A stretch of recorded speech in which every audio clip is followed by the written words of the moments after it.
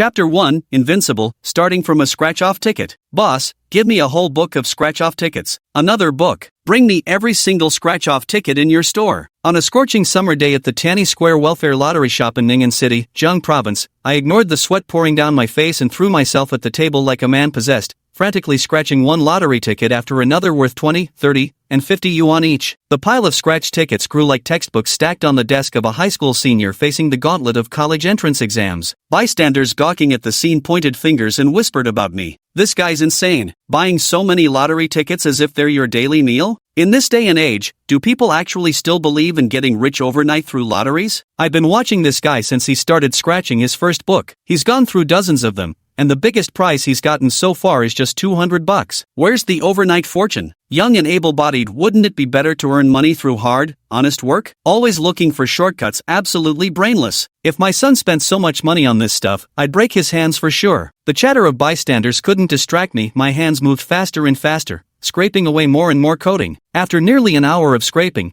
only 3 lottery ticket booklets remained from dozens. When I opened a joyful reunion ticket worth 30 yuan and reached the 5th scratch-off, I suddenly froze in place, staring wide-eyed at the revealed ticket for a solid 3 seconds. Buzz! Clutching the lottery ticket, I jumped to my feet, unable to suppress my hysterical laughter. Ha ha ha ha ha ha. Then, as if possessed by a demon, I dashed out of the lottery store. The bewildered onlookers jumped in fright. What's gotten into him? I told you if he kept scratching those tickets without winning big, he'd definitely go nuts. Can't afford it yet acting all high and mighty? If you can't handle the game, don't play, you loser. Look at him, could he have actually won the lottery? Lottery my ass. If he'd won, wouldn't he be cashing it in instead of running off? Hilarious, what an idiot. I hailed a cab and rode for over 40 minutes before arriving back at my rented room in the outskirts of Ning'an City, nestled within a suburban urban village. Once home, I eagerly booted up my computer, donned a pitch-black helmet resembling a motorcycle headgear, and clicked on a desktop game titled Oracle. Ding dear player, the game launch countdown is at 32 minutes and 18 seconds. You cannot enter the game before it officially opens. However, you can perform the following operations in advance. 1. Watch CG. 2. Create character. 3. Input talent code. I quickly clicked option 3 and pulled out that joyful encounter lottery ticket I just scratched at Tanny Square. Instead of the joy or double happiness characters,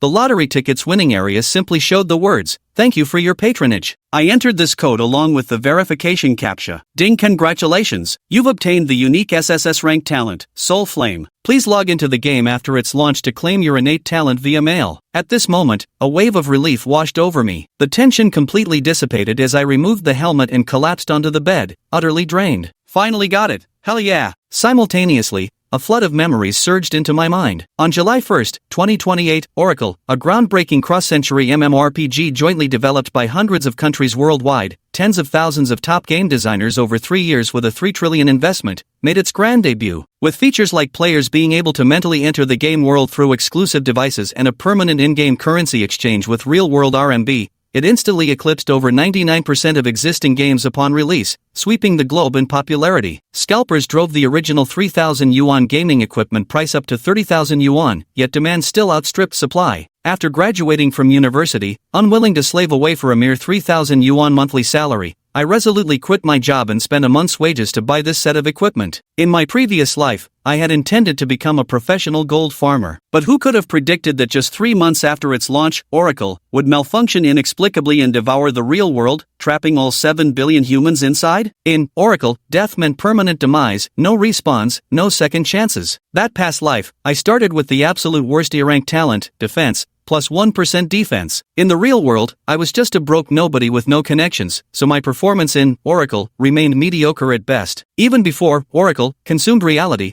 I endured constant bullying from all sides, whales with deep pockets and players wielding top-tier talents. The rare gear I painstakingly crafted after days of farming was looted off my corpse. The elite boss I spent an all-nighter weakening to a sliver of health was stolen. The hidden quest I camped for over half a month, plotting every move, got hijacked from under me. After the Oracle merged with the real world, order collapsed, and the weak became prey to the strong. Someone like me could only be trampled underfoot by the powerful. To survive, I abandoned all dignity, cast aside pride, and clung to life in the shadowy depths of Oracle's lowest world. But as the game's difficulty grew ever higher, I ultimately met my end at the hands of a Tier 17 great boss, Vampire Emperor Inoki, halting my journey in the second year of Oracle's descent. Yet fortune hadn't forsaken me. By pure chance, I was reborn on the very day Oracle servers went live. Every player receives a randomly assigned talent ranging from E to SSS grade upon their first entry into the game. According to previous official big data statistics, 99.99% of global players obtain talents between E and B grade. A grade talents were exceptionally rare, 1 in 10,000. S grade talents numbered only a handful, while SS grade talents didn't exceed double digits in any single country. As for SSS grade talents, out of over 7 billion players worldwide, there were merely 9. After the Divine Edict devoured the real world, each of these 9 SSS grade talent holders became unrivaled top-tier powerhouses dominating their respective domains. Before the launch of Oracle, the official team randomly distributed 1 SSS tier talent code to each country worldwide as part of their promotional campaign. The talent code may be concealed in any form, hidden in any location or product, awaiting discovery by players. And the SSS tier talent code of the Great Xia Kingdom was precisely hidden inside the lottery ticket shop at Tianyi Plaza, Ning'an City, Jiang Province. Unfortunately, no one discovered it in my past life. It wasn't until after the launch of Divine Oracle that the official staff came to the lottery shop to reclaim that winning ticket, leaving countless players in Ning'an City, myself included, filled with regret. So in this life, the first thing I did after being reborn was to go to the lottery shop and claim this ticket containing the most supreme SSS tier talent code. The official valuation of an SSS tier talent at 1 billion yuan means nothing to me. I know perfectly well that once the Oracle devours reality 3 months later,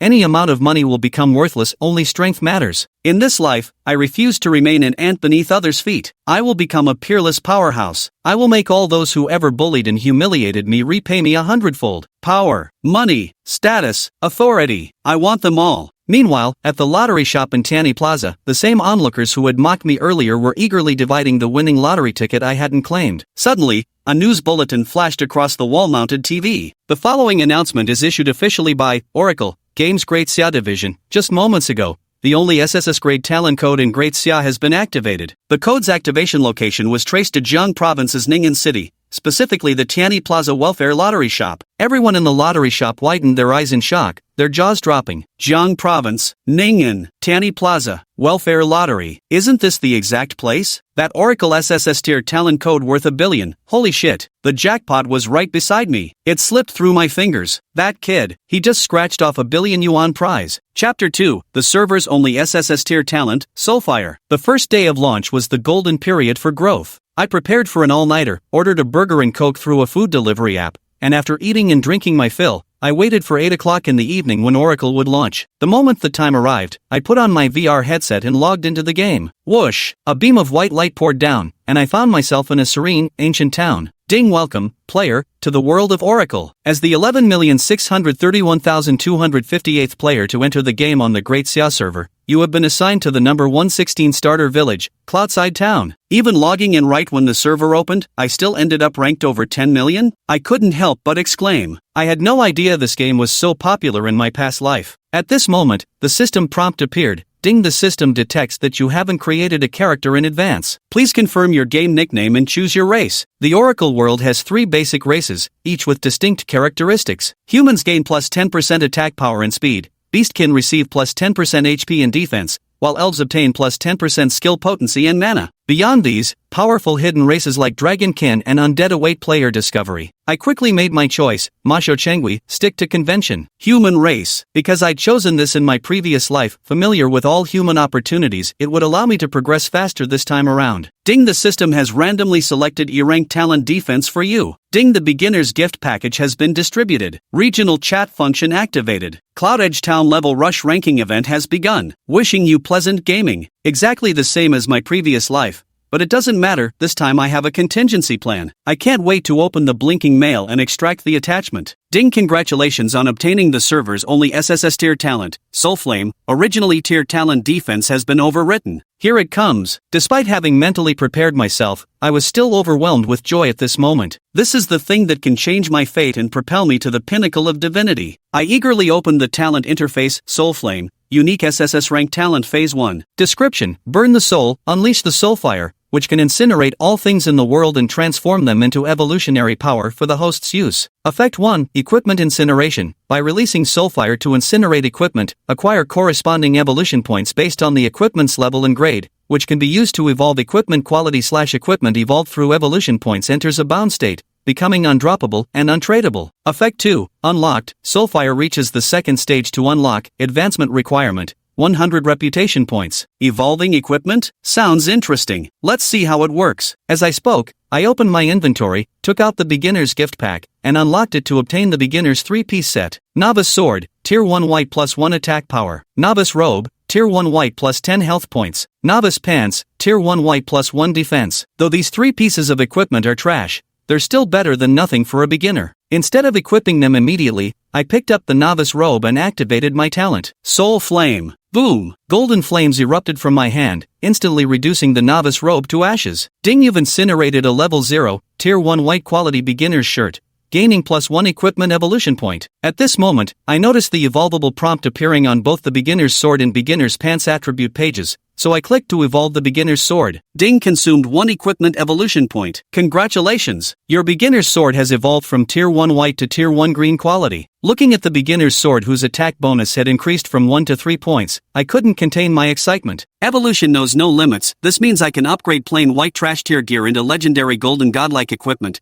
and evolution points can be easily obtained by dismantling low-grade gear. For someone like me who never even touched orange tier gear in my past life, this is practically cheating. But the system only gave me 3 pieces of equipment. Burning them all only nets me 3 evolution points, which is far from enough. Just as I was racking my brain, I noticed the constant stream of new players teleporting into the game, and a light bulb went off in my head. Got it! I opened the regional chat channel and quickly typed out a message: stick in the mud, buying starter gear for $100, instant mail accepted. According to real-time system data, the total number of players in Cloud Edge Town has reached the cap of 100,000. With 98,632 currently online. The chat channel buzzed instantly after the message was sent. Sweet girl, big bro, why are you buying this? You already have it in your backpack. Pig reads upside down. The thing is, selling beginner gear to NPCs only gives 1 copper coin, that's just 1 renminbi at the system's 1:1 exchange rate. But this dude's paying 100? Are you stupid or am I stupid? Learning sister enters society. This guy, he can't be trying to block our mail and gear traits to stall our leveling.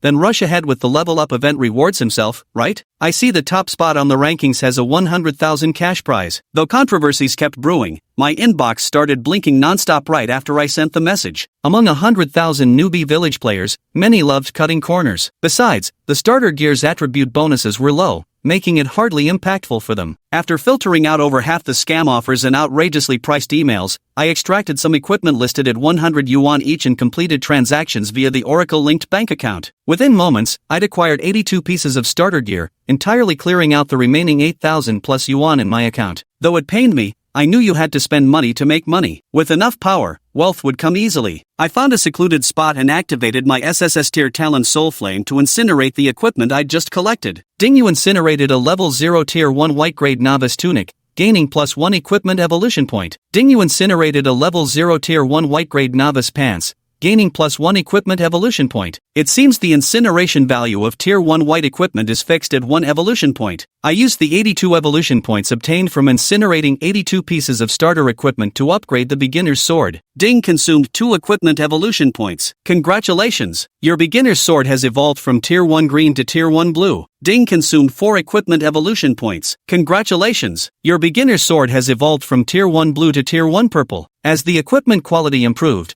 the evolution points required for upgrading kept increasing. After pouring in a total of 63 evolution points, Ding, 32 equipment evolution points consumed. Congratulations! Your beginner's sword has evolved from tier 1 red to tier 1 golden. Current equipment quality has reached its maximum and cannot be evolved further. Ding, the system is about to issue a regional announcement. Would you like to reveal/hide your ID? Having just posted a message about buying equipment earlier, obtaining a golden weapon now would inevitably make others suspect I possess the overpowered ability to evolve trash gear into divine equipment. Thus, I chose hide. In the next moment, the system announcement echoed throughout Cloud Edge Town. Announcement: Yunbian Town. Ding, congratulations to player for obtaining the first tier golden equipment Shattered World Radiant Lightsword. As the first player in Great Xia servers number 116 beginner village to acquire golden equipment, the achievement, Golden Legend, has been unlocked. Rewards granted: gold coins +1, reputation +10, and the title Golden Gear Warlord. Within just 5 minutes of the game's launch, divine tier golden equipment had already appeared. As soon as this announcement was broadcast,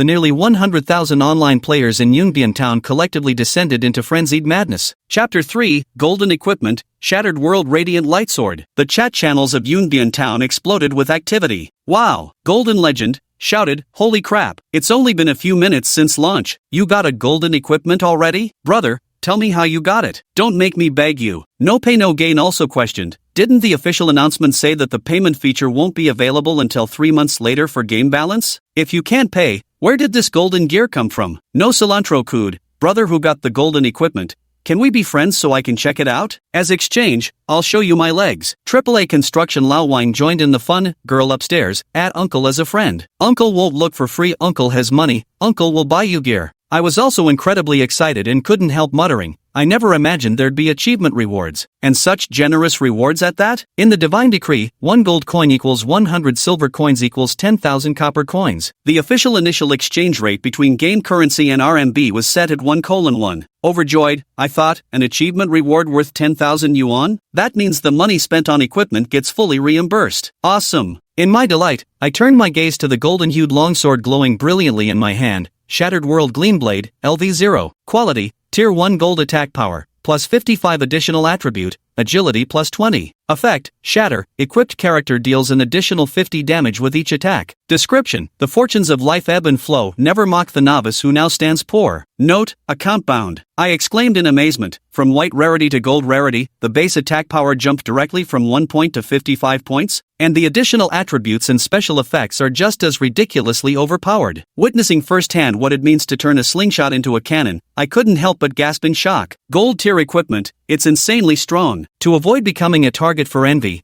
I turned off the golden light effects from Flowing Lightsword and finished equipping it. With 19 evolution points remaining, I consecutively evolved it 4 times, upgrading the beginner pants to Tier 1 Orange. Beginner's Pants LV0 quality, Tier 1 Orange defense, plus 18. Additional attributes, Constitution plus 6 special effect, damage reduction, reduces incoming damage by 20 points when equipped. Description, while covering your modesty, it provides decent defensive capabilities. Note, already bound. Orange tier equipment may be quite good, but it's clearly far inferior compared to gold tier equipment. Unfortunately, the remaining 4 evolution points aren't enough to continue the evolution process. I thought to myself, this should do for now. With 1 gold weapon and 1 orange tier armor, I should be well equipped for the early stages. After completing my equipment setup, I took another look at the system awarded title, Gold Gear War God, title, quality, white attributes, attack power plus 1% description, a symbol of honor awarded to the first player in beginner village number 116, Cloud Edge Town, to obtain gold tier equipment. I was pleasantly surprised, a white tier title actually gives percentage-based bonuses? Anyone who's played games knows percentage buffs become increasingly valuable in the late game. What's more, in the Oracle world, title attributes can be stacked infinitely. Each additional title means a permanent step ahead of others. I equipped the title and took a glance at the status bar.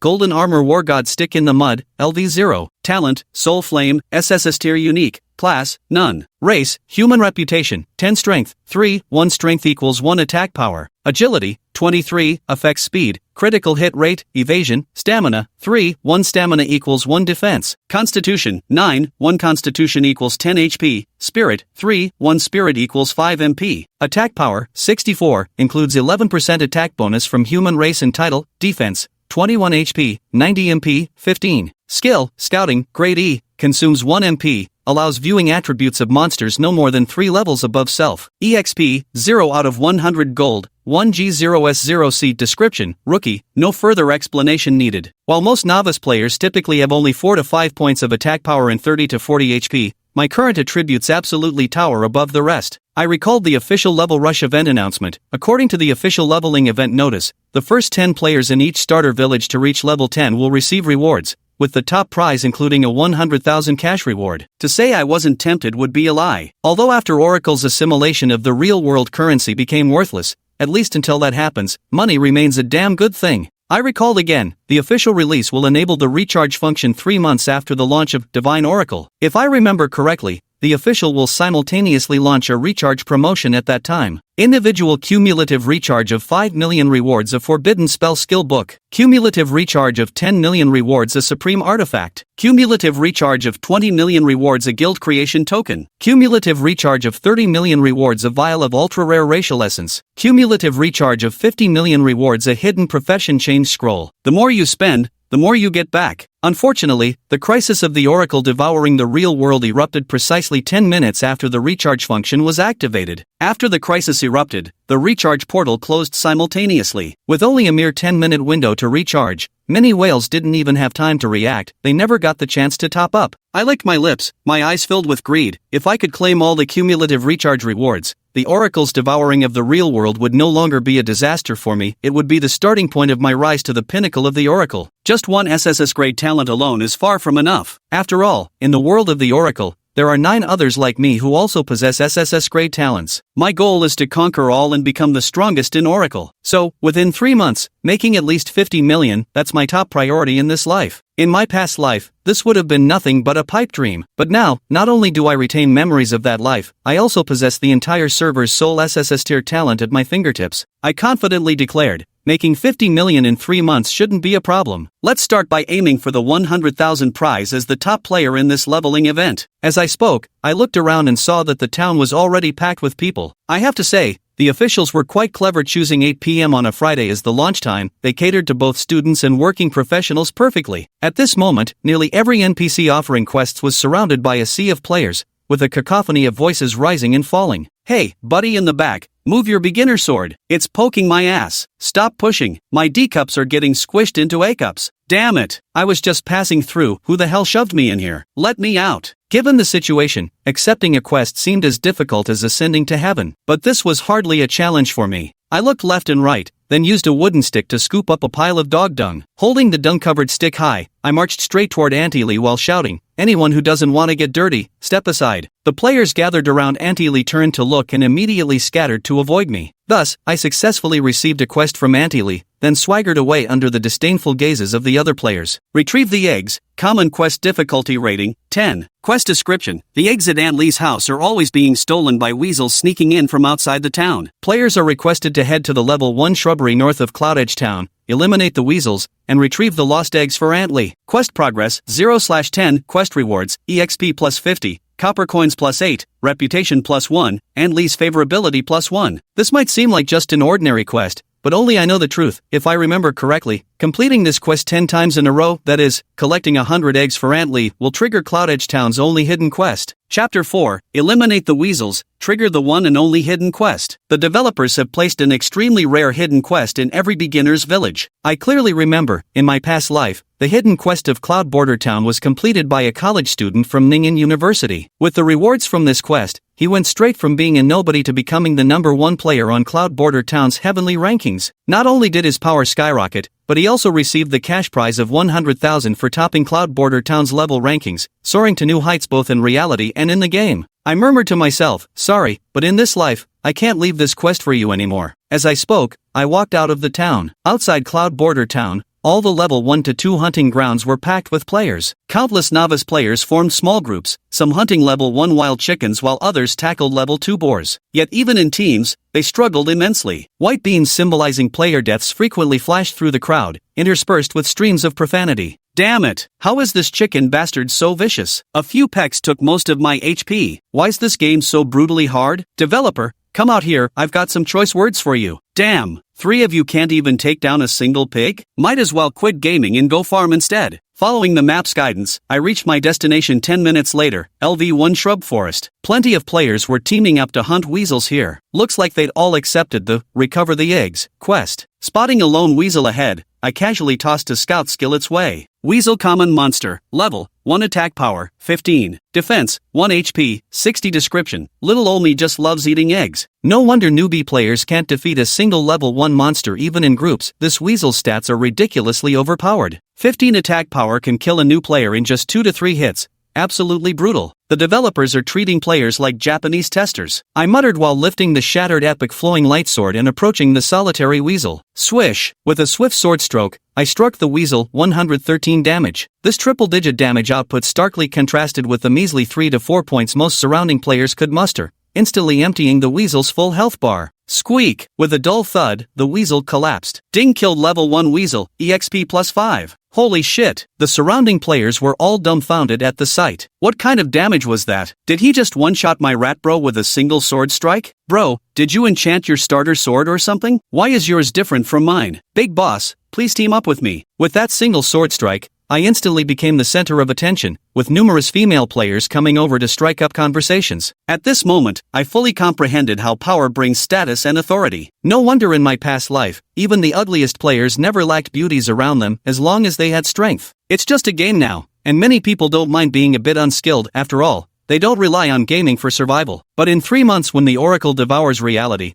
the true worth of the strong will shine brighter than ever. I turned down every female teammate's invitation because women only slow down my swordplay. I picked up an egg dropped beside the weasel's corpse, stepped over its body, and locked onto the next target. Swish, swish, swish. Ding, killed a level 1 weasel, EXP plus 5. Ding, killed a level 1 weasel, EXP plus 5. The golden weapon's lethality is off the charts. Basically 1/ kills a weasel. After continuously slaying 20 weasels, whoosh, a golden light showered down from above. Ding, congratulations on leveling up. 5-dimensional attributes plus 1, free attribute points plus 3. Current level is 1, next upgrade requires 250 experience points. I allocated all 3 attribute points to strength and kept hunting the weasels. It's worth mentioning that the egg drop rate is 100%. In less than half an hour, I had killed enough weasels to collect exactly 100 eggs. But aside from that, the drop rates for other materials were outrageously low. After killing 100 monsters, not a single piece of equipment dropped. Forget that. There were only 17 copper coins scattered among them. The Oracle is as stingy as ever, isn't she? I couldn't help but shake my head before turning away from the shrubbery. Returning to Cloudside Town, I found Old Lady Lee to turn in the quest. Ding, congratulations on completing the Retrieve the Eggs quest. Rewards, plus 50 EXP, plus 8 copper coins,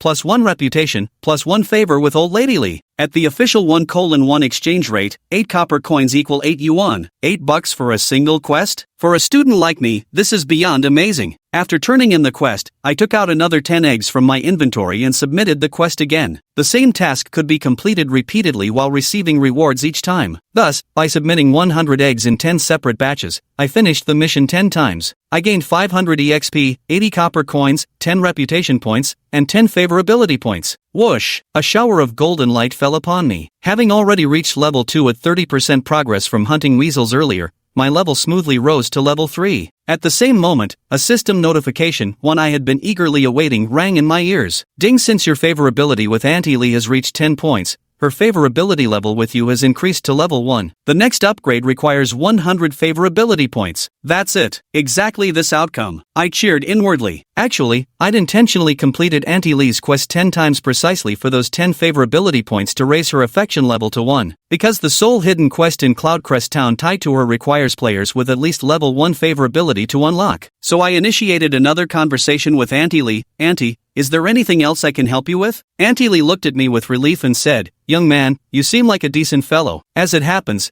there's a troublesome matter I could use your help with. But if you can resolve this problem for me, I'll make sure to reward you handsomely. As soon as her words fell, a pleasant prompt chimed. Ding, congratulations. You've triggered the E-rank hidden quest Slaughter the Wolf King. Will you accept? In my past life, I was far too weak to even dream of encountering hidden quests. Now, an inexplicable thrill surged through me. Accept the quest. Slaughter the Wolf King, E-rank hidden quest difficulty rating, 100. Description: the weasel threat was merely secondary for Auntie Lee. The true menace was the Halmoon Wolf King. The Halmoon Wolf King often sent his pack to infiltrate Cloudrim Town, sneaking in to feast on Auntie Lee's chickens. Players are tasked with venturing to Wild Wolf Ridge to hunt down the wolves and slay the Halmoon Wolf King. Quest progress, 0/30, Wild Wolves, 0/1, Halmoon Wolf King. Quest rewards, EXP plus 20,000, Gold plus 1, Reputation plus 50, Auntie Lee's Affection plus 50, Random Tier 2 Equipment plus 1, Random D-Rank Skillbook plus 1. Mission time, 11:59. Staring at these heart-pounding mission rewards, I couldn't help but feel my eyes gleaming with excitement. No wonder it's a hidden mission. But with 100 difficulty points, this quest might be tricky to handle. I opened the map for a look and sure enough discovered, this Wild Wolf Ridge was clearly an advanced wilderness area with levels ranging from 8 to 10. Even with my golden weapon in hand, it was obviously beyond what my current level 3 character could manage. It seems I need to prepare first. As I spoke, I already seemed to have a plan in mind. After bidding farewell to Aunt Lee,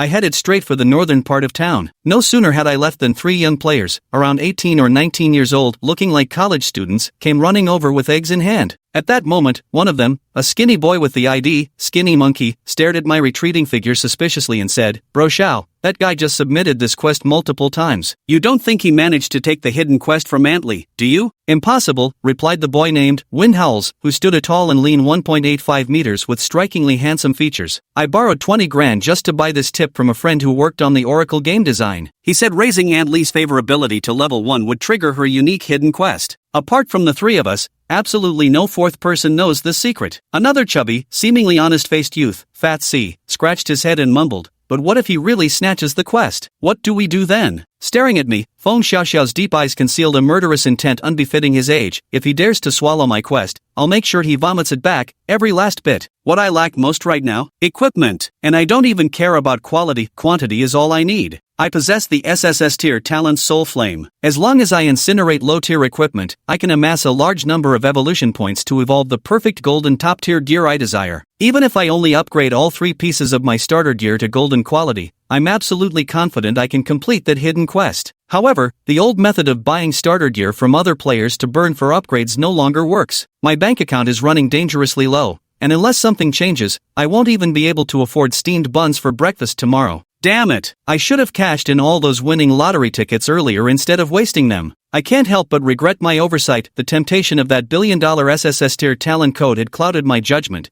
making me dismiss this small prize as insignificant. Fortunately, it's not a major issue. I've already figured out a solution to my lack of funds for equipment. According to my past life memories, players above level 5 can visit the Cardmaster, Carl, in Cloud Realm Town to draw equipment by spending silver coins. This is the fastest way to acquire large amounts of gear early on. However, the gacha costs seem steep. Even with the 1 gold coin reward from my system achievement, I probably won't be able to draw much equipment. I'll need to save up more gold before trying my luck. Secondly, my current level isn't high enough anyway. Taking this opportunity to earn gold coins will simultaneously help me reach level 5 and unlock the gacha function. So, I headed to the Cloudside Town Pharmacy. As someone who's been reborn, if I still followed the conventional path, wouldn't that make my rebirth meaningless? The Cloudside Town Pharmacy holds a secret method for rapidly earning large amounts of gold coins, one that nobody else knows besides me. At this moment, many players were buying potions at the pharmacy. Although the Oracle had disabled the top-up function in the early stages, paying players could still spend money to purchase copper coins from other players. A level 1 health potion costs 10 copper coins per bottle, a steep price that most casual players simply can't afford. This is precisely why paying players can quickly pull ahead of free-to-play users in the early game. I entered the pharmacy shop but didn't buy potions, heading straight to interact with the shopkeeper Jasmine instead. Madam, you seem upset. Is your shop running low on medicinal ingredients? Jasmine, who had been resting her chin on one hand with a gloomy expression plastered across her face atop the counter, suddenly brightened. How did you know? I smiled without saying a word. I'll help you gather the herbs. Molly was overjoyed. That would be wonderful. You're far more discerning than them. Handsome, once you help Big Sister complete her task,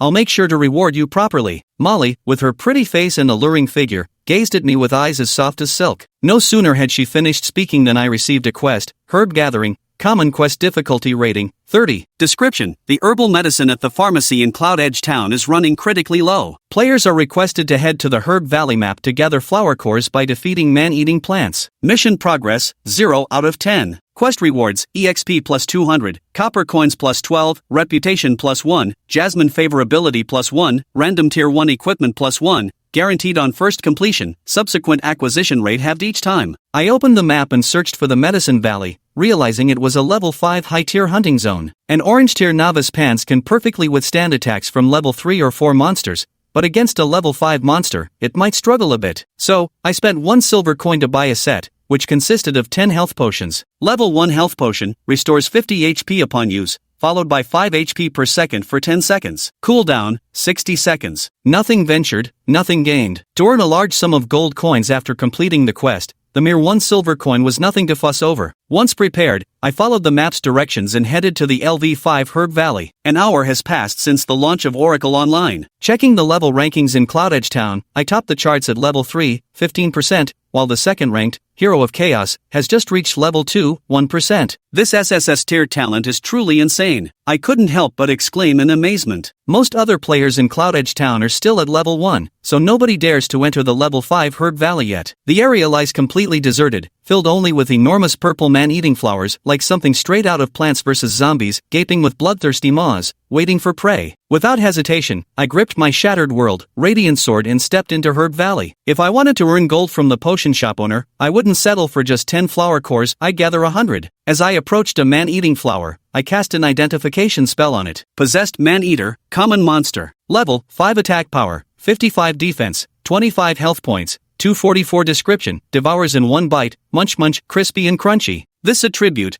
truly insane. I was just marveling at how powerful this level 5 monster was when the man-eating flower suddenly spit a glob of green phlegm straight at my shoulder. With a sizzling PSSSH, smoke rose as the struck area rapidly corroded, and a bloody red damage number floated above my head, -11. As expected, just one piece of orange tier armor couldn't withstand the damage from a level 5 monster. Damn, that's cheating. Ambushed, I charged forward furiously with my golden weapon in hand. Swish, swish, -103, -155. Critical hit / player's initial critical damage is 150%. 2 slashes later, the man-eating flower was instantly killed. The lethality of a golden weapon is absolutely terrifying. And this was just a level 0 weapon. Ding killed level 5 monster, corrupted man-eating flower, EXP +40. I picked up the 2 copper coins and a crimson flower core dropped on the ground. Couldn't help but complain, a level 5 monster only drops 2 copper coins? Ridiculously stingy. If I had to rely on monster drops to afford equipment draws,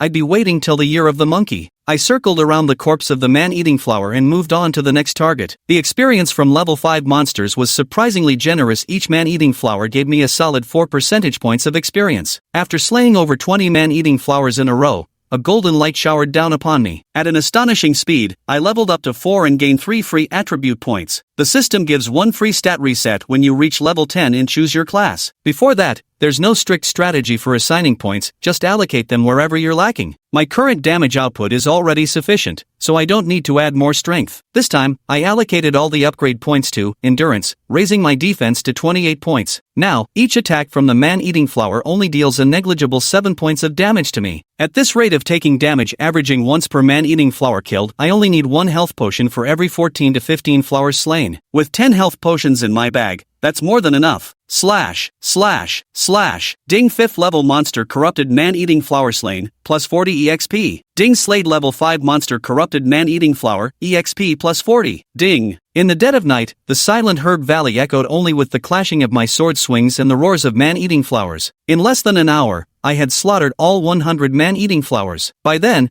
groups of players who'd reached level 3 were gradually arriving in Herb Valley to farm the flowers. Surveying the 100 flower cores in my inventory, I declared with satisfaction, "Pack it up, time to head home." Just as I was about to turn and leave the Herb Valley, a series of agonized screams made me look back. Deep within the valley, several streaks of white light, symbolizing player deaths, shot skyward. A boss monster has spawned. Chapter 6, Solo Boss Fight, Stunning Bystanders. A boss monster has spawned. The exclamation echoed through the air. Lin Mo turned his head and indeed saw, deep in the Medicine Valley, a giant 3-headed man-eating flower with 3 gaping maws spawn in a clearing. The players' enthusiasm soared. Everyone move aside. I saw this boss first. It's mine. Saw my ass. Might as well say you spawned it yourself. Stop all your bullshit. Whoever takes it down first keeps it. Let skills do the talking. From all directions, countless players brandished their starter swords as they rushed toward the man-eating flower boss. Clearly everyone understood just how valuable a level 5 boss monster was in the early game. This was the key to pulling far ahead of other players, climbing into Cloud Edge Town's top 10 leveling rankings, and securing prize money ranging from 10,000 to as much as 100,000. However, they only saw the high value of the boss monster, but they overlooked how trash their own strength was. Roar, roar, roar. The man-eating flower boss continuously spewed green mucus from its mouth to attack the approaching players. Splat, splat, -78, -77. The extraordinarily high damage forced all attacked players to be instantly killed without exception. After all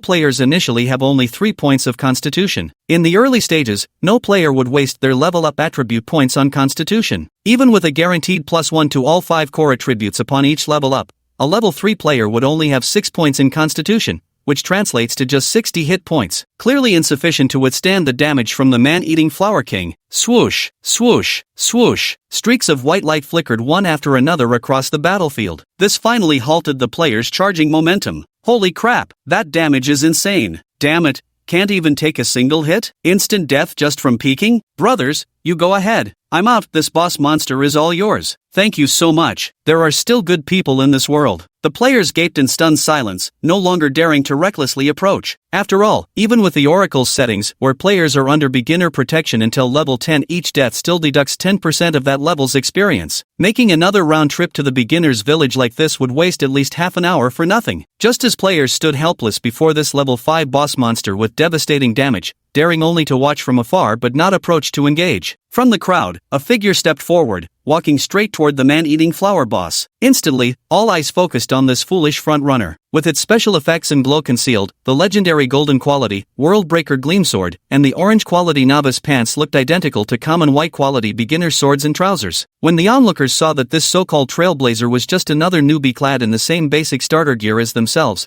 mocking laughter erupted immediately from the crowd. Is there really someone who's not afraid of death? Young man, if you've got no skills, don't try to puff yourself up beyond your capacity. Just stay put like the rest of us, waiting for either natural talents or whales to come carry the game. They who won't listen to their elders will weep sooner than later. What an ignorant young punk who doesn't know his own limits. Lin Mo simply did things his own way. He paid no attention to others' sneers and sarcasm. As he approached the carnivorous flower leader, he tossed a scouting technique at it. Carnivorous flower leader, level 5 boss creature, 80 attack power, 40 defense power, 810 health points. Aside from having slightly higher base stats compared to regular man-eating flowers, it also possesses a skill, Liquid Corrosion, sprays corrosive liquid that deals 110% attack damage to enemies, with an additional 3-second corrosion effect causing 8% of the initial damage per second. For average level 3 players at this stage, the appearance of this boss monster is truly a calamity. But for Lin Mo, who has already reached level 5 and possesses golden weapons and orange tier armor, it's hardly worth mentioning. Just waiting for Lin Mo to enter the attack range. Liquid Corrosion. Splat. The carnivorous flower leader gaped its bloody maw wide open, spewing a glob of green slime straight at Lin Mo. With the additional 20 points of agility from the golden weapon, Radiant Light Sword, and a total agility attribute of 28 points, Lin Mo swiftly leapt aside, dodging the attack. This scene came as quite a surprise to the onlooking crowd. He actually dodged the venomous bloom leader's attack? TCH, just luck. He might have dodged once, but can he avoid it a second time? As soon as the words left the mouth of the spectacle-wearing troublemaker, whoosh! Lin Mo tilted his body sideways and effortlessly dodged the carnivorous plant boss' second-ranged attack. The bespectacled guy froze momentarily. Then came another contemptuous snort. What's the point of dodging? What matters is being able to fight. In this world, strength is what truly counts. No sooner had he spoken, Lin Mu swiftly closed in on the carnivorous flower leader. Swish, slash, swish, swish, swish. With the bonus from his 28-point agility, he unleashed a dizzying flurry of sword strikes. The next second, a series of staggering damage numbers erupted above the carnivorous flower leader's head, astonishing the entire battlefield. Minus 90, minus 135, critical hit, minus 135, critical hit. Extreme agility not only made Lin Mo's movements lightning fast, but also granted him explosive attack speed and terrifying critical hit rates. After just a few sword strikes, he had nearly chopped away half of the man-eating flower leader's health bar. The crowd instantly erupted with collective gasps of shock. What the hell? Is this kind of damage? Holy shit, is this guy cheating? At first glance I thought he was a noob, but turns out he's some hidden pro. As the players were buzzing with discussion, Lin Mo got bitten by the carnivorous flower leader at close range, losing 28 HP. With a swift turn, he effortlessly swung his sword and killed the man-eating flower leader. Ding killed level 5 boss monster man-eating flower leader. Experience plus 800, reputation plus 3. A single boss monster yields 20 times the experience of a regular monster of the same level. So satisfying. Boom! As the massive body of the man-eating flower leader crashed heavily to the ground. Splash splash. A small pile of loot tumbled from its corpse. At the same time, the surrounding spectators among the players began to stir with excitement. Lin Mo seemed to have anticipated this all along. He remained silent. Whoosh! He simply planted the radiant sword, the very one he had just used to slay the man-eating flower boss, firmly into the ground. This gesture clearly signaled to the surrounding players, whoever dares to snatch anything, I'll kill them. Under Lin Mo's intimidation, the surrounding players who coveted the leader monster's loot ultimately didn't dare to move. After all, they had first-hand experience of just how strong Lin Mo was. In their minds, such a high-level player must surely hold an extremely high status and background in the real world as well. To offend such a formidable figure for petty gains would be a grave miscalculation. Being hunted across the entire server would cost far more than it's worth. Thus, under the gaze of countless onlookers, Lin Mok leisurely gathered all the spoils of battle. Ding, you picked up 3 silver coins and 25 copper coins. Ding, you picked up an E-rank skill book, Poison Toss. Ding, you have picked up a tier 1 blue grade equipment. Toxic Ring. Chapter 7. Sorry, I'm not a saint, nor do I know how to be gentle with women. Toxic Ring, LV5. Quality, Tier 1 Blue. Attack Power, plus 18. Additional Attribute, Class Restriction, None. Unidentified. Level 5 Blue Equipment? Lin Mo felt a surge of excitement. This was truly a premium item, especially since it was a ring with additional attack power attributes. Lin Mo murmured, put it in the auction house, selling it for 5,000 should be no problem. 5,000 yuan for a single piece of equipment, no exaggeration at all. Even Lin Mo felt the price was somewhat low, because right now, the vast majority of players in the beginner's village were still only wearing the system-gifted white-tier armor set. Moreover, the top-tier players' levels are gradually approaching level 5. This unidentified ring, which already boasts an additional 18 attack points, is bound to become the ultimate god-tier early-game equipment that pay-to-win players dream of. There's also an E-grade skill book. Its value is even greater. A-grade skill book Poison Toss Assassin. Description: upon use, learn the E-grade skill Poison Toss, coats the dagger with poison, causing the next attack to deal 110% physical damage and inflict a 3-second poisoning effect on the enemy, losing 3% of the attack's damage as HP per second. MP cost, 8 points. Cooldown, 9 seconds. Level requirement, 10. In the world of Oracle, after reaching level 10 and job changing, players can learn 2 basic skills from their mentors. Lin Mo pondered thoughtfully. If I remember correctly, the basic skills for Assassin should be Shadow Strike and Backstab. This Poison Toss isn't included in the basic skill set, which makes it incredibly valuable. Possessing Poison Attack means having 1 extra skill compared to other Assassin players in the early game, putting you far ahead. Even though Lin Mo has no intention of playing as an assassin, this book's market floor price is at least 5 figures and above. Killing a boss monster easily earns 20 grand. Absolutely exhilarating. At this moment, Lin Mo looked at the venomous ring in his hand and had a sudden idea. Using his SSS grade Talon Soulfire to assess the equipment. Ding, incinerating the venomous ring. Based on its level and quality, you will obtain 20 evolution points. Proceed with incineration? Just burning 1 level 5 blue tier equipment is worth 20 evolution points? That's equivalent to 20 pieces of level 1 white tier gear. Of course, Lin Mo was merely curious and had no intention of incinerating the toxic ring. After all, even at a purchasing price of 100 yuan per piece of novice gear, Lin Mo only needed 2,000 yuan to buy 20 pieces. Incinerating them would easily net him 20 evolution points. Burning this blue tier equipment with a minimum value of 5,000 just to gain 20 evolution points would mean a net loss of 3,000. If I'm going to incinerate anything, I should stick to low tier equipment. Burning high grade gear like this is such a waste. Thinking this way, Lin Mo stowed the 2 trophies into his backpack. Just as he was about to head back, suddenly, a large group of young male and female players came rushing toward him from behind. At a glance, there were about a dozen of them. They all looked quite young, radiating that unmistakably bright and clear college student vibe. The leader stood over 180 centimeters tall, with regular features and a handsome, refined countenance. If he were in school, he'd definitely be the heartthrob type, campus crush material. His in-game ID hovered above his head, LV3 winds howling desolately. The 2 others beside him, one fat and one thin, stood in stark contrast. The fat one was called Pang Dahai, while the skinny one went by Shou Hoer, both at level 2. Apart from these 3, the rest of them were actually all girls. Pointing at the corpse of the carnivorous flower leader lying behind Lin Mo, Feng Xiaoxiao sharply questioned Lin Mo, "Did you do this?" Lin Mo replied indifferently, "What about it?" Before Feng Xiaoxiao could respond, the words had barely left his lips. The thin guy beside him angrily shouted, "Who gave you the right to steal our leader Zhao's monster? Spit out all the loot it dropped, now. Otherwise, you won't leave this place alive today." Lin Mo curled his lips disdainfully. This scene couldn't help but remind him of his past life, when he'd been bullied and oppressed by the powerful due to his lack of strength. The situation was identical, but Lin Mo was no longer the same Lin Mo who could only submit to fate when trouble came knocking. "The item's right here on me. Want it?" Lin Mo coldly stared at the 3, his eyes radiating chill. "If you've got what it takes, come and take it." As soon as these words were spoken, the group of female university students behind the 3 couldn't stay seated any longer. They all began verbally attacking Lin Mo. "Who the hell do you think you are? How dare you speak to our Ling Xiao Senior like that?" "Exactly. Senior Ling Xiao is simply too kind to bother with you, that's why he's giving you a chance to hand it over yourself. Otherwise, with his strength, crushing you would be as easy as squashing an ant. Got it? Hurry up and hand it over. You hear me? If Senior Ling Xiao has to step in, you won't even get a chance to regret it." Looking at these college girls who clearly grew up sheltered within the school's embrace,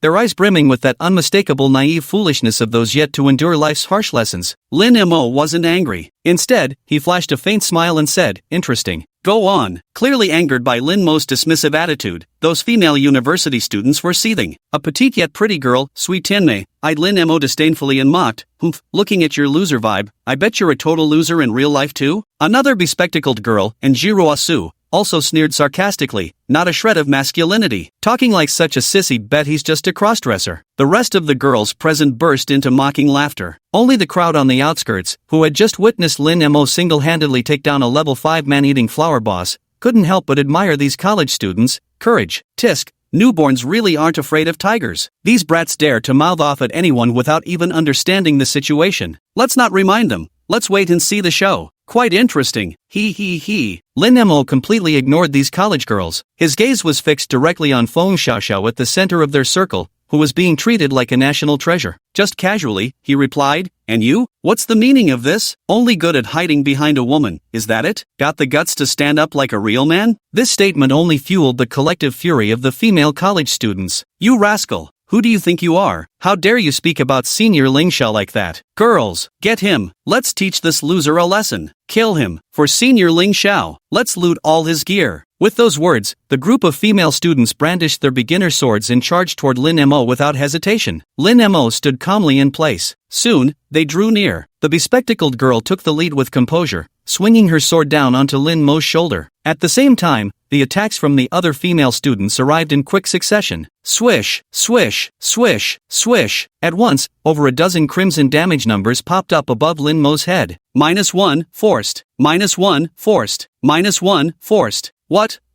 The more domineering the female university students were a second ago, the more shocked their expressions became the next. How is he not taking any damage? How does he have such high defense? Just as these university girls were stunned, Lin Mo's ears rang with a series of battle notifications. Ding, player Serene Zen has launched a malicious attack against you. You have 10 minutes of counterattack time. Killing the opponent within this period will not incur any sin points. Ding, player Sweetest Sweetie has launched a malicious attack against you. You have 10 minutes of counterattack time. Killing the opponent within this period will not incur any sin points. Ding. Watching as all the female university students' IDs before him turned from white to gray in an instant, Lin Mo, who had been waiting for this very moment, inadvertently revealed a flash of intense killing intent in his eyes. Looking to die. Swish. In the split second he raised his head, the golden quality world-shattering radiance sword in his hand slashed fiercely across the fair neck of the bespectacled girl, and Jiruo. Instantly, blood splattered. Chapter 8, A-tier talent perish together, double kill. -123. The astonishing 3-digit damage instantly emptied the bespectacled girl's full health bar above her head. Clutching her bleeding throat with both hands, the bespectacled girl stared at Lin Mo in disbelief before staggering back 2 steps. The next second, wow! Her entire body transformed into a beam of white light and vanished on the spot. Click! The novice sword in her hand dropped as loot. The air instantly fell into deathly silence. All the women were utterly stunned. Only Lin Mo continued moving without pause. I've said it before, in this lifetime, whoever displeases me, I'll kill. And that includes everyone. With one slash instantly defeating the bespectacled girl, Lin Mo swiftly swung his sword, ensuring no one was left out. Swish, swish, swish, swish. Each strike dealt 120 plus damage, occasionally landing critical hits soaring to 180 to 190, far beyond what these level 2 female college students could withstand. Ding, you have slain player sweet girl. Ding, you have slain the player cat who doesn't drink coke. Ding. Aha. Amidst a chorus of screams and wails, a dozen female university students were instantly slaughtered by Lin Mo. Not a single one spared. This scene left the onlooking crowd utterly stunned. Damn, this guy's ruthless. How could he lay a hand on such a beautiful girl? In the apocalypse, kill the do-gooders first, people like you. She was swinging at you and you're still pitying the fairer sex? Should we keep her alive to warm your bed? Well, that's not entirely out of the question. 666. That was so satisfying to watch. Damn it, I'm just a food delivery guy, but I've long been pissed off by those college students who act all cultured but don't even know how to respect people. These chatterbox bitches really need to be taught a lesson. Do they really think we men would never hit a woman? Hell yeah, Bro, you nailed it. After dealing with those annoying college girls, Lin Mo raised his head to gaze at Feng Xiaoxiao. Your turn. As he spoke, Lin Mo gripped the bloodstained flowing light sword and advanced steadily toward Feng Xiaoxiao. Witnessing Lin Mo's terrifying display of power, Skinny Monkey and Fatsy exchanged panicked looks. Xiao Ji, this guy isn't right in the head. Let's get out of here. No. Feng Xiaoxiao's eyes burned with determination as he declared firmly, we're not retreating. I must get the blue equipment dropped by the man-eating flower leader, only then will I have a chance to become the first in Cloud Border Town to reach level 10. As he spoke, Feng Xiaoxiao said to Lin Mo, I won't mention how you stole my hidden quest. I don't know how you found it, but I spent 20 grand just to buy that information. In exchange for this, I want the drops from this boss. Lin Mo was taken aback for a moment. It took him a while to recover his composure. So the college student who completed Cloudside Town's hidden quest in my past life was actually him. But how did he know that I had already taken the quest? Despite his confusion, but Lin Mo couldn't be bothered to waste words with him. After all, in Oracle, every opportunity belongs to the strong. This is the supreme law. I said, if you want it, come and take it yourself. He had made his position perfectly clear. The wind howled, realizing further discussion was futile, as if resolved to some decision. He instructed Skinny Monkey and Fatty High beside him, later, if he drops any loot, remember to pick it up for me. Skinny Monkey seemed to grasp the wind's next move. He worried, Bro Xiao, is it really necessary to go that far? Isn't there another way? We've all seen his strength. If we fight him head-on, the three of us stand no chance. Feng Xiaoxiao, she said gravely, the only way to kill him is with that one method. As he spoke, Feng Xiaoxiao she raised his sword and advanced toward Lin Mo. Seeing this, Lin Mo gripped his sword, flowing light, and smiled faintly. Now that's more like it. Come on, stand up like a man and fight me. But when Feng Xiaoxiao she suddenly sheathed his beginner's sword and charged barehanded, Lin Mo instantly realized something was wrong. Wait, what is that idiot Dashikin trying to do? No sooner had he spoken. Boom! Feng Xiaoxiaxi, now within a 50-yard range, seemed to activate some kind of skill as raging flames suddenly erupted around his body. At the same moment, identical flames abruptly ignited around Lin Mo. Ding player Feng Xiaoxiaxi has used their innate skill mutual destruction on you. You have taken 160 points of damage. You have died. Boom! Two identical 160 damage numbers simultaneously popped up above the heads of Xiao Xiao Breeze and Lin Mo. The next instant, both transformed into streaks of white light that shot skyward. What the hell? What just happened? How did they both vanish at the same time? The onlookers were utterly bewildered. On the other side, the revival spring of Yunbian Town. Wow! A white light cascaded down. Lin Mo appeared within the spring waters. Ding, since you are within the 10-level novice protection period, your death penalty is EXP minus 320, 10% of current level. Lin Mo's heart jolted. A-rank talent, mutual destruction? In the world of Revelation, apart from each universally unique SSS rank talent, other talents may have duplicates. Thus, Lin Mo,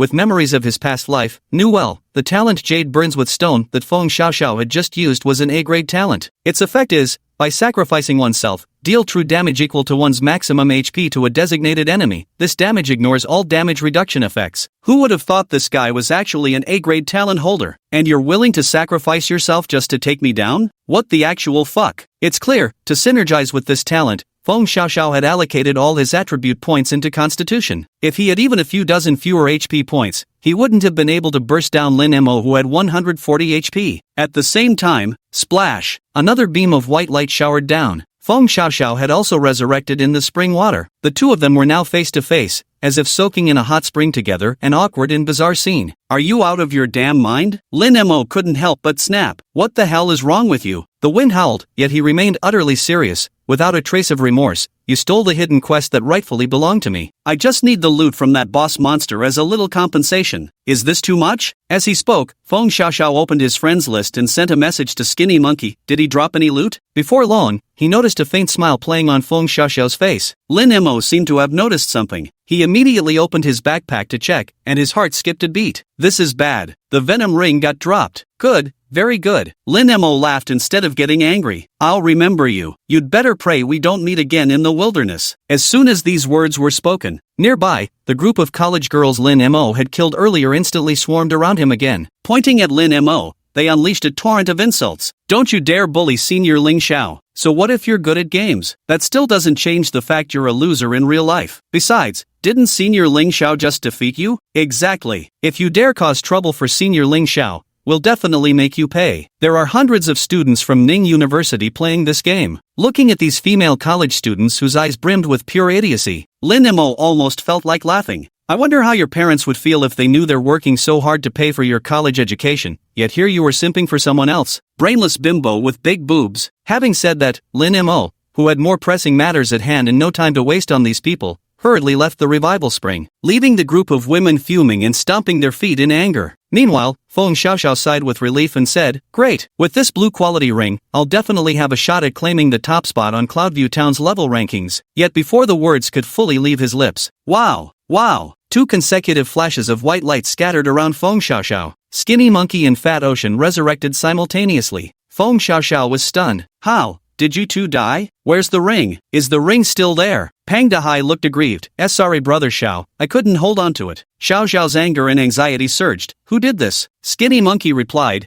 it was people from the Chaos Era Guild. We literally just picked up that poisonous ring when Chaos Era's guys rushed out from all sides and cut us down. And then the ring got looted. Damn it! Scrawny Monkey gritted his teeth, eyes blazing with fury. The absolute worst part is, Chaos Era's bastards were clearly lying in wait among the crowd the whole time. They knew how strong that NPC was and didn't dare fight him, so they just waited for Boss Xiao to kill him before swooping in to scavenge like vultures. Chaos Era. Feng Xiaoxiao clenched his fists, endless hatred burning in his eyes. Just as he glimpsed a sliver of hope, it slipped through his fingers in an instant. Yet this setback did not defeat him. Instead, it ignited an even fiercer fighting spirit within him. I swear I'll become the first player in Cloudcrest Town to reach level 10. No matter what. At all costs. Around him, a group of female students chimed in. Senior Ling Xiao, you can definitely do it. Yes, we're all your strongest support. Wow, Senior Ling Xiao looks so incredibly handsome when he's focused. Chapter 9 Limited Time Offer E-Level Magic Scroll Coupon. Originally, the walk from Herb Valley back to Cloudside Town would take at least 10 minutes, although it cost him 320 experience points. It did save Lin Mo quite a bit of time. Not bad, still worth it. Just a shame about that ring. A cold glint flashed in Lin Mo's eyes. Mainly because I don't have time to play with you right now. Once all my business in the beginner's village is wrapped up,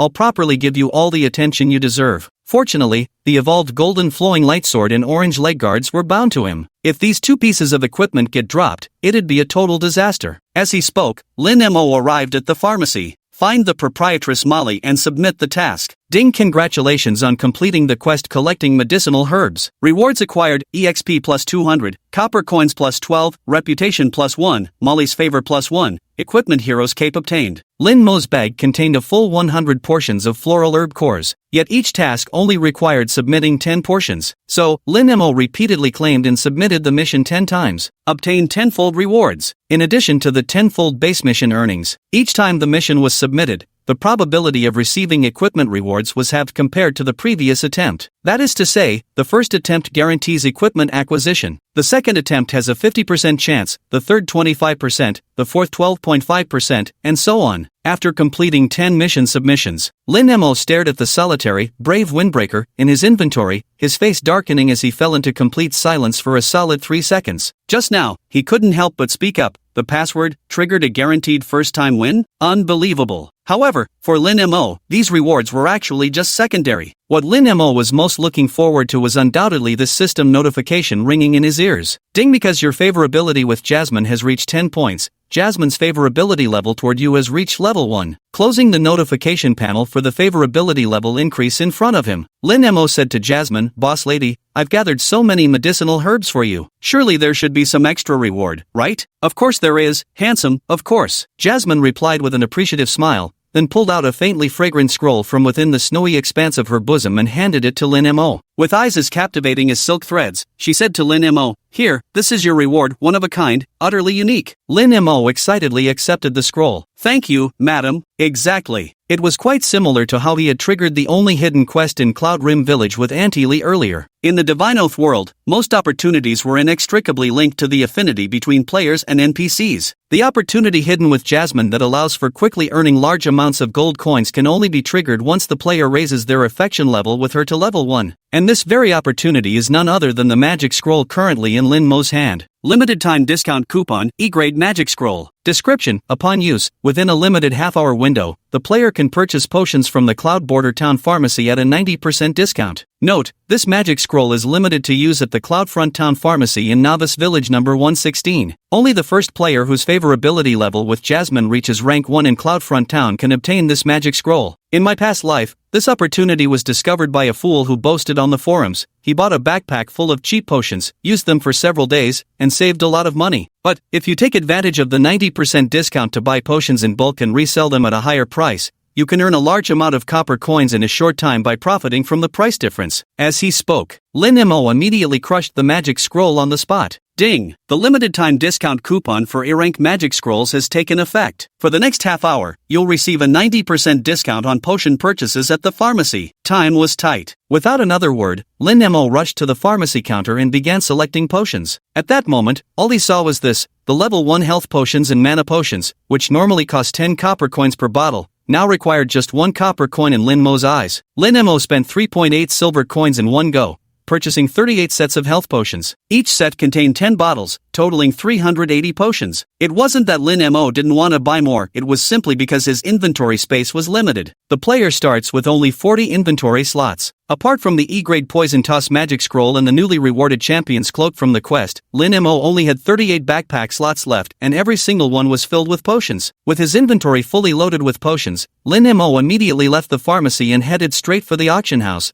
which was conveniently located right across the street. He listed each stack of potions at a price of 50 copper coins. He opened the regional chat channel and anonymously sent out the pre-edited message. Anonymous player, half-price potions available in the auction house, come grab them now. This wasn't the time to pursue high unit prices. As the saying goes, small profits but quick turnover. The time-limited discount only lasts for half an hour, and each player's initial shelf space in the auction house is limited to just 10 slots. We must ensure every batch of potions sells at the fastest possible speed to boost order volume. Thinking this way, it was exactly 10 p.m., the most vibrant hour of the entire day. According to the system's real-time statistics, Cloudcrest Town currently had 97,658 players online. Thus, with Lin Mo's loud announcement, the chat channel buzzed with activity as players chimed in. Dreaming of Xiaomi's wife, LV.3, male half-price potions? For real? Sounds too good to be true. I'm heading back to the village right now, scammers deserve death. Bloom and Prosper, LV.1, male it's true guys, totally legit. 10 potions for just 50 copper coins. But I'm broke and can't afford them. Hurry up rich friends.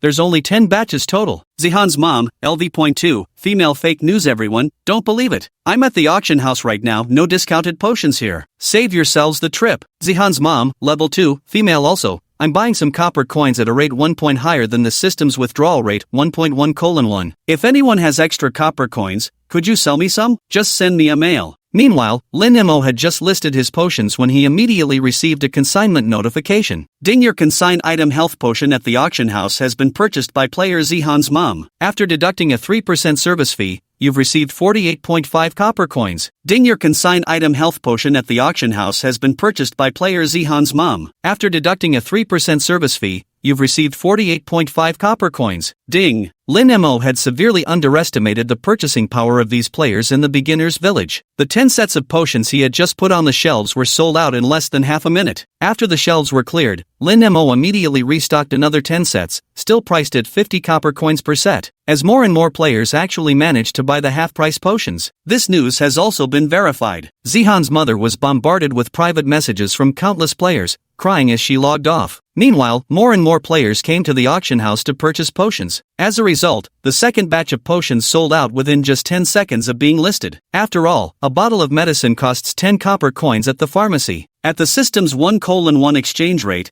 that's equivalent to $10. Yet here, it's only $5 per bottle. Even those ordinary players who can't afford $5 themselves can stock up at this low price first, then resell it to the paying players for $7 to $8 a bottle, making a profit of $2 or $3 per transaction. Only a fool would pass up easy money. As a result, Lin Mo's potions were selling faster and faster. All 38 stacks of potions in his backpack were sold out in no time. The total earnings came to 1,843 copper coins, after deducting 380 in costs. Net profit of 1463. In just 1 minute, he'd made over $1,400. Lin Mo couldn't help but exclaim, "Hell yeah!" Excited, Lin Mo rushed to the pharmacy across the street, taking advantage of the 90% discount to stock up on potions in bulk. Chapter 10, Equipment Gotcha, 200 Draws. Lin Mo was seen constantly shuttling between the pharmacy and the auction house, continuing to buy at 10% and sell at 50%. Even though Lin Mo was moving at breakneck speed, wishing he could evolve into a beast king and sprint on 4 legs,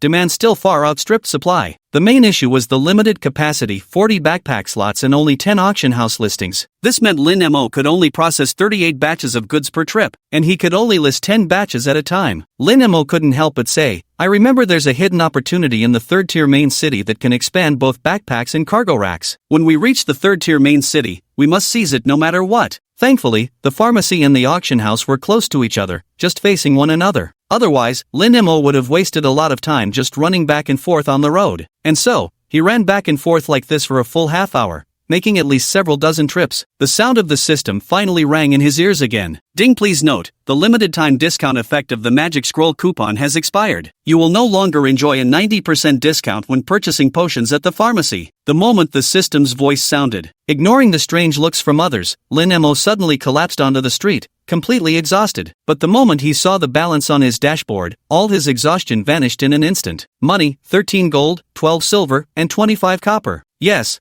that's right. From an initial capital of just 1 gold coin to now, it surged by a full 12 gold coins. In just half an hour, Lin Mo made at least 80 trips back and forth. The rewards were definitely worth it. And with all these gold coins, acquiring a full set of golden equipment shouldn't be any problem for Lin Mo. After a brief rest, Lin Mo immediately got up and ran towards the southern part of the town. Relying on his memory, Lin Mo soon found the cardmaster of Cloud Edge Town, Carl. Dressed in full magician attire, Carl was casually shuffling a deck of cards, occasionally performing tricks for passers-by. He called out loudly, "Fancy a round of cards? I've got all the equipment you could ever need. That is, if you have enough silver coins and luck." Many passers-by were drawn in, but they all ultimately stopped at the level 5 gacha requirement and the steep cost of 5 silver coins per pull. Only Lin Mo treated it like treasure. "Coming for a spin, treasure? Come, want a few rounds? Let's give it a shot first and test the waters." "Here you go," Lin Mo said, taking 5 silver coins from his bag and handing them to Carl. "No problem, my dear." Cardmaster Carl pocketed the silver coin with a sly grin and said to Lin Mo,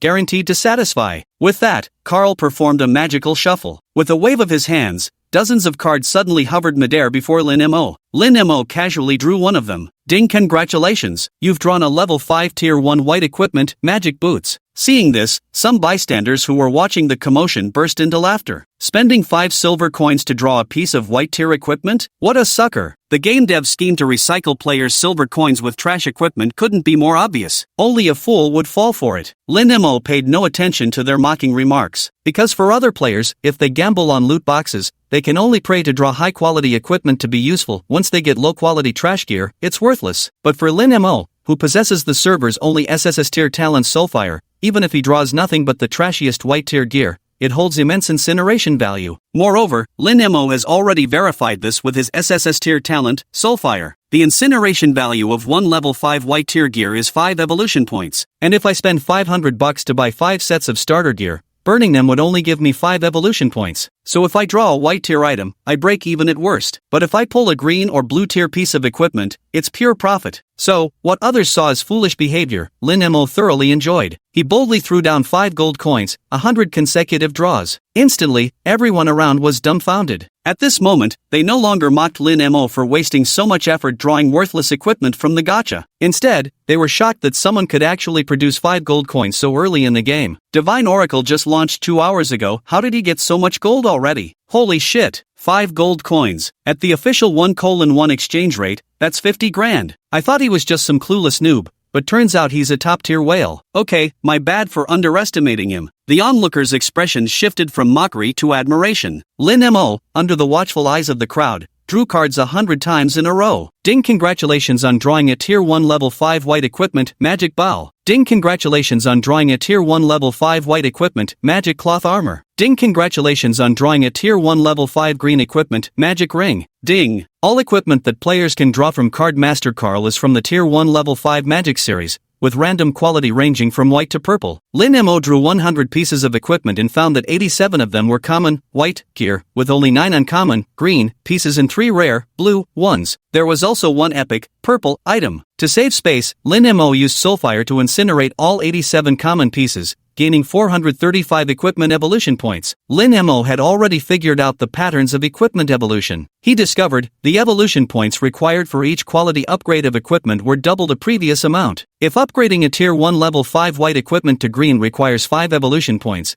then further upgrading to blue would need 10 points, purple 20 points. Calculating this way, fully evolving a level 5 golden equipment would require 315 evolution points. In other words, the 435 evolution points obtained from burning equipment just now would barely be enough for Lin Mo to evolve just one golden equipment. Not enough. Another 100 draws. Lin Mo took out 5 gold coins again and handed them to Cardmaster Carl. This spectacle had already left the surrounding onlookers utterly dumbfounded. Whoosh whoosh whoosh whoosh. Another round of 100 draws. This time, Lin Mo flipped the cards and obtained 89 white tier items, 7 green tier items, and 4 blue tier items. No purple tier items. Following the same method, he incinerated all 89 white tier items, acquiring 445 equipment evolution points. 3 gold, 7 silver, and 25 copper coins remained in funds. Only the spare change of 7 silver coins was kept as backup. Lin Mo used the extra 3 gold coins to draw cards another 60 times. As before, white equipment was incinerated while green and blue pieces were kept. Looking at the total of 1150 equipment evolution points in the data panel, Lin Mo nodded approvingly. This is enough to evolve 3 level 5 gold tier items. Enough! Thus satisfied, Lin Mo bid farewell to the cardmaster, Carl, leaving behind only the crowd of onlookers who had personally witnessed Lin Mo draw cards 261 times, spending dozens of gold coins, utterly petrified in place. A 180-pound guy gaped in shock. Damn, does this dude own a mine or something? This is just inhumanly rich. The bespectacled scholar adjusted his glasses.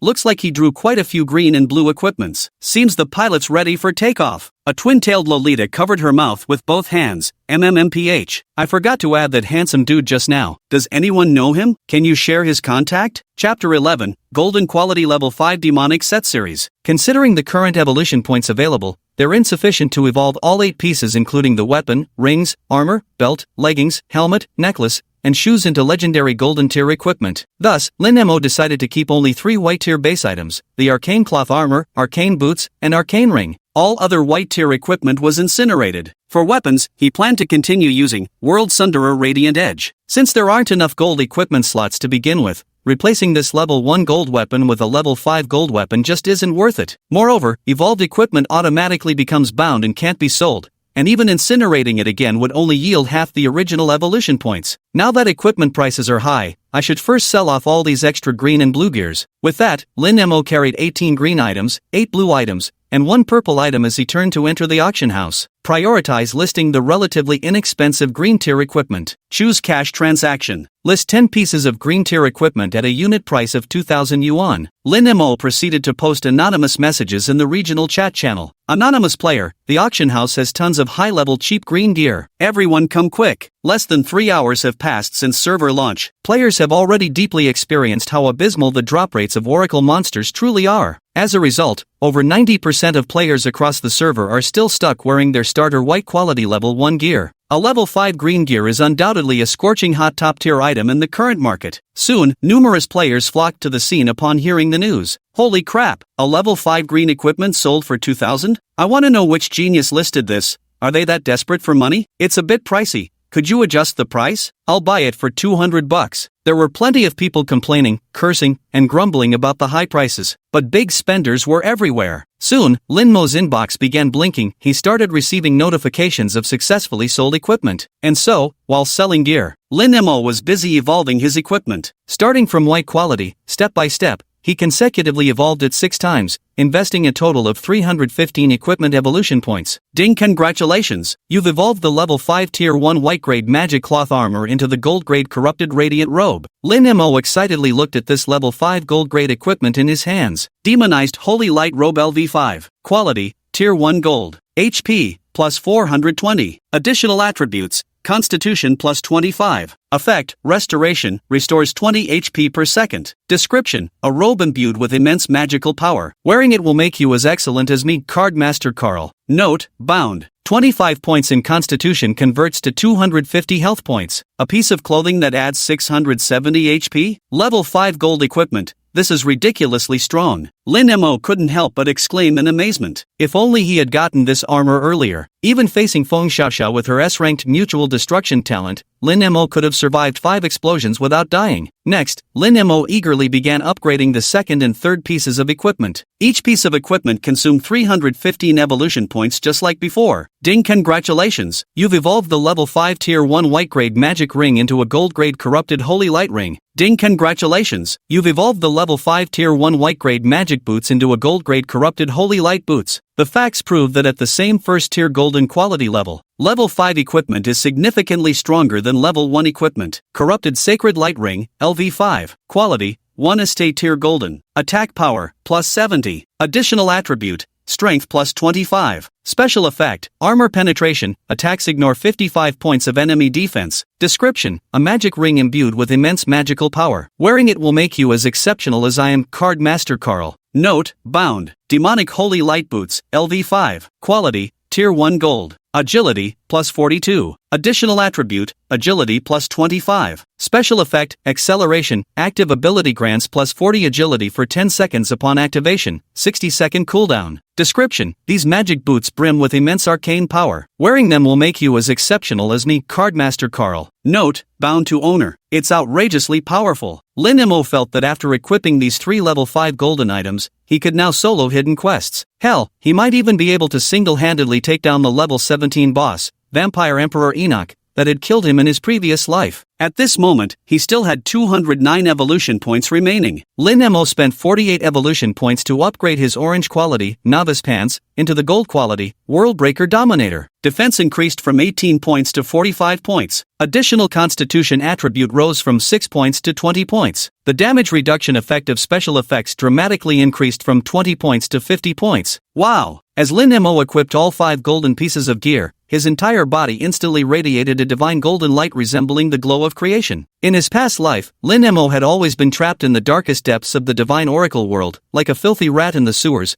forced to look up in awe at the elite players. At this moment, pure ecstasy. Damn, getting stronger really feels even more exhilarating than taking off as a captain. Turn off equipment effects. Lin Mo opened the status bar and glanced at it. Golden War God, Conservatives Creed, LV5. Talent, Soul Flame, Unique SSS grade. Class, None. Race, Human. Reputation, 33. Strength, 37. Constitution, 53. Agility, 95. Spirit, 8. Stamina, 14. Attack power, 180. Defense power, 59. Health points, 950. Mana points, 40. Money, 7 silver 25 copper. Experience points, 2830/3200. Description, the strong need no words. What you consider strength isn't true strength. But when even the system acknowledges your power, that's when you're truly formidable. With these stats, I should be able to crush that hidden quest, right? Just as Lin Mo was thinking this, another piece of good news followed. All 10 green grade equipment pieces he had consigned at the auction house had been sold out. After deducting a 3% handling fee, Lin Mo's bank account increased by 19,400 yuan. So, Lin Mo went ahead and listed the remaining 8 green grade items at 2,000 yuan each. He sold it again for 15,520 yuan. The remaining 8 blue tier items, Lin Mo priced at 5,000 yuan each. As for the sole purple tier item,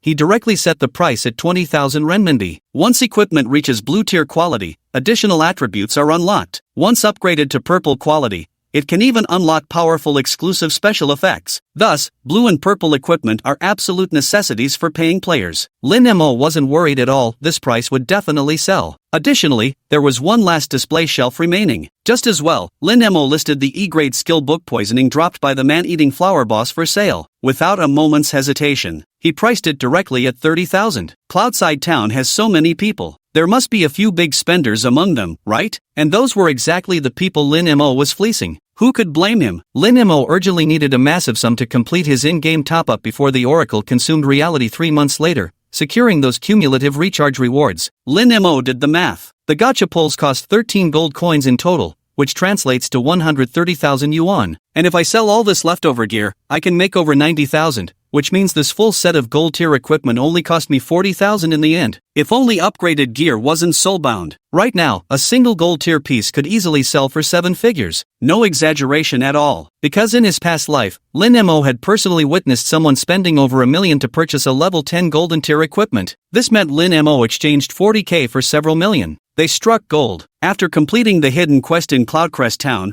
I can earn another huge sum. With these thoughts, Lin Mo excitedly headed toward the hidden quests. Slay the Wolf King. Destination: the level 8 level 10 Wild Wolf Ridge. Chapter 12. Whoever makes me unhappy, I'll kill. Even though Lin Mo spent over half an hour trading potions and flipping equipment, his level still remained firmly at the top of Cloud Edge Town's rankings. The second-ranked player, Hero in Turbulent Times, was closing in fast though. His level has already reached level 4 at 73%. Players ranked beyond third place are all level 3. It looks like the 100,000 yuan prize for being ranked first in the leveling event is practically guaranteed. Lin Mo opened the official event page and noticed, besides the cash reward, this newbie village leveling event also had lottery prizes. First place earns 3 lottery chances. Second to fourth place will receive 2 lottery draws each. 5th to 10th place winners will receive 1 lottery draw opportunity. According to the prize announcement, lucky draws grant chances to win top-tier equipment, high-level skill books, rare magic scrolls, and other rewards. In the early stages of the game, every single one of these items would be worth a fortune. Even if Lin Mo didn't use it himself,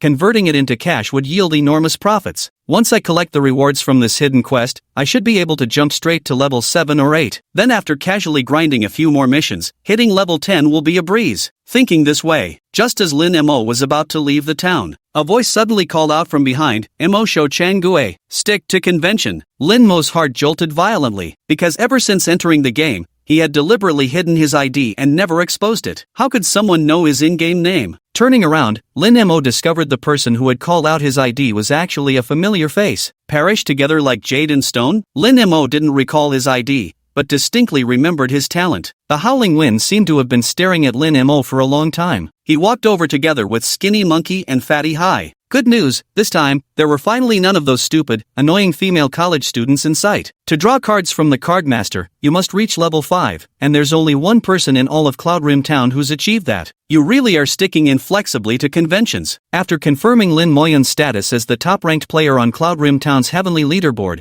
a subtle shift flickered in Feng Xiaoxiao's eyes. The earlier murderous intent was gone, but filled with awe. Lin Mo said resentfully, "What, you wanna fight? Come on, step outside and fight. Use that damn-austere talent of yours to blast me again, come on." The chilly wind blew as Feng Xiaoxiao's gaze inadvertently swept over Lin Mo's equipment, which remained dazzlingly eye-catching even with its luster concealed. A flicker of trepidation flashed in his eyes. "Let's make a deal. You power level me." Without any beating around the bush, Feng Xiaoxiao got straight to the point. The terms: if you help me be the first to reach level 10, I'll give you the entire 100,000 yuan prize for topping the leveling leaderboard plus all the lottery rewards. I won't take a single cent. Lin Mo smiled. "Are you kidding me? I can get the first place reward by myself. Why would I need you?" "You do need me," Feng Xiaoxiao said with a solemn face. "I'll be first, you'll be second, that way you can get both the first and second place rewards for the leveling leaderboard. 190,000 in prize money, plus 5 bonus draws." No sooner had he spoken, Skinny Monkey and Fatty Ocean also declared, "I'm third, I'm fourth, but can we give you half our rewards and keep half for ourselves?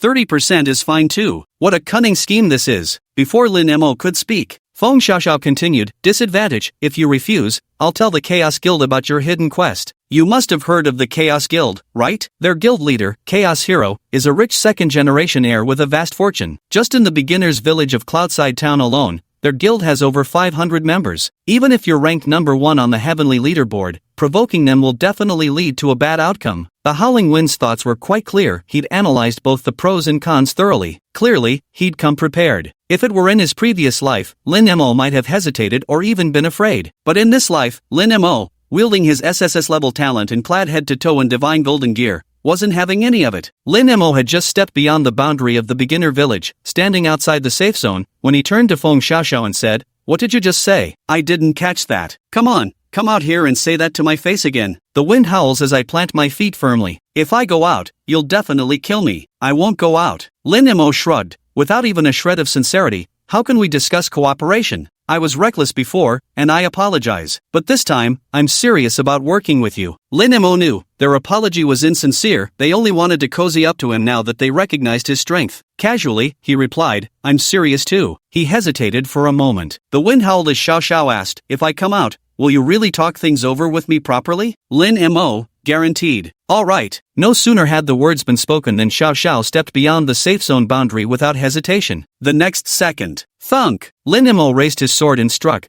piercing Xiao Xiao's chest without the slightest hesitation. Minus 230. The devastating damage instantly emptied the health bar. Ding, you have maliciously killed the non-hostile player Feng Xiaoxiaxi. Wanted level plus 100. Warning, you are now marked as a wanted criminal. Wow. Watching Feng Xiaoxiaxi vanish instantly into a streak of white light, Lin Mo couldn't help but shake his head and let out a light sigh, saying, "You actually believe that? A gentleman's revenge takes just 10 minutes. I told you, don't let me run into you in the wild." Skinny Monkey and Fat Ocean stood there stunned for a moment. It took them a long while to snap out of it before pointing at Lin Mo and furiously cursing. "You mother asterisk asterisk asterisk asterisk are you? Asterisk asterisk asterisk asterisk. Lin Mo, what did you say? Didn't catch that? Come on, both of you, say it to my face outside." Their faces flushed crimson with humiliation, yet terror of the blood-red ID floating above Lin Mo's head, LV5 Golden Battle God Unyielding Rule, rank 1 on the level leaderboard, kept them paralyzed within the safe zone's boundaries. Boring. Lin Miao clicked his tongue and swaggered away, his red name still glowing above his head. To be honest, the cooperative project proposed by Feng Xiaoxiao was truly excellent,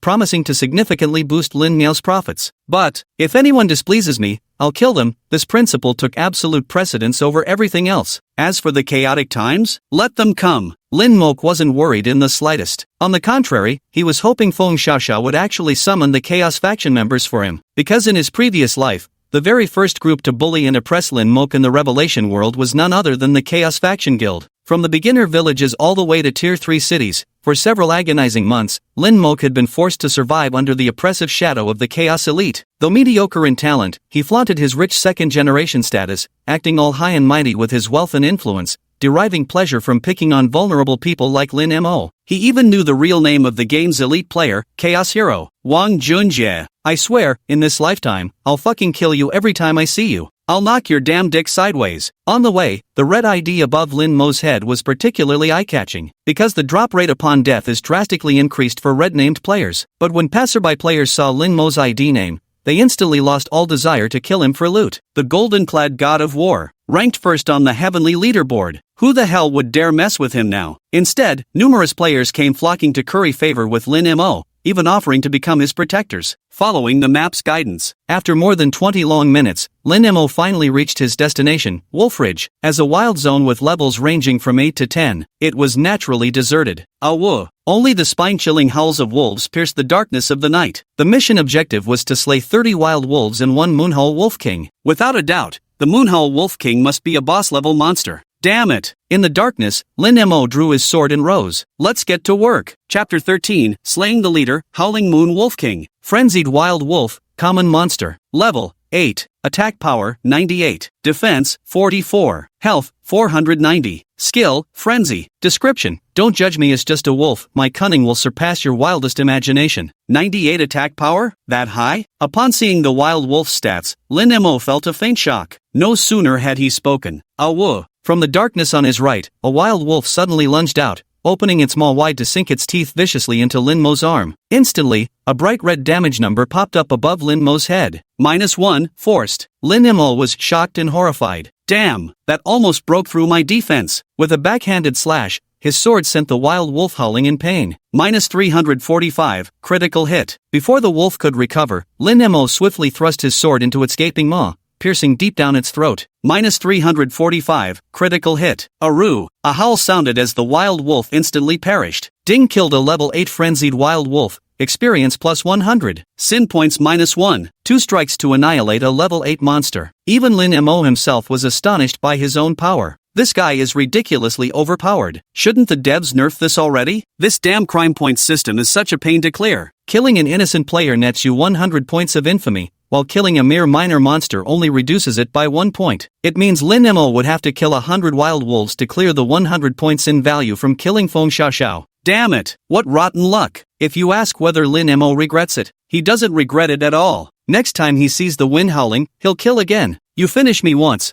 I'll kill you 10 times over. Bending down, he picked up 3 copper coins dropped by the wild wolf. Lin Mo locked onto his next target. Although the wild wolf's defense stat reached a terrifying 44 points, but Lin Mo was clearly even more terrifying. His golden quality, Corrupted Holy Light Ring, special effect provided 55 points of armor penetration, completely overriding the wild wolf's defense. This meant the wild wolf might as well have been completely naked before Lin Mo. Moreover, with a staggering 95 points in agility, Lin Mo's swords were striking with critical hits nearly every time. Critical hit, critical hit, critical hit, Aru. In the darkness of night, the agonized howls of wild wolves pierced through the heavens. It felt like barging into some major boss encounter, slaughtering them with inhuman brutality. Each wild wolf yielded a whopping 100 experience points, causing Lin Mo's experience bar to skyrocket. While Lin Mo was in the midst of hunting wolves, his mailbox suddenly began flashing again. Lin Mo raised his sword and swiftly dispatched a wild wolf before him, stepping on its head as he opened his mailbox. Ding! The purple-grade magic bow you consigned at the auction house has been purchased by player Chaos Hero. After deducting a 3% handling fee, the remaining 19,400 yuan has been transferred to your character-bound bank account. Ding! The E-grade skill book Poison Toss you consigned at the auction house has been purchased by player Chaos Hero. After deducting a 3% handling fee, the remaining 29,100 yuan has been transferred to your character-bound bank account. Ding! Lin Mo froze momentarily. Damn it! In the auction house, 8 blue tier items, 1 purple tier item, and even an E-grade skill book, all 10 listings were completely snapped up by Chaotic Era Elite alone. Wang Junjie, you're really loaded. In his astonishment, Lin Mo also felt a twinge of regret. If I'd known you were the one buying, I would have jacked up the price even more. You damn bastard got lucky. As he spoke, Lin Mo glanced at his bank account and was thrilled to discover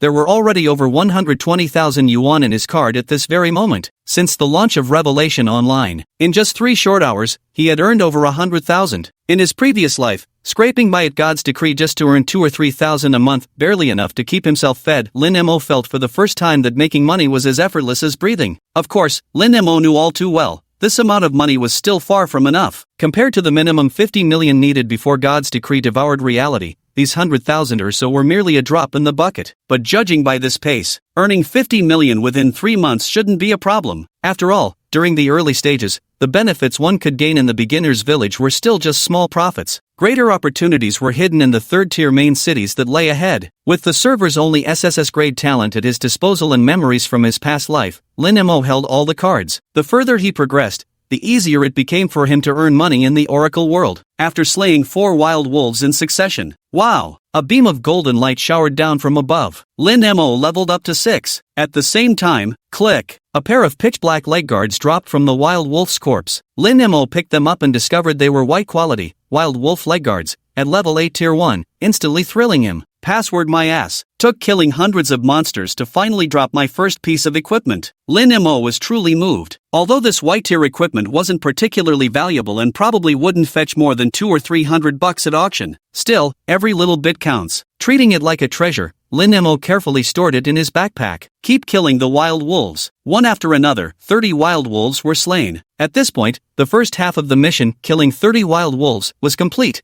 leaving only the final Howling Moon Wolf King. And it was precisely at this moment, from the depths of the dark wild wolf ridge came a bone-chilling howl. The surrounding wolves trembled in fear at the sound. Keep howling, here I come for you. With that, Lin Mo flicked the wolf's blood off his radiant sword. Gripping his sword, he advanced deeper into the wild wolf ridge. In the darkness, there had stood a majestic silver-furred demon wolf with eerie cyan eyes glowing under the moonlight, towering upon a high ground. Howling Moon Wolf King, boss monster. Level 10. Attack power, defense power, health points, skill, description. The sovereign ruler of Wild Wolf Ridge, leader of the Wolf Clan, whose majesty cannot be violated. Has it already exceeded the detection range of E-grade reconnaissance? Lin Mo frowned slightly and muttered, damn it, I can't see its attributes anymore. No harm done, though. Even at just level 6, Lin Mo clad in 5 golden tier gear pieces had absolutely no fear facing this level 10 Wolf King boss. Let's make this quick, I'm in a hurry to turn in my quest. The Crescent Moon Wolf King raised its head and howled at the sky. It seemed to perceive Lin Mo's provocation. With astonishing leaping power, it suddenly sprang into the air, pouncing toward Lin Mo from dozens of yards away. Lin Mo reacted swiftly. In the split second the Wolf King pounced, he sidestepped to dodge. Miss, countered with a swift whoosh as his sword thrust straight toward the Wolf King's rear. Minus 129. TCH, it's really tough. Lin Mo currently possessed an attack power of 184 points, plus the 55-point armor penetration from his ring, yet he could only deal this little damage to the Wolf King. You could see it clearly, the Wolf King's health bar above its head had dropped by about 6%. Judging by the percentage, its total health should be around 2,400. Facing the Wolf King, Lin Mo remained quite respectful. For the first time, he activated the special effects skill of the demonized Holy Light Boots. Dingyu used the equipment skill acceleration, agility plus 40 for 10 seconds, gained agility acceleration stacking. With his agility now terrifyingly high at 136 points, Lin Mo relied on his astonishing hand speed. Swish, swish, swish. He delivered 3 consecutive slashes straight onto the Wolf King's rear. -194, critical hit. -194, critical hit. -194, critical hit. This critical hit rate, even Lin Mo was frightened by it. The Wolf King's health bar was dropping rapidly. At that moment, it suddenly turned its head and bit down hard on Lin Mo's thigh. Ding, you've been attacked by the Howling Moon Wolf King's blood kill skill, losing 142 HP. That really hurts. Lin Mo grimaced in pain. The golden, world-shattering Dominator couldn't withstand the Wolf King's attacks. This clearly shows how terrifying its offensive power truly is. However, Lin Mo wasn't worried at all thanks to the 20 HP per second regeneration from his golden armor. Swish, swish, swish. He relentlessly hacked at the Wolf King's head. Let go. Will you let go or not? Still won't let go. Swish, swish, swish. -194, critical hit. -129, -194, critical hit. In no time at all, the Howling Moon Wolf King was slain by Lin Mo. Aru, followed by a mournful wail. The Wolf King of this generation has fallen just like that. Chapter 14, Former Life's Mortal Enemy, a Hero in Turbulent Times. Ding, you have slain the level 10 boss monster Howling Moon Wolf King.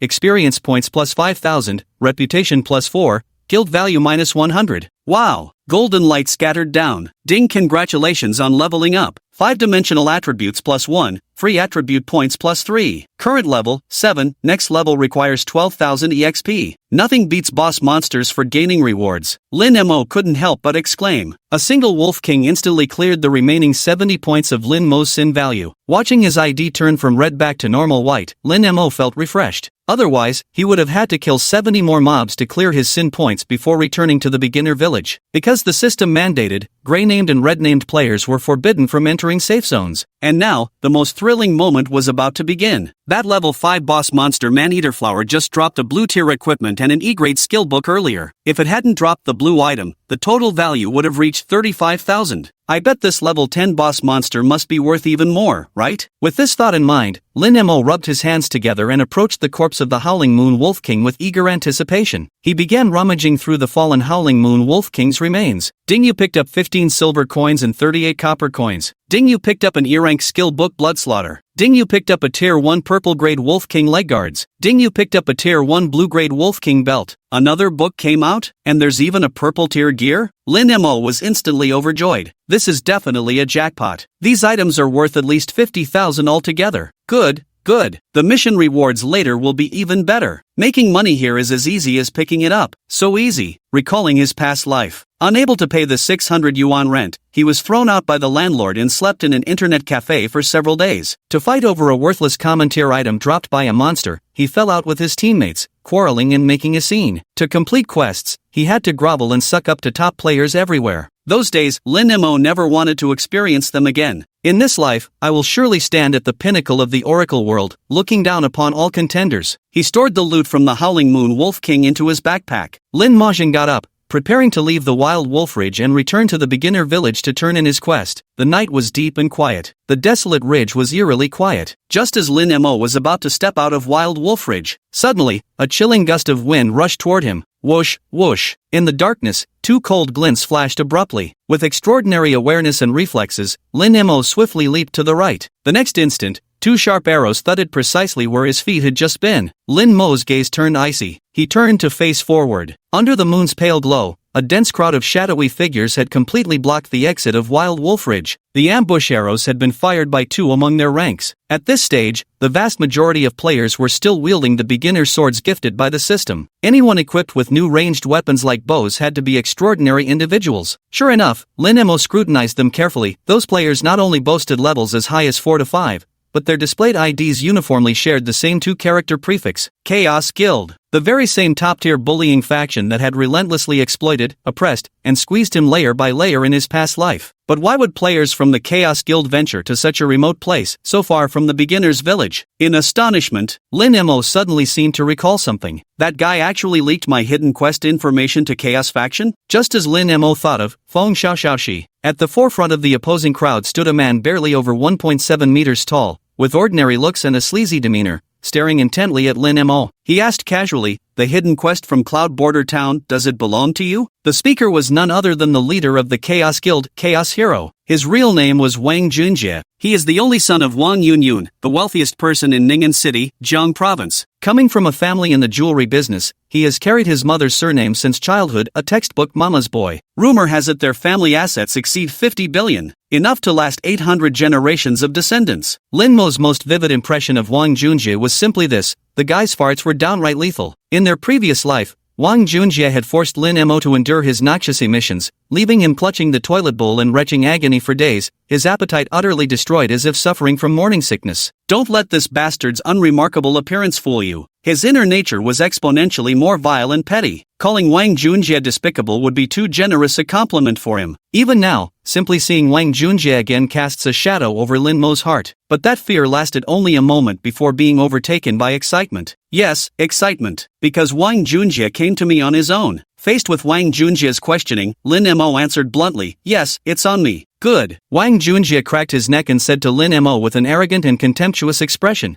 "Transfer this quest to me, and I'll spare your worthless life. Oh, and one more thing, who the hell told you to level up so fast? Stop right there. The #1 spot on Cloud Edge Town's level rankings belongs to me." In the world of the Oracle, hidden quests are typically granted one transfer opportunity due to their excessive difficulty. In his past life, many players who were lucky enough to accidentally trigger a hidden quest, but lacked the strength to complete it, chose to sell the quest at a high price to capable veteran players. This way, they could still earn a decent sum, avoiding losses. Lin Mo didn't hesitate either. "Sure, no problem," he said to Wang Junjie. "One fixed price, 10 million. Hearing this, Wang Junjie was momentarily stunned. Then, with a faint smile, he said, "It seems you already know who I am. My mother is Ning'an's richest person, our family assets exceed 50 billion, a mere 10 million is just a strand from a 7-wolf fur." As his words fell, a subordinate beside him whispered a reminder, "Boss, the actual idiom is a strand from 9 oxen fur." "I fucking know that." Wang Junjie immediately slapped the subordinate's head. "I goddamn meant to say it wrong. Who the hell asked you to correct me?" Turning back to Lin Mo, Wang Junjie continued, "I can afford 10 million, but do you, a lowly worm from the gutter, dare to take it?" Lin Mo extended 2 fingers and said nonchalantly, "Then make it 20 million. Wang Junjie was furious. "Damn it.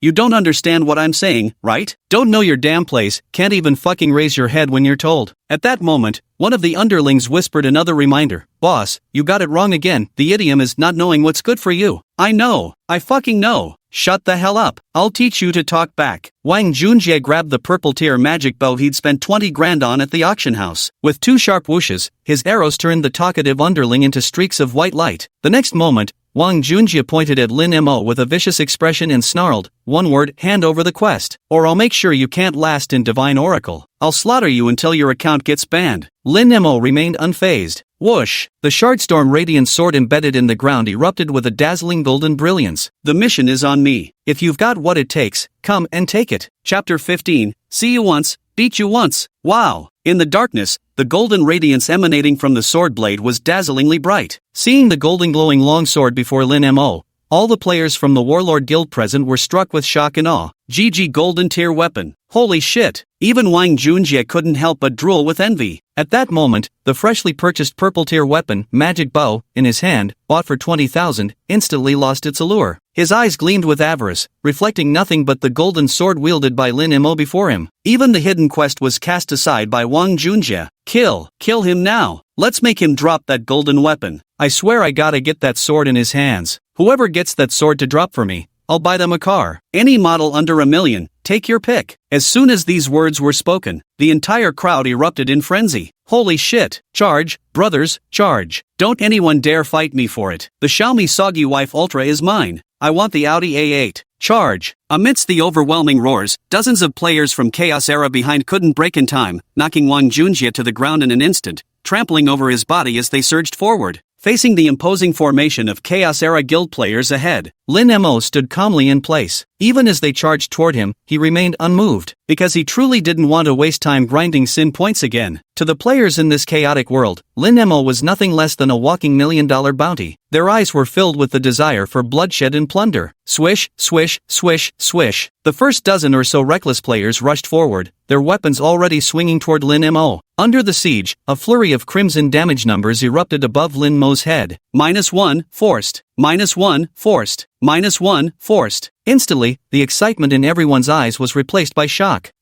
Nani? My level 3 green weapon, green ring, plus full strength allocation, can't even scratch him. Damn it, isn't that a golden weapon? How can his defense be so high? What the hell is this bastard who dumped all points into stamina? They could never have imagined. Lin Mo not only possessed a terrifying 61 points of defense, but also had an additional 50 points of damage reduction from the sovereign attribute. This means you'd need at least 111 attack power just to barely break through its defense. Yet in reality, these players are only level 4 even if they dumped all their points into strength. Forget green tier gear. Even with blue grade rings and weapons, their attack power would never break triple digits. How could they possibly dent Lin Mo, clad in 5 golden tier items and standing tall at level 7? Just as the players from turbulent times were in shock. Meanwhile, Lin Mo received the combat notification from the system as expected. Ding, player Turbulent Invincible has launched a malicious attack on you. You now have 10 minutes to counterattack. Ding, player Turbulent Hero has launched a malicious attack on you. You now have 10 minutes to counterattack. Ding. At this moment, a chilling glint flashed in Lin Mo's eyes, sending an inexplicable wave of terror through the chaotic players before him. Has your little show finished? Then it's my turn now. As they spoke, whoosh, snap, Lin Mo swung his sword horizontally, simultaneously slashing across the chests of 3 warlord players before him. -359, critical hit. -359, critical hit. -359, critical hit. Whoosh, whoosh, whoosh. Before they could even react,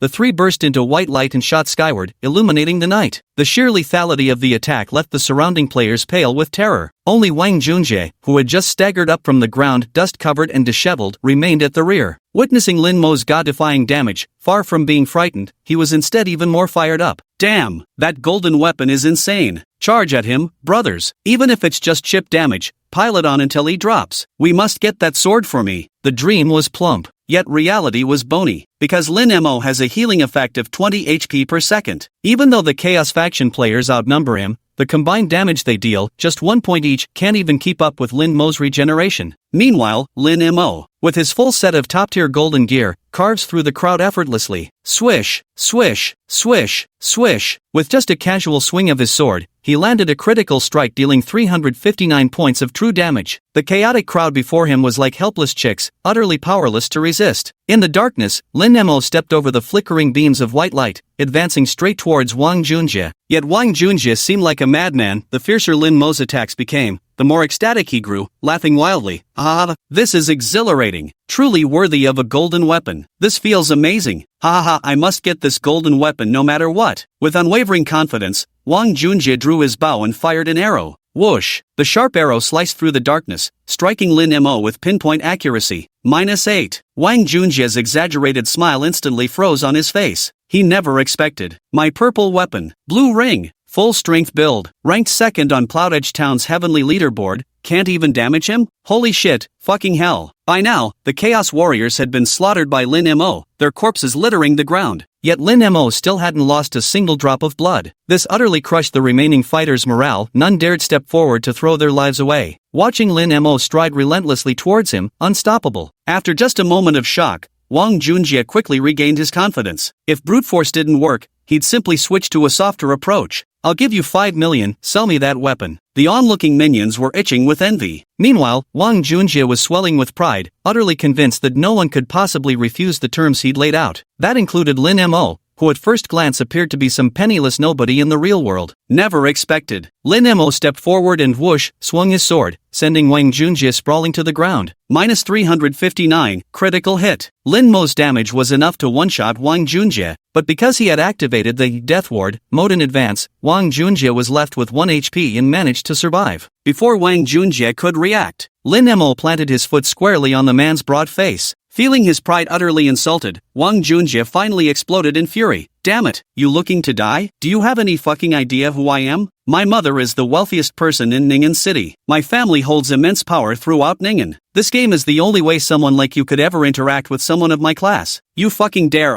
Before Wang Junjie could finish his sentence, as Lin Mo applied pressure with his foot, the man's lips were flattened from equal sign to his parallel to. Lin Mo leaned down. Staring at Wang Junjie, he said, "So you're Wang Junjie? I'm gonna kick your damn ass." With that, Lin Mo suddenly turned around, presenting his backside squarely in Wang Junjie's face. Instantly, Wang Junjie's face turned as green as cabbage. "What the hell are you doing? What the hell do you think you're doing?" Put. Lin Mo let out a long fart right in Wang Junjie's face at close range. After finishing, Lin Mo wore an expression of pure bliss. That felt good, so satisfying. All around them, the players in the apocalyptic game world stared dumbfounded, completely shocked by Lin Mo's outrageous action. Lin Mo gazed at Wang Junjie lying on the ground, his eyes rolled back and foam frothing at his mouth. A wicked smile curled his lips as he spoke. "Wang Junjie, you better remember this. Next time I see you, I'll beat you up again. I'll beat you up every time I see you. I'll beat you 10 times if I see you 10 times. With that, Lin Mo deactivated the Bloodlock mode. Whoosh! A single sword slash ended Wang Junjie. Wow! As the white light flashed, a skill book and a ring, along with some silver coins, dropped from where Wang Junjie had died and vanished. Chapter 16, Completing the Hidden Quest, A Bountiful Harvest. Because he had previously taught his underling a lesson by shooting and killing him, Wang Junjie had become a red-named player. So when Lin Mo killed Wang Junjie, the drop rate was incredibly high. Lin Mo picked up the skill book and realized it was none other than the assassin's E-grade skill, Poison Toss, which he had recently listed on the auction house and was bought by Wang Junjie for $30,000. There was also a blue quality level 5 ring that looked strangely familiar to Lin Mo. Toxic ring? Lin Mo examined the ring in his hand thoughtfully. Isn't this the one that dropped from the man-eating flower boss earlier, then got looted by, what's his name? Mutual Destruction? How did it end up with Wang Junjie? Did Mutual Destruction give this ring to Wang Junjie to win him over and get him to mess with me? Forget it. Lin Mo couldn't be bothered to think about it. All he knew was this: the market value of this ring was a full $5,000. Throw in this skill book, poisoning, too. Killing Wang Junjie would effortlessly net him over 30 grand. Lin Mo couldn't help but exclaim, "Wow, Wang Junjie, you smell amazing." Of course, such paltry gains could never satisfy Lin Mo. Even in their previous life, when Wang Junjie had bullied Lin Mo relentlessly for months on end, the value of resources he'd extorted far exceeded this amount. For Lin Mo, this is only the beginning. Wang Junjie, I promise your journey through the Oracle game will be mind-blowing, so exhilarating it'll send you soaring. Lin Mo flashed a grin that made even the surrounding Chaos Guild players shudder involuntarily. At that moment, Lin Mo's gaze swept over them. They immediately scattered like frightened birds and beasts, fleeing in all directions. And Lin Mo didn't press his advantage, because killing these small fry wasn't just a waste of time,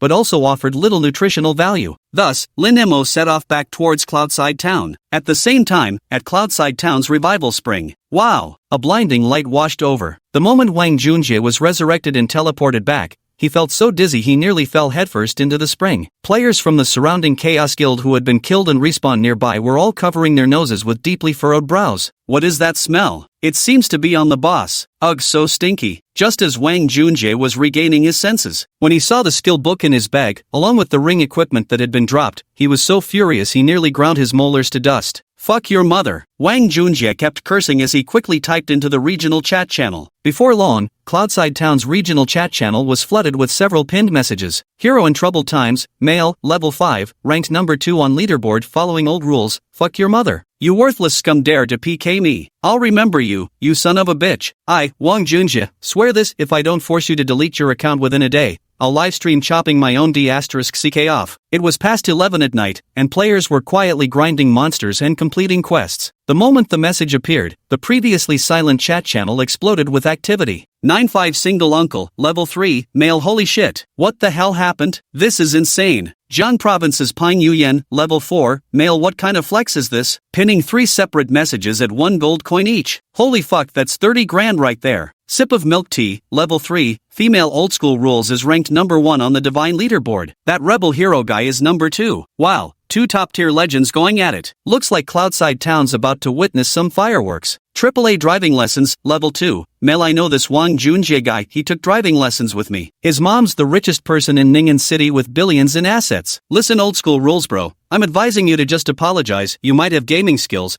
but people from high society aren't to be messed with. No cilantro, youth edition, level 2, female huh? This Wang Junjie actually has such a big background? So doesn't that mean this stick in the mud is gonna be in trouble? 3 seconds of sympathy for the dude. Lin Mo remains silent. He simply clicked report on Wang Junjie's message without a word. Ding, report successful. Please wait for system feedback. Ding detected that player hero in troubled times has engaged in abusive behavior. A 3-hour chat ban penalty has been issued. Meanwhile, Wang Junjie still wanted to continue hurling insults at Lin Mo, but then he discovered he'd been muted by the system. Damn it! Who the hell reported me? Fuck! Wang Junjie was so enraged he nearly passed out from lack of oxygen, collapsing headfirst to the ground. His lackeys immediately swarmed around him. Boss, what's wrong with you? Boss, wake up quickly, boss. Boss, ugh, so disgusting. Meanwhile, in the southern part of Cloud Edge Town, level 6 wilderness area, Goblin Forest, Feng Xiaoxiao, Skinny Monkey, and Fat C, who were teamed up to hunt goblins together, also noticed the message in the regional chat channel. Skinny Monkey burst into laughter. Ha ha, seems like Wang Junjie got his ass kicked by Set in Stone. Sweet, serves him right for stealing our gear. Never thought he'd get a taste of his own medicine, did he? Fat C, however, scratched his head in confusion and turned to Ling Xiao, puzzled. But how did Wang Junjie even run into Set in Stone? Bro Xiao, did you really tell Wang Junjie that Set in Stone had a hidden quest? Before Ling Xiao could speak, Skinny Monkey smacked Fatty C's forehead. Are you stupid? Wang Junjie is Brother Zhao's rival. No matter what, there's no way Brother Zhao would help that scumbag Wang Junjie. Helping Wang Junjie be the first to reach level 10 would be like lifting a rock only to drop it on our own feet. Ling Zhao's previously tense mood eased slightly. He thought to himself, if I can exploit Mo Shoucheng's constraints on Wang Junjie, perhaps I still have a chance to reach level 10 before Wang Junjie does. Wan, wait for me. I'll give it my all, no matter what. I'll never give up. Ling Zhao's eyes burned with unwavering determination. At that moment,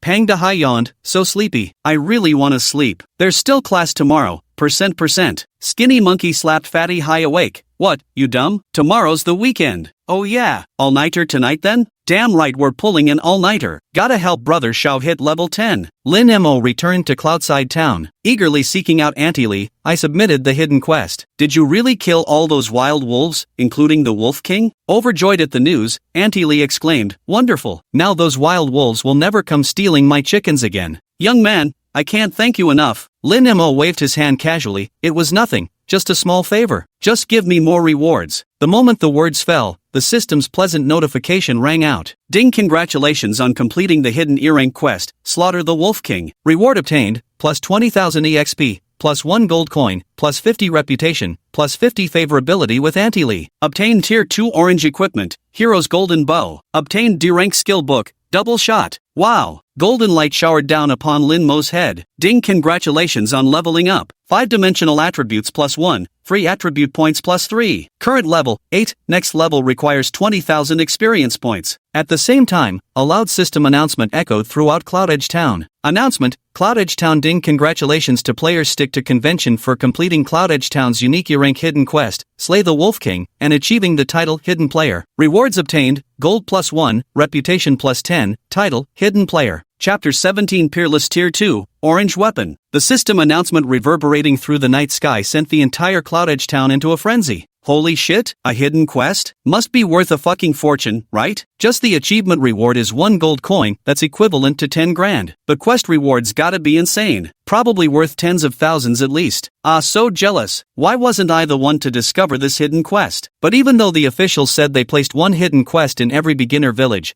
the trigger conditions are extremely obscure. How did Stick to Convention manage to find it? First golden equipment and now hidden quests. If Stick to Convention isn't cheating, I'll literally eat shit on livestream. All the opportunities are being hogged by Big Boss Stick to Convention. Bro, leave some room for the rest of us players to survive. Sticking to Convention has added you as a friend. Why not accept? Let's be friends. I'm from Chongyu, a girl studying at Ning'an Technical College. I'll send you my location, come find me on the weekend, okay? Lin Mo had truly made a name for himself. Moreover, he thoroughly enjoyed this feeling of being admired and fawned over. So this is how it feels to be one of those big shots I used to look up to, so damn satisfying. With that, Lin Mo began examining his mission rewards. Tier 2 Orange Grade Equipment, Grade D Skill Manual. At a time when over 99.99% of players across the entire server still couldn't even complete a full set of Tier 1 white grade gear, the value of a Tier 2 orange equipment is no less than that of a Supreme Divine Artifact. Not to mention, this happens to be the most coveted weapon slot equipment. Brave Golden Bow, LV8. Quality, Tier 2 Orange. Attack Power, 190. Additional attributes, Agility plus 35, Strength plus 35. Special effect, Heroism, plus 30 attack power for 60 seconds after killing an enemy, stacks up to 3 times. Description, a legendary golden bow.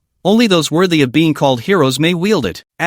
Lin Mo couldn't help but gasp when he saw this weapon's attributes. Even at just orange tier quality, its attack bonus is nearly quadruple that of my current gold tier Radiant Sword. Is this the power gap between Tier 2 and Tier 1 equipment? Lin Mo barely dared imagine, if he kept using equipment evolution points to upgrade this brave gold bow to red tier, then gold tier quality, how terrifyingly powerful could it still become? But alas, once upgraded with evolution points, the equipment becomes bound. If I stop using it later, I won't even have the chance to resell it. Letting such an exceptional weapon rot in my hands would be such a waste of heaven's gift. Lin Mo sighed lightly and said, "This is fine. Orange tier is already ridiculously overpowered. When I eventually get a better weapon, I can sell this one to a big spender like Wang Junjie and easily make 70 or 80,000 off him." Lin Mo felt utterly delighted. After receiving the hidden quest reward of a whopping 20,000 experience points, Lin Mo had just reached level 8, precisely meeting the equipment requirements for this golden bow. Without hesitation, he immediately swapped out his current weapon, the 0 Tier 1 Golden World Sundering Radiance Sword, for this 8 Tier 2 Orange Ranked Brave Golden Bow. Opening his status panel revealed, damn it! His attack power skyrocketed from 193 points to a terrifying 382 points in an instant. And this wasn't even Lin Mo's current limit. If he maxed out the 3 stacks of the Yi Valor, effect from the hero's golden bow, Lin Mo's attack power could further soar to 472 points. At a time when nearly all players server-wide still had only double-digit attack stats, Lin Mo's attack power was already approaching the 500 mark. How terrifying! As for the replaced flowing light sword, since bound items couldn't be sold, Lin Mo could only use his SSS tier Talon Soul Flame to incinerate it. Dingyu incinerated a level 0 tier 1 golden quality equipment Shattered World Flowing Light Sword and gained plus 32 equipment evolution points. Note, equipment that has undergone evolution yields minus 50% evolution points when incinerated. Although only half of the evolution points were refunded, Lin Mo was quite satisfied. After all, it only cost him 32 evolution points to enjoy an almost invincible early game experience in the Divine Oracle world. Next, Lin Mo shifted his attention to the skill book. Double Shot, Archer D rank. Description, upon use, learn the D rank skill Double Shot, rapidly fires 2 consecutive shots at a single target, dealing 2 instances of 80% attack damage each,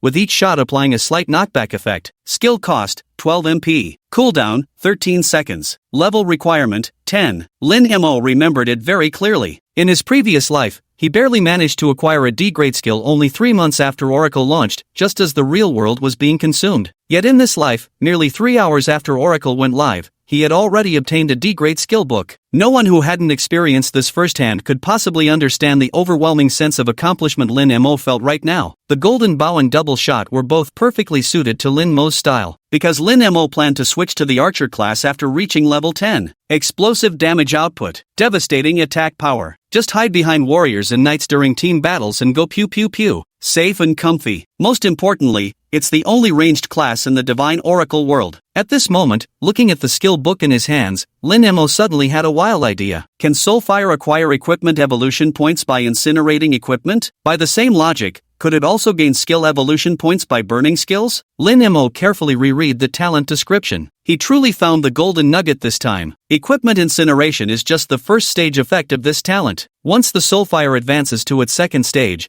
you can unlock a second incineration effect. Lin Mo was instantly overcome with ecstasy, because he knew, in the world of Revelation, skills could never be upgraded. Instead, you could only overwrite lower tier skills after obtaining higher tier ones. So if the Soulfire talent truly allowed for unlocking skill-based incineration, that would mean I'll be able to incinerate those worthless E-rank skills that even dogs wouldn't want in the late game, gaining massive evolution points to develop top-tier SSS rank skills. Lin Mo's anticipation instantly skyrocketed 100-fold. He checked and saw that advancing Soul Flame to its second stage required 100 reputation points. having slain 2 boss monsters consecutively plus completing quest rewards. At this moment, Lin Mo already had 97 points of prestige. Only 3 more points of prestige were needed to verify whether Lin Mo's conjecture would hold true. The value of the server's sole SSS tier talent continued to rise relentlessly. Finally, there was one more title reward. Hidden Player, Title, Quality, White. Attribute, Player gains plus 1% task rewards. Description, a symbol of honor for completing the hidden quest of Yunbian Town, number 116 Beginner's Village, in the Great Xia server. Add 1% to quest rewards? This is such a great find. Within just a few hours of Oracle's launch, he had already obtained 2 titles consecutively. For Lin Mo, who in his previous life had never earned a single title even until death, this was beyond his wildest dreams. Golden Bronze War God, Hidden Player. Clearly the former sounds way more badass. Thus, Lin Mo's title displayed, Golden Bronze War God. Hidden Player storing it in the warehouse does not affect the continuous activation of its title attributes. The unique hidden quest has been completed. For Lin Mo, this means there's only one final step remaining in his journey through the beginner's village before it officially concludes. And this step is also the most crucial one of all. Its significance is even greater than hidden quests. That is to say, Chapter 18, Exploring the Shadow Lair to find the Spider Queen. According to Oracle's official settings, 2 major opportunities are buried in every beginner village, besides hidden quests. Another one is the major boss lurking within the novice village area. If I remember correctly, the boss in every novice village should be a level 15 tier 2 creature. Killing the novice village boss not only grants generous loot but also drops an extremely precious item, the Shadow Heart. Recalling his past life's memories, Lin Mo exclaimed excitedly, if I can gather 3 Shadow Hearts, I can unlock a hidden dungeon of immense value in the Tier 3 main city. Having lived a second life, Lin Mo must tread carefully, ensuring every step stays on the right path. Thus, defeating the beginner village boss became Lin Mo's ultimate goal in Cloud Border Town. By the way, obtaining the Shadow Heart would also pave the way for his upcoming journey to the Tier 3 main city. Lin Mo rubbed his chin, murmuring, the boss in Cloud Border Town seems to be a Spider Queen, but I can't quite recall its exact location. After all, Lin Mo from his past life was a weakling who could only find some sense of existence by bullying low-level mobs. Such boss-level monsters were simply beyond the reach of a small fry like him. He only remembers that in his past life, the one who ultimately killed the Spider Queen was the renowned hero of the chaotic era. And to slay this level 15 tier 2 major boss, nearly 1,000 players from the Chaos Guild practically died more than 10 times each. The total battle duration lasted a full day and night. It was truly a fight to the death, shrouded in chaos. This is because within the novice village area, players cannot exceed level 10. Yet the boss of the novice village reaches as high as level 15. So it wasn't just Cloud Border Town in my previous life. All beginner village boss battles were extremely difficult. According to later official statistics, among over 1,000 beginner villages across Great Xia Kingdom, less than 10% successfully defeated their boss. However, this didn't stop Lin Mo from shaking his head and remarking, Wang Junjie, you're too weak. This time, watch me solo the Spider Queen. As he spoke, Lin Mo opened the map and searched for the keyword spider. Soon, 3 markers appeared on the map. LV3 Spider Cave, Spider's Playground, LV5, Shadow Lair, LV10. Lin Mo quickly locked onto his target, the Shadow Lair. After all, there was no way a level 10 boss would be hiding in level 3 or level 5 areas, right? With his golden armor and second-tier weapon in hand, Lin Mo didn't hesitate for a second, he was ready to take action. He immediately followed the map's guidance and headed toward the Shadow Lair. Along the way, Lin Mo wanted to check out the current situation in Cloud Edge Town, so he casually opened the level rankings. Number 1, Stubbornly Conventional, Male, level 8.43.15%. NO.2 Heroes in Troubled Times, Male, level 571.13%. NO.3 Wind Howls, Male, level 445.11%. NO.4 Hero of Troubled Times, Male, level 444.44%. NO.5 World in Turmoil, Male, level 442.96%. The situation in Yunbian Town was clear at a glance. Although Wang Junjie lacked talent, had pitiful gaming skills, and wasn't particularly bright. But in the end, wealth covers all flaws. He had money, which meant there was always a gang of underlings ready to weaken monsters before delivering them straight to Wang Junjie's mouth to feed him. How could leveling up not be fast this way? And the people under him also got to share in the spoils, leveling up far faster than ordinary players. 6 out of the top 10 on the level rankings were from Chaos Era's faction. As for Feng Xiaoxiao, with his scholarly and impoverished demeanor, he must surely be just as powerless in real life as Lin Mo had been in his past life. But he was lucky enough to possess a 1 in 10,000 A-grade talent. As for the perish together talent, worthless, it even blasted Lin Mo, who was clad in several golden tier items, to death. But if you call it overpowered, every time it's used, the user suffers backlash too. Still, it all depends on how you wield it. Clearly, this Feng Xiaoxiao is a somewhat clever college student. He must be exploiting the newbie protection period before level 10, where death only costs 10% of his experience, to repeatedly farm boss monsters for rapid leveling. After all, compared to the generous experience from boss monsters, losing 10% experience from a single death is hardly worth mentioning. Otherwise, without power or influence, there's no way he could level up this quickly. At the same time, Lin Mo pondered another question. Why are both Destroy the Jade and Wang Junjie so obsessed with being the first to reach level 10? Destroy the Jade was even willing to offer me the prize money as a condition to help him be the first to reach level 10. Though it's obviously just a pretense, he's definitely after that 100,000 yuan prize, which is understandable. But for someone like Wang Junjie, who throws money around like water, a mere 100,000 might not even cover one of his late-night snacks, and a lottery prize would be worthless to him. So why did he threaten me to slow down and let him reach level 10 first? Lin Mo was utterly perplexed. Could it be that being the first to reach level 10 in the beginner village comes with some special reward I don't know about, one that's priceless and rare? Don't tell me, it really might be possible. After all, the game Oracle has always been unpredictable, with many hidden opportunities that ordinary players couldn't even imagine. But given Wang Junjie's real-world identity and status, it's highly likely he has access to privileged insider information unknown to ordinary players through special channels. Lin Mo suddenly felt a surge of anticipation. Never mind overthinking it, once I'm the first to reach level 10, the answers will reveal themselves. Following the map's guidance, before long, Lin Mo arrived at the destination. As far as the eye could see, a deep and enormous cave loomed ahead. Above, dark clouds obscured the moonlight. Shrouded in darkness, the gaping entrance exuded a sinister aura, like the maw of an abyss. Even from a distance, it sent chills down one's spine. This was none other than the LV-10 Shadow Nest. No surprise there. The Spider Queen must be inside this cave. Wow! Lin Mo reached behind his back to retrieve the hero's golden bow and slowly advanced toward the Shadow Nest. At this moment,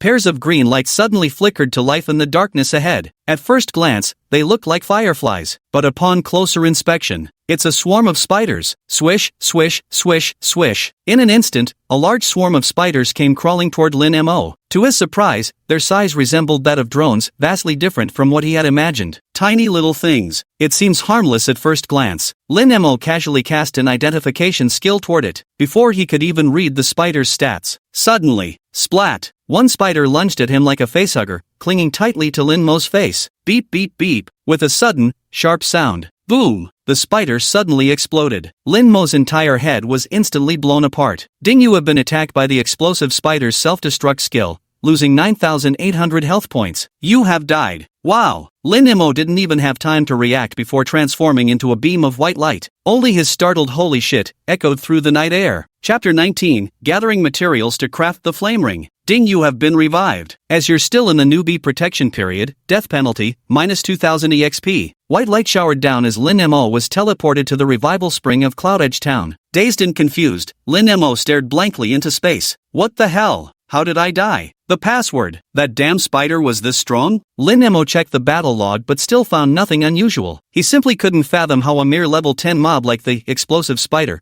could deal a whopping 9,800 damage to him with just one skill. It wasn't until he saw the attributes of the explosive spider revealed by the detection skill he cast right before death that everything suddenly made sense. Explosive spider, normal creature. Level, 10. Attack power, 72. Defense, 48. HP, 9,800. Skill, self-destruct, annihilate self, dealing true damage equal to max HP to a single enemy. Description: offspring spawned by the Spider Queen. Though possessing only 10% of the Queen's attributes, these creatures wield terrifying self-destruct capabilities. Never approach them recklessly, and avoid disturbing the Spider Queen at all costs unless you wish to be blown to smithereens by explosive spiders at any moment. In terms of attributes alone, aside from the unusually high health points, its attack and defense stats weren't even as good as a level 8 wild wolf. But this self-destruct ability is genuinely unstoppable. Isn't this just the same effect as the Perish Together talent?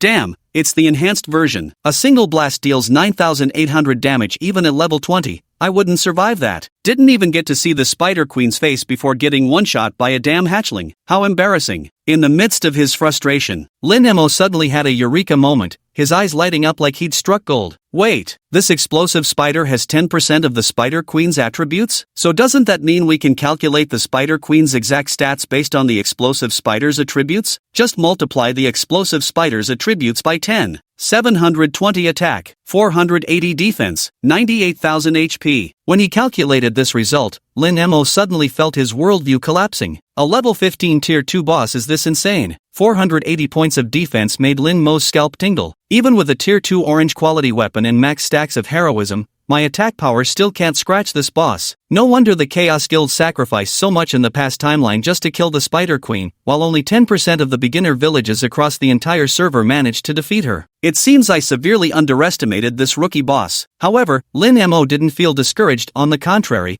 It ignited an even fiercer fighting spirit in him. At the very least, this trip successfully obtained the boss's stats, so it wasn't a wasted journey. With the boss's data in hand, Lin Mo could now make thorough preparations with a concrete plan. The most important thing is being able to deal enough damage, only then can you kill it. The Spider Queen has a defense stat of 480, which means to even scratch her and deal any meaningful damage, I'd need at least 600 points in attack power. Lin Mo pinched his chin, weighing his attribute panel. He murmured thoughtfully, my current attack power is 382 points, still over 200 points short. He opened the equipment panel again to take a look. A second-tier orange-grade Brave Golden Bow. Though it still has 2 evolution slots left and can boost attack power significantly, it's best not to touch this equipment unless absolutely necessary. Modifying it might bind the item, making it unsellable later. The ring is still at tier 1, level 5, there's massive room for improvement. If I swap in a second-tier golden quality ring, the attack power should definitely be sufficient. If this still isn't enough, I'll evolve the golden bow to gold tier. At most it'll cost tens of thousands, nothing compared to the importance of the first kill on a tier 2 boss. Lin Mo immediately settled on this course of action. Yet vexation swiftly followed. At this stage, even tier 1 equipment is hard to come by. Where am I supposed to find tier 2 gear? Got it. A sudden inspiration struck Lin Mo. If I can't get one, then I'll just make it myself. In the Divine Oracle world, players could forge their desired equipment at the blacksmith shop. However, due to the enormous requirements in terms of reputation, gold coins, and materials, not just anyone could craft equipment. But for Lin Mo, he could afford all these expenses without a second thought. So, Lin Mo arrived at the town's blacksmith shop. Clang, clang. Master, Lily,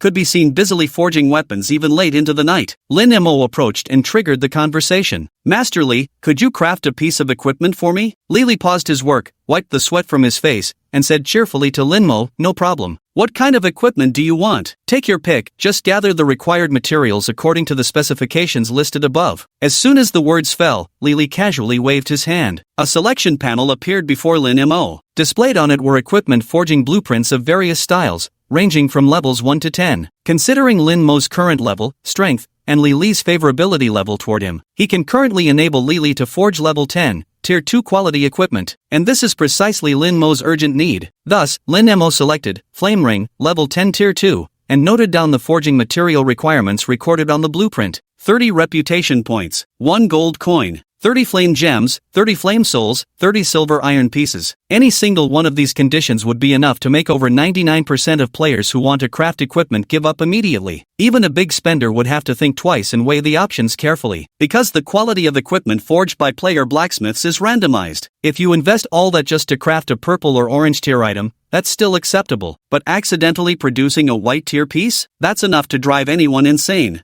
I remember in my past life, some mid-tier whale spent over 100,000 buying raid boss reputation, gold, and materials only to end up with white tier gear. He rage deleted his account and quit the game on the spot. However, Lin Mo basically wouldn't encounter this kind of problem, because even if he really crafted a worthless white tier item, he could instantly evolve it into a golden divine grade artifact using his equipment evolution points. Using the map, Lin Mo located the gathering spots for 3 materials, Flame Gem, Flame Soul, and Silver Iron. These were respectively the Flame Mountain Range, Flame Forest, and the mining site. It's all level 10 maps. Flame Forest is the closest to Cloud Edge Town, so let's start there. With his full set of legendary equipment and explosive stats, Lin Mo didn't even need to buy potions. After relisting the E-grade skill book, Poison Toss, dropped by Wang Junjie, and the level 5 blue quality Venom Ring onto the auction house for 30,000 and 5,000 coins respectively, Lin Mo left Cloud Edge Town, following the map's guidance, heading towards the Flame Forest. Although the purpose is to gather materials for crafting equipment. For Lin Mo, however, he can take this opportunity to level up to 10. Once I complete the job change, not only will I unlock new skills, but my attributes will also receive a significant boost. Plus, there's this tier 2 golden ring. The boss at Cloud Edge Town is as good as mine. Chapter 20, Another Encounter with Wang Junjie. What bullshit. Unknowingly, the time had already reached midnight. Yet, the world of Oracle remained bustling with activity. According to the system's real-time data, Cloudside Town currently has 98,352 players online. The online rate reaches an astonishing 98%. Which game can possibly achieve such phenomenal popularity? Of course, today being Friday plays an undeniable role in this. With tomorrow being the weekend,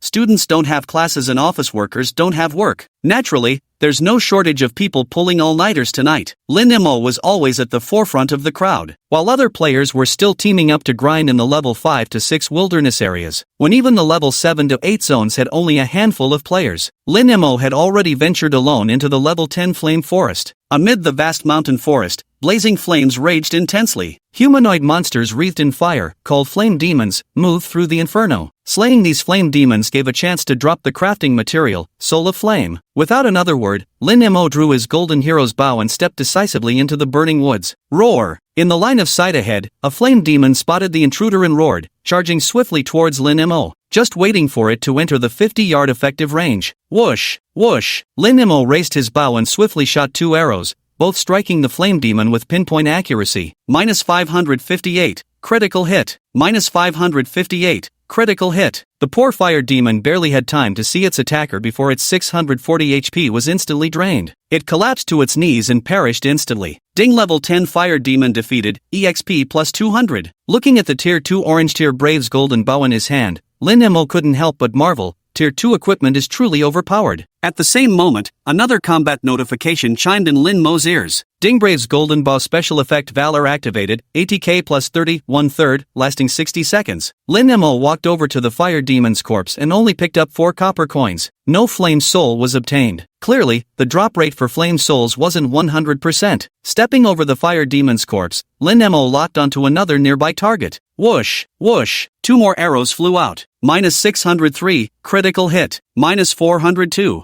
Ding, 10th level flame demon slain, EXP plus 200. Ding, the Brave Golden Bow's equipment effect Valor has been triggered, attack power plus 30, 2/3, lasting for 60 seconds. Ding, you have picked up the flame soul. After slaying 3 fire demons in succession, the heroic effect of the Brave's Golden Bow stacked to its maximum 3 layers. At this moment, Lin Mo's attack power reached its peak value, 472 points. In this state, with just 1 critical hit, Lin Mo could instantly kill a fire demon with a single arrow without even needing a second shot. And with his staggering 3-digit agility stat of 112, his critical hit rate against level 10 mobs exceeded 90%. Whoosh! Whoosh! Whoosh! Minus 693, crit. Minus 693, crit. Minus 693, critical hit. Lin Mo was wreaking havoc, taking down 1 fire demon after another with each arrow. It couldn't have been more satisfying. The drop rate for flame souls is 1 in 3. Lin Mo had to slay roughly 100 fire demons before finally collecting 30 flame souls. At the same time, Lin Mo leveled up to 9. He quickly moved on to the next location, LV10 Flame Mountain Range. The fire monkeys here were level 10 monsters, just like the fire demons. A single critical hit arrow strike instantly wiped them out. It takes 2 arrows if there's no critical hit. Lin Mo slaughtered them as easily as killing baby chicks. The drop rate for flame gems is also 1 in 3. After slaying about 100 fire monkeys, Lin Mo collected 30 flame gems. Finally, there was the mine. Killing level 10 stone lions to collect silver iron. At this moment, a 5-player team with an average level of 6 arrived at the mine in pursuit of greater rewards. Originally, they hadn't been very confident. When they saw the scene of a young man wielding a bow and arrow in the mining area, instantly killing a stone lion with a single shot, they immediately became excited and confident. The curly-haired girl in the squad widened her eyes in admiration. Wow, that guy is amazing. He can kill a level 10 stone lion with just 1 arrow. Another bespectacled man adjusted his glasses, his face full of disdain. Amazing? Hardly. Seems we picked the right spot. The monsters here might be high level, but they're pushovers. Let's go, we're going in to grind too. Thus, the 5 of them stepped into the mine with full confidence. However, in less than half a minute, 4 Eyes and the other fat guy were obliterated into white light by the stone lions. The other 2 women and 1 man were beaten till they cried for their parents in pain. They entered standing tall, but crawled out of the mine horizontally, not daring to look back. They fled the mine as if running for their lives. Lin Mo sighed helplessly. Don't run away. Keep me company for a while. So lonely, so empty. After half an hour of killing stone lions, he finally collected 30 pieces of silver iron. Lin Mo exhaled in relief. All the materials are finally gathered at last. Once I finish crafting the equipment, I can go claim the boss. Filled with excitement and anticipation, Lin Mo turned and left the mine. On his way back to Cloudreach Town, Lin Mo checked his current level status, level 9, 95% progression. Just one step away from reaching level 10. Let's just grind some random mobs on the way to hit level 10, then go back for the class change. That'll make taking down the boss much easier. Within just 6 hours of the server launch, Lin Mo had already reached level 10. He clearly remembered his previous life, constantly bullied by the Chaos Guild due to his weakness during that era. It took him a full 3 days just to leave the beginner village. By comparison, this time around, Lin Mo truly seemed to have hacked the game. Lin Mo felt brimming with energy from head to toe. He was even a bit reluctant to leave the beginner's village too soon. I haven't even had much fun bullying Wang Junjie yet. Lin Mo knew all too well. Before reaching level 10, Wang Junjie was at his most fragrant, softest, and most fun to bully. Before reaching level 10 for class change, players cannot learn skills. During PK battles, it's purely a contest of stats with no techniques or maneuvers involved. Therefore, even if Wang Junjie commands numerous players from the Chaos Guild, they are nothing more than cannon fodder to Lin Mo. But once they reach level 10, an archer's ice arrow, the mage's ice spike spell, the knight's shield bash, the warlock's halo technique, death's binding, these class skills with powerful crowd control effects could make one's scalp tingle, instantly rendering targets immobile. By that point, even if my stats overpower them tenfold, if I get ganged up by dozens of wizards dogpiling me, even just 1 point of mandatory damage per hit would be enough to kill me. After all, the game Oracle prided itself on fairness and justice. Even top-tier whales who spent millions couldn't achieve absolute invincibility. So, come on, Wang Junjie, before we hit level 10, come out and let me bully you one more time. Just as he was saying this, not far away, a familiar voice rang out. Kneel. Get on your knees for me, bastards. In the middle of a vast, empty woodland, surrounded by a large group of players with the guild tag, Chaotic Era, above their heads, Wang Junjie wielded a demonic bow, his foot pressing down on a young boy as he arrogantly snarled at the trembling girls before him.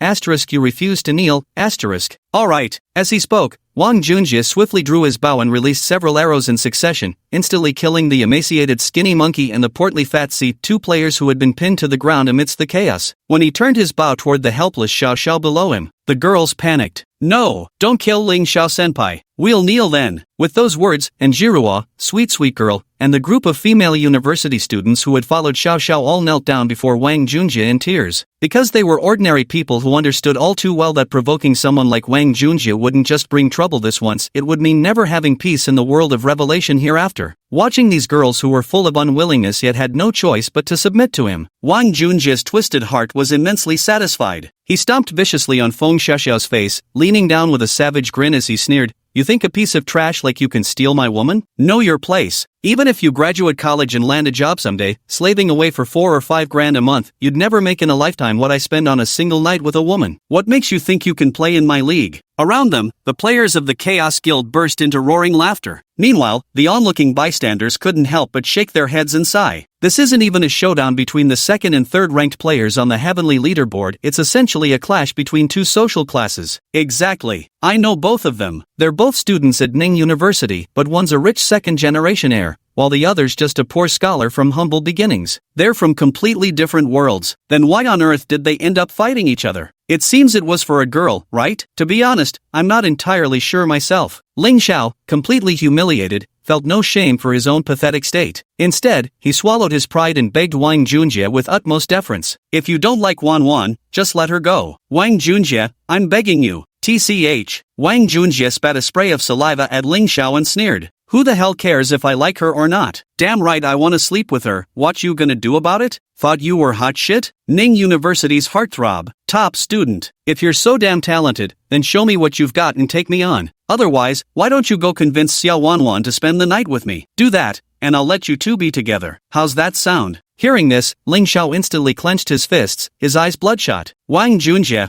I'll fuck your mother. Fuck off." Wang Junjie kicked Ling Xiao far away. "Xiao Wanwan will be my plaything sooner or later. When the time comes, you can just stand there and watch how I fuck her." Just as Wang Junjie raised his magic bow, aiming at Ling Xiao with the intent to kill him, "Wang Junjie," a voice suddenly called out from the crowd. Wang Junjie impatiently lifted his head. "What do you want? Calling me daddy?" When he saw a figure standing out from the crowd, His eyes instantly cleared, and his face turned ashen. Chapter 21, Say It Again, It's You I'm Hitting. M.O.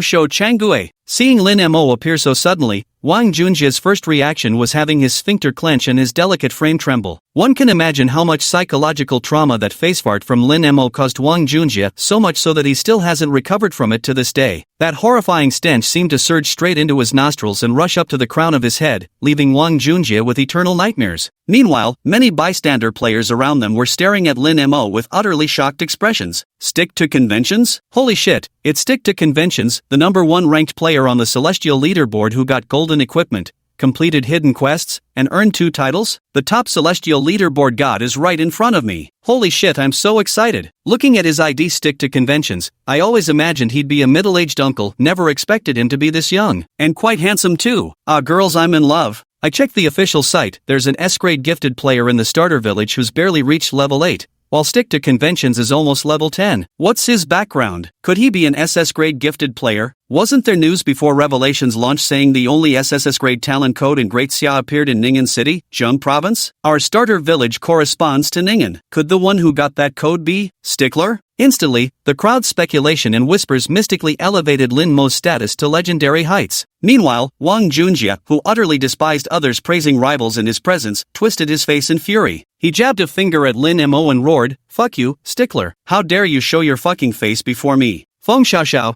battered to within an inch of his life, his face and body covered in spit and boot prints, along with those female university students kneeling on the ground pleading for his mercy. From them, Lin Mo seemed to catch a glimpse of his own shadow, the bullied and humiliated version of himself from a past life, when Wang Junjia had tormented him. In an instant, boundless fury erupted like volcanic fire in Lin Mo's eyes. His gaze snapped toward Wang Junjie as he roared 2 earth-shattering, steel-clad words, "Kneel down." Wang Junjie was stunned by that intimidating roar. For some reason, he actually felt a trace of fear emanating from Lin Mo, but with so many people watching, he naturally couldn't show it. Almost instantly, his face once again took on that arrogant expression. "Last time I was only level 5. Now I'm already level 7. Do you really think you can still stand up in front of me? Even my mom never made me kneel for her. Who the hell do you think you are? Daring to tell me to kneel before you? What the hell are you barking about? Today I'll make you understand the consequences of offending me, Wang Junjie." As he spoke, Wang Junjie pointed at Lin Mo and shouted to the chaotic players around them,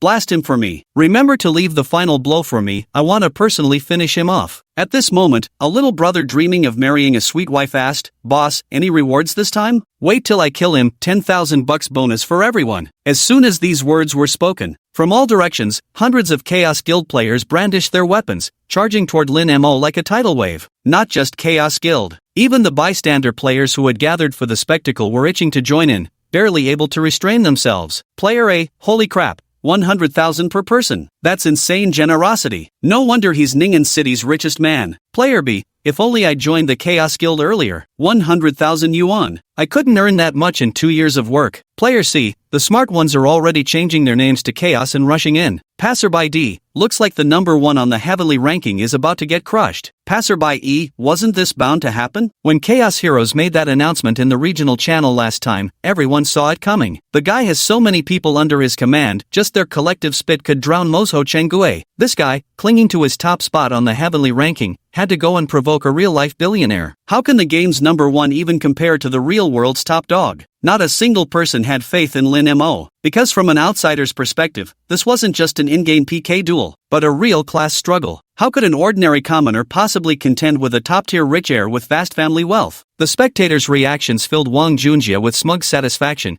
his face twisting into a ferocious grin. "Humph, dare to challenge me. I'll show you why the flowers are so red." As he spoke, Wang Junjie was already brewing a fart, surveying the scene. This time, Lin Mo decided not to just sit and wait for death, because before he arrived, players from the turbulent world had maliciously attacked Feng Xiaoxiao and those female university students, leaving many of them in gray-name status. Killing gray-named players follows the same principle as killing red-named ones, no sin points will be incurred. So, as they approached, Lin Mo quietly drew his Tier 2 orange-grade weapon, the hero's golden bow, from his back. "So eager to die, are you? Have it your way." No sooner had he spoken, Lin Mo activated the demonic sacred light boots effect for a speed boost, plus 40 agility for 10 seconds, with his boosted agility stats reaching an astonishing 152 points. Whoosh, whoosh, whoosh. Whoosh! Lin Mo fired 4 arrows per second. Sharp arrows streaked through the night, striking 4 gray-named Chaotic Era players ahead. Minus 573, critical hit. Minus 618, critical hit. Minus 663, critical hit. Minus 708, critical hit. Whoosh whoosh whoosh whoosh. In the blink of an eye, 4 beams of white light shot skyward. At this moment, the watching players were utterly dumbstruck. What kind of damage is this? Holy crap, 100% critical hit? Jesus, over 700 damage. Is this really from a new player? I can't even hit 70 damage. What the hell? Are we even playing the same game? Boom! I thought sticking to the old ways would get me crushed, but now it looks like the chaotic ones are the ones about to explode. With Valor stacked 3 times, Lin Mo's attack power reaches a terrifying 472 points. Even without a critical hit, 400 plus damage is far beyond what any level 5 to 6 player could withstand at this stage. In contrast, their attacks. The attacks landed on Lin Mo, just like last time, dealing uniform -1 points of compulsory damage. Instantly, their faces flooded with overwhelming terror. Son of a bitch, how much defense does this guy have? We couldn't hurt him at level 4. And now at fucking level 6 we still can't touch him. Lin Mo grinned fiercely. In chaotic times, life and death are unpredictable. Whoosh whoosh whoosh whoosh, splash splash splash splash. With a sudden scream, countless beams of white light shot into the sky, illuminating the night. The next second, Lin Mo, like the god of death in the darkness, strode forward on the white light towards Wang Junjie. The smile on Wang Junjie's face froze abruptly. At this moment, he was so terrified that he wet his diaper. Because he had previously killed Skinny Monkey and Fatty C, he now carried 200 points of guilt value. If he were to die at this moment, even under the newbie protection period, he would still lose a full 30% of his current level's experience. Afraid of dying, Wang Junjie turned around and fled. But with his attribute points all dumped into strength and agility barely in the single digits, how could he possibly outrun Lin Mo, who still had 112 agility even after his haste effect wore off? Thunk! After just a few steps, a sharp arrow streaked across the night sky, piercing through Wang Junjie's back. Ouch! Wang Junjie fell to the ground, crying out in pain. The health bar above his head instantly dropped to just 1 point. Exactly. Lin Mo had activated Bloodlock again. Yet this made Wang Junjie feel even more terrified than instant death. He turned around and indeed saw Lin Mo approaching him with a sly smile. What are you doing? What the hell do you want? Wang Junjie shuffled backward, his face etched with terror as he stared at Lin Mo. Lin Mo stepped forward, planting his foot on Wang Junjie's chest before leaning down to gaze at his petrified expression. With a grin, he said, "Let me treat you to something good." With that, Lin Mo turned around and positioned his rear directly in front of Wang Junjie's face. Wang Junjie instantly turned ashen with horror. "Damn you, if you dare to let out." Put. Before Wang Junjie could finish his sentence, Lin Mo's fart had already blasted right into his face. Wang Junjie looked as if he'd been fitted with a mask of agony. And Lin Mo wasn't done yet, he was already preparing for a second fart. Wang Junjie was terrified. "Stop putting those in." Put. Cough, your mother. "No, please,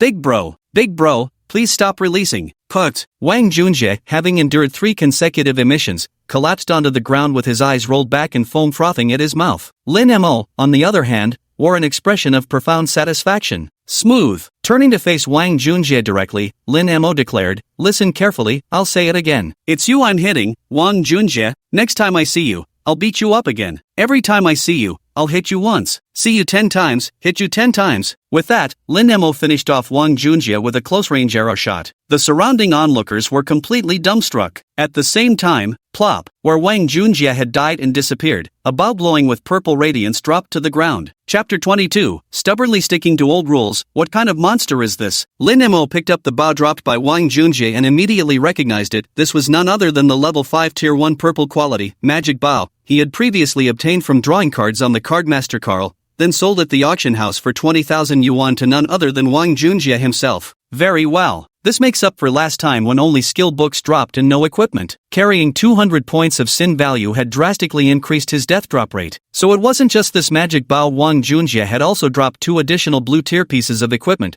both of which he'd paid dearly for at the auction house. And all this equipment had been listed by Lin Mo. Round and about. The items Wang Junjie bought from Lin Mo almost all ended up back in Lin Mo's possession. Lin Mo could almost imagine just how devastated Wang Junjie must be at this moment. Sure enough, soon afterward, Wang Junjie's voice popped up in the regional chat channel. Hero in troubled times, level 6, male, rank number 2 on heavenly leaderboard. Damn you, stick to the rules. Your mother got by me. You. Stick to the rules. Level 9, male, rank number 1 on heavenly leaderboard. Oh hey, brother Jia, how'd you drop to level 6? Weren't you just level 7 a minute ago? By the way, it seems you dropped your weapon. I'll put it up in the auction house later, just remember to bring 20,000 bucks to retrieve it. Having said that, Lin Mo casually clicked the report button on Wang Junjia's message. Ding, report successful. Please wait for system feedback. Ding's system has detected severe verbal abuse from player Hero of Chaotic Times and has imposed a 5-hour chat ban as punishment. At the same time, Cloudside Town's revival spring. Wang Junjie, who had just been released from a 3-hour mute penalty, found himself muted again for 5 hours. Furious to the point of cerebral hypoxia, he collapsed headfirst into the spring. The boss passed out again. Boss, wake up. Boss, ugh, so smelly. No matter how foul others thought Wang Junjie was, but in Lin Mo's eyes, Wang Junjie would always smell sweet. Every time Wang Junjie gets looted, Lin Mo's gains almost equal slaying a minor boss creature. Lin Mo happily stowed the purple magic bow and several other blue-grade equipment pieces into his backpack. Surveying the battlefield, players from the Turbulent Times Guild, witnessing Wang Junjie's demise, scattered like rats fleeing a sinking ship in all directions. After all, they were just mercenaries working for money, with practically zero loyalty to Wang Junjie. With Wang Junjie gone, who were they even putting on this act for? Meanwhile, Lin Mo spotted something everyone had overlooked, a boss-ranked Treant. Well now, seems there's a boss monster hiding here, huh? Lin Mo felt somewhat surprised, but upon second thought, Lin Mo speculated it was probably Feng Xiaoxiao intending to use Jade Burns with Stone to explode this boss monster, but happened to be discovered by Wang Junjie, who then brought people to steal it. On the surface, this boss tree demon seemed to be the trigger for the conflict between the two sides, but in reality, the situation probably wasn't that simple. Wang Junjie is fighting with Yu Shijufen to the death. Seems like they had some unresolved conflict earlier. Of course, this had little to do with Lin Mo. Coincidentally, Lin Mo was just 5% experience short of reaching level 10. Taking down this level 7 elite tree demon should be enough. Thinking this way, Lin Mo grabbed the brave gold bow and unleashed a volley of arrows at the Treant. Whoosh whoosh whoosh, minus 686, critical hit, minus 686, critical hit, minus 686, critical hit. Roar! With a mournful howl, the Elder Treant leader collapsed to the ground. Ding defeated level 7 boss monster Elder Treant leader. EXP plus 2400, reputation plus 3, 20% penalty for killing a monster 2 levels below you. Instantly, the surrounding bystander players were utterly dumbfounded. Holy mother of, instant killing a level 7 dungeon boss. Just what kind of demonic monster is this Inkstubborn veteran? Simply incredible. And handsome too. If Inkstubborn veteran were my boyfriend, I wouldn't mind dying instantly for him. Hey gorgeous, I could be your boyfriend. I'm amazing too. Where he dominates the game, I dominate the bedroom, guaranteed to leave you craving round 2. Disgusting pervert. Get lost. Wow. A warm golden light descended upon Lin Mo's head. The long-awaited system notification arrived right on schedule. Ding, congratulations on leveling up. 5-dimensional attributes plus 1, free attribute points plus 3. Current level, 10, maximum level reached. Please complete job advancement to break through level cap. Ding, congratulations on reaching level 10. The system reminds you that just one final step, class advancement, stands between you and the top prize in the leveling competition. Do I really need to change classes just to get the reward? Lin Mo frowned slightly. This official event tactic,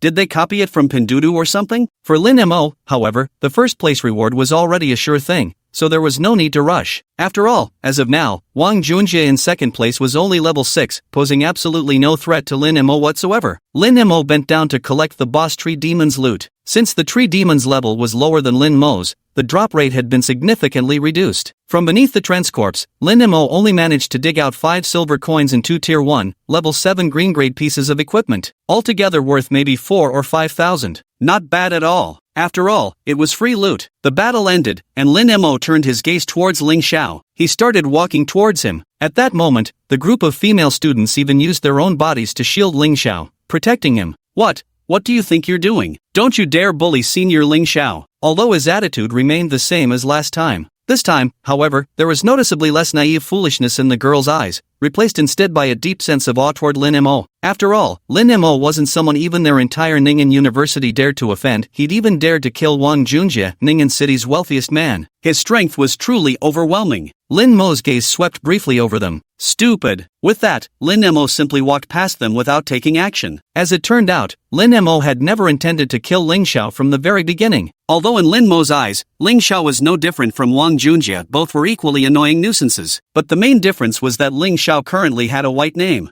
Killing him would just force Lin Mo to waste another half-hour grinding to remove his red name status. Besides, Ling Xiao wasn't nearly as enticing a target as Wang Junjie. Killing him would be utterly pointless. Moreover, Lin Mo was in a hurry to return for his class advancement, equipment crafting, and boss hunting. No time to waste playing with them. Watching Lin Mo's receding figure disappear into the distance, the group of university girls still seemed somewhat dissatisfied. TCH, what kind of person is that? So pretentious. Humph. So what if he's good at gaming? Nothing special. If Wang Junjie hadn't kept causing trouble, senior Ling Xiao would have developed way better than him. Stop talking. Just as the girls were quietly complaining about Lin Mo, Ling Xiao suddenly shouted, if not for sticking to the old ways, we'd all be dead by now. As he spoke, Ling Xiao looked towards Lin Mo's retreating figure, an unusual glint flashing deep within his profound eyes. Chapter 23. Talent Advancement, Second Special Effect Unlocked. During the journey back to Cloud Border Town, Lin Mo nearly used his freshly acquired 100 reputation points several times to upgrade his Soulfire talent. After all, the first effect of Soulfire, Equipment Incineration, was simply too powerful. Thanks to this Equipment Incineration ability, Lin Mo topped the Novice Village rankings, solo killed a boss monster, single-handedly completed a hidden quest. He couldn't wait to discover what the second effect of Soulfire truly was. Yet Lin Mo couldn't bring himself to do it. Because, if I upgrade my talent now, the 30 reputation points needed for crafting the ring later won't be enough. You can't have your cake and eat it too. This is torture. Just like that, Lin Mo returned to Cloud Edge Town with his mind in turmoil. When he arrived at the blacksmith's shop and saw Master Li ready to hand over the materials, he was still hesitating. If not for the hidden quest and 2 achievement rewards that gave him 70 reputation points, relying solely on regular quests and elite monster drops, Lin Mo would have barely scraped together 30 reputation points by now. Once he invested 30 reputation points into equipment upgrades, there'd be no way to gather another 100 points needed for talent advancement anytime soon. Is it talent or equipment? Just as Lin Mo was weighing the pros and cons, hesitating, suddenly, a voice rang in his ear. Is your reputation for crafting equipment not high enough? Listening to this familiar voice, Lin Mo turned his head and saw none other than Ling Xiao approaching, flanked by his 2 underlings, Skinny Monkey and Sea Buckthorn. Ling Xiao said to Lin Mo, I've defeated quite a few boss monsters, so I've gained a fair amount of reputation. Let me help you craft some equipment. 35 points, is that enough? Lin Mo saw right through Ling Zhao's intentions. What's the condition? Taking you to level 10 again? Ling Zhao's response was somewhat unexpected for Lin Mo. No conditions, I'll help you for free. I don't like owing others. Consider this repayment for saving my life back in the woods. However, I only have reputation points. You'll need to provide the other materials. Lin Mo sized up the solemn Ling Xiao, thinking to himself, is this guy really being so kind? He couldn't be here to scam materials from me, could he? As if sensing Lin Mo's hesitation, Ling Xiao raised 3 fingers and declared with utmost seriousness,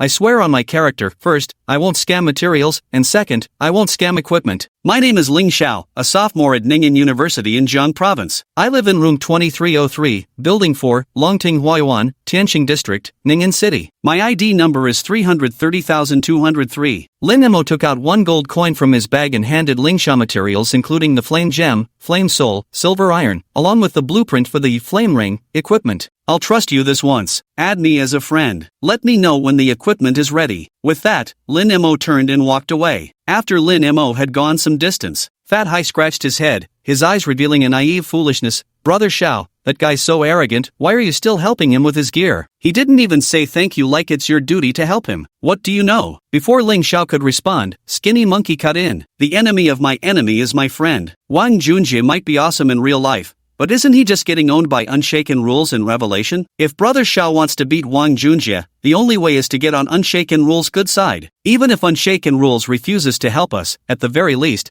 we absolutely must not become his enemy. Otherwise, we'll end up just like Wang Junjie, hunted down and killed by Unshaken Rules until even the newbie protection period can't save your ass. Ling Zhao's gaze was resolute. If Wan falls into the hands of that scumbag Wang Junjie, her life will be ruined. I absolutely won't tolerate this happening. On the other side, the equipment matter was settled. Lin Mo hurried straight to the class advancement hall in Cloud Border Town. Because he knew, crafting equipment will still take some time, so I might as well complete my class advancement quest during this period. Lin Mo chose to trust Ling Xiao, not because of the vows he made when introducing himself. Although Lin Mo hadn't paid much attention to Ling Xiao in his previous life, he had still heard about him to some extent. After all, this was the man who had completed the hidden quest in Cloud Edge Town and become the first player to reach level 10, ranking first on the heavenly leaderboard. This lifetime, it was only because Lin Mo had seized the hidden quest first that Ling Zhao's original path to godhood had been disrupted. Lin Mo vaguely remembered, in his past life, he and Ling Xiao had coincidentally ended up in the same Tier 3 main city. 3 months later, the divine edict devoured reality, calamity struck, and Ling Xiao sacrificed himself, taking down a powerful rank 11 corpse emperor boss to protect his girlfriend. As fate would have it, Lin Mo had witnessed this scene firsthand. Back then, he'd been rather puzzled about how the guy had managed to explode the corpse emperor to death. Only now did I realize, back then he was using the S-grade talent skilled mutual destruction. A man willing to sacrifice himself to protect his loved one, his character probably isn't too bad, right? If you dare swallow my equipment, I'll kill you 10,000 times until you vomit it back out. Soon, Lin Mo arrived at the class advancement hall. In the vast hall, several mentors stood with their hands clasped behind their backs,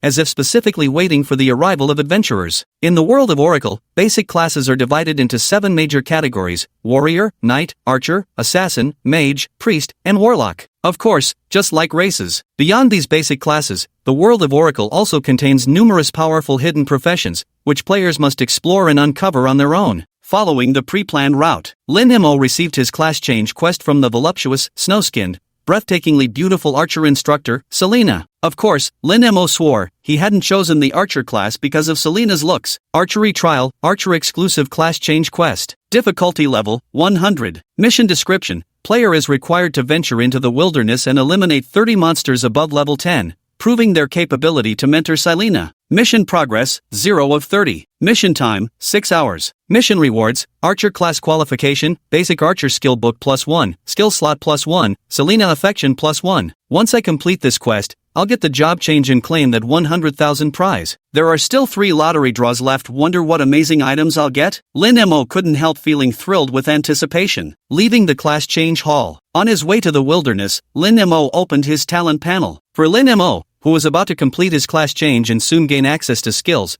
there was only one thing he eagerly anticipated now. Heavenly spirits, earthly spirits, please let the game designers bless me with a skill incinerating ability. Turn the tide of battle. Activate. With an excited heart and trembling hands, Lin Mo clicked the advance option behind the talent. Ding, consumed 100 reputation points. Congratulations, your SSS tier talent Soul Flame has advanced to stage 2. Unlocked second talent effect, Skill Incineration. Chapter 24, Tier 2 Flame Ring, successfully crafted. Holy shit, it really is Skill Incineration. It actually worked when I called it out? Ha ha ha. Lin Mo excitedly examined the effects of his upgraded talent ability. Soul Flame, unique SSS grade talent, Phase 2. Description: burn the soul, unleash the soul flame, capable of incinerating all things in existence and converting them into evolutionary power, to be wielded by the gifted. Effect 1, Equipment Incineration, releases soulfire to incinerate equipment, granting corresponding evolution points based on the gear's level and tier, which can be used to evolve equipment. Effect 2, Skill Incineration, release soulfire to incinerate skills, obtaining corresponding skill evolution points based on skill quality to evolve skills. Effect 3, Locked, unlocks when soulfire reaches the 3rd stage. Advancement requirement, 500 reputation points. Note, equipment and skills after evolution will become bound, neither droppable nor tradable. At this very moment, he remembered having both the E-grade Poison Toss and D-grade Double Shot skill books in his backpack. Lin Mo immediately took them out, testing both evolution and incineration. Ding, evolving the E-grade skill book Poison Toss requires 1 skill evolution point. Current skill evolution points insufficient. Unable to evolve. Ding, incinerating E-grade skill book Poisoning will yield 1 skill evolution point. Proceed with incineration? It appears identical to equipment evolution mechanics. Lin Mo was instantly overjoyed. For this meant, I can really earn evolution points by burning trash with my skill, and evolve it into the SSS tier ability I want. Ha ha ha ha, that's amazing, absolutely incredible. Lin Mo was absolutely in love with this soul flame talent. In his previous life, after 2 whole years struggling through the Oracle world, the highest skill he'd ever touched was merely C tier. Now he couldn't wait to complete his class advancement and experience the power of an SSS tier skill. Lin Mo casually arrived at a level 10 wild zone, the Death Camp, and immediately started grinding the level 10 monsters there, Death Goblins. After slaying 3 goblins and stacking the Yi Valor effect to its maximum 3 layers,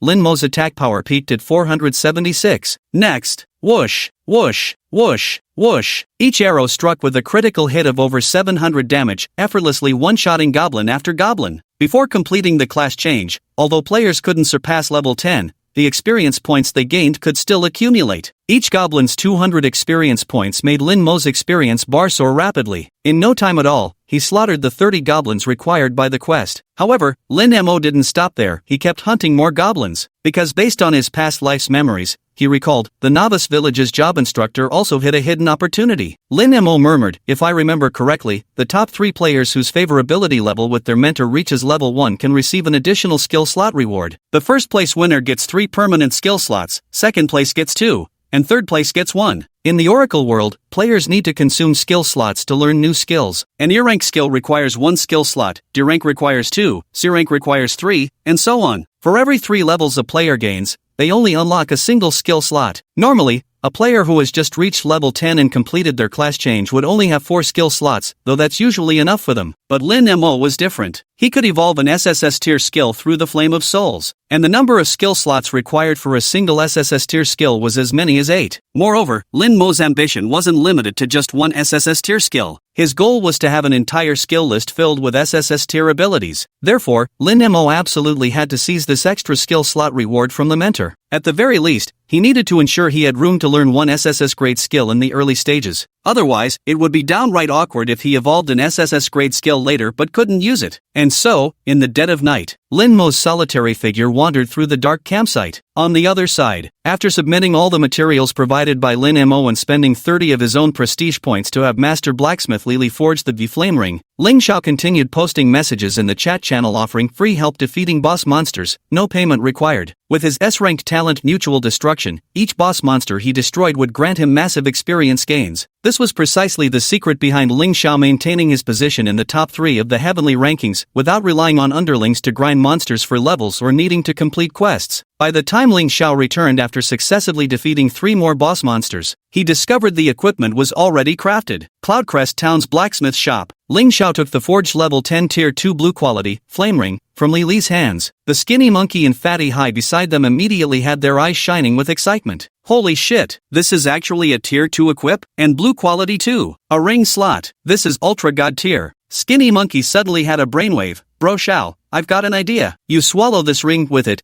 you'll definitely level up faster than Wang Junjie. Better to stick to the rules and offend someone than risk failing to protect my sister-in-law, that's what truly matters. Ling Xiao shook his head. He said, this is level 10 gear. By the time I can equip it, do you really think it'll still be useful? Oh, right. For the first time, Skinny Monkey, who always prided himself on being brilliantly clever, found himself outmaneuvered. Just as Ling Xiao was about to send the flame ring to Lin Mo via mail, a sudden voice rang in his ears, give me that equipment. Turning around, he saw Wang Junjie arriving with a group of players from the Chaos Guild. Instinctively, Ling Xiao clenched the ring tightly in his palm. Feigning ignorance, what equipment? Stop playing dumb. I saw everything. Wang Junjie sneered, saying, that ring in your hand, you made it for Stickler, didn't you? You're nothing but a bootlicker too. Even licking Stickler's boots? How about I give you a chance to lick mine? Hand over that ring, and I'll let Xiao Wanwan go, how's that? Ling Xiao was suddenly jolted with shock, but he quickly calmed down. If Wang Junjie's words could be trusted, then pigs might fly. Don't even think about it, I won't give it to you. Wang Junjie's face twisted with fury. Believe it or not, I can ruin you not just in Oracle, but in real life too? And don't forget, with just one word from me,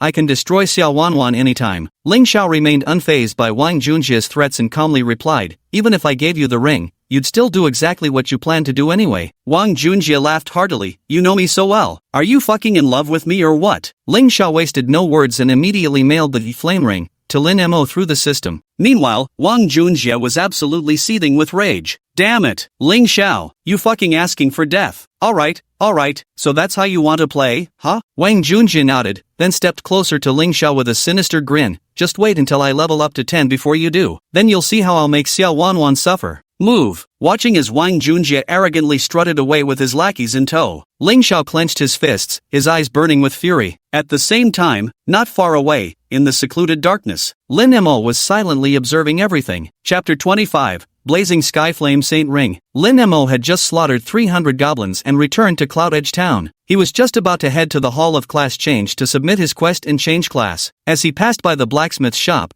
he happened to witness that very scene. He initially assumed Ling Xiao would strike a deal with Wang Junjie. To Lin Mo's surprise, Ling Xiao's approach turned out quite differently than expected. "You've got ambition, young man. Seems I underestimated you." Unconsciously, Lin Mo began to develop a certain liking for Ling Xiao. At the same time, through their earlier conversation, Lin Mo seemed to have gleaned some clues. It seems there's some sort of bet between the two of them, and the condition to win this wager is whoever reaches level 10 first? How could two people with completely different social circles have made such a bet? Interesting, truly interesting. Lin Mo was beginning to feel rather curious about this. He silently clicked on the flashing email and extracted the equipment Ling Xiao had sent over. Seeing that the crafted flame ring was of blue quality, his eyes instantly lit up. This guy's got some real luck with draws. Yet, the higher the quality, the more it filled Lin Mo with a tinge of regret. Because a level 10 tier 2 blue quality ring has considerable market value at this stage. Using it as base equipment for revolution is such a waste. With the SSS grade Talon Soul Flame in hand, Lin Mo actually preferred the base equipment to be as trashy as possible. After all, it would eventually evolve into gold quality and become soulbound regardless. If it started as just some worthless white quality trash, there'd be no pressure or burden whatsoever. But at the moment, there's no other choice. Lin Mo must use this tier 2 ring to deal with the boss of Cloud Edge Town, the Spider Queen. So while hurrying to the class change hall, Lin Mo began evolving the flame ring. Ding! Evolving a level 10 tier 2 blue equipment flame ring requires 80 equipment evolution points. Proceed with evolution? TSK. The evolution cost for tier 2 equipment is really steep. Lin Mo couldn't help but frown slightly as he looked at his remaining 100 plus evolution points. However, this was hardly a challenge for him. Opening the regional chat channel, he quickly typed, Emosho Changue, male, level 10, celestial rank number 1, buying beginner equipment for $10 apiece, unlimited quantity, direct mail. For ordinary players, the endgame of starter gear is selling it back to the in-game store for just 1 copper coin. At the official 1:1 exchange rate, that's equivalent to only 1 yuan. Yet Lin Mo was buying them for 10 yuan, even though it was a tenfold drop from the initial 100 yuan price. Plenty of people were still eager to sell. After all, 6 or 7 hours had passed since server launch, and equipment prices were depreciating by the minute. So, just moments after sending the message, Lin Mo's inbox began blinking wildly. $10 per piece of equipment. Lin Mo swiftly extracted them. In no time at all, he had withdrawn over 2,000 pieces, though it cost him more than 20 grand. But what he gained in return was a total of 2,145 equipment evolution points after incineration. This is definitely enough to evolve the flame ring to gold tier. Lin Mo nodded in satisfaction. Next, he began evolving the flame ring. Ding! 80 evolution points consumed. Congratulations! Your equipment flame ring has evolved to purple quality. Ding! Consumed 160 evolution points. Congratulations! Your equipment flame ring has evolved to orange quality. Ding! Ding! Consumed 640 evolution points. Congratulations! Your equipment flame ring has evolved to gold quality. Current equipment quality has reached maximum and cannot be further evolved. In total, he had poured a whopping 1,200 evolution points into it, equivalent to $12,000. Lin Mo felt a pang of heartache, but the moment he saw the evolved ring's attributes, all reluctance in his heart vanished in an instant. Flame Sky Holy Fire Ring, LV10, quality, Tier 2 Gold, Attack Power, 360, Additional Attributes, Strength plus 70, Agility plus 70, Special Effect, Soul Burn, attacks from the wearer will ignite the enemy's soul, dealing 200 burn damage per second for 3 seconds. Description, burning your butt off. This attack power, these bonus attributes, these special effects. Whoa! Lin Mo couldn't help but inhale sharply. Second tier golden equipment is truly game-breaking. Excited beyond measure. Unable to restrain his eagerness, Lin Mo immediately replaced the level 5 tier 1 golden grade, Demonic Sacred Light Ring, on his hand with this level 10 tier 2 golden grade, Blazing Heaven Pyre Saint Ring. Opening his status panel, he watched in awe as his attack power soared from 386 points to a terrifying 758 points in an instant. After completing the job change later, with improved attribute growth, my attack power should increase to around 800. Comparing it again to the Spider Queen's 480 defense points, far ahead. It seems keeping my weapon at orange quality is enough, no need to evolve it to gold. With my current attack power, I can take on the Spider Queen now. The bound, demonized Holy Light Ring, was incinerated upon replacement, yielding 158 equipment evolution points. At this moment, Lin Mo's mailbox icon kept blinking. He gladly accepted everything without complaint. Since continuous evolution points would be needed for upgrading equipment later, and considering most players hadn't even discarded their starter gear to shops yet, it was only natural to stockpile as many evolution points as possible for unforeseen needs. Lin Mo then arrived at the Hall of Class Advancement. He found the beautiful archery mentor, Silva, and initiated a conversation. "Mentor, I've completed the quest." Silva's elf-like eyes, profound yet clear, silently gazed at Lin Mo before she nodded lightly in approval. When she saw Lin Mo's submitted battle record, a look of shock involuntarily surfaced in her eyes. "You actually killed so many monsters that were evenly matched with you in strength? It seems you'll become an outstanding archer in the future." Lin Mo smiled and said, "Thank you for the praise, mentor." As Selena's words fell, Lin Mo heard a pleasant system prompt in his ear. "Ding, congratulations on completing the job change quest archery assessment.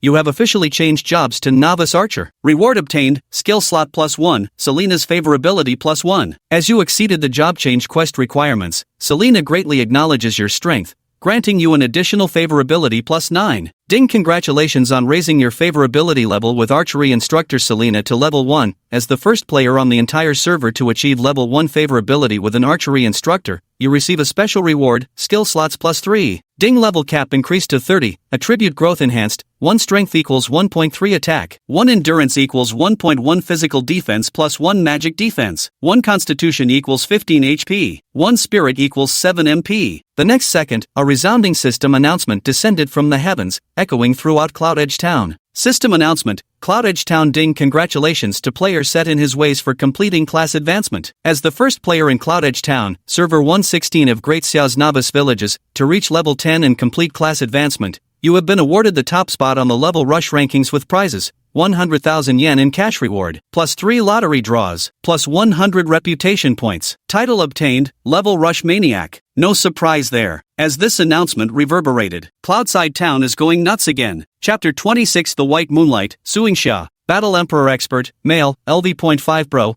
I've been grinding all night and only just hit level 5. How are you already level 10? Are we even playing the same game? Bubble Tea Girl, Female, LV.5 that 100,000 yuan prize money. At my bubble tea shop salary rate, it'd take me 3 whole years to save that much. So jealous. I want it so bad. Big and fierce, Male, LV.6 little sister upstairs looking for big bro? I'm insanely strong. Hacker scum die, Male, LV.6F asterisk CKU. Hacker scum deserve to die. There was envy, there was jealousy. Players' comments came in all varieties. At the same time, southern outskirts of Cloud Edge Town, level 8 Bat Cave. Whoosh! As Wang Junjie swung his sword down in one fluid motion, he annihilated the nearly defeated vampire bat that his teammate had deliberately weakened and delivered before him. Thunk! He stomped on the bat carcass until it burst open with a sickening splatter. With a savage snarl, he spat, "Fucking rules lawyer. How dare you steal first place from me? You'd better pray I never find out where you are now, or I'll have you on your knees licking my boots in minutes." As Wang Junjie's words hung in the air, beside him, a minion named Rebel Scourge reminded, "Boss, I just asked around and some guild brothers said they saw Stick in the mud at the class advancement hall. Should we go teach him a lesson now?" Wang Junjie's face turned green with dismay. Though his words were tough, the mere thought of Lin Mo sent a chill down his spine, especially that overpowering stench that shot straight to the crown of his head still left him shuddering with lingering fear. Just as Wang Junjie was facing his group of underlings waiting for his commands, momentarily at a loss on how to save face, a bespectacled underling called Strategic Genius smoothly paved the way for Wang Junjie by saying, "Boss, in my opinion, it's best we avoid direct confrontation with Obsidian Guard until all our brothers reach level 10 and complete their class advancements. Because below level 10, PvP battles are all about stats, and Stickler clearly outclasses us too much in attributes. Even with superior numbers, we still can't defeat him. But, once all our brothers complete their job advancements and learn skills, just a few wizard-class players will be enough to keep him permanently crowd-controlled. By then, no matter how strong Stickler's attributes are, he'll just be livestock waiting for slaughter on our chopping board." Juga of Troubled Times adjusted his glasses and said solemnly, "I've secretly investigated Emosho Changue. His real-life background is nowhere near your level, boss. You're wealthy, powerful, and influential, while he's just a penniless loser whose girlfriend dumped him for being poor, living hand-to-mouth without knowing where his next meal is coming from." Hearing this, Wang Junjie's inherent sense of superiority instantly flared up. He nodded approvingly to Strategist of Troubled Times and said, "Good, keep going." Chaos Juga adjusted his glasses, channeling his inner Conan. "From what I've gathered, Moso Chengue is a local of Ning'an City. His real name is Lin Mo. During college,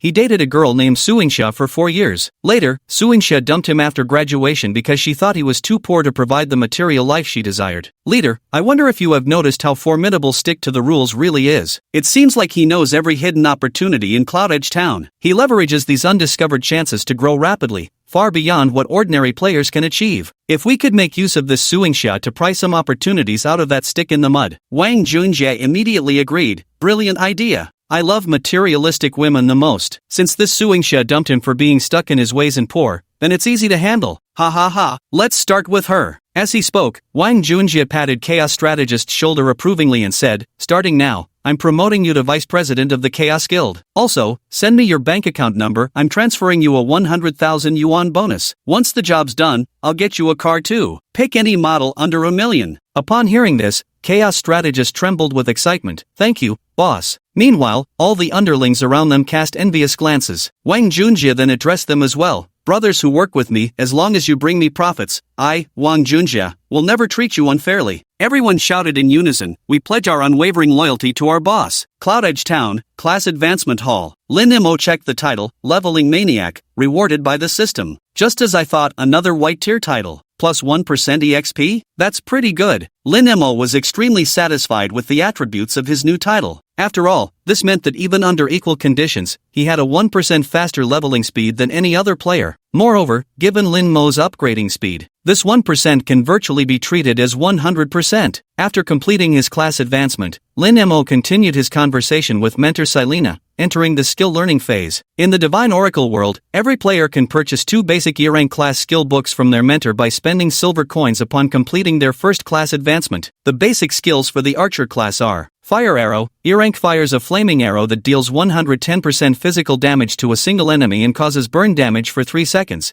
dealing 3% of the initial damage per second. Cooldown, 7 seconds. Mana cost, 5 MP. Frost Arrow. E-rank fires an icy arrow that deals 110% physical damage to a single enemy and reduces the target's movement speed by 10% for 2 seconds. Cooldown, 9 seconds. Mana cost, 6. The purchase price for both skill books is 5 silver coins each. Converted, that's equivalent to $500 per book. For ordinary players, even after completing their job change, they're often reluctant to spend money on skill books. Lin Mo, however, didn't hesitate for a second and immediately spent 10 silver coins to purchase Fire Arrow and Ice Arrow. What a shame there's a 2-book purchase limit per person. If not, I could buy more skill books to burn and evolve directly to an SSS grade skill. Lin Mo couldn't help feeling regretful. Having skill books but no skill evolution points had now become his biggest roadblock. But Lin Mo wasn't worried, because he already had a plan. Once other players reach level 10 and complete their class change, purchasing basic skill books, I'll just buy them at premium prices to easily obtain a large number of skill books. A skill book costs 500 from the instructors. If I offer 1,000,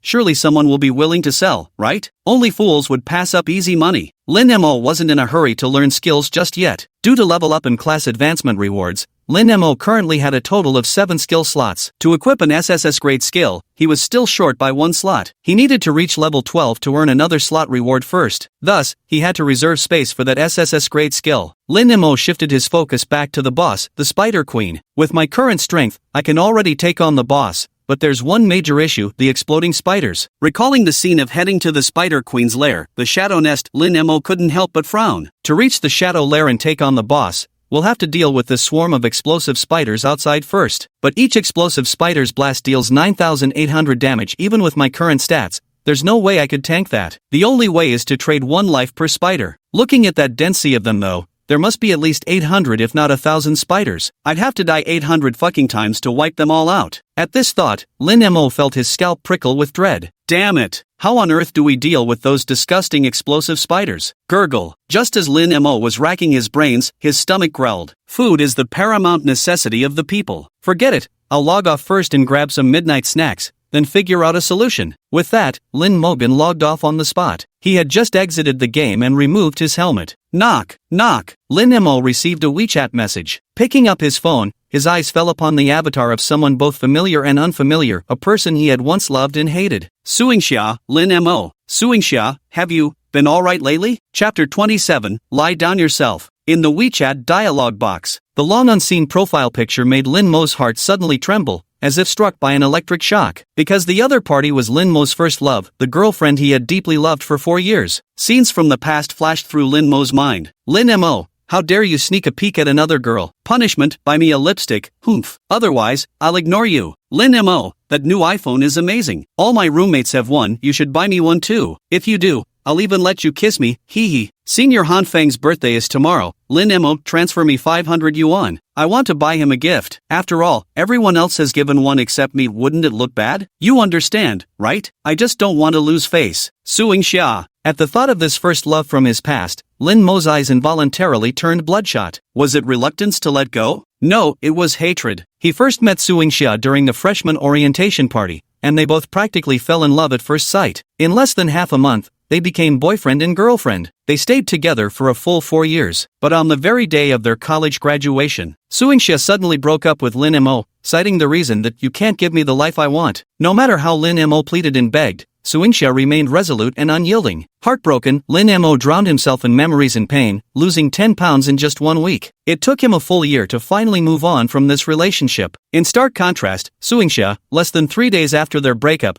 was seen by Lin Mo arm in arm with another man, laughing intimately as they entered a hotel together. Throughout their 4-year university relationship, Suing Xia never once allowed Lin Mo to lay a finger on her, yet she jumped into bed with another man the moment they got together. Tell me, how could Lin Mo not hate her? Even now, looking back, Suing Xia's every attitude toward Lin Mo proves one thing: she saw him purely as an ATM, without a shred of genuine affection for him. At that time, Lin Mo was utterly infatuated with her, loving her to the very marrow of his bones. To buy her a phone to satisfy her vanity, he took on 3 part-time jobs at once outside of work hours. To make her happy, he spent money he'd earned through hard work on gifts for her to give to another guy. When she mentioned wanting to vacation in Sanya over summer break, he borrowed money everywhere only for her to say she wanted to bring her bestie along. Left short on funds, Lin Mo had no choice but to give up his own spot to some random best male friend of hers. Looking back on it now, Lin Mo couldn't help but want to slap himself silly. Damn it, Lin Mo, you're such a shameless bastard. Shameless simp. Thus, staring at the sudden message from Suing Xia, with whom he hadn't been in contact for over a year, Lin Mo wasn't in a hurry to reply to her message. Instead, he opened the ele.me app and ordered some late-night snacks. Only then did he leisurely respond to Suing Xia with a single symbol, question mark. Soon, Suing Xia replied with a message. Did you talk about it? Lin Mo, no. Through the screen, Lin Mo could almost feel the overwhelming sense of superiority radiating from Suing Xia after reading his reply. She must have thought, Lin Mo still couldn't let go of her. Sure enough, the next moment, Suing Xia said, Lin Mo, let's make up. All right. Lin Mo agreed without hesitation. Come find me, let's talk in person. Suing Xia hesitated. Right now? It's getting pretty late.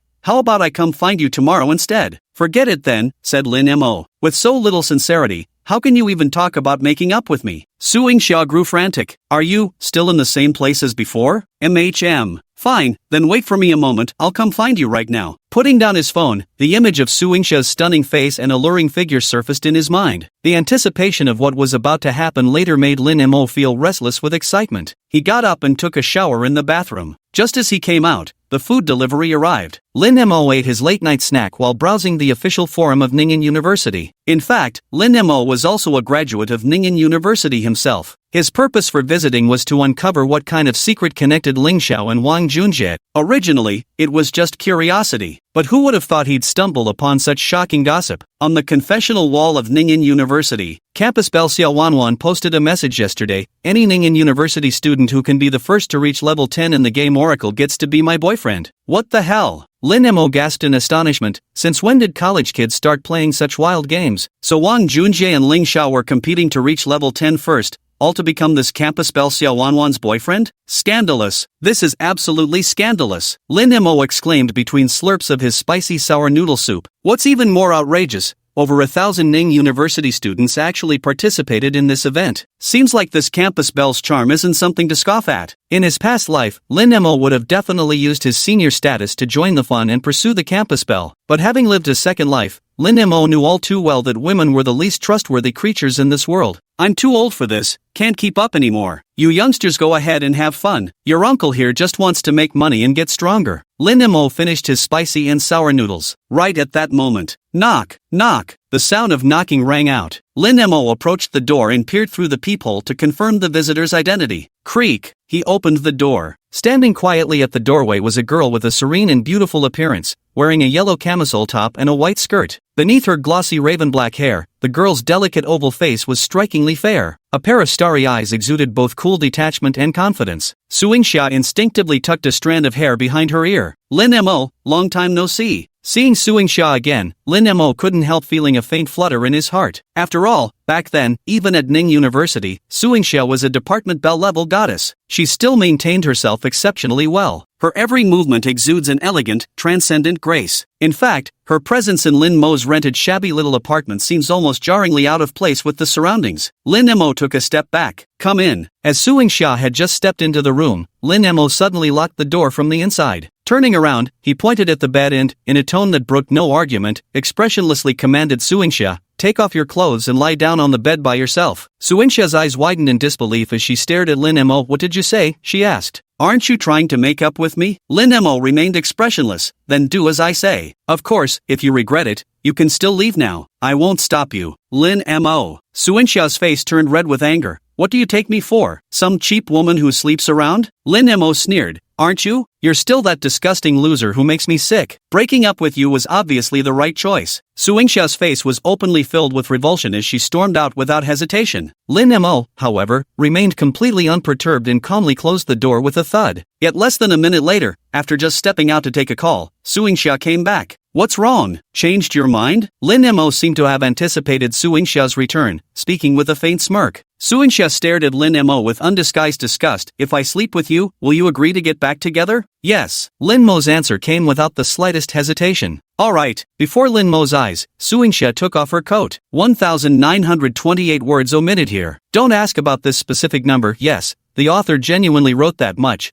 but it couldn't be published. 2 hours later, Lin Mo finished getting dressed, still yearning for more. On the other side, Suingxia stepped out of the rental apartment, leaning against the wall as she staggered unsteadily until she finally reached the ground floor. She looked furious. Damn, Lin Mo doesn't know how to treat a lady tenderly at all. It hurts so much. At that moment, the phone rang. Suingxia furrowed her brows as she answered the phone, hearing Wang Junjia's voice on the other end. "So, did you manage it?" "Of course," Suingxia said with a smug superiority. "That loser Lin Mo, handling him is as easy as pie for me." Wang Junjia let out a hearty laugh. "The money's been transferred to your account. You know what to do next, right?" Receiving the notification of a 1 million deposit, Suingxia couldn't suppress her joy. The disgust and loathing in his heart vanished instantly. "Don't worry, Junjie, wait for my good news." Chapter 28, $1 million Jackpot, Grade A Magic Scroll. Ding! Lin Mo suddenly transferred 800 yuan over. Just as Suingxia was puzzled, Lin Mo said, 200 each time. "This is for the last 4 sessions." Seeing this news, Suingxia's fair cheeks instantly flushed crimson. She was both angry and embarrassed. "Lin Mo, do you really take me for a call girl?" But then, a pang of melancholy struck him. It was as if something precious had slipped away in that very instant. "That's not right. Lin Mo wasn't like this before. He used to cherish and spoil me, never willing to lay a hand on me. Why does it feel like now he only desires me without love?" Just as Suingxia was feeling inexplicably angry and dejected for no apparent reason, Lin Mo sent another message. "Go to the Oracle game and register an account in number 116 Beginner Village. I'll help you level up." Facing Lin Mo's icy and indifferent attitude,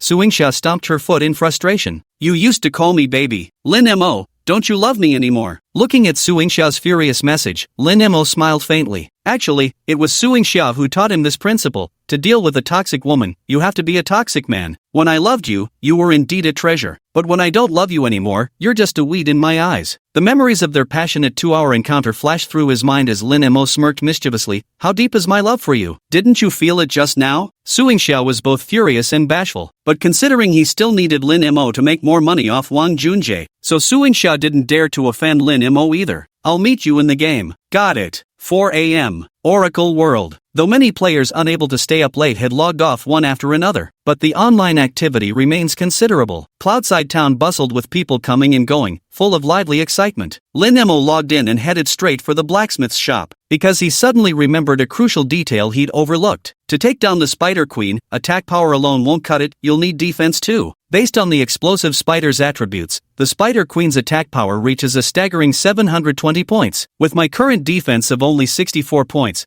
there's no way I can withstand its damage. In that case, it would finish me off in just a few hits. No matter how high my attack power is, I probably won't even get a chance to deal damage. So, Lin Mo's purpose in going to the blacksmith shop this time was to have another piece of top-tier defensive equipment crafted. He had to make sure he could take down the Spider Queen in one decisive move. On his way to the blacksmith's shop, Lin Mo opened the lottery interface. He still hadn't used the 3 lottery chances rewarded by the system for being the first to reach level 10 and complete his class change. So as the prize wheel appeared, Lin Mo casually spun it. Whoosh! The needle whirled wildly before finally stopping on a relatively large white section. Ding! Congratulations on winning the 7th prize, plus 1 gold coin. The 7th prize? The worst award possible? What lousy luck! Lin Mo couldn't help but grumble. But in reality, the prize wasn't bad at all. 1 gold coin was equivalent to 10,000 yuan. Moreover, even the 7th prize had a reward worth 10,000 yuan. This filled Lin Mo with anticipation for the higher tier prizes. Again, Lin Mo spun the wheel once more. Ding! Congratulations on winning the 6th prize.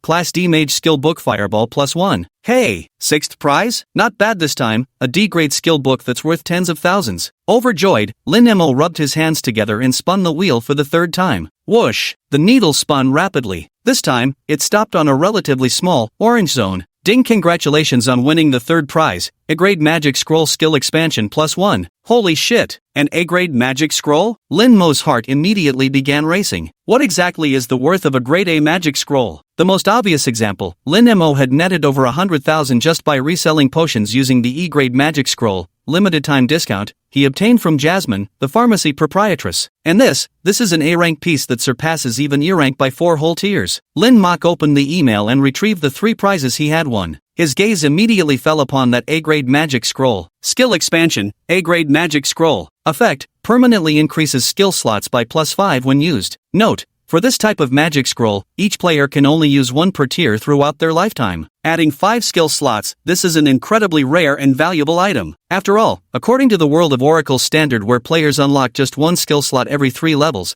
it would take leveling up a full 15 times to naturally gain these 5 slots. And the more skill slots a player possesses, the more abilities they can master, allowing their strength to far surpass players with fewer slots. For Lin Mo, who possessed the skill evolution ability, these 5 additional skill slots were even more crucial. Anything that could enhance his strength and raise his limits, no matter how valuable, Lin Mo would never sell. Without hesitation, Lin Mo crushed the A-grade magic scroll right then and there, an item with a market value starting at 7 figures. Ding! You have used the A-grade magic scroll skill expansion, skill slots plus 5. Looking at his expanded skill slots that had suddenly increased to 12, Lin Mo nodded with satisfaction. These slots are enough. Just wait until everyone reaches level 10 and changes classes. Then we'll collect books to burn and evolve them into SSS grade skills. As for the D-grade Mage Skill Book Grade Fireball, Lin Mo happened to pass by the auction house and listed it for 50,000 renminbi. Even an E-grade skill book like Poison Toss was fiercely contested at 30,000 renminbi, so selling a D-grade book for 50,000 was perfectly reasonable. What a pity, since the Great Fireball spell is an upgraded version of the Small Fireball spell. It falls within the mage class's basic skill range. When a player learns the D-rank Great Fireball spell, it automatically overwrites the E-rank Small Fireball spell. Otherwise, if it were a non-class basic D-rank skill book, its value would easily double. Leaving the auction house, Lin Mo arrived at the blacksmith's shop. I found Master Blacksmith Li and requested the blueprint for a level 10 tier 2, flowing silver crown. I checked the materials required to craft the flowing silver crown. Just like crafting the flame ring, it required 1 gold coin and 30 reputation points. I conveniently happened to have just won exactly 1 gold coin from the lottery draw. Reputation, the top spot on the leveling leaderboard rewarded 100 points. Since Lin Mo wasn't in a hurry to upgrade his talents anyway, it was more than enough. Apart from that, the other 3 materials significantly differed from the flame ring. 30 silverlight gems, 30 flowing silver souls, and 30 silver iron ingots. It corresponds to 3 level 10 wild zones. Just finished preparing these. Coincidentally, Suingxia sent a message. Lin Mo, you told me to wait for you at the square. I've been waiting for so long. Why aren't you here yet? Lin Mo smiled faintly. What's wrong? Can't wait after just this short while? He remembered how a year ago, when they broke up, Lin Mo had gone to her apartment building several times to beg Suingxia to stay. Enduring the strange looks from passers-by, he often waited for her for hours on end. Now it's your turn to taste the bitterness of suffering and waiting. On the other side, at Yunbian Town Square, Suingxia stomped her foot in anger. It's always been you waiting for me. Whenever I needed you, you were always there at my beck and call. Damn it, Lin Mo. This time you actually made me wait for you so long. But why? Could it be, he really doesn't care about me anymore? An intense sense of loss surged through her heart once more. No, if he didn't like me anymore,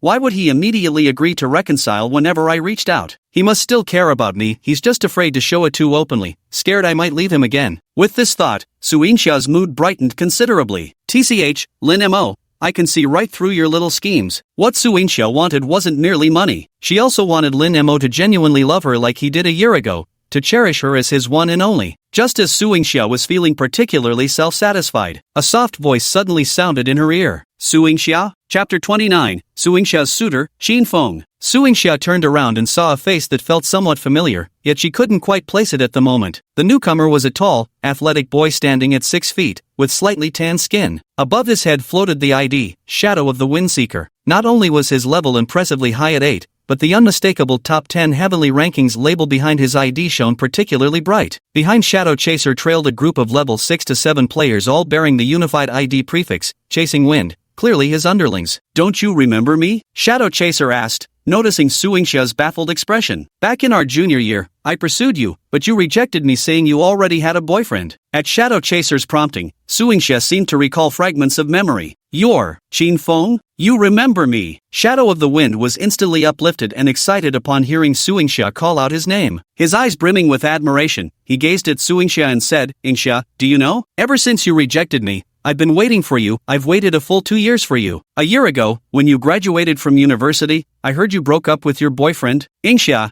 be my girlfriend. I've known all along that Lin Mo doesn't deserve you. Qin Feng deliberately or inadvertently flexed his muscles, exuding confidence all over. Just look at me. I reckon my looks, physique, and overall conditions are all above that guy's. My family owns a 4S shop offline, making over 2 million in profit every year. And now in Divine Oracle, I've even established my own guild. With me by your side, I can absolutely give you the life you've always wanted. Facing Qin Feng's blatant pursuit, Suingxia couldn't help but feel somewhat repulsed. Because back in college, she never really liked this Qin Feng. Because Suingxia is a sucker for good looks, she gave Qin Feng a thorough once-over. The physique is decent enough, but that face, he's not even as good-looking as Lin Mo. So dark, just got back from a trip to Africa? And he looks like such a male chauvinist, definitely not half as gentle and considerate as Lin Mo. Thinking this, Suingxia shook her head again. She wondered in disbelief, no, why am I suddenly obsessed with how good Lin Mo is? He's just a weakling. What's with all the praise? Suingxia initially wanted to reject Qin Feng, but then a sudden thought struck her. Lin Mo, so you think you can treat me this coldly now? Do you really believe no one else will love or cherish me except you? Let me show you just how many suitors better than you are lining up to pursue me. Thus, Suingxia neither agreed to Qin Feng's proposal nor outright refused him. She merely said, Qin Feng, how about you take me leveling first? As for the rest, we can discuss it slowly later. Knowing that haste makes waste, Qin Feng smiled and readily agreed, sure. No problem. I'm currently ranked 10th on the Cloud Border Town Heavenly Leaderboard. Ingxia, stay with me and I guarantee you'll level up lightning fast. As he spoke, Qin Feng created a team and invited Suingxia to join. Suingxia gladly accepted Qin Feng's team invitation. She glanced around, as if trying to spot Lin Mo nearby, to show him just how sought after she was. Unfortunately, Lin Mo was nowhere to be seen. Suingxia couldn't help but feel a tinge of disappointment. When you come looking for me, you'll definitely find out the 10th ranked player on the heavenly list is pursuing me. Thinking this, Suingxia cheerfully followed Qin Feng as they left Cloud Edge Town together. Little did she know, this entire scene was being quietly observed by a pair of eyes not too far away. And the owner of these eyes was none other than Lin Mo. Qin Feng brought Suingxia to a level 6 wilderness area, Scorpion's Lair. Just when Suingxia thought her face, which had captivated countless men, would be enough to make Qin Feng willingly level her up, Qin Feng suddenly turned to face Suingxia and repeated his earlier question, Ingxia, be my girlfriend. Suingxia frowned slightly, didn't I say? We'll discuss this matter slowly later. But I've already waited 2 years for you. I don't want to wait anymore, I need you to give me a definite answer. Qin Feng wore an expression of utter seriousness. If you agree to be my girlfriend, I'll power level you. From Qin Feng's words, Suingxia detected a faint trace of threat. Suingxia, who already had no fondness for Qin Feng, instantly felt her aversion toward him deepen. She glared at Qin Feng and snapped, and what if I refuse? Qin Feng suddenly let out a cold laugh and gave a meaningful glance to one of his underlings. In no time, the underling deliberately lured a venomous scorpion monster right next to Suingxia. Roar! The venomous scorpion let out a hiss, startling Suingxia, even though she knew it was just a game. Facing such a terrifying creature, as a girl, Suingxia couldn't help but feel scared. She exclaimed in shock at Qin Feng, Qin Feng, What do you mean by this? Shin Feng remained silent, only offering a mocking smile as he stared at Suingxia with a look that seemed to relish the show. Suingxia seemed to realize that Feng Qin intended to use this method to threaten her into agreeing to be his girlfriend. Instinctive fear made Suingxia turn and flee, but how could her level 0 character possibly outrun a level 6 scorpion? Thunk! The scorpion caught up to her in mere moments, swinging its massive stinger, piercing Suingxia's body in an instant. Instantly, blood stained Bai Yi's white robe. Yet, the level 6 poisonous scorpion only dealt a mandatory -1 damage to the level 0 Suingxia. It turned out that the bystander Qin Feng was casting his attack reduction talent on the scorpion. A-rank talent attack reduction decreases an enemy's attack power by 100 points. The later the game progresses with increasingly inflated stats, the more useless this talent becomes. However, it must be admitted, in the early stages, this talent is absolutely god tier. Even if Suingxia only has 40 initial HP, the scorpion weakened by attack reduction only deals 1 damage, which can't pose any threat to Suingxia, though death wasn't possible. The 100% pain sensation from Divine Oracle felt utterly real. Thunk! Thunk! Thunk! Thunk! The venomous scorpion wildly swung its poisonous stinger, piercing Suingxia's frail body again and again. The ground was instantly stained crimson with blood. Suingxia lay sprawled in a pool of blood, writhing in agony, her face deathly pale. Shin Feng, you bastard, you vile beast. Ah, that hurts. Shin Feng and his group of Chasing Wind guild players stood by watching the spectacle with amusement, showing no intention to intervene. He crossed his arms and mockingly said to Suingxia, just agree to be my girlfriend, and I'll save you. How about that? Seeing you like this truly pains my heart too. I can't bear it. Do you need help? All you have to do is ask. Suingxia was both furious and shocked. She never expected Qin Feng would resort to such extreme methods just to possess her. Excruciating pain radiated through her entire body, causing cold sweat to break out on her forehead. Qin Feng, you bastard. Wait till my boyfriend Lin Mo gets here, he'll kill you. Qin Feng's expression changed upon hearing this. Oh, so you have a boyfriend? No wonder you're rejecting me. Hold on, who did you say? Lin Mo? You're still with that loser? TCH, where is that good for nothing anyway? If he's got any guts, call him to save you. I bet that spineless coward of yours is probably hiding somewhere right now, too scared to come out and save you while you're being bullied. No sooner had he spoken. At the periphery, among the crowd of onlookers, a figure stood out and began leisurely making his way toward the scene. Qin Feng's gaze inadvertently shifted toward that conspicuous figure. In an instant, his eyes widened with shock. Lin Mo? Chapter 30, I gave you a chance. Lin Mo had long seen Suingxia being tormented by the scorpion. He felt not an ounce of heartache or pity, intentionally staying absent. Because at this very moment, Suingxia's agonized struggle resembled nothing more than his own torment when she'd callously discarded him a year ago. At that time, Lin Mo was sinking into the abyss of darkness, in unbearable agony, while Suingxia stood above the abyss, calmly observing him, though one was physical pain, and the other was psychological torment. But it didn't matter. Lin Mo wanted Suingxia to fully experience this feeling of utter helplessness and heart-wrenching pain. A long time passed. Even with the scorpion venom dealing just 1 point of mandatory damage each time, Suingxia's health bar was gradually bottoming out. Only then did Lin Mo step forward from the crowd and walk toward Suingxia. Lin Mo just wanted to teach Suingxia a lesson, to let her experience the pain he had endured back then, but he had no intention of killing her. After all, to Lin Mo, Suingxia still had her uses. Meanwhile, Qin Feng, who was waiting for Suingxia to give in, noticed Lin Mo approaching from this direction. He had seen Lin Mo a few times during university, and Qin Feng still remembered what she looked like. Recognizing her at a glance, he couldn't help feeling a surge of excitement. Yes, excitement, because he had been racking his brains for a chance to impress Suingxia. Lin Mo, you worthless trash, you actually dare to show your face? But, heh, this suits me just fine. Suingxia, watch closely. See for yourself the difference between the trash you like and me, the one you rejected, exactly how vast it is. As he spoke, Qin Feng took out a longbow radiating purple light from his back. Whoosh whoosh whoosh, firing a rapid volley at the scorpion. -83, -83, -83, -83. Roar! A mournful wail rang out as the level 6 venomous scorpion instantly collapsed lifeless to the ground. At the sight of this, gasps of astonishment immediately rippled through the surrounding crowd. Damn, that Shadow of the Wind has insane DPS, so badass. He actually one-shot a level 6 monster? No wonder he's ranked 10th on Cloud Edge Town's heavenly leaderboard. Absolute beast. Honestly, Shadow of the Wind and Summer Solstice make such a perfect match, like talent meeting beauty. Unlike that guy walking over who won't even show his level or ID, looks like total weak sauce. He's Summer Solstice's boyfriend? No way. How could someone as stunning as Summer Solstice end up with such a loser? Talk about a flower planted in cow dung. Shin Feng intentionally basked in the glory by swiftly defeating the poisonous scorpions. Flushed with the praise from onlookers, he smugly taunted Lin Mo. Back in university, you should have figured out your own limits. I remember giving you a chance,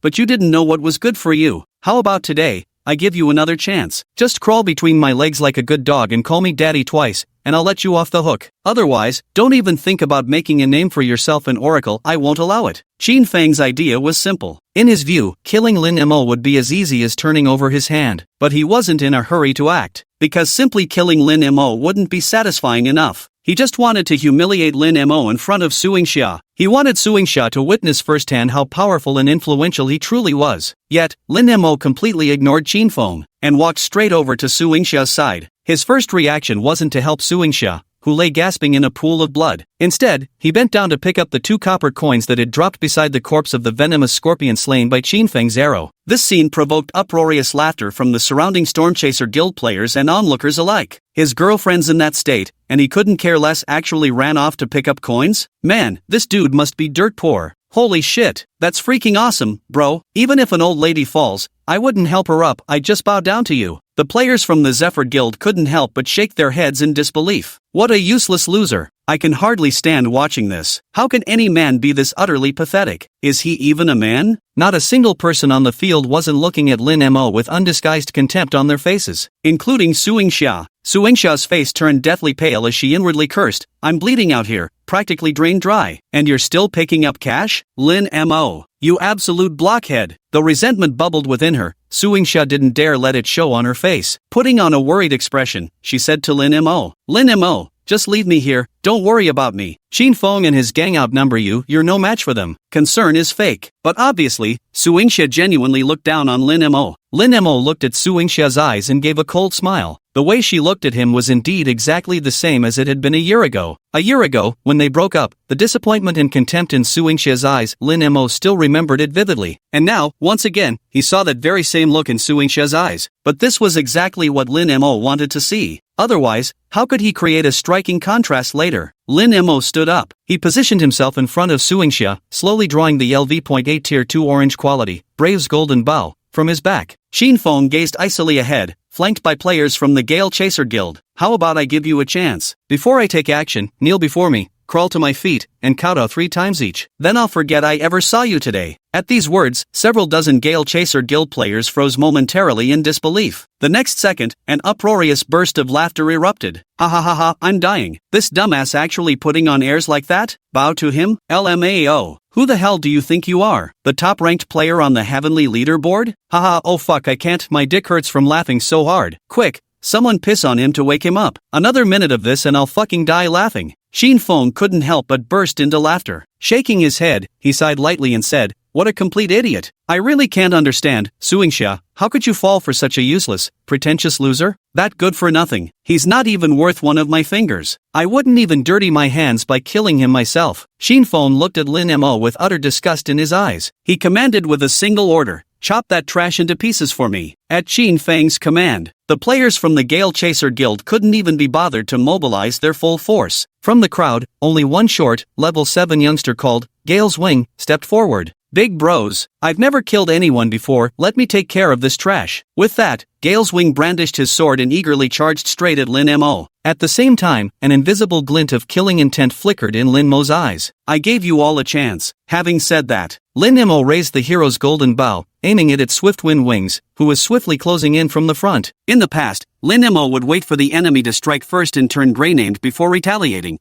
avoiding accruing any evil karma himself. But this time, Lin Mo didn't. Whoosh! The instant Zephyr Wing entered firing range, he drew his bow and loosed an arrow, piercing straight through the creature's chest like a splitting bamboo. The next second, a crimson damage number exploded above its head. -1176, critical hit. Thud. Swift Wind Wing staggered forward before collapsing to his knees. His body dispersed into a beam of white light, vanishing into the night. In that instant, every player in the vicinity stood frozen in shock. The battlefield plunged into an eerie, tomb-like silence. At the same moment, Lin Mo's concealed ID above his head was forcibly revealed in glaring red text. Golden Armor Warlock Stick in the Mud LV10 Novice Archer top of the heavenly rankings. Chapter 31. Decked out in gold gear and topping the leaderboard? How is this even possible? The moment Lin Mo's previously hidden ID name surged forth above his head in blood-red font, everyone present was thunderstruck. Mosho Changue? He's actually Mosho Changue, the number 1 on the heavenly rankings. Oh my god, I actually thought he was a newbie, but he turns out to be the top legendary player in our beginner's village. Meanwhile, the players from the Chasing Wind Guild on the field nearly collapsed with trembling legs when they saw Lin Mo's true identity, because they knew full well they'd provoked someone far beyond their station, someone they couldn't possibly afford to offend.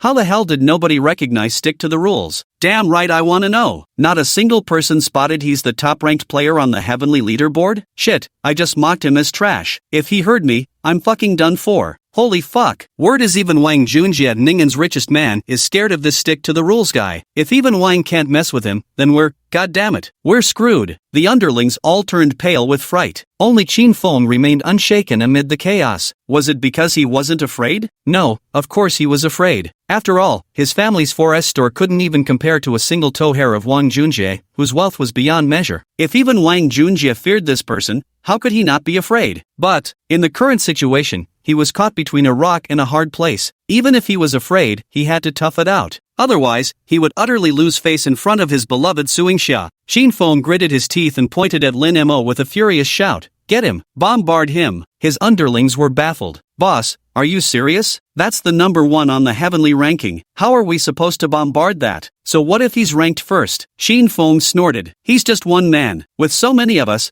what the hell are we afraid of? Everyone, attack! 500 yuan compensation for anyone who gets killed. Hearing this, the Stormchasers players finally regained their confidence. 500 yuan. To hell with death. For money, brothers, let's go all out. Charge. Not everyone is as wealthy as Wang Junjie, but the 500 yuan death compensation is already quite substantial for ordinary people. Thus, amid a deafening wave of battle cries, dozens of players from the Stormchaser Guild surged toward Lin Mo with menacing force, looking to die. Lin Mo's gaze turned icy. Whoosh, whoosh, whoosh, whoosh. Leveraging his astonishing agility stat of 182 points, he fired 4 shots per second. 4-digit critical damage numbers exploded among the enemy ranks like grenades. Everyone hit by Lin Mo had their HP reduced to just 1 point. Clearly, if Lin Mo hadn't activated the damage lock, they'd all be dead by now. And Lin Mo certainly didn't activate the damage lock out of mercy. He did it purely because he didn't want to accumulate too much sin value. Acting cool feels great, but you'll be farming crime points till your funeral. Lin Mo decided not to waste more time meaninglessly grinding crime points. Before level 10, it's pure stat domination. In an instant, dozens of level 6 to 7 players from Zephyr Guild fell writhing on the ground with empty health bars, howling in pain. This scene left the surrounding casual player onlookers questioning reality. Lin Mo, meanwhile, stepped through the crowd, advancing step by step toward Qin Feng. Only at this moment did Qin Feng truly begin to sense fear and terror. Lin Mo, you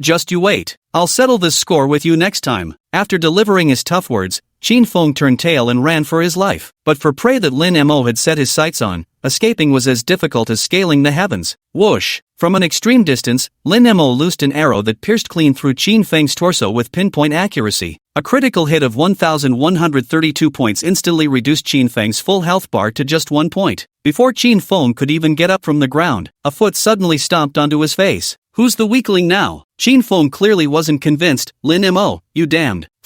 Before Qin Feng could finish his sentence, Lin Mo kicked him several meters away. Swish, swish, swish, swish. Several consecutive arrows shot straight toward Qin Feng's thigh, stomach, chest. The pain forced Qin Feng to let out shrill screams like a slaughtered pig. Who's the trash now?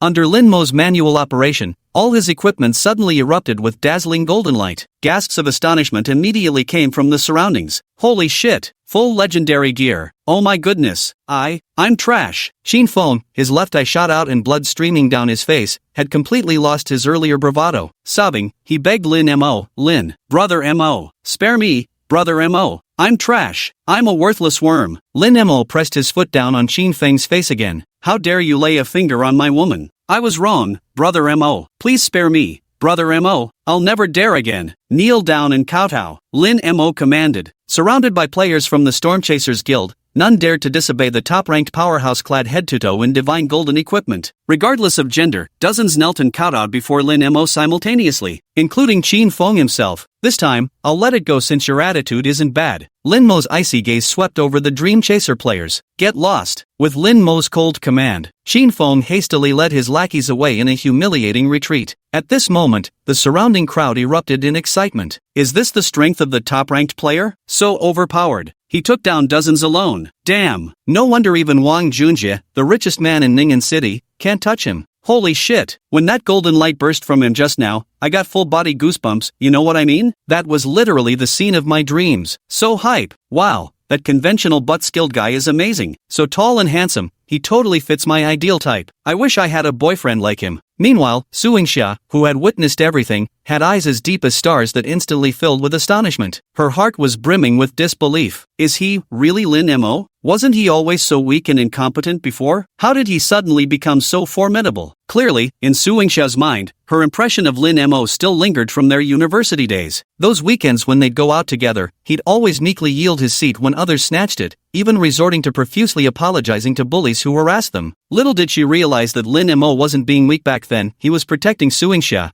because he deeply understood the principle of yielding when blessed. Lin Mo turned around and met Su Yingxia's shocked, incredulous gaze. A surge of intense satisfaction welled up within Lin Mo's heart, because this was precisely what he had most wanted to see. He wanted Su Yingxia to witness with her own eyes. The Lin Mo of today was no longer the same man from before. The man she once dumped has now become someone far beyond her reach. Seeing that the goal had been achieved, Lin Mo concealed his equipment effects and said to Su Yingxia, who was still in a daze, "Let's go. I'll take you leveling up." Ah, yes. Su Yingxia snapped out of her daze and quickly caught up with Lin Mo. After this incident, having clearly witnessed Lin Mo's capabilities, Su Yingxia seemed even more eager to prove her weight and position in his heart. On the way, with purpose, Su Yingxia said to Lin Mo, Qin Feng was the one who approached me. He said he liked me and wanted me to be his girlfriend, but I refused. He's ranked 10th on the heavenly leaderboard, and in real life, he's the owner of a 4S car dealership. As she spoke, Su Yingxia stared intently at Lin Mo, eager to catch a hint of jealousy in his eyes. Yet Lin Mo remained completely unfazed, responding nonchalantly with just one word, "Oh." Just, "Oh." Su Yingxia was incredulous. Lin Mo, don't you have anything else to say? I turned down such an outstanding guy for you. Lin Mo replied with the same indifference, if he's that outstanding, then go ahead and be with him. Su Yingxia never expected Lin Mo to say such a thing. Lowering her head sadly, she muttered,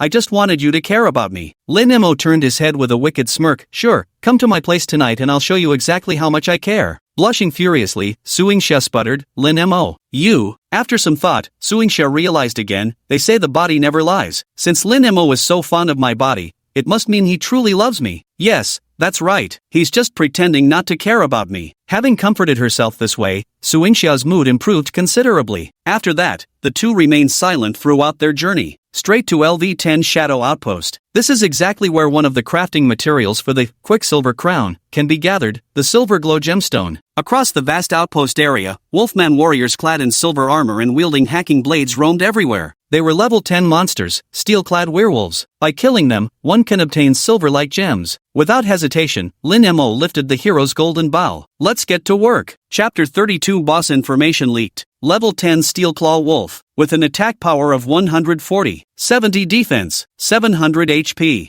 At this stage, even for players at the top tier level of 7 to 8 in the beginner's village, let alone a few of them teaming up together, they would barely stand a chance against it. But in front of Lin Mo, they were like helpless little chicks waiting to be slaughtered. Whoosh whoosh whoosh whoosh. Minus 1097, critical hit. Minus 761, minus 1187, critical hit. Minus 1236, critical hit. Whether it's a critical hit or not, each arrow kills instantly. No suspense whatsoever. Battle notifications continue to echo in his ears. Ding 10 level Steel Claw Wolf slain, EXP plus 202. Sin value minus 1. Ding killed level 10 Steel Armor Wolf, EXP plus 202. Sin value minus 1. According to the Oracle's rule set, in party play, each additional member reduces per capita EXP gain by 10%, meaning a two-player party receives 80% EXP per person. However, the player who lands the killing blow receives an extra 30% bonus, though the total EXP distribution never exceeds 100% per monster. Thus even while bringing Suingxia along, Lin Mo could still receive the full 200 experience points. As for the additional 2 points, those came from the 1% combat experience bonus of the white tier title, Leveling Maniac. Meanwhile, Suingxia received even more experience. Though she only got 80% of base experience in party status, the Divine Oracle World granted additional experience bonuses when players killed monsters 3+ levels above themselves. For levels 3 and above, each additional level grants an extra plus 10% experience. Suingxia, currently at level 0, was a full 10 levels below the Steel Armored Wolf,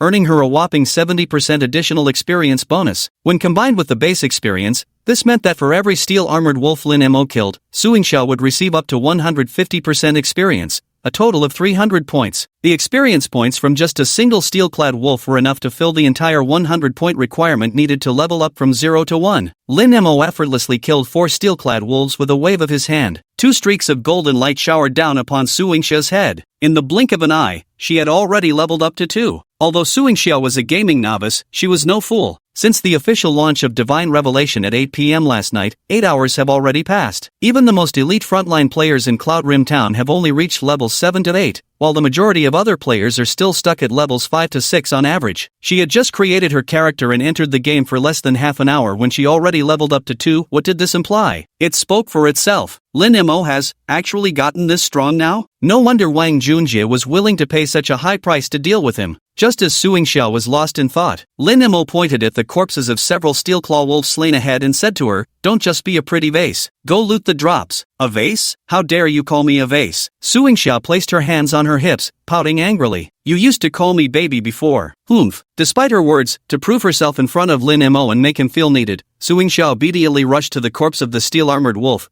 picking up copper coins and the sparkling silverlight gem material before handing them to Lin Mo. With Suingxia helping to collect loot, Lin Mo indeed saved quite a bit of effort. From then on, he focused solely on slaying monsters. I don't know if it's because of high attractiveness and increased drop rates. With Suingxia in the party, the material drop rate actually improved significantly. Previously, when collecting materials for the flame ring, basically every type of material required killing about 100 monsters to gather 30 pieces. But now, Lin Mo had only killed a little over 70 steel-armored wolves, and he'd already collected 30 silver shimmering gems. Lin Mo glanced at Suingxia picking up items. He pinched his chin again and sighed in frustration. My looks aren't bad either. Where did I go wrong? At this moment, Suingxia's level had skyrocketed to level 5 at lightning speed. Meanwhile, Lin Mo had already reached level 11. After job changing, with each level granting 3 attribute points, Lin Missouri started distributing them with 2 points in strength and 1 in agility, no longer blindly dumping everything into strength. Because he knew full well, attributes may be the primary factor determining a player's strength,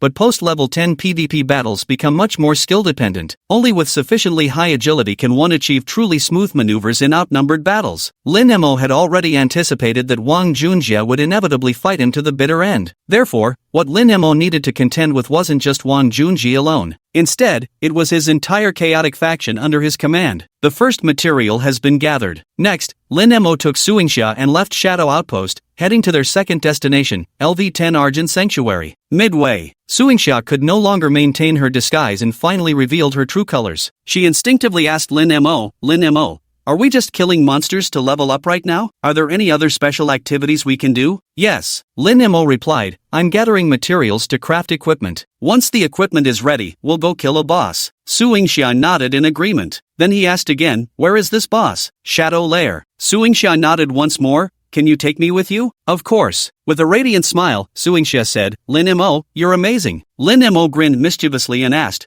"What aspect are you referring to?" Suingxia's delicate brows furrowed slightly as she thought to herself, "Lin Mo, are you human or an animal? Why is your mind always filled with those kinds of thoughts? I feel like I'm just a tool or something." Humph. Soon, the two of them arrived at the flowing silver sanctum. Lin Mo raised the golden hero's bow and began hunting the level 10 monsters, the flowing silver guardians roaming within the sacred temple. Suingxia, as always, helped gather the dropped items. While Lin Mo was fully focused on slaying monsters, Suingxia quietly opened WeChat, tapped on Wang Junjie's chat window, composed a message, and pressed send. "Shadow Nest, there's a boss." At the same time, wilderness east of Cloud Edge Town, LV-9 Firebird Forest. Wang Junjie was killing firebirds for a quest with his crew's support. Seeing the message from Suingxia, his heart suddenly raced as he asked, "Is it reliable?" Ding! Suing Xia replied. Lin Mo said it himself, he's currently gathering materials to craft equipment. Once he finishes making the gear, he plans to go to the zone and kill the boss. No sooner had he spoken. Promoted to deputy leader of the Chaos Guild, strategist of chaotic times adjusted his glasses and analyzed thoughtfully. The officials did announce that each beginner village hides a boss. Those who kill their village boss won't just receive substantial rewards, but also a special bonus. However, the game developers haven't released any details about the boss's stats or location. Reports indicate that so far across Great Xia servers' 1,000+ beginner villages, not a single clue about these bosses has been discovered. Hearing strategist of chaotic times' explanation, the previously skeptical Wang Junjie immediately became convinced. No wonder that idiot sticking to convention has stayed at level 10 without advancing to a tier 3 city. He's been waiting for this boss all along. Ha ha ha, this bastard really knows opportunities that ordinary people don't. Wang Junjie was instantly ecstatic. As long as I kill this boss before him, I'm bound to rise up in one shot. From now on, sticking to conventions will make you my grandson in front of me. With that, Wang Junjie commanded, gather all guild members immediately and march with me into the Shadow Lair. Slay the boss. Loot god tier equipment. Yes. Chapter 33, Radiant Flow, Crown of the Monarch. Western outskirts of Cloud Border Town. Level 10 Silverflow Temple. By slaying Silverflow Sentinels, Lin Mo swiftly gathered 30 spirit fragments of Silverflow. Thus, only one material remained, Argent Iron. He had collected Argent Iron before when crafting the Flame Ring. So even without looking at the blueprint, Lin Mo knew this thing required going to the mining area to kill stone lions for collection. Thus, he immediately took Suing Xia straight to the LV-10 mining area. Meanwhile, in Cloud Edge Town, a large number of players with Chaos Era displayed above their heads could be seen rapidly gathering before hurriedly heading toward a common destination. Ling Xiao, Skinny Monkey, and Fat C had just stepped out of the pharmacy with their supplies when they witnessed the commotion.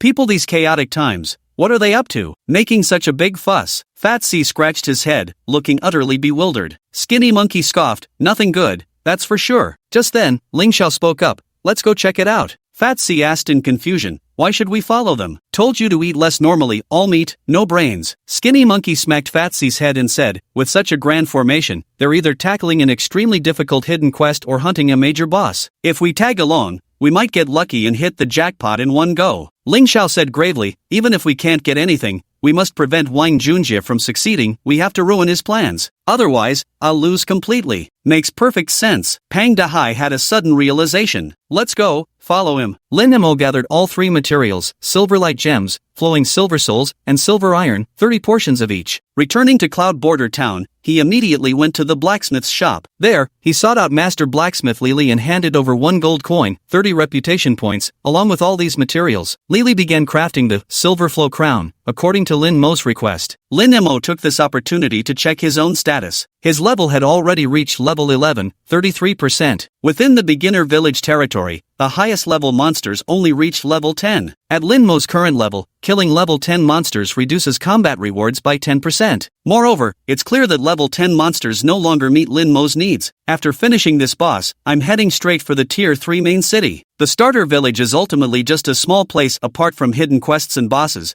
There are practically no other opportunities left. The player in the beginner's village was like a frog at the bottom of a well. The 3rd tier main city was truly the stage where Lin Mo could shine. While Li Li was busy crafting equipment, Lin Mo checked his mail and discovered that the D-grade skill book Great Fireball he had consigned at the auction house, the purple tier magic bow dropped from Wang Junjie, along with several other blue tier equipment pieces, had all been sold. After deducting the 3-point handling fee, another 90,000 yuan was deposited into Lin Mo's bank card. As of now, the total amount in his bank account has reached 225,000 yuan. If this were in his previous life, earning so much money in one night would have excited Lin Mo for months. But right now, for Lin Mo who needs to save up 50 million within 3 months, this mere 200,000 is just a drop in the bucket. It's not enough, far from enough. I need to earn even more money. After waiting for about 10 minutes, the equipment was finally ready. Lin Mo excitedly took the crystal clear silver crown from Master Li's hands. No surprise there. With Lin Mo's luck, it's another white tier item. But no matter. I actually love white tier items. As he spoke, Lin Mo intentionally had Suing Xia buy potions for him to send her away this way. She wouldn't discover his secret SSS tier talent. Once Suing Xia left, Lin Mo used the 2000 plus equipment evolution points he'd accumulated earlier by collecting and burning starter gear to evolve his Silverflow crown. Ding consumed 20 evolution points. Congratulations! Your Tier 2 LV10 Silverstream crown has upgraded from white to green quality. Ding consumed 40 evolution points. Congratulations! Your Tier 2 LV10 Silverstream crown has upgraded from green to blue quality. Ding consumed 640 evolution points. Congratulations! Your Tier 2 LV10 Silverstream crown has upgraded from red to gold quality, highest tier, after 6 consecutive evolutions. Wow! The originally unremarkable white crown and hands suddenly burst forth with dazzling golden radiance. Lin Mo excitedly looked down at the crown in his hand. Flowing light crown of the king, LV10, quality,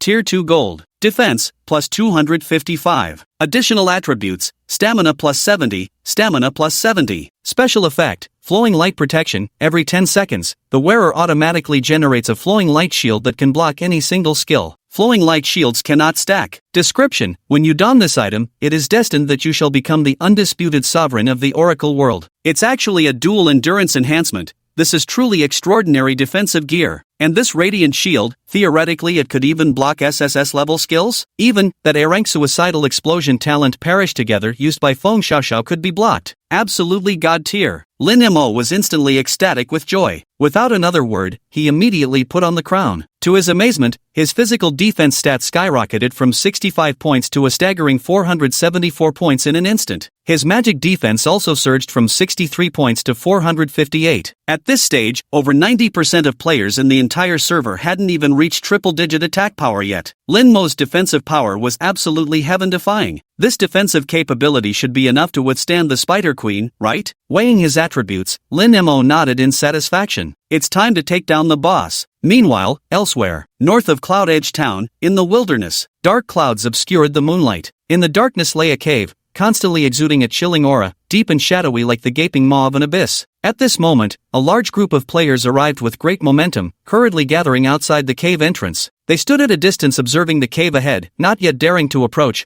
when an involuntary chill ran down their spines. This place looks fucking terrifying. Could our number 116 beginners village, Cloudside Town's one and only ultimate boss really be buried in there? Holy shit, what if there's a fucking man-eating female ghost hiding inside? If it's a beautiful female ghost, maybe it's fine, but what if it turns out to be old and ugly? Who the hell cares if you're human or ghost? What does it matter if she's ugly? Once the lights are off, isn't it all the same? Just as the players of the Chaos Guild were whispering among themselves, at the head of the crowd, Wang Junjie excitedly shouted, "Brothers, this is the moment that determines our fate. Just help me take down this boss, and I'll give each of you brothers 100,000 bonus." As soon as these words were spoken, all 500 plus Fractured Era players present were instantly fired up. Holy shit, 100,000 bucks. Brothers, charge. Everyone, move aside. Let me handle this. 100,000 yuan prize. Here I come. At this very moment, forget about any female ghosts. Tonight, even if what lurks in that cave is a 1,000-year-old female corpse, keep your butt clenched tight. Amidst overwhelming cheers and battle cries,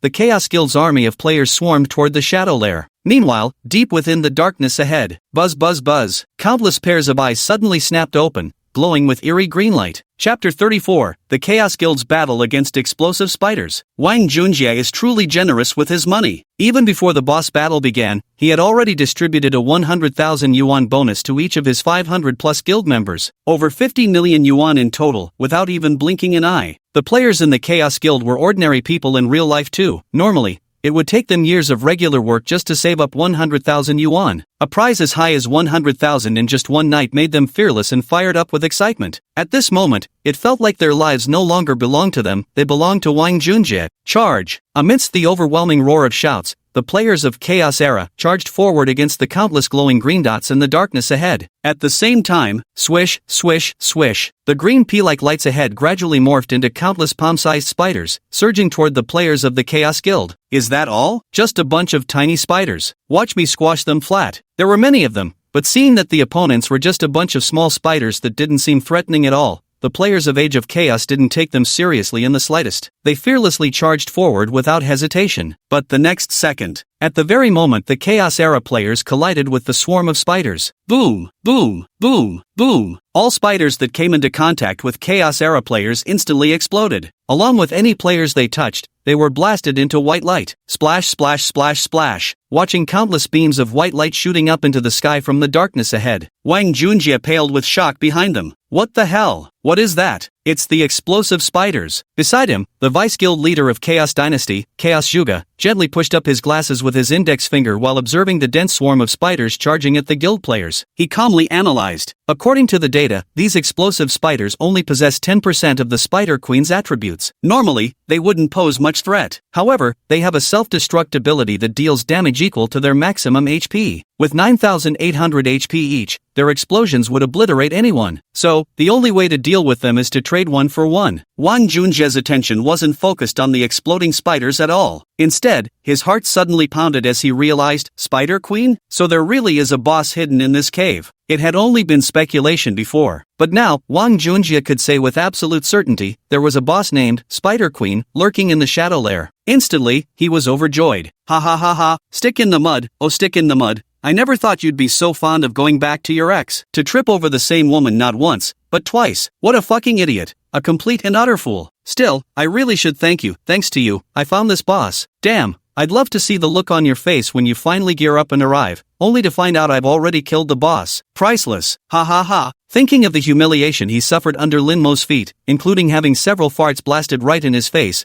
Wang Junjie gritted his teeth in fury. Damn it! Just wait till I take down this boss and soar to the top, I'll fucking spin shit on your head. Meanwhile, waves of white light flashed continuously at the front lines. In mere moments, over half of the Chaotic Era Guild's players had already fallen. Boss, the spider's explosive damage is insane. The brothers can't hold out, what do we do? Wang Junjie roared, even if you can't hold on, you damn well better hold on. I refuse to believe these spiders won't run out. Even if it takes trading one for one, I'll wipe every last one of them out. Die and come back again. Brothers get compensated 30,000 each time they respawn. A fortune of 100,000 awaits in front. Behind lies a death compensation of 30,000. As Wang Junjie raised the stakes, in an instant, the desperate players charged like madmen toward the explosive spiders, fully aware that a single touch meant instant death. It's not that they have a death wish. At their current level, even losing just 10% experience per death would require dozens of minutes of grinding to recover. The main reason is Wang Junjie's offer is simply too generous. Even the usually composed strategist of chaos couldn't resist asking, Boss, can I take this fight? Like hell you will. Wang Junjie snapped. You're my goddamn strategist. Who's gonna help me kill the boss if you bite the dust? You don't need to go up. I'll just give you 200,000. Choice Yuga was so excited he nearly called Wang Junjie dad on the spot. Thus, countless explosive spiders endlessly poured out from the shadow nest. The players from the Chaos Guild exchanged their lives for them. White lights flickered across the scene one after another. Meanwhile, players who had died and resurrected at the revival spring in Cloud Rim Town immediately rushed back to the Shadow Lair in high spirits. This bewildered the passers-by players located between Cloud Rim Town and the Shadow Lair. Random player A, what the hell is Chaotic Era Guild doing? Farming their step count? Passerby B, holy shit, is this a bug? I keep seeing the same person running over from the beginner village multiple times, but I only see them coming this way, never going back. Passerby C, with so many people around, how did you single out that one person? You bastard, were you peeping at that girl? Passerby D, is something big about to go down? Feels like Cloudcrest Town is on the verge of chaos. Shadow Veil Lair. The white light continued to shine, turning the night as bright as day. Yet the more people died in these chaotic times, the more excited Wang Junjie became. Damn it, with so many explosive spiders guarding outside, this boss must be loaded with loot. I swear I'm taking down this boss today. Meanwhile, within the darkness not far away, several pairs of eyes were fixed in this direction. It was none other than Ling Xiao, Skinny Monkey, and Fatty Ocean, those three. Is Wang Junjie crazy? Why's he sending his men to their deaths like this? Fatty Ocean said incredulously. Skinny Monkey pondered, there's something fishy about this unusual situation. If I'm not mistaken, there must be something inside that cave. Ling Xiao said gravely, could it be that the ultimate boss of Yunbian Town is really here? Damn! Skinny Monkey licked his lips as he watched the constant bursts of white light soaring skyward like fireworks. 3 grand per death payout. If we weren't on opposite sides, I'd consider going over to earn some living expenses. Wang Junjie is seriously loaded. But judging by all the deaths in warring times, at least 1,000 respawns already, each death paying out 30 grand adds up to over 30 million. Spending this much just to take down a boss, that's sheer madness. Yet the more extreme Wang Junjie's actions became, the more unsettled Ling Xiao felt. If Wan Wan were to fall into the hands of such a person, the consequences would be unthinkable. This boss must absolutely not be taken by Wang Junjie. Meanwhile, elsewhere, Cloudcrest Town. After all preparations were complete, Lin Mo got ready to set out for the Shadow Lair to claim the boss. At that moment, Suingxia suddenly received a message from Wang Junjie. No matter what method you use, delay Mo Shichengui and stop him from coming over here. After it's done, I'll give you another 2 million. 2 million. Never having seen so much money before, Suingxia immediately felt her heart pound wildly in her chest. Summoning her courage, she walked over and hugged Lin Mo tightly from behind. Resting her head against Lin Mo's back, she whispered softly, "Lin Mo, I missed you." Lin Mo turned his head slightly, glancing at Suingxia behind him with a smirk as he said, "What's wrong? Got spoiled by me and still wanting more?" Such vulgar words coming from Lin Mo's mouth left Suingxia feeling utterly ashamed. But, for 2 million, she had no choice but to endure it. He nodded softly and murmured, Lin Mo turned around and said to Suingxia, "Log off now. I'll wait for you. Oh, and wear black stockings this time." Having said that, Lin Mo logged off right in front of Suingxia. Suingxia stomped her feet in frustration once again. You're nothing but an animal controlled by your baser instincts. But, why do I feel like there's a faint sense of anticipation hidden in my heart this time?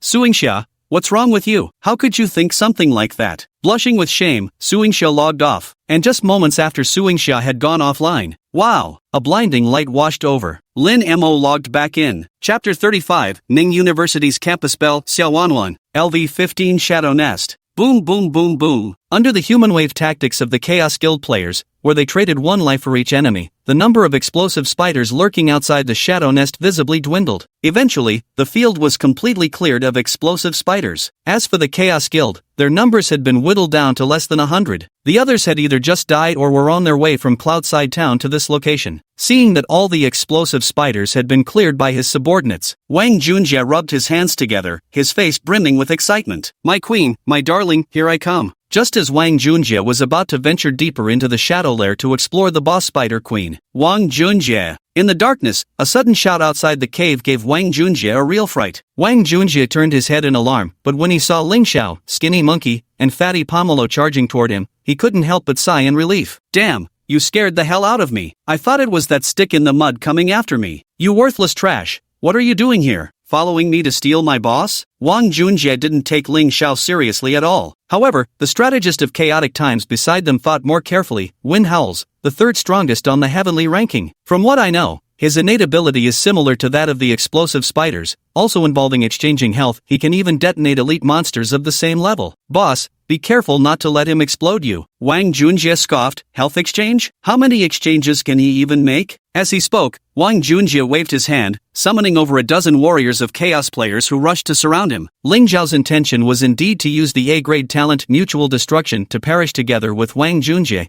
preventing him from killing the boss. As long as he eliminated Wang Junjie once, he could keep pursuing him afterward, waiting outside safe zones to repeatedly kill him, ensuring he'd never get another chance to return and slay the boss, even if the cost of killing Wang Junjie each time was sacrificing his own life. As long as Wang Junjie doesn't reach level 10, Ling Xiao won't lose. Unfortunately, his scheme was seen through by Wang Junjie's strategist, Chaos Suga. Ling Xiao couldn't target Wang Junjie directly through the surrounding crowd to use his special ability. His expression blazing with intensity, he shouted at Wang Junjie, "Wang Junjie, do you dare come out and face me one-on-one? One-on-one?" Wang Junjie sneered, "Why the hell would I duel you when I can gang up on you? Because I'm better looking than you? To be honest, that stick in the mud guy is barely worth a glance from me. As for trash like you, how dare you challenge me? Just wait till I take down this boss. I won't even spare that obsolete fool a second glance. Once I hit level 10, watch how I make Xiao Wanwan suffer." Ha ha! Hearing Wang Junjie's disrespectful words towards Xiao Wanwan, Ling Zhao's inner rage instantly surged tenfold. "Wang Junjie, I'll fucking kill you. I'll fight you to the death." With a swift motion, he drew his sword and sprang up. Ling Xiao raised his sword and charged straight at Wang Junjie. While Fatty Hai was still stunned,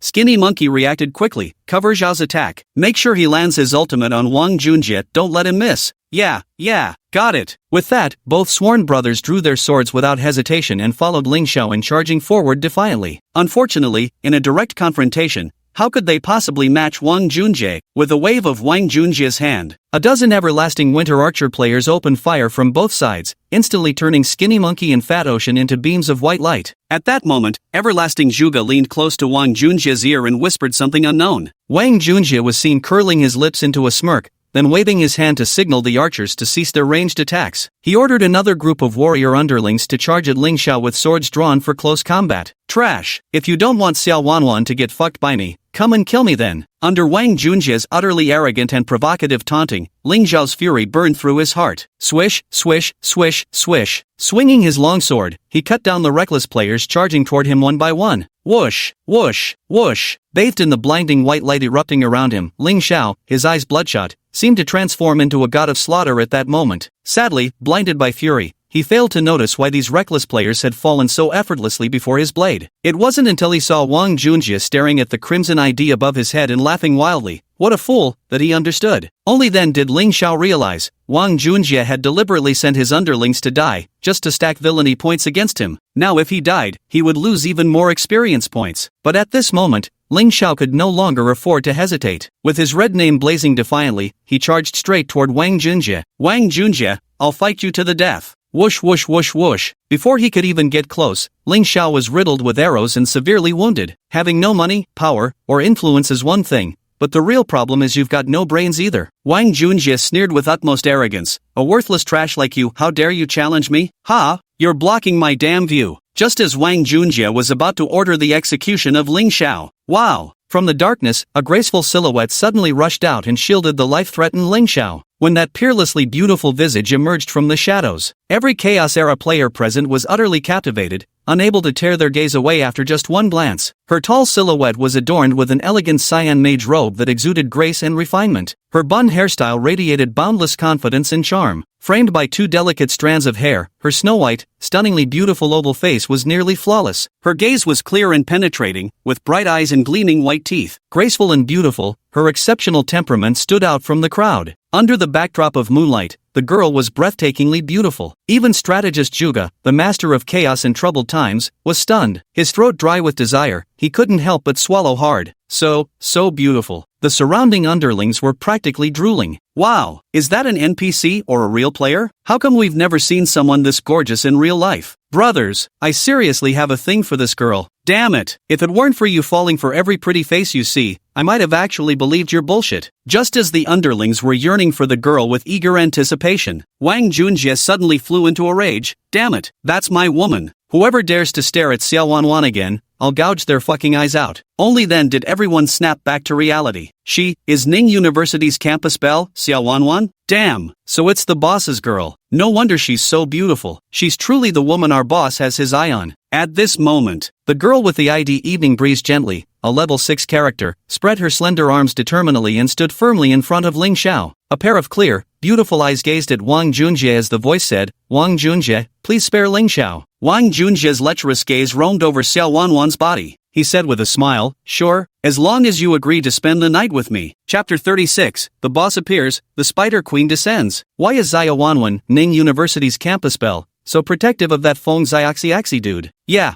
didn't she post on Ning University's confession wall herself, saying whichever Ning University player reached level 10 first would become their girlfriend? If the person she likes is Feng Xiaoxiao, why doesn't she just get together with him directly? Instead, she's throwing this bizarre leveling up courtship competition that makes her look like some sort of prize? Could there be some hidden reason? On the sidelines, some spectators who came just for the gossip were whispering among themselves. Meanwhile, on the field, Xiao Wanwan's appearance ignited a strong desire for conquest in Wang Junjie. Meanwhile, Wang Junjie's vulgar words fueled Ling Xiao's blazing fury. He stood up and pulled Xiao Wanwan behind him. With burning eyes, he shouted at Wang Junjie, "Don't forget, the match between us isn't over yet." "What match are you even talking about?" Wang Junjie roared with laughter. "I'm almost level 9, and you just hit level 8. On top of that, you've got plenty of sin points right now. If I killed you, you'd lose a ton of experience. By then, you'd have no chance of beating me at all." Only then did Xiao Wanwan notice. Ling Xiao bore the mark of a red name. She immediately grew frantic and said to Wang Junjie,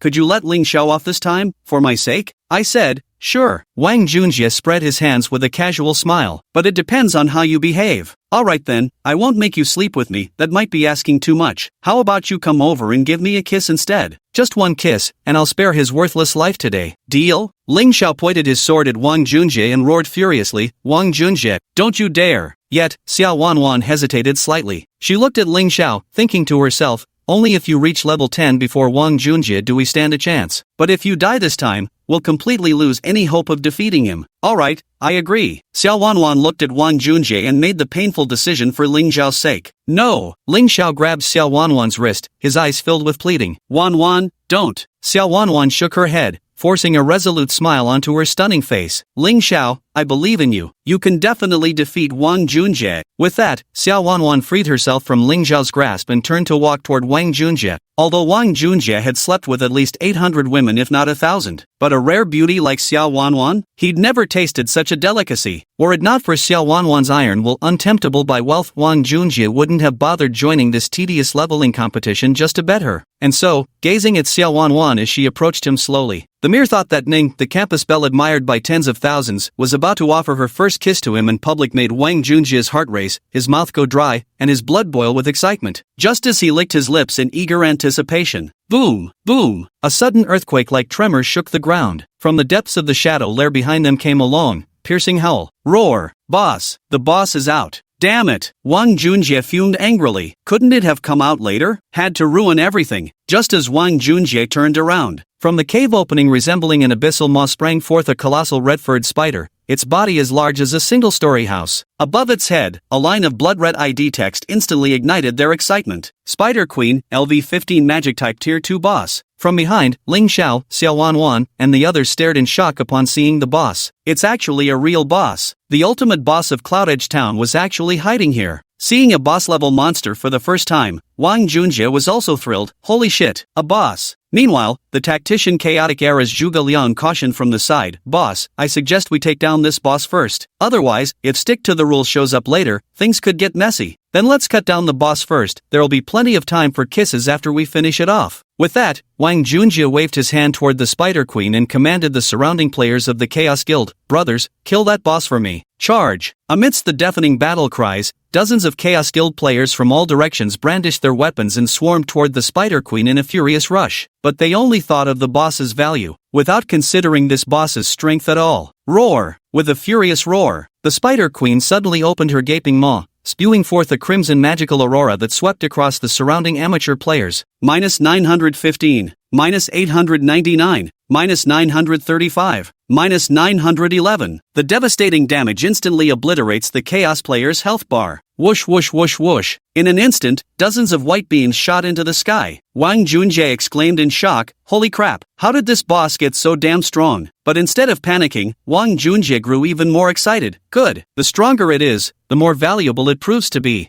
Damn it, this boss, I swear I'm gonna take it down no matter what. With that, Wang Junjie opened the guild group chat on WeChat and tagged all members in the message, everyone assemble at the Shadow Lair to take down the boss. If you die, just come back again. 30,000 yuan compensation for each death. Thus, in the eyes of passing players, an unbelievable scene unfolded. The players from the Chaotic Times Guild were like men possessed, frantically shuttling back and forth between Cloud Edge Town and the Shadow Nest. Some passers-by players felt curious and followed along. When they reached the Shadow Lair, they discovered, holy crap, a boss. So the Chaos Guild is actually fighting a boss. No wonder they're going crazy. They're literally betting their lives to take down this boss, as expected from the richest man in Ning'an City. Other than Wang Junjie, probably no one else would fight a boss like this. As a level 15 Tier 2 boss, the Spider Queen possessed an astonishing 480 points of defense. No matter how hard the Chaos Guild's members, near level 6 to 7 players, tried, they stood no chance against her. Swish, swish, swish, swish. All the Warlord players near the boss landed attacks that uniformly dealt a mandatory -1 damage, though the individual damage was negligible. Yet, the might of numbers is unstoppable. Even with just 1 point of mandatory damage per person, they could slowly wear down the boss. Under Wang Junjie's command, the Chaos Guild had over 500 members. Even if each member could only deal 2 to 3 damage per life, a single round of attacks could whittle away over 1,000 HP from the boss. The boss in the beginner village doesn't have health regeneration. Chaos Zhuge pushed his glasses up with his index finger and analyzed, as long as we keep throwing lives at it, it's only a matter of time before we wear this boss down. Wang Junjie was overjoyed, then pile it up for me. Pile it up like crazy. Ha ha ha ha. In Wang Junjie's eyes, it seemed this boss was already his for the taking. Chapter 37, Su Yingxiao's plan gets exposed. Swish, swish, swish, swish. -1, -1, -1. Boom boom boom boom. -912. -888. -896. The Shadow Lair was ablaze with intense battle. Although the players from the Chaos Guild appeared fierce during this boss fight, they were essentially moths drawn to a flame. The Spider Queen's attacks were lethal with every strike. On the battlefield, streaks of white light mixed with the screams of players rose and fell incessantly. To the passing players who came to witness the commotion, Lunatic's actions seemed utterly insane. But in Wang Junjie's heart, the fervor only burned fiercer. 10 minutes passed, and seeing the Spider Queen's health bar had successfully dropped by 10%, Wang Junjie was overjoyed. However, Wang Junjie's current concern wasn't about defeating the boss. At this rate, it would take at most an hour and a half to take down the boss. There was only one thing troubling Wang Junjie now. That stick in the mud Emosho Changue. Is he gonna come snatch our kill later? Damn it! Don't tell me after I exhaust myself whittling down the boss, that bastard's gonna swoop in and steal it. Wang Junjie grew increasingly worried and sent Suingsha a message. What's Emosho Changue up to right now? Soon after, Suingsha replied, he was just about to head to the Shadow Lair to kill the boss, but I stopped him. He logged off right in front of me. I saw it with my own eyes, and now I'm on my way to his place. Don't worry, Junjie-gu. I'll hold him back and keep him from interrupting your boss fight. Seeing this news, Wang Junjie felt the weight lift from his heart instantly. With that, all his worries were completely put to rest. Ha ha ha, like this, no one can steal my boss anymore. This boss is absolutely mine to take down. At the same time, offline, Suingsha changed into a sexy yet clean outfit and, following Lin Mo's request, put on black stockings, complemented by that stunningly beautiful face. Even the taxi driver couldn't help glancing at Suingsha through the rearview mirror every 3 seconds. Half an hour later, Suingsha arrived at Lin Mo's residence. Yet despite knocking on the door for a long time, no one answered. Damn you, Lin Mo. Are you standing me up again? Suingsha sent a message to Lin Mo. Lin Mo, I'm at your doorstep. Are you not home? Ding. A short while later, Lin Mo replied, oh, I'm out grabbing a midnight snack. Wait for me. Suingsha immediately stomped her foot in anger. Damn you, Lin Mo. Stupid Lin Mo. I came all the way to see you, and you still have the nerve to go out eating. Helpless, Suingsha had no choice but to wait obediently outside the door for Lin Mo. But, what Suingsha didn't know was that at this very moment, Lin Mo wasn't eating late-night snacks at all. Instead, he was online in Revelation. Outside the Shadow Lair, in an inconspicuous dark corner, Lin Mo quietly observed the entire scene, waiting for the chaotic forces to weaken the boss before he stepped in to reap the rewards, playing the waiting game to profit from others' conflicts. So that was why. From the very first message Suingsha sent Lin Mo last night, all her schemes and intentions had already been fully exposed in his eyes. How could Suingsha have known Lin Mo was a reincarnated soul? Had it not been for that, Lin Mo might never have realized that Suingsha was an informant deliberately planted beside him by Wang Junjie, because according to the trajectory of their previous life, Suingsha didn't come to reconcile with Lin Mo, and the two never crossed paths again. Why in this life, after a year of no contact, did she suddenly come to Lin Mo seeking reconciliation? It must be Wang Junjie's doing, because in their previous life, Lin Mo posed no threat to Wang Junjie whatsoever, so he never went through the trouble of finding Lin Mo's ex-girlfriend Suingsha to retaliate against him. In this life, Lin Mo had already become a thorn in Wang Junjie's side that he couldn't wait to pull out. So, from the beginning, when Suingsha first sent Lin Mo that initial WeChat message, Lin Mo had already guessed what was going on, and he deliberately didn't expose it. Instead, he pretended to play along. His goal was to turn the tables on Suingsha, making it seem unintentional but actually intentional when he leaked the boss Spider Queen's information to Wang Junjie, because even if Lin Mo possessed a full set of golden divine gear, he wouldn't have complete confidence in single-handedly taking down the Spider Queen. Of course, the most critical threats were those explosive spiders lurking outside the Shadow Lair. If not for the Chaos Guild members sacrificing themselves to detonate them, Lin Mo wouldn't have stood a chance against those touch-sensitive explosives, unless he had 10,000 lives to spare. Right now, the players from the Chaos Guild had already used human wave tactics to wipe out all the explosive spiders, eliminating the greatest threat for Lin Mo. However, Lin Mo still didn't rush to make his move, because the boss still had too much health left. If he acted now, not only would Lin Mo have to solo the boss, but he'd also have to deal with the Chaos Guild players. So, he still needed to keep using Wang Junjie's Chaos Guild players to weaken the boss until it was near death. Wait till the last moment. Snatch the final strike from Wang Junjie's grasp. Sorry, Wang Junjie. This boss is already mine by decree. The battle on the field was raging fiercely. The Spider Queen not only had formidable attributes, but her skills were also dazzling and unpredictable. Dark Knight Death Ray, Venomous Liquid, Fatal Sonic Boom, Death Worm Explosion. Every ability can cause massive AoE damage. Each seemingly effortless movement of the Spider Queen instantly wipes out dozens of players across a vast area. This sight left the onlooker players on the periphery utterly shocked. Holy shit, is this boss-level monster in the Oracle world? What terrifying destructive power. No kidding, it wipes out everything, sky, earth, even the air. Just looking at it scares the hell out of me. The warriors in this chaotic world are really badass. They're literally brute-forcing the boss through sheer attrition. You really have no eye for talent. The real legend isn't the chaos, it's Wang Junjie. 100k in prize money and 30k in death compensation. In one night, Wang Junjie must have dropped at least a small fortune. Oh my god, this is absolutely insane. Whenever I spend $6 on a game's first purchase bonus, I feel guilty for days. It hurts my soul so much. The world of rich people is truly beyond my comprehension. This game only restricts in-game purchases early on to maintain balance. If pay-to-play were enabled right away,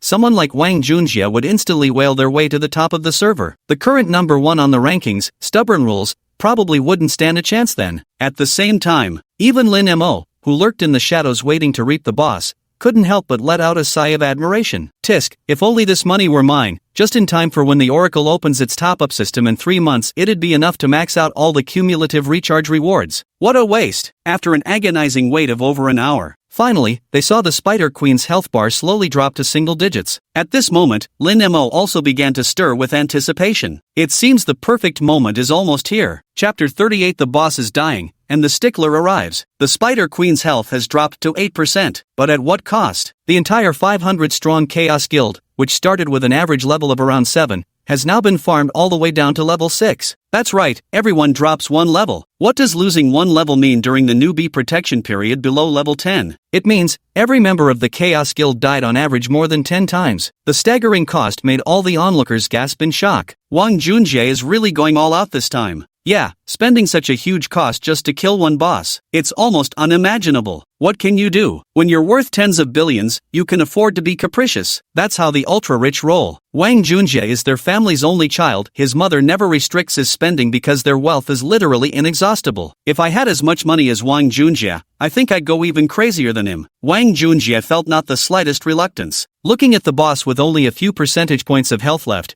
it seemed the moment of hard-won victory was finally at hand. Unable to contain himself, Wang Junjie burst into excited, maniacal laughter. Ha ha ha, soon, the boss is almost mine. When I take down this boss, I'll be number 1 on the entire server. Damn right, by then I'll be unstoppable. Gods or Buddhas, whoever stands in my way gets crushed. You sticklers for the rules better dig in, 'cause I'll force-feed you shit till you burst. Meanwhile, unseen in the shadows, Lin Mo began to stir with anticipation. Yet he reminded himself, now's not the perfect moment, wait a bit longer. So Lin Mo waited leisurely for a few more minutes. Only when the Spider Queen's health remained steadily at 3% did he act. The sheep has grown fat. Time for slaughter. With those words, Lin Mo raised the hero's golden bow. Like the death-bringing reaper himself, he advanced through the darkness toward his target. Wang Junjie remained completely unaware. He was excitedly jogging in place to warm up. Just as he was preparing to wait for his underlings to weaken the boss down to 1 HP before entering the fray to land the final blow himself, one of his nearby lackeys seemed to notice something. Pointing toward the darkness behind them, his face instantly twisted in terror as he gaped and let out a startled scream. Ink.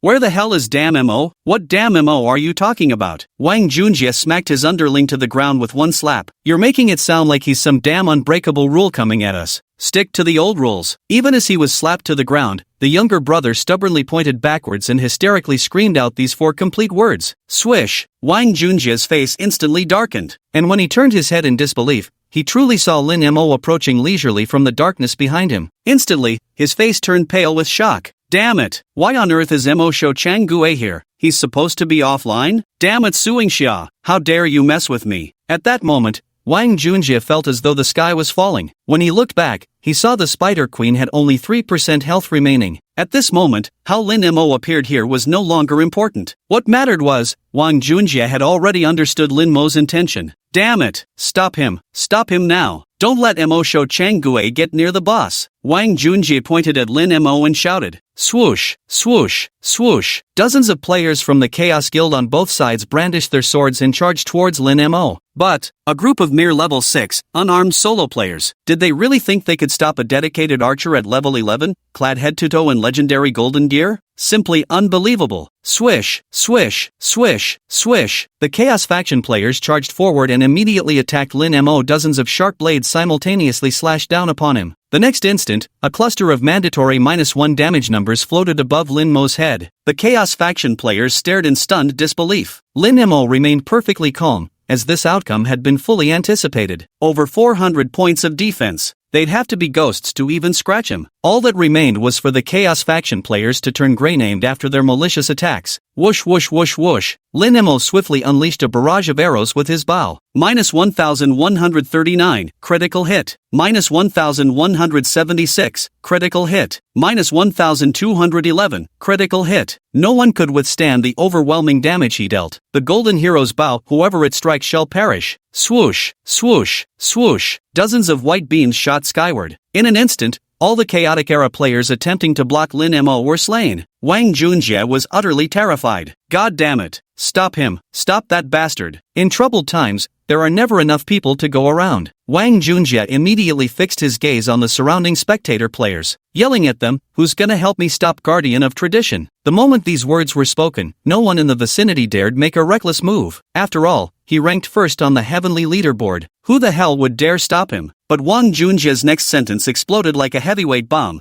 instantly detonating among the crowd. "Whoever is here today, stop Mo Shou Chang Gue for me, 50,000 cash for each kill." Holy shit, 50,000 bucks, that's my fucking annual salary. Apologies, Great Master Mo Shou Chang Gue, we really don't mean to offend you, because Wang Junjie just offered too much. Charge, everyone. As he spoke, all surrounding players, whether they knew Wang Junjie or not, immediately swarmed toward Lin Mo in a frenzied rush. The scene was overwhelming in its sheer magnitude. Seeing this, Lin Mo couldn't help but frown slightly. He deliberately waited until most of the Chaos Guild members had been killed before making his move. Yet he truly hadn't anticipated how even unrelated passers-by could be instantly rallied by Wang Junjie. In an instant, hundreds of surrounding player passers-by encircled Lin Mo completely, launching a frenzied assault. Watching Lin Mo trapped within the crush of bodies with no escape, Wang Junjie's feigned concern vanished instantly as he burst into maniacal laughter once more. "So what if you're here? What can you possibly do? Fight me, will you? You're too green to play by the book. Learn how to handle them first before trying to steal my boss. Ha ha ha." Whoosh whoosh whoosh whoosh. Lin Mo shot arrow after arrow, knocking down one ordinary player after another. Yet they kept coming wave after wave, like an unkillable swarm of cockroaches. Trapped within their tight encirclement, Lin Mo stood alone with no possible means of breaking through. In the distance, the boss's health dropped another percentage point, now only 2% remained. Just as Lin Mo finally began to panic, yet found himself powerless to act. Swish, swish, swish, swish. From behind, a group of players suddenly surged forth from nowhere, cutting down without hesitation the crowd of bystanders who had gathered at Lin Mo's back. Lin Mo turned his head. He saw a face that looked very familiar, raising a sword high and shouting loudly, "Brothers, follow me. Assist Mo Shou to break through the siege." Upon seeing the newcomer, Lin Mo felt a shock in his heart. What is this? Qin Feng? Chapter 39, Ning University students cover as Lin Mo transforms into a slaughter deity. Swish, swish, swish, swish. Suddenly, a group of players with the Yi Chasing Wind clan tag appeared, led by a tall, muscular young man with the ID, Chasing Wind's shadow. They launched a fierce assault on the solo players surrounding Lin Mo, hacking away mercilessly. Lin Mo was genuinely surprised. He never expected that the person coming to help him would actually be Qin Feng,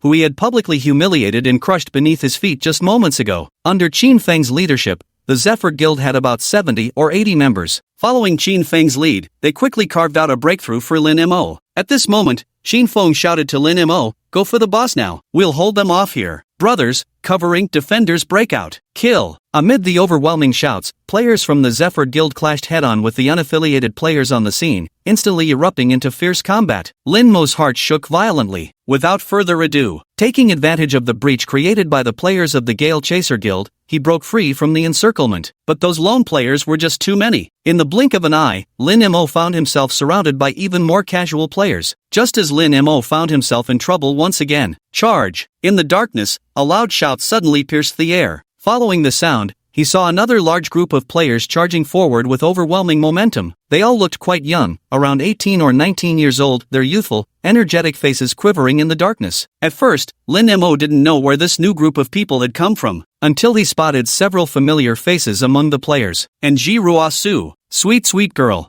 the cat who drinks Coke. Aren't they those silly little fangirls who used to follow Jade and Ashes around like lost puppies? Only then did Lin Mo suddenly realize they were all students of Ning'an University. At that moment, a glance back revealed Ling Xiao and Xiao Wanwan being pinned to the ground by players from the Chaos World Guild not far away. Senior Ling Xiao. In the eyes of junior students like Nji Ruosu, looks of heartache gradually appeared. The next second, they transformed their grief into hatred. Pointing at Wang Junjie in the distance, and Zeruosu led the charge with a loud shout, "Brothers and sisters, down with Wang Junjie, charge!" Amid earth-shaking battle cries, countless student faction players gathered together like a bursting dam's floodwaters. Brandishing their starter swords, they surged forward like rolling storm clouds, swarming toward the scattered solo players ahead. Swish, swish, swish, swish, boom, boom, boom. At the moment when the players from both sides collided, the blinding white light, symbolizing death, instantly erupted among the crowd. Youths aged 18 or 19 burned with fervent passion. Middle-aged and elderly players in their 30s and 40s felt weak and powerless. With equally matched numbers on both sides, it was clear that the younger group had far more explosive energy. Seeing the defense line organized by those independent players being gradually broken apart and dismantled by the university students from Ning'an, Wang Junjie panicked. "Damn it! Are you blind? Do you even know who I am? How dare you oppose me? Humph, if you want to stick to the old ways, then let's see what's more powerful, your charisma or my financial might." With that, Wang Junjie employed the same tactic he had used to win over those independent players earlier,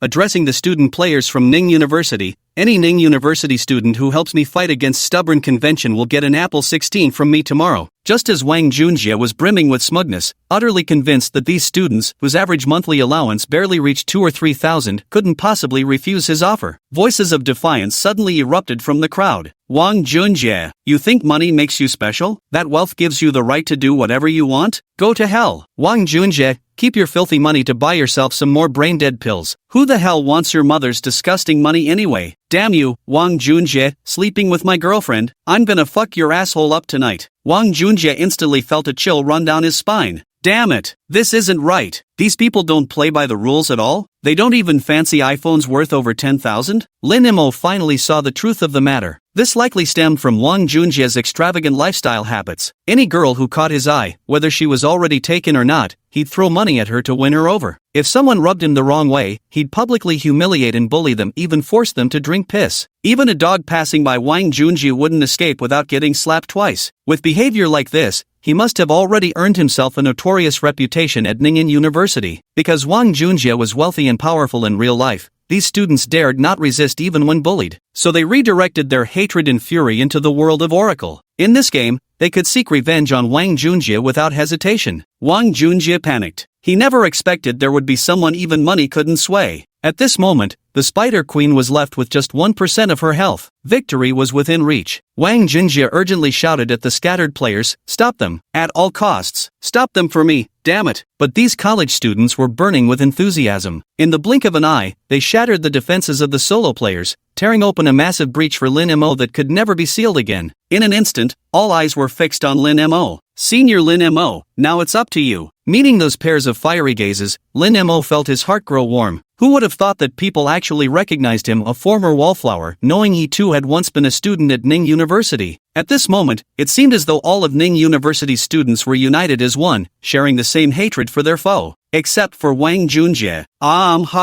Lin Mo nodded towards the group of Ning'an University students who had risked their lives to breach the enemy's defenses for him. And so, gripping the hero's golden bow and activating the skill acceleration of demonized holy light boots, he charged toward Wang Junjie and the Spider Queen at breakneck speed. Wow! Title activated. All equipment special effects activated. Golden radiance erupted from Lin Ma's entire body, illuminating the night. It instantly bestowed boundless hope upon the students of Ning University behind him. Holy shit! Senior Lin Mo is fucking handsome. Damn it! Even if I die, it's worth it. Go Senior Lin Mo. Kick Wang Junjie's ass. Whoosh whoosh whoosh whoosh. All players from the Chaotic Rising Chaos Guild who tried to block Lin Mo were slain beneath the hail of arrows from his Tier 2 orange-grade hero's golden bow. At this moment, Lin Mo was like the god of death in the darkness. No one could stop him. Whoever stood in his way would die. Swoosh, swoosh, swoosh. Amidst countless beams of soaring white light, Lin Mo charged straight toward Wang Junjie. Wang Junjie was utterly shocked. He immediately turned and dashed toward the boss, hoping to defeat it before Lin Mo could reach him. After all, the boss was the top priority. As long as he took down the boss, dying afterward wouldn't matter at all. Alas, how could he possibly outrun Lin Mo? Thunk! Within effective shooting range, from an astonishing distance of 50 yards,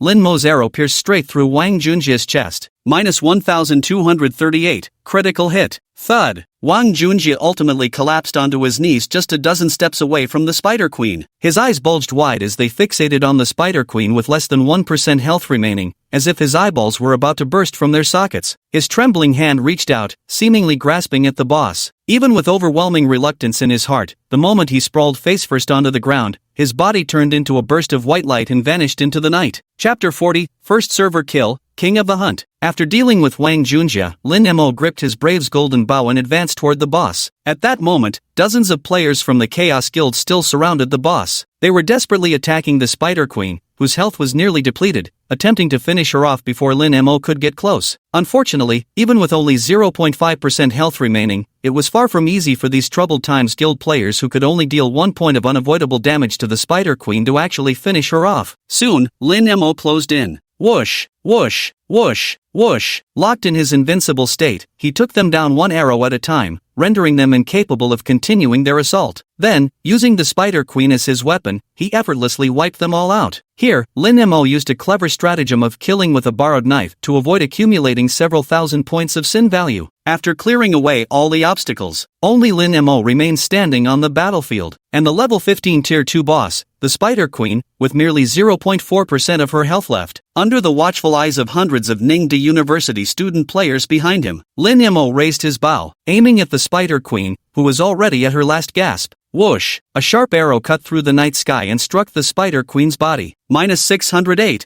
critical strike. Minus 200, burn. Ho ho ho ho! As if filled with endless resentment, the Spider Queen staggered backward several steps until, with one final ferocious roar, her massive body collapsed heavily to the ground. The exhilarating system battle notification rang in Lin Mo's ears. Ding! Congratulations on killing the level 15 Tier 2 boss Spider Queen, EXP plus 222,000. Final blow 100% plus cross-level bonus 10% plus title bonus 1%, totaling 111%. Reputation plus 100. In boss battles, since they're typically large-scale conflicts involving thousands of players, the reward mechanism differs from regular monster fights. During boss fights, all participants receive base EXP ranging from 30% to a maximum of 100% based on their contribution. The player who lands the final blow receives the full 100% EXP regardless of their contribution. Wow! Wow! The moment the boss fell, 2 golden beams of light consecutively showered down upon Lin Mo's head. A massive experience gain of over 220,000 points leveled Lin Mo up twice in succession. Ding! Congratulations on reaching level 12. Ding! Congratulations on reaching level 13. All 5-dimensional attributes plus 1. Free attribute points plus 3. Next level requires 150,000 experience points. This upgrade speed is insane. So satisfying. The most important thing was, Lin Mo wasn't involved from start to finish, aside from that final arrow. Just a little favor on the way. Instead, he reaped the highest rewards. At the same time, a resounding system announcement descended from the heavens,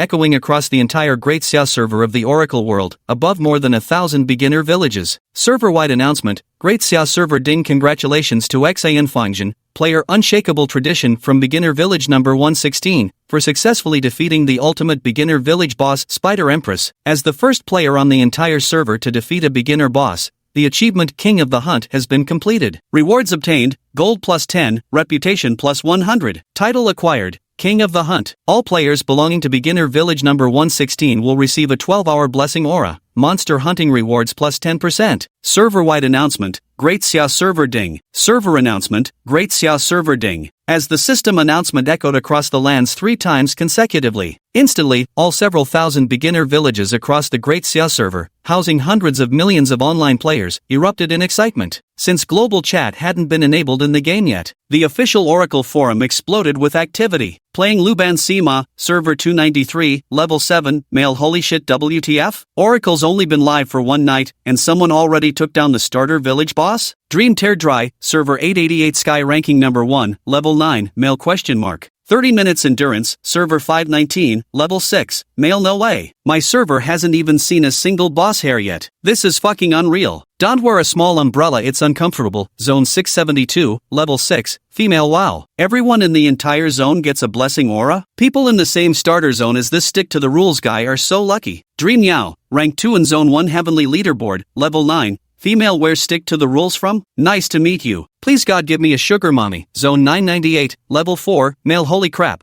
A sugar mommy from zone 1's Jinghai. Beautiful sis. Please notice me. Zhangliang Spicy Wave, Zone 118, Level 7, Male. If it's Zone 116, then they're probably from Ning'an, Jiang Province, right? Dreamy Yao Server 1, Rank 2 on Heavenly Leaderboard, Level 9, Female. I'm 19 years old, 169 centimeters tall, and weigh 48 kilograms. Currently single and a sophomore in college. In real life, my parents run a company in Jinghai, and I'm their only daughter. If you, Inkstained Rules, are interested in dating, you can DM me. Here's my selfie. Photo. Losers Have Dreams 2 Server 615, Level 3, Male. Wow. So this is the young heiress from Jinghai? So fair, so delicate, so beautiful. Turning life around, Server 777, Level 5, Male. So beautiful. Having a girlfriend like this would make my life complete. At the same time, Cloud Rim Town, near the Fountain of Rebirth. The resurrected Wang Junjie listened to the system-wide announcement while browsing the Oracle forum filled with players praising Lin Mo. Instantly, he erupted with fury on the spot, because all these rewards and honors should rightfully have been his. And now, he had paid a huge price for this boss, only to have all the rewards and glory snatched away by Lin Mo in the end. Damn it! Damn it! Emosho Changue, I swear I'll never rest until you're dead. No sooner had he spoken. The tactician Chaos Yuga calmly analyzed from the side. The most crucial question is, why did Emosho Changue appear in the shadow lair? It must be that bitch Suingxia. Wang Junjie gnashed his teeth in fury. She's definitely the one who sold me out. Just as he was saying this, Wang Junjie suddenly received a friend request notification, _player stick to convention has applied to add you as a friend, _. Damn you! Wang Junjie flew into a rage. So after stealing my boss, you're here to gloat now? As Wang Junjie accepted the friend request and was about to open voice chat to curse Lin Mo's ancestors 18 generations back, Lin Mo suddenly sent a message first. Do you know where you went wrong? Let me give you a hint. Real feelings can withstand the test of money. Oh, and thanks for the million. Consider it a wedding gift. We'll invite you to the ceremony when Ingxia and I get married. Wang Junjie's eyes were bloodshot with rage. Damn it! That bitch Suingxia sold me out after all.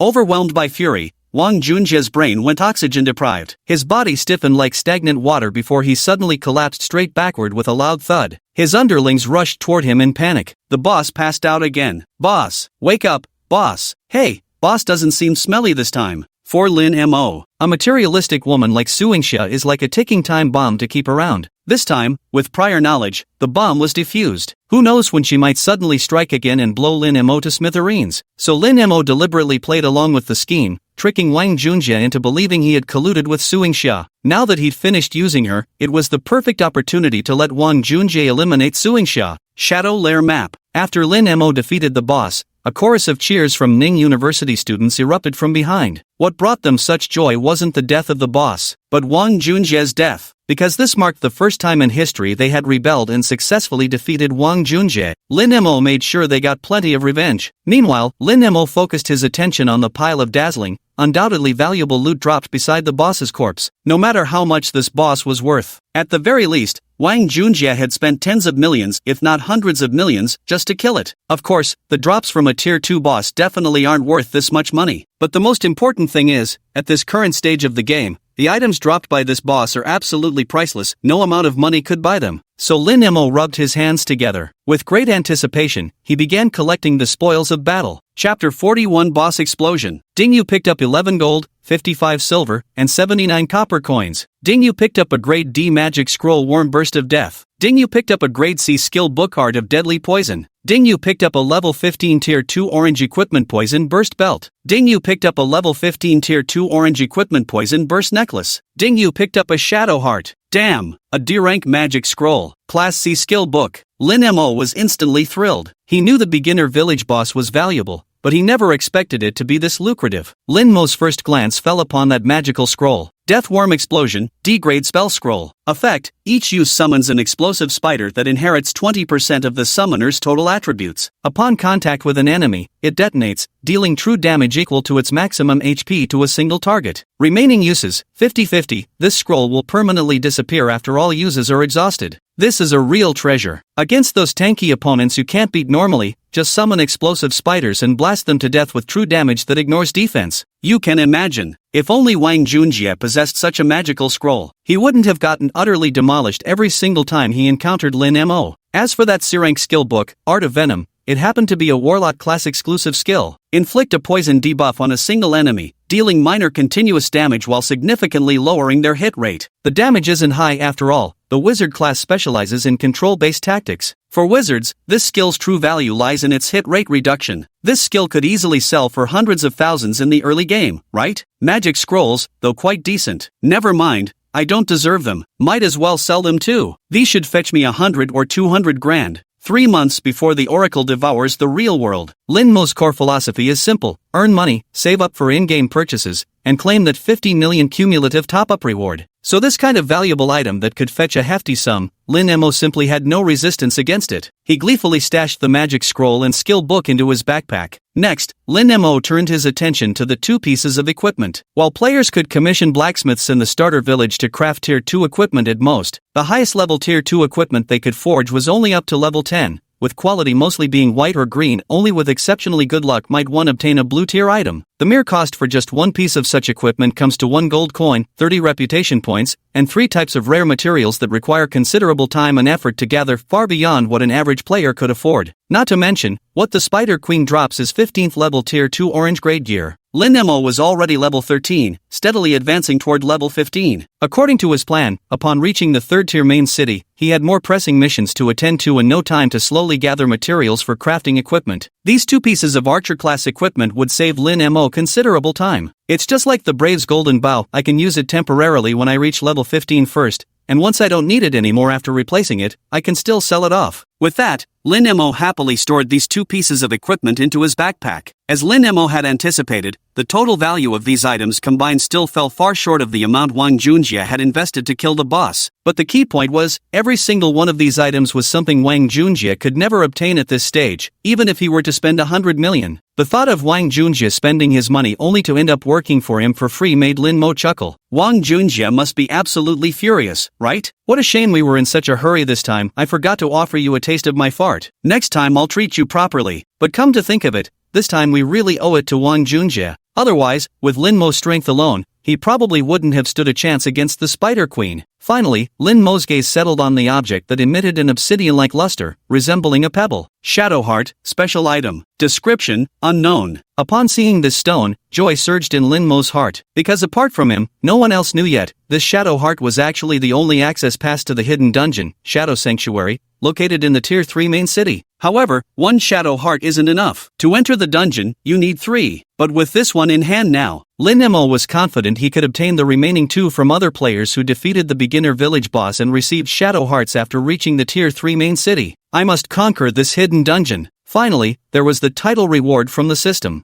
Unexpectedly, the quality of this title surpassed the 3 previously obtained ones. It's actually a green quality title? King of the Hunt, title, quality, green, title attribute, plus 3% damage against monsters. Description, a symbol of the mighty warrior who slew the boss in Cloud Edge Town, newbie village number 116 of the Great Xia server. Not bad, not bad. It's effectively increasing my monster slaying efficiency by 3%. Little by little, this will be the key to widening the gap between me and other players. Overjoyed, Lin Mo suddenly had a whimsical thought. I wonder if Advanced Soulfire could unlock the ability to incinerate titles later on? If even titles can be incinerated and then upgraded, now that would be truly fascinating. Thinking this way, that pretty much wraps up dealing with the boss's loot. Just then, Xin Feng rushed toward Lin Mo with a group of players from the Gale Chasers Guild. Lin Mo frowned. Were they trying to steal his loot? It turns out Lin Mo had misjudged the situation. Xin Feng ran up to Lin Mo with a cheerful grin, congratulating him. Congrats on getting the server first kill on the rookie boss, Moji. Lin Mo looked skeptical. Why?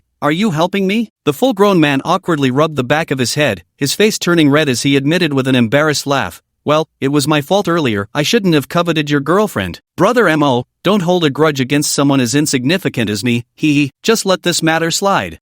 Shin Feng, swear I'll never lay a finger on Su Yingsha again. Fair enough. Lin Mo waved his hand, signaling that any grievances between the two of them were now settled. Xin Feng's face lit up with joy. Thanks for understanding, brother Mo. Wei. Xin Feng seemed to want to say something, but hesitated and stopped short. Lin Mo immediately saw through Xin Feng's little scheme, but he chose not to expose it. Let's add each other as friends for future communication. Xin Feng's eyes instantly lit up. Great. This was exactly what Xin Feng had wanted to suggest but hadn't been able to voice. After adding friends, Xin Feng smiled happily and said, well, brother Mo, if there's nothing else, I'll take off first. Go on. Got it. Watching Xin Feng's cheerful departure with the Chasing Wind players, Lin Mo shook his head with a smile. Kid, you've chosen the right path. Indeed, you're much smarter than Wang Junjie. Lin Mo drew clear lines between gratitude and grudges, regardless of past circumstances. He noted every detail of Xin Feng's performance this time. Sending off Xin Feng, Lin Mo's gaze fell upon the other side, lingering on the reluctant-to-part figures of Ling Xiao and Xiao Wanwan, who seemed like star-crossed lovers. Their eyes met with Lin Mo's. Ling Xiao and Xiao Wanwan both gave Lin Mo a slight nod. Just as they were about to leave with the group of Ning University players behind them, Lin Mo suddenly called out to Ling Xiao, wait. Ling Xiao stopped in his tracks, turned around, and looked at Lin Mo. Is there something else? He asked. Let me help you reach level 10. Lin Mo's casual remark sent a sudden jolt through Ling Xiao's heart. Then, Lin Mo added, but there's a price. 200,000. Chapter 42, Lin Mo sets his sights on the little rich girl, Xiao Wanwan. Despite possessing the A-grade talent Mutual Destruction and climbing to third place on Cloud Edge Town's heavenly ranking through sheer effort, Ling Xiao, but he was always one step behind Wang Junjie, especially now that he was carrying several hundred points of crime value. In this state he could no longer use the Mutual Destruction talent to level up by exploding boss monsters, because if he died once, he would lose a massive amount of experience, making it a losing proposition in the end. At this moment, one could say he had lost all the strength and means to oppose Wang Junjie, but he still wanted to win. So Lin Mo's previous statement had undoubtedly given him tremendous confidence, but the follow-up of 200,000 was like a bucket of cold water, instantly extinguishing his hopes. Lu Xiao awkwardly said, can it be less? 200,000, I really can't afford that. Lin Mo remained silent, as if deliberately waiting for something. At that moment, Xiao Wanwan, who was standing nearby, said to Lin Mo, I have it. I'll give it to you. Knowing that Ling Xiao, a college student, couldn't afford it and was waiting for Xiao Wanwan to speak up, Lin Mo immediately smiled and said, alright, Wanwan. Ling Xiao gazed at Xiao Wanwan, looking as if he wanted to say something. Yet Xiao Wanwan gently shook her head and responded with a serene smile, it's alright, as long as I can be with you. After saying this, Xiao Wanwan asked Lin Mo for his bank account number and immediately transferred 200,000 yuan to him. If it were an ordinary person who could so easily produce 200,000 yuan, Lin Mo would undoubtedly have been utterly astonished. After all, Xiao Wanwan was just another student at Ning University. But at this moment, Lin Mo wasn't the least bit surprised, because he knew Xiao Wanwan was actually a little rich girl. Ever since spotting Xiao Wanwan, Lin Mo had been racking his brains. Why did she look so familiar? This finally reminded Lin Mo. In his previous life, he'd heard others in the game mention that Ning University's campus belle Xiao Wanwan originally came from a happy family. Both her parents were top-tier corporate executives, placing her household firmly in the affluent class. But during a business trip where they drove themselves, her parents died instantly in a car accident, leaving Xiao Wanwan an inheritance of 5 million yuan. This sudden windfall transformed the still university-aged Xiao Wanwan into a young heiress, and it was precisely those 5 million attached to Xiao Wanwan that Lin Mo had set his sights on. After all, once the oracle devours reality in 3 months, those 5 million yuan will be nothing but worthless scraps of paper to them. But coming to me, it could instantly achieve 10% of my 50 million cumulative spending goal. Time was running out for Lin Mo. Lin Mo must find a way, by any means necessary, to quickly amass 50 million. 5 million for an SSS tier talent like me to personally safeguard you too seems like a fair deal, doesn't it? Of course, Lin Mo couldn't be too greedy and demand the full 5 million upfront, emptying Xiao Wanwan's entire savings. To secure that 5 million, he'd have to take it step by step. And right now, those 200,000 were Lin Mo's first move. When can we start? Xiao Wanwan bit her lip, asking anxiously. According to the level rankings in Cloudside Town, Wang Junjie's level had already reached 9th level at 13%. Just one step away from 10th level. But Ling Xiao was only at 8th level and 25%, the gap between them was far too wide. Xiao Wanwan worried that time was running out. Lin Mo leisurely confirmed receiving 200,000. Without hesitation, he uttered, now. As he spoke, Lin Mo formed a team and added Ling Xiao and Xiao Wanwan to the squad. Then he turned to Skinny Monkey and Fatty Hai nearby and said, you two, join in too. Me? Pang Dehai pointed at himself, both flattered and apprehensive. Can I really? Can your ass? Shohor smacked Pang Dahai's forehead with a palm, grumbling, don't you know each extra person cuts Brother Zhao's EXP gain by 10%? What are we two crashing the party for? Rubbing his head, Pang Dahai wore an expression of grievance. Lin Mo replied nonchalantly, no problem. Come on in, you two. I'll make sure all 4 of you reach level 10 before Wang Junjie does. As a condition, 70% of your leveling rewards will go to me, and the remaining 30% you can keep for yourselves. Will this really work? Slim obviously wasn't concerned about the rewards but rather worried about slowing down Ling Zhao's leveling progress. The scrawny kid gritted his teeth, as if making some resolute decision, and said to Ling Xiao with determined eyes, Bro Xiao,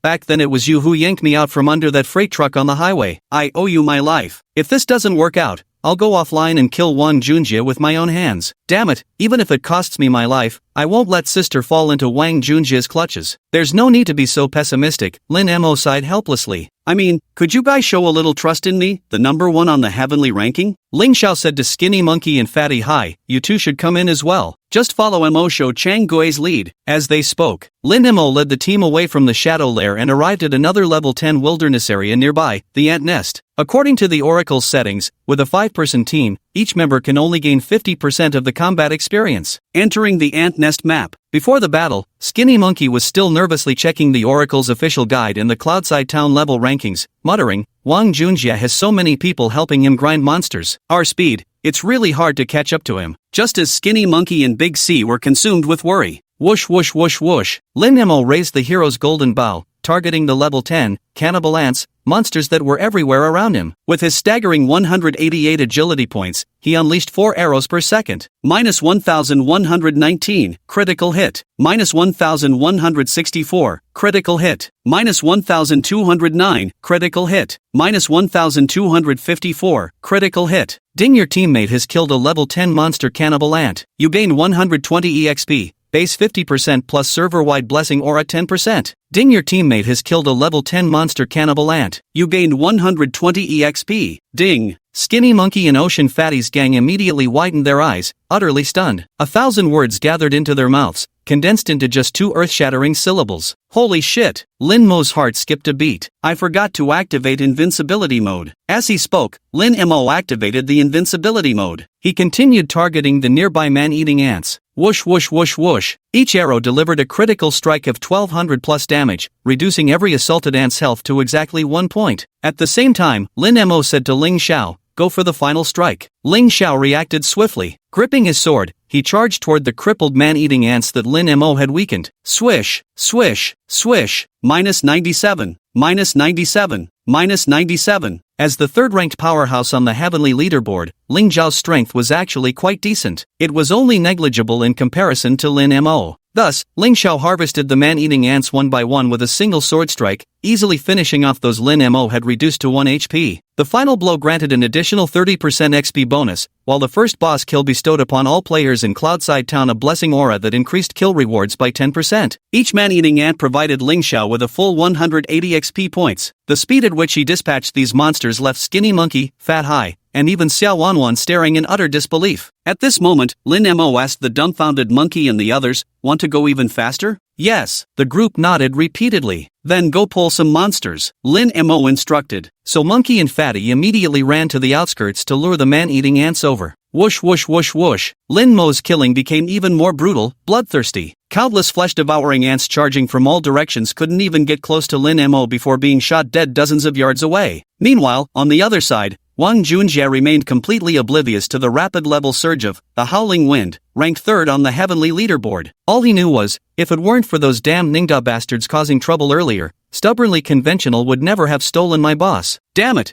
it must be that useless Ling Xiao who called them here. Wang Junjie gnashed his teeth in anger. Schemes of vicious revenge began swirling in his mind. Worthless trash. Seems you still haven't learned who's in charge, huh? Daring to help that stubborn old faction against me? Just you wait, motherfucker. Soon as I hit level 10, I'm gonna livestream fucking Xiao Wanwan to death. His words instantly fired up the surrounding minions of the Chaos Guild. Boss, are you really gonna livestream it? Which platform? Wang Junjie, stream your fucking sister. Younger brother. Boss, you mean we'll start livestreaming once we get my sister here? Got it. I'll go fetch her right away. Wang Junjie, livestream your damn mother. Younger brother, got it. I'll go dig my mom up too. Wang Junjie, get lost. Little brother, Got it. Chapter 43, 4-tier level up rewards, explosive prizes. 6 in the morning. Online popularity started soaring again. Since it was the weekend, many players got up early to grind levels. Additionally, many office workers who still have to work overtime on weekends take advantage of the 2-hour window before their 8 a.m. clock in to wake up early and enjoy a quick gaming session. Thus, the number of online players was substantial. Outside Cloud Edge Town, in a level 10 wilderness area. Swish, swish, swish. The 4 strongest players from the Chaos Guild, all possessing rare C-grade talents, fought monsters with all their might until they were weakened, then delivered them to Wang Junjie for the final blow. As each monster was effortlessly slain, Wang Junjie's experience bar continued to rise at an astonishingly rapid pace. Swish! With swift swings of his sword, Wang Junjie dispatched another mutated toad and opened his status panel. Seeing his experience bar at level 9 with 85% progression, he couldn't help but grin smugly. Oomph!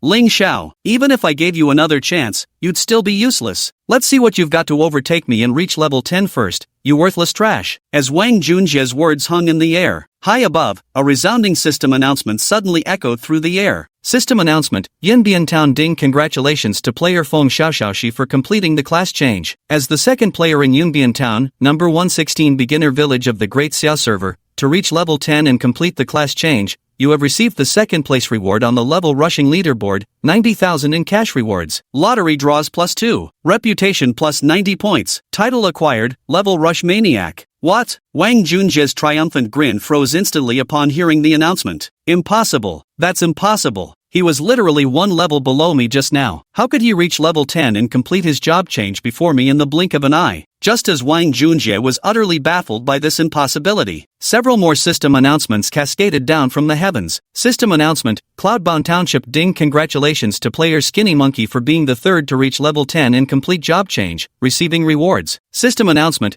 Cloudside Town Ding, congratulations to player Fatsy for being the fourth to reach level 10 and complete class advancement, receiving rewards. System announcement, Cloudside Town Ding, congratulations to player Gentle Breeze for being the fourth to reach level 10 and complete class advancement, receiving rewards.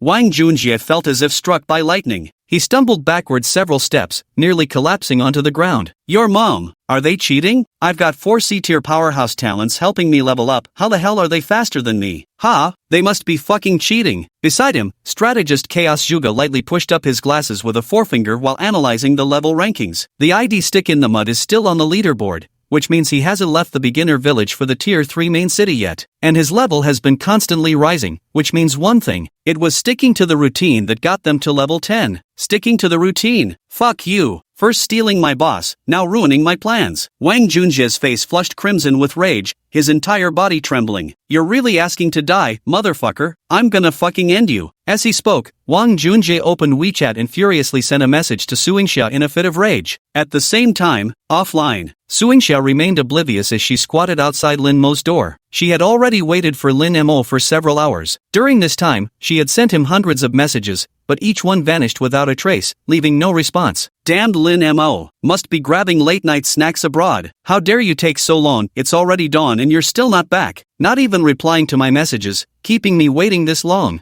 You used to reply to my texts instantly every single time. Despite her anger, Suingxia reconsidered. Well, as long as he doesn't log in, my mission is technically complete. Wang Junjie should have already killed the boss by now, right? I'll get another 2 million from him soon. So happy. Just as Suingxia was happily preparing to ask Wang Junjie for the money, Wang Junjie's message arrived first. Damn it, Suingxia, you fucking bitch. How dare you betray me? I'll fucking kill you. Suingxia's expression changed instantly. She had no idea what was happening. Brother Junjie, what's wrong? Stop fucking pretending. Wang Junjie roared with fury. You shameless bitch who doesn't know when to quit. Just wait for it. See if I don't ruin you. I'll take your fucking surname if I don't. Suingxia trembled inwardly, both bewildered and terrified. When Wang Junjie tried to message again to ask what exactly had happened, he discovered he'd already been blocked by the other party. What exactly is going on? Did I do something wrong? Bewildered, Suingxia's heart instantly surged with a sense of ominous foreboding. Cloud Edge Town, Class Advancement Hall. To align with his innate talent, Ling Xiao switched classes to a tank role, Knight, planning to go all in on defense and become an explosive nuclear tank. Xiao Wanwan transitioned into the mage class, her D-grade talent Frozen World, increasing ice skill damage by 10%, setting her firmly on the path to becoming an ice mage. Skinny Monkey became an assassin, Fatty C transitioned into support as a priest. The moment they completed their class transitions and received formal recognition through the system announcement, Ling Xiao and Xiao Wanwan embraced each other tightly in tears of joy. It worked! We did it! Witnessing the star-crossed lovers who had endured countless hardships finally reunite, Lin Mo couldn't help but feel deeply moved. It turned out that while leveling them up, Ling Xiao had already confessed to Lin Mo. He and Xiao Wanwan had known each other since childhood. From kindergarten to elementary school, middle school, high school, and even university, they were always together, truly childhood sweethearts. But just after entering university, an unexpected incident struck. One weekend, while out enjoying themselves, on their way back in the evening, Xiao Wanwan's stunning beauty drew the covetous attention of a group of street thugs. To protect Xiao Wanwan, Ling Xiao drew their aggression and was surrounded and beaten by those hooligans. Xiao Wanwan saved Ling Xiao by slashing one of the thugs' necks with an eyebrow pencil knife she carried with her. Both of them fled the scene in extreme fear and panic at the time. Later, those thugs somehow tracked them down to Ning'an University. Using first-degree disability as their excuse,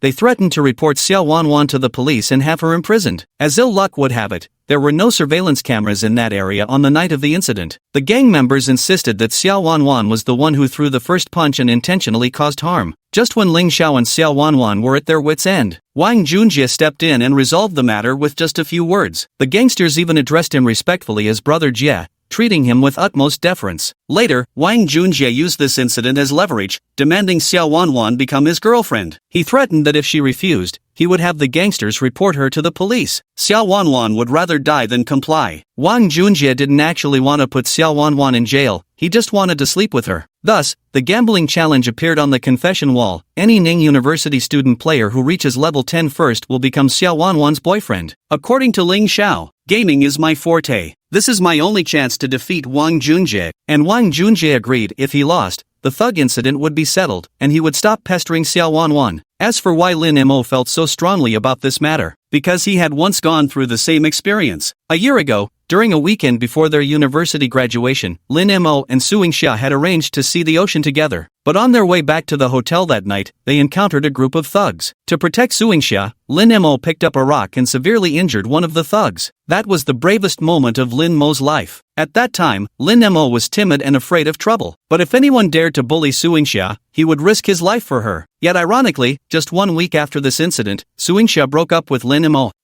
Recalling the incident, Lin Mo felt utterly disheartened. At that moment, Ling Xiao approached Lin Mo with a face full of gratitude and said, "Thank you, Ink Defender. As promised, I'll give you the leveling rewards, not just the original 70% but an additional 30, making it a full 100%. Right after, Xiao Wanwan added, "I'll give you all my rewards too." Only Skinny Monkey and Fat Sea were left, feeling somewhat conflicted. "Brother Turtle, can I keep 30%? Or even 20% would work." Lin Mo responded with a faint smile. "Done," he replied heartily. Thus, Lin Mo instantly gained 274,000 in cash, along with 7 lottery draws. Chapter 44, The SSS Talented, Shiyu. Lottery draws cannot be transferred to others, but the items won from them certainly can be. As the second to fourth place holders on the leveling leaderboard, Ling Xiao, Xiao Wanwan, and Skinny Monkey each received 2 lottery draw opportunities, while in fifth place, Pang Dahai was granted 1 lottery draw chance. With hearts full of excitement and anticipation, the 4 of them immediately spun the wheel. In the end, they joyfully received 4 seventh prizes, E-grade skill book +2, gold coins +1, E-grade magic scroll +1, 2 sixth prizes, gold coins +5, D-grade skill book +1. Xiao Wanwan drew an exceedingly valuable 4th prize, B-grade magic scroll title enhancement. It seems good looks really do increase drop rates. Lin Mo once again grasped this universal truth from Xiao Wanwan, the campus bell. No matter how precious the items drawn were, both Ling Xiao and Xiao Wanwan handed them over to Lin Mo without hesitation. Only Skinny Monkey and Fatty Ocean seemed somewhat reluctant to part with theirs. The E-grade assassin skill book consecutive stab I drew is perfect for my class. Turtle bro, can I keep this one? Deal. Lin Mo responded cheerfully, "I'll give you the insider price half off. Just 10 grand and it's yours." The skinny guy looked horrified. "Forget it then, I'll pass." Lin Mo collected every single item without exception. As luck would have it, the auction house stood right next door. He turned and entered the auction house, listing every sellable item he had. 2 E-grade skill books, each priced at 20,000. A basic, non-professional D-rank skill book for 80,000. an E-grade magic scroll for 30,000. There's also the D-grade magic scroll Deathworm Explosion dropped by the Spider Queen earlier, listed at 100,000. Plus the C-grade mage skill book Art of Poison, which Lin Mo directly priced at 200,000. It might seem a bit exaggerated, but these items are genuinely coveted by whale players at this stage, things money can hardly buy. Never underestimate how crazy the whales in this game can be. Lin Mo sighed, watching Lin Mo list the rewards with a smirk playing on his lips. The sight drove Skinny Monkey and Fatty C, who were staring longingly at the auction house entrance, absolutely wild with envy. He monopolized the boss rewards, claimed 5 bonuses, and got so many lottery prizes. Just how much is Inkstain Rules gonna make from this single haul? How enviable. Lastly, there was also a 4th prize drawn by Xiao Wanwan, a B-rank magic scroll title enhancement. Anything that could be used to enhance Lin Mo's strength was priceless and not for sale. This was Lin Mo's bottom line. Title enhancement, B-grade magic scroll. Description, when used, upgrades any title's quality to purple. Note, single-use consumable. A permanent purple title with lifelong benefits. This thing a million wouldn't be enough to sell it. Since they can all eventually be upgraded to purple, it's definitely most cost-effective to apply it to the white tier title. So, among the 4 titles Golden Armor God of War, Hidden Player, Leveling Maniac, and King of the Hunt, Lin Mo chose to upgrade the Golden Armor God of War title. Ding, you used a B-grade magic scroll title enhancement. Congratulations! You have upgraded the Golden Armor God of War title from white tier to purple tier. Lin Mo excitedly clicked open the title. Golden Armor War God, title, quality, purple. Title attribute, attack power plus 10%. Description, a symbol of honor for the first player in Cloud Edge Town, starter village number 116 on the Great Xia server, to obtain golden tier equipment. What the? The attack boost went from 1% to 10%? Lin Mo could practically feel his heartbeat racing faster. 10%? What kind of madness was this? You should know, the racial bonus for the human race in Oracle World is only 10% to begin with. And since racial and title bonuses stack, it means Lin Mo has already gained a full 20% attack power boost, far ahead of the competition. Opening his status panel, he saw his attack power instantly jump from 811 points to 877 points, and the color of the title before his ID changed from white to purple. Purple title? Holy shit, that's insane. Stepping out of the auction house, Lin Mo took stock of his current assets. There's currently 698,000 yuan in cash in the bank card. The total value of these goods in the auction house is 450,000 yuan. Additionally, there are 21 gold coins in the backpack, which translates to 210,000 yuan at the official 1:1 exchange rate. Counting it all up, in just one night, Lin Mo went from being a broke loser who could barely afford rent to transforming into a minor tycoon with assets exceeding 7 figures. In his previous life, Lin Mo had never seen so much money in his lifetime. However, Lin Mo understood clearly, a mere million or so is far from enough, compared to the goal of 50 million. It's just a drop in the bucket. I still need to save more money. Lin Mo raised his head and glanced at Xiao Wanwan, who was being affectionate with Ling Xiao, with a somewhat predatory gaze. Aside from the 200,000 she's already given me, Xiao Wanwan should still have 4.8 million on her. I must secure all of this money for myself. Of course, Lin Mo had no intention of openly demanding or stealing it. He wanted Xiao Wanwan to willingly hand over the money to him of her own accord. As for how to smoothly obtain the funds without raising suspicion, Lin Mo already had a strategy in mind. He said unhurriedly to Ling Xiao, given Wang Junjie's temperament, this matter probably won't end so easily. If needed later, you can contact me again. Ling Xiao naturally understood only the immediate crisis had been temporarily overcome. Wang Junjie certainly wouldn't let him and Xiao Wanwan off the hook. At the same time, he understood the underlying meaning behind Lin Mo's words. Glancing at the beloved person he wanted to protect with his life by his side, Ling Xiao nodded to Lin Mo and said, "Alright, thank you. If there's a need, I'll come to you." Lin Mo didn't say anything more, logging off immediately. From last night until now, he had been grinding for a full 10 hours. Lin Mo simply couldn't take it anymore. Yet the first thing Lin Mo did after logging off wasn't going to sleep. Instead, he began packing his things to move to a new place, because he understood. With Wang Junjie's temperament, since he can't deal with me in the game, he'll definitely try to scheme against me in real life. And Suingxia knows where I live, there's no guarantee she won't help Wang Junjie target me again. Moreover, Lin Mo had truly had enough of this godforsaken place that delivery drivers had designated as a black zone. He'd long dreamed of moving to a luxurious mansion. The only reason he hadn't before was lack of money, he simply couldn't afford it. But now, money was no longer a concern for Lin Mo. Packing his luggage, Lin Mo took a direct bus to downtown Ning'an City. As if he'd already had a destination in mind, he headed straight to a residential complex called Tianyuan Mansion, and rented a fully furnished 3-bedroom apartment for 2,800. After settling everything, Lin Mo went to the master bedroom and stood by the floor-to-ceiling window. From his vantage point, he could clearly see across the street from the residential area a foot massage shop named Rain Listening Pavilion. At this moment, excitement, anticipation, and exhilaration flashed in Lin Mo's eyes. It's time to meet you. In my past life, she was one of the 9 global SSS grade talents of Divine Revelation and the undisputed queen of the Great Xia server. Shi Yu. Chapter 45, the previous life's Great Xia's #1 powerhouse, the server's empress. By the time Lin Mo woke up, it was already 11 a.m. Though he had only slept for a few hours, Lin Mo felt completely refreshed and full of energy. At Lin Mo's current level, it's no exaggeration to say that even after another 10 hours, at least 99.99% of players across the entire game still wouldn't be able to catch up. But to stay at the absolute pinnacle of revelation, having an SSS tier talent and memories from his past life aren't enough. Lin Mo must also put in far more effort than ordinary people. In this life, Lin Mo's goal isn't just to become strong. He aims to dominate the world's other 9 SSS tier talent holders and become universally recognized as the #1 strongest player in the world. Besides, Lin Mo had something important to attend to later,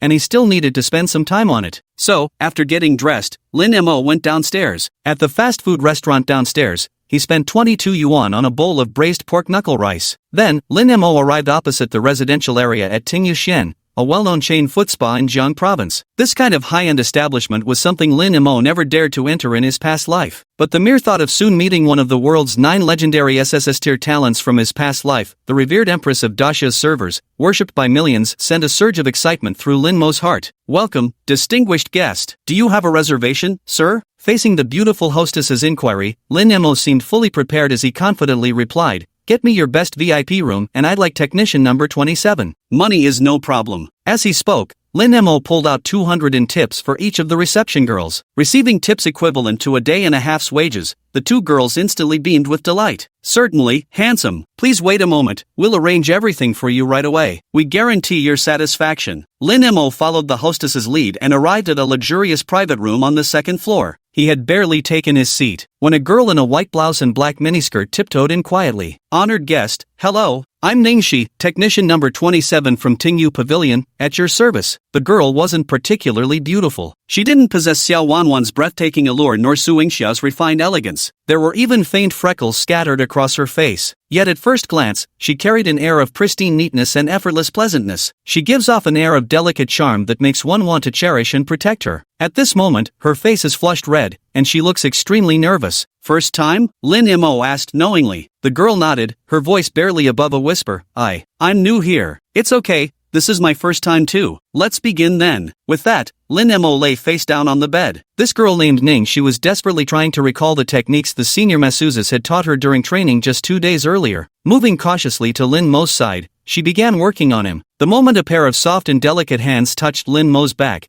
he felt an unprecedented sense of comfort. Of course, it wasn't because the other person's technique was particularly good, but rather because the woman massaging him was the Great Xia Empire's #1 female emperor from his past life in the Divine Oracle world. This indescribable psychological satisfaction and joy is beyond words. Indeed, exactly. Who could have imagined? One of only 9 SSS tier talents worldwide in his previous life, the top powerhouse of Great Xia's national server, Shi Yu. Before entering Divine Revelation, he was just an utterly inconspicuous little foot massage technician. In his past life, Lin Mo, like countless weak players, stood at the bottom of the god's oracle world, gazing up at the empress. He witnessed her flick a finger and obliterate a super boss that millions of players in the entire main city couldn't defeat. He saw her cast a single glance and strike fear into the hearts of T0 level powerhouses from empires like the Eastern Isles and the Empire of the Rising Sun. He watched her offer just a faint smile, enough to stir endless fantasies and intoxicate the minds of countless souls. This is Shi Yu. This is none other than Ningxi. In his previous life, Lin Mo had been unaware of this. He had merely heard it mentioned by one of his ne'er-do-well companions. "I've seen this Empress Xia before. In reality, she used to be just a foot massage technician at some spa in Ning'an City. I've been to that spa several times. It was called Whispering Rain Pavilion." She was technician number 27,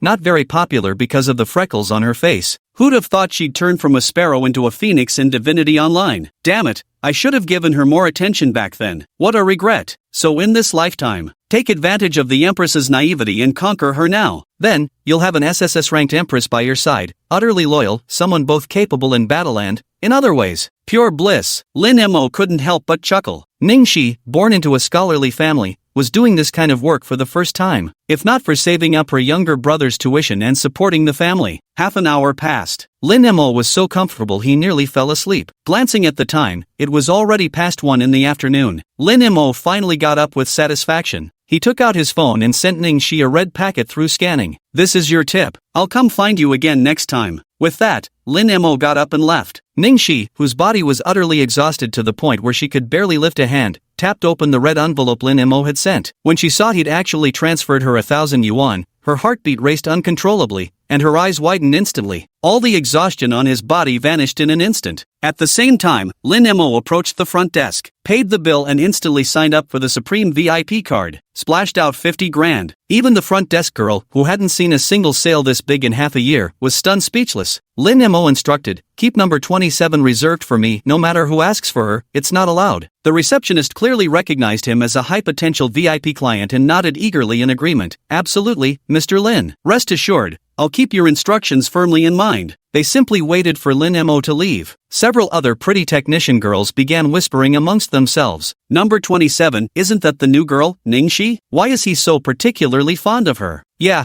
that Ningxi isn't even that pretty, frail and weak-looking with freckles all over her face. I just don't get it. Do rich people really go for this delicate type?" On the other side, Lin Mo left Tingyu Pavilion. With lingering regret, he glanced back one last time. He murmured, 50,000, that should last 3 months, right? That's right, Lin Mo was preparing for a protracted battle. First, 3 months would be enough time to grow closer to Ningxi, ensuring that both her body and heart would belong wholly and irrevocably to Lin Mo. After all, the current Xiyu, the goddess emperor, was still very young and naive, unlike her proud and aloof self from her previous life. Second, according to the timeline of his past life, Ningxi didn't enter the Divine Oracle voluntarily. 3 months later, when the Divine Oracle engulfed reality and all humans were forcibly pulled into the Divine Oracle world, Ningxi was also dragged in against her will. So, Shiyu's SSS tier talent was obtained through the initial lottery when she entered the Divine Oracle 3 months later. If I alter history this time by making her enter the Divine Oracle early through a game helmet, it might very well cause her to miss out on the SSS tier talent she had in our previous life. This matter can't be rushed. I must follow the historical trajectory of my past life and proceed step by step. Lin Mo's eyes burned with an intense light. This lifetime, this SSS ranked empress,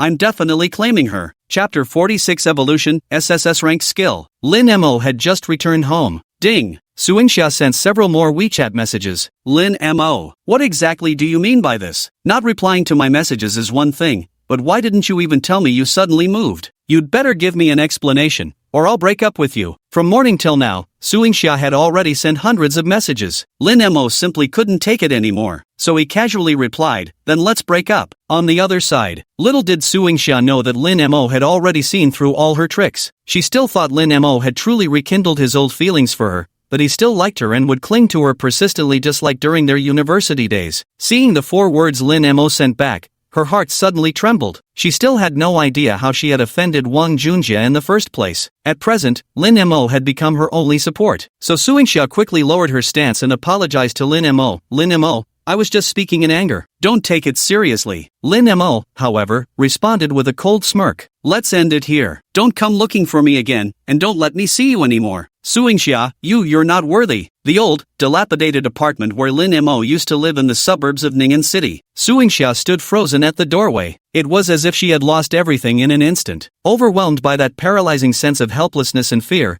she crouched on the ground and couldn't stop herself from bursting into tears. At the same time, Lin Mo felt incredibly lighthearted. Though he had truly loved Suingxia once, now in Lin Mo's eyes, Suingxia was nothing but a worn-out shoe. Like they always say, with no woman in your heart, your swordplay ascends to divinity. Besides, in this life, as long as I have money, power, and influence, what kind of woman wouldn't be within my grasp? Would losing one Suingxia matter? Lin Mo regained his composure. He then returned to his room, sat down at the computer desk, put on the Oracle helmet, and logged into the game. Wow! A white light cascaded down. Lin Mo appeared in Yunbian Town at the same time. A loud system notification descended from the sky, reverberating throughout the entire region of Yunbian Town. Announcement: Yunbian Town Ding Yunbian Town's top-ranked player, Unwavering Rules, has logged in. All players, bow in reverence. The surrounding passerby players erupted in exclamations of astonishment. Ah, so intense, holy crap, there's even a login broadcast? That's next level showing off. Your daddy, so cool, I want it too. If I were this badass, my girlfriend definitely wouldn't have left me. Goddess Yui Hitano, listen up upstairs guy, whether your girlfriend leaves you or not I don't know, but what I do know is if this were you, you'd get your ass kicked in seconds. It really is next level showing off though. It's also because Lin Mo had that capital. 6 hours had already passed since Lin Mo logged off. And yet, at this moment, the level ranking in Yungbyan Town still featured him at first place on the heavenly leaderboard, level 13 at 81% progress. Of course, it couldn't be ruled out that some players, upon reaching level 10 and completing their class change, had directly left the beginner village for tier 3 cities. But according to official big data statistics, not even 0.1% of the 500 million registered players in the Great Xiao region have reached level 10 yet. This clearly shows the staggering significance of Lin Mo already being at level 13, nearly reaching level 14. The reason Lin Mo remained so composed was precisely because he was waiting for one crucial opportunity. That opportunity being, the moment when the entire player base reaches level 10. Seeing many players on the level rankings stuck at level 10, 0%, all of them still being jobless, one could easily deduce that these individuals were all undergoing their job change quests. Barring any mishaps,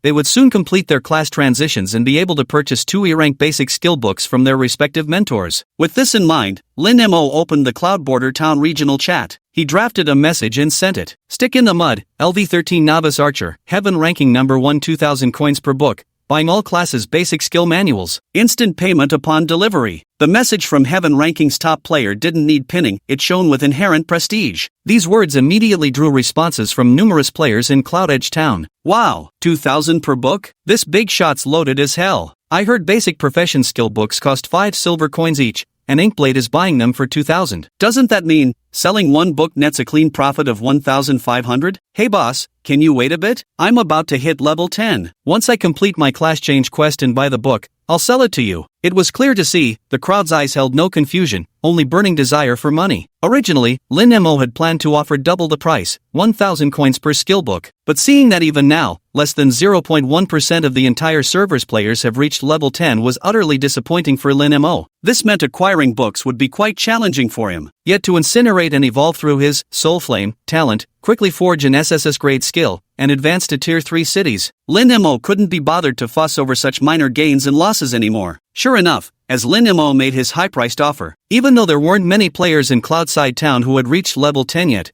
and they needed the skills themselves, quite a few were still willing to sell their skill books to Lin Mo. Opening the blinking mail notification, Lin Mo discovered that all the skill books, magic scrolls, and other items from Lingzhao's lottery rewards and boss drops, which he had listed on the auction house before logging off, had sold out. After deducting the 3% platform service fee, Lin Mo netted 436,500 Chinese yuan. Watching the 13,500 yuan service fee taken by the officials, Lin Mo's heart ached. Damn, that's such a ripoff. Whether it's the auction house or mail trades, Oracle's officials always take a 3% cut. Of course, if players don't want to bear the handling fees, they can also choose to trade directly without going through the official platform. You've got to bear either the fees or the risks, right? With this income, Lin Mo's assets surpassed 7 figures for the first time in his life, reaching 1.08 million. With this money, Lin Mo felt immensely confident. Quickly extracting the constantly flashing mail, he claimed the skill books. Immediately opening his inventory, he activated the server's sole SSS tier talent, Soulfire Flame, targeting the full bag of basic E-rank skill books for various classes.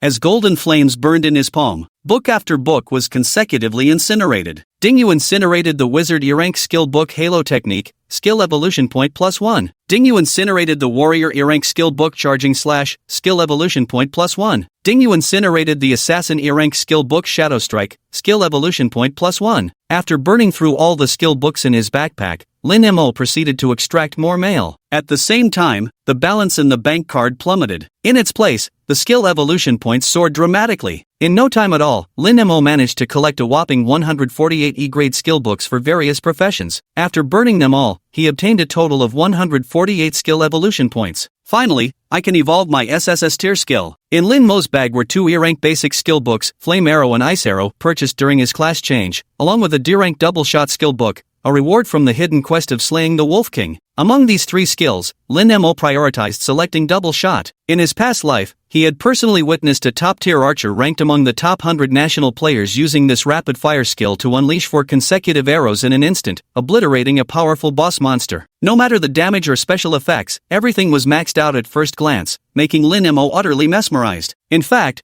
part of the reason Lin Mo chose the archer class in this life was because of that top-tier national server archer. And Lin Mo clearly remembered. His rapid-fire skill back then was at most an A rank, definitely not surpassing S-grade quality. If a mere A-grade rapid shot can be so powerful, let me see just how absurdly strong an SSS grade rapid shot can be. With that, Lin Mo began evolving the double shot skill. Ding consumed 2 skill evolution points. Congratulations on evolving your D-grade double shot into a C-grade double shot. Ding consumed 4 skill evolution points. Congratulations on evolving the C-grade double shot into B-grade triple shot. Ding. Ding consumed 64 skill evolution points. Congratulations on evolving the SS grade 6-fold shot into SSS grade heaven-piercing 7-star shot. Ding, congratulations on being the first player in the Divine Edict, Great Xia server to obtain an SSS grade skill. The system is about to issue a server-wide announcement. Please choose whether to reveal/hide your ID. Chapter 47, Heaven-piercing 7-star shot. Previously triggered announcements were mostly regional, and players in Cloudside Town were already quite familiar with inflexible rules, so whether to hide it or not made little difference. But the difference between a server-wide announcement and a regional one is enormous. There's always someone better, skies beyond skies. Exposing myself too early before hundreds of millions of players across the entire server would inevitably invite trouble. Thus, Lin Mo decisively chose hide. The next second, server-wide announcement, Dasha server ding, congratulations to player for obtaining an SSS tier skill. As the first player in the Dasha server to acquire an SSS tier skill,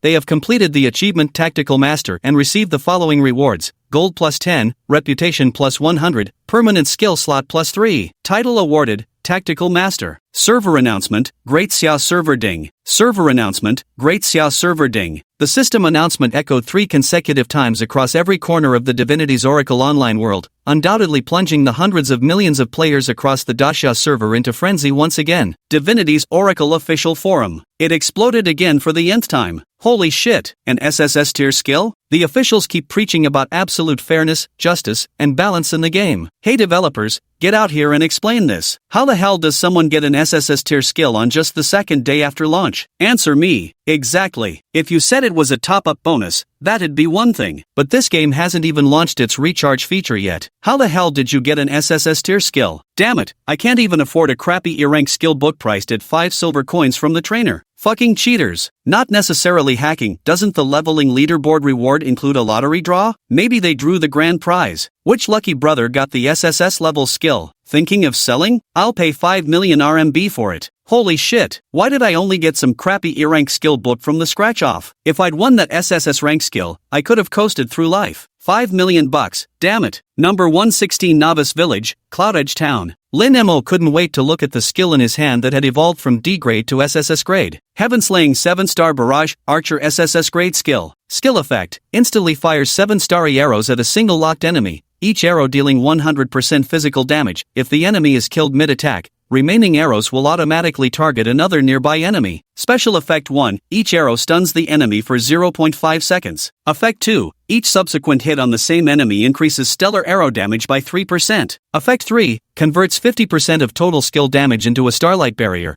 applying it to yourself or an ally for 10 seconds. Cooldown, 15 seconds. Mana cost, 48 points. This moment, Lin Mo's heart suddenly raced. His entire body burned and pulsed with boiling blood. A 700% damage coefficient. 3 major special effects. No, to be precise, considering the second special effect of the combo skill. With this skill's damage fully maxed out, it should be able to deal 100% plus 103% plus 106.09% plus 109.27% plus 112.55% plus 115.93% plus 119.41% damage to a single enemy. That's a total of 766% damage. Damn, Lin Mo couldn't help but shout out loud. This SSS grade skill is simply too overpowered. It's no wonder Lin Mo spent 126 skill evolution points to upgrade this rapid fire skill from D grade to SSS grade. Considering each evolution point has a market value of 2,000 yuan, he essentially invested 252,000 renminbi into this single skill. Originally, Lin Mo had felt a bit of a financial pinch, but now, seeing the power of this SSS grade skill, he instantly felt that spending over 200,000 was absolutely worth it. Without hesitation, Lin Mo immediately learned Starshatter, 7-shot barrage. Someone who hadn't even touched a B-grade skill in his past life had now wielded an SSS grade skill. A single SSS grade skill occupied a whopping 8 skill slots. However, with 1 rewarded every 3 levels, plus 1 from class advancement, 3 obtained from the mentor, and 5 more gained from the A-rank magic scroll skill expansion at level 5, along with the 3 just awarded by the system achievement. Lin Mo now possesses a total of 16 skill slots. Subtracting the 8 occupied by 7-star barrage, 8 remain, just enough to learn another SSS rank skill. Unfortunately, Lin Mo's remaining 22 skill evolution points are insufficient to evolve a second SSS rank skill at this moment. Still need to wait a bit longer. When more people reach level 10, it'll be time to buy up skill books. By that time, Lin Mo wouldn't have to spend such a hefty price of 2,000 to acquire it. Just 1,000 for one, half the price. It's equivalent to saving over 100,000 yuan just by evolving one SSS grade skill. That's an absolute bargain. After all, Lin Mo had only just managed to accumulate 1.08 million in assets, and in one fell swoop,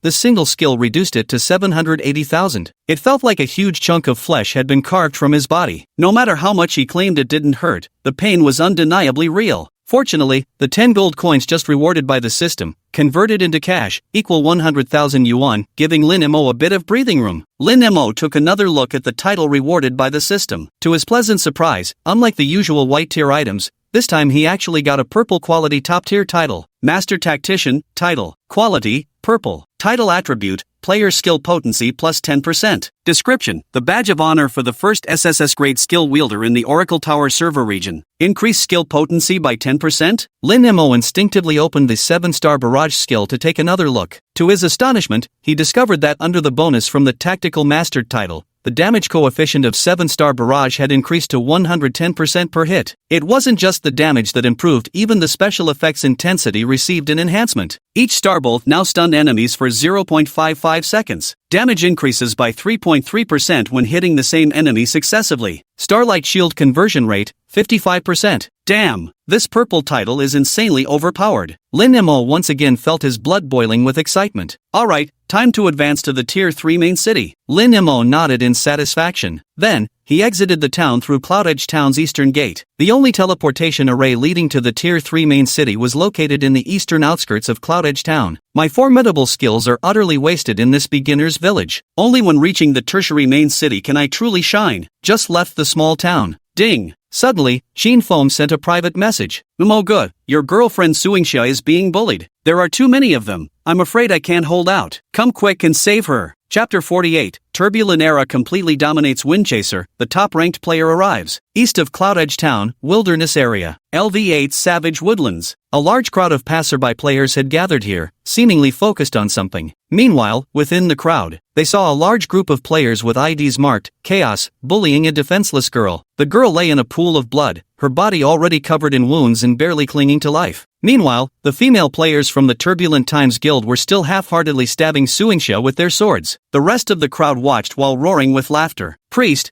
heal her. Don't let this little bitch die too quickly. We haven't had our fill of fun yet. Let's play some more. The boss ordered. Don't let her die, just torment her. As they spoke, 2 level 10 Chaos Faction Priest players simultaneously cast an E-rank healing spell, instantly replenishing Suingxia's nearly depleted health bar. Immediately after, the female players from Chaos resumed thrusting their sharp blades repeatedly into Suingxia's body. Suingxia's face turned deathly pale, twisted in agony. Even the onlooking crowd outside couldn't bear to watch anymore. But facing the members of the Chaos Era Guild, they didn't dare make any rash moves. Who is that young girl? How awful. Yeah, to be tortured like that by Chaos Era members. Those people are utterly heartless. Someone so beautiful shouldn't be treated this way. What a shame. But would you dare play the hero? That's the Chaos Guild, under Wang Junjie, the richest man in Ningen. We can't afford to mess with them. The Chaos players burst into laughter instead. Bitch, that's what you get for betraying the boss. This is the price for betraying Brother Jie. I didn't. I never betrayed Wang Junjie. Suingxia's weak explanation fell on deaf ears, with no one paying attention to her. The players from Turbulent Times continued mocking her. Where's your rule-following boyfriend now? Tell him to come save you, right? Didn't we just see him buying skill books in the chat channel? His girlfriend's about to die, and he still has time to collect books? Could it be he dumped you? TSK, TSK, TSK. What a pitiful little wretch that nobody wants. Enduring 10 minutes of ruthless torment from the president of Chaos Guild, Suingxia stubbornly held on, never uttering a single groan. Yet, only when she heard those final words from Wancher's people, her hard-built defenses instantly crumbled. Perhaps only then did she realize, Lin Mo was truly the only one who had ever been good to her. But now, even this person who had once cherished her in the palm of his hand, had abandoned her too. At this thought, Suingxia couldn't hold back her tears as they streamed down her face. Oh ho ho, look at that little bitch crying. How pitiful she looks when she cries. Ha ha ha, seems she truly is an unwanted little bitch. You dare betray Brother Jie? Today I'll make sure this little slut remembers her lesson.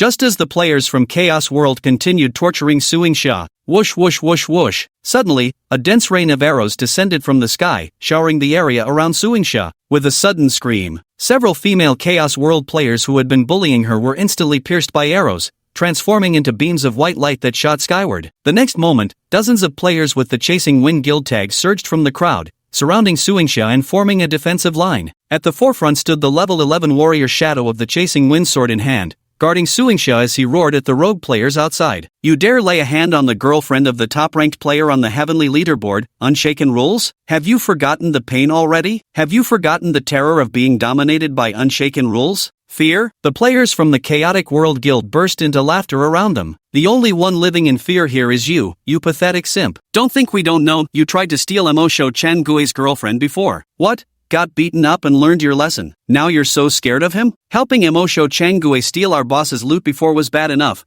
but now you're even running over to protect some worn-out shoes he threw away? You really are the perfect little simp. Xin Feng's face flushed red. So what if I'm afraid of sticking to outdated ways? Aren't you scared? Isn't Wang Junjie scared? Regardless, as long as I'm here today, none of you shall lay a finger on Ningxia. Outskirts. The leader of the Turbulent Era faction, a level 10 male knight, Turbulent Era Chao Thief, sneered and said, "Is that so? I'm not that capable yet." As he spoke, Chaos Chao Chao clapped his hands. The next second, swish, swish, swish, swish, from the surrounding crowd of onlookers, a large group of players with hidden IDs suddenly rushed out. When they revealed their IDs, the prefixes above their heads uniformly bore the characters, Chaos. Xin Feng's men suddenly sensed something was wrong. Damn it, Feng Ji, we've fallen into their trap. They were deliberately lying in wait for us to come out. Holy shit. There are so many of them. We're screwed. Right as the players from the Zephyr Guild were panicking, only Qin Feng remained resolute. Brothers, hold the line. Let that bastard Wang Junjie see we members of the Zephyr Guild are no cowards. At Qin Feng's booming command, dozens of Windchaser players on the scene drew their weapons, itching for a fight. Meanwhile, on the outskirts, the usurper of chaotic times scoffed coldly and sneered, fools overestimating themselves. Daring to oppose the chaotic times faction? You're courting death. Brothers, charge for me. At the command of their black-armored knight leader, Chaos Chao, from all directions, over 100 Chaos faction players brandished their weapons and launched an assault against the Zephyr players. Both sides of players immediately plunged into intense combat. Swish, swish, swish, swish, whoosh, whoosh, whoosh. Amidst flashing blades and gleaming swords, magical radiance spills forth. Through echoing shouts and intermittent screams, white beams of light continuously flicker across the field, one after another. Yet most of the fallen players belonged to the Chasing Wind faction, not just because the Chaos faction was numerically superior, but more crucially, nearly every Chaos player had completed their class transition and mastered 2 basic class skills each. Meanwhile, less than 1/3 of Zephyr's players had reached level 10, and of that minority who'd attained their class, over half hadn't invested in learning skills, making their transitions practically meaningless. The two sides were completely mismatched in terms of both numbers and equipment. A brutal massacre of Zhufeng in chaotic times. Before long, the Zhufeng guild was utterly routed. Only a dozen or so survivors remained from the dozens who had been slaughtered. Led by Qin Feng, they still steadfastly defended Suingsha. At this moment, though severely injured, Suingsha endured the excruciating pain tearing through her body and said to Qin Feng, leave. This has nothing to do with you. Go now. Don't mind me. With only half his health remaining, Qin Feng, gripping a bloodstained longsword, turned to look at Suingsha with burning determination in his eyes and declared, Brother Mo's matters are mine as well. Mo's woman is my woman.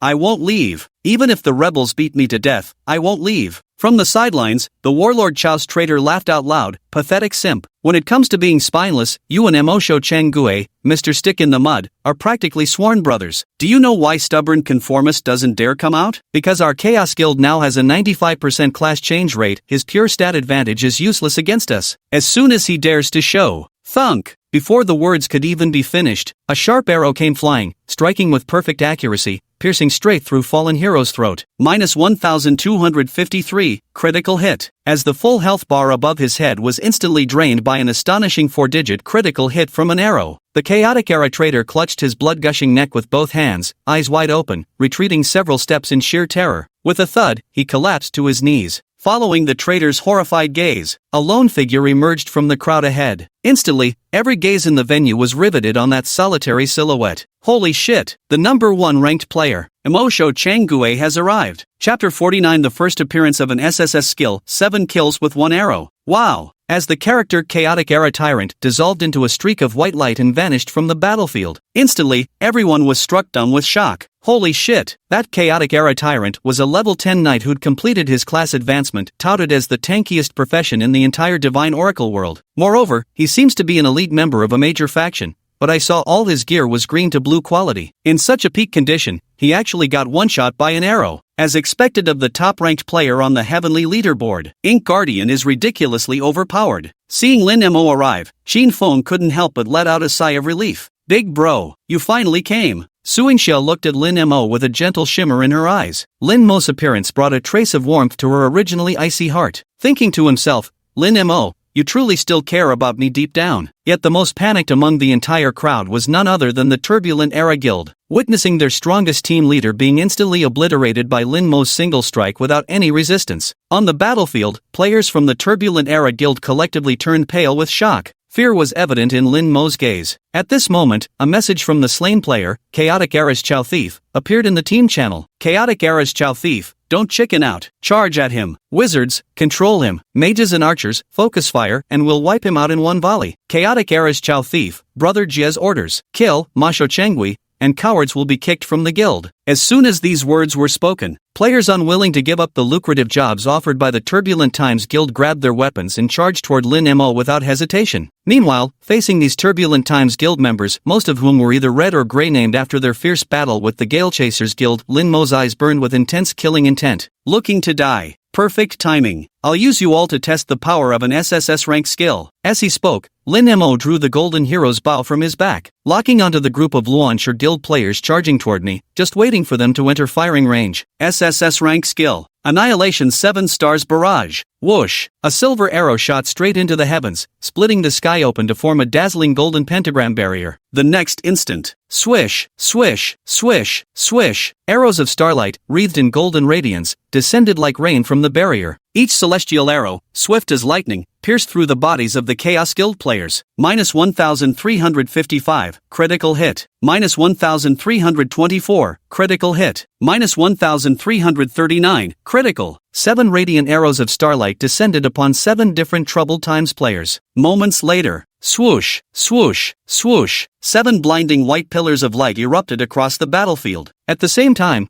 based on a damage conversion rate of 55%, a shimmering silver shield called Starry Radiance manifested around Lin Mo's body, boasting an astonishing 5,215-point shield value. The onlookers were utterly dumbfounded. Holy crap! Every single one of those Chaos Faction guys is a completed class changer, and not a single one could withstand that hit. What terrifying damage! What kind of skill is this? How can it chain hit so many times? Is this an archer's rapid fire? It doesn't look that way. A rapid fire skill can only target a single foe, and at most, it can fire 2 or 3 times in a row. But look at Obsessive Rule Follower. How many times did he just unleash volleys? And he could simultaneously strike multiple targets at once. Insane. Big shots are truly big shots. Once again, they've shattered my understanding of what true strength means. Even Lin Mo himself couldn't help feeling a surge of excitement. Gazing at the starlight shield shimmering around his body, he couldn't help but exclaim, is this the power of an SSS grade skill? How domineering! The formidable strength that stunned the entire audience also bolstered Qin Feng's confidence. He raised his sword and shouted, brothers, charge! The remaining dozen or so Gale Chasers raised their war cries and launched a second assault against the Chaos Guild players. This time, with Lin Mo stationed as a mobile artillery tower, the players from Chaos Faction stood no chance at all. Xu Feng's men circled around, preventing the Chaos Faction from getting close to Lin Mo. Lin Mo grasped the Golden Hero's bow, 1 arrow, 1 kill. Swoosh, swoosh, swoosh. Amidst a dazzling pillar of white light,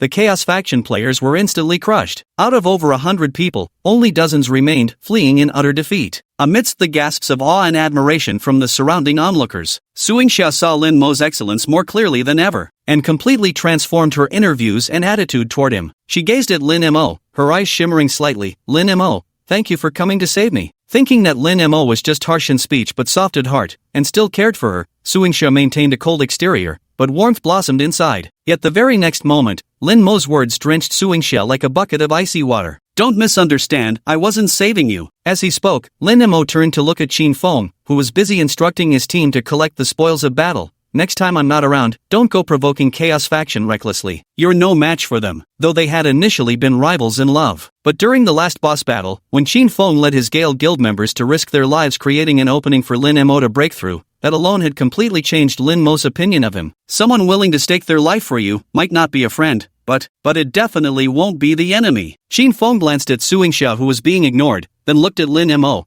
Finally understanding Lin Mo's implication, his intervention this time was entirely to save him. He couldn't help but feel flattered, yet remained clear-headed about priorities.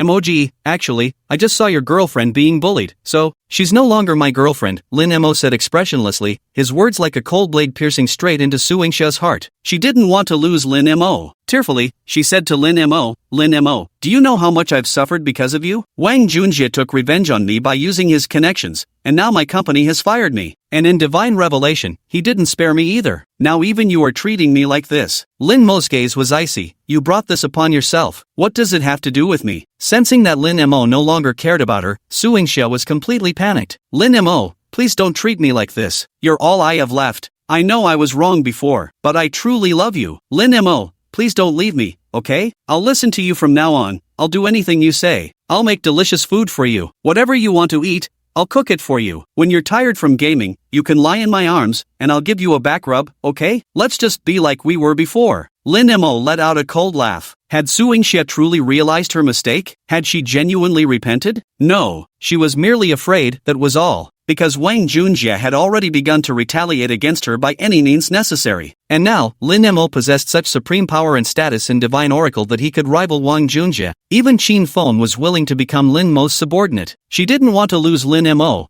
her sole pillar of support. Unfortunately, Lin Mo was no longer the Lin Mo of the past. I warned you. Su Yingxia, you're not worthy. With that, Lin Mo didn't even bother to spare Su Yingxia a glance. He stowed away the hero's golden bow and turned to leave without hesitation. After all, he hadn't come here specifically to save Su Yingxia after seeing Qin Feng's message. He had simply been passing through on his way to the teleportation array. Watching Lin Mo's retreating figure, Su Yingxia's eyes welled up with tears as endless regret surged in her heart. Neither Wang Junjie's vengeance nor the bullying from the chaotic world had made her abandon hope for life. Only Lin Mo's cold indifference made her feel, in an instant, as if she had lost all meaning in living. Chapter 50, Third Tier Main City, Flameflow Citadel. After walking eastward from Yunbian Town for over 10 minutes, finally, a massive white luminous curtain came into view ahead. That was the teleportation gateway leading from the beginner village to a third-tier main city. Occasionally, players who had reached level 10 and completed their class transition could be seen approaching from Yunbian Town's direction, stepping into the light curtain. At the same time, with every player completing the teleportation, the shimmering screen displayed the name of the city they had entered. Lin Mo also stepped through the light screen. In an empty void, the system prompt rang out in his ears. Ding, please choose the Tier 3 main city you wish to travel to. As soon as the voice faded, a selection panel popped up before Lin Mo, displaying over 300 options, each corresponding to a Tier 3 main city of the human, beastman, or elf race. Lin Mo swiftly made his choice: human race's main city, Blazing Flame City. In his past life, Lin Mo had chosen Blazing Flame City as his Tier 3 main city and was thoroughly familiar with its layout. Ding, human race Tier 3 main city, Flowing Fire City. First teleportation is free. The system is initiating your teleportation. Please wait. Wow! As white light flashed, Lin Mo vanished from the teleportation space. At the same time, a name appeared on the external display screen. Flowing Fire City. The font flickered for just 3 seconds before disappearing, yet it was still captured by a pair of eyes not far away. At the same time, offline, in a bedroom reeking of dopamine, the bed creaked loudly as Wang Junjie, completely naked, vigorously thrust into a girl before him, his face contorted with indescribable pleasure. Just then, the untimely ring of a phone pierced the air. Wang Junjie finished his final sprint, let out a long exhale, and collapsed onto his bed, answering the phone. Boss, Stick in the Mud has gone to the third-tier main city, Flaming City. I saw it with my own eyes. Hearing this news, an expression of intense excitement spread across Wang Junjie's face. Damn it, I've been waiting in the beginner village for so long, and finally, that trash has gone to a third-tier city. Flaming City, huh? Stick in the Mud. The humiliation you brought me in the beginner village, I'll pay you back 100 times over in the third-tier city. As he spoke, Wang Junjie opened several Chaos Guild group chats simultaneously and sent the same message. Once everyone reaches level 10, assemble at Flaming City. Each group had several hundred members. With 5 or 6 such groups combined, there were easily several thousand people, all obeying Wang Junjie's every command. The groups instantly erupted with countless Roger that responses. Wang Junjie smirked viciously. Just you wait, Ink Stickler. We'll see how you fare when we reach the Tier 3 cities. I'll make sure you regret crossing me. I swear, Flowing Fire City will be your grave. Ding player Mo Shou Chenggue, welcome to the continent of Divine Oracle, the human third-tier main city, Flameflow City. Splash! A white light shimmered as Lin Mo materialized within the towering walls of a magnificent city. In comparison, the beginner's village they came from was like a pigsty. It couldn't possibly compare to its current magnificence. At that moment, the system notification chimed again. Ding, the second round of the bounty tournament has begun. The level rankings, equipment rankings, wealth rankings, and reputation rankings functionalities for Flaming Ember City are now open. Players, strive to climb the leaderboards and win grand prizes. Here it comes. Lin Mo could practically see the prize money waving at him. He opened the official event page to take a look. Lin Mo was pleasantly surprised to discover that this event had not only raised the maximum prize money from the previous 100,000 in the novice village leveling event to a staggering 300,000. Moreover, it was divided into 4 leaderboards based on level, equipment, wealth, and reputation, with rewards for each being independent and stackable. Which meant, if you can top all 4 leaderboards simultaneously, the total prize would be 1.2 million in bonuses, plus 12 lottery draws. Even the lowest guaranteed 7th prize is worth 10,000 each. With 12 draws combined, even at worst you should be able to scrape together at least 2 million, right? If luck's on your side and you pull a second or even first prize, wouldn't that mean instant success? Looks like the developers are really digging deep to boost the game's popularity. Lin Mo felt his blood boiling with excitement. His goals and thoughts became crystal clear in an instant. That goal was to claim first place, and not just in one category. For firsts titles, he wanted them all simultaneously. Considering the current situation, Lin Mo had already effortlessly met the criteria. Level 13 at 81% progression, ranked first on the Flowing Fire City level leaderboard. 31.18 gold topping Flowing Fire City's wealth rankings. Level 10 Tier 2 gold grade Blazing Sky Pyro Holy Ring, ranked first on Flowing Fire City's equipment leaderboard. 270 reputation points, ranked first on Flowing Fire City's reputation leaderboard. But he was well aware. Currently, only 3 starter villages in the entire server have successfully defeated the boss,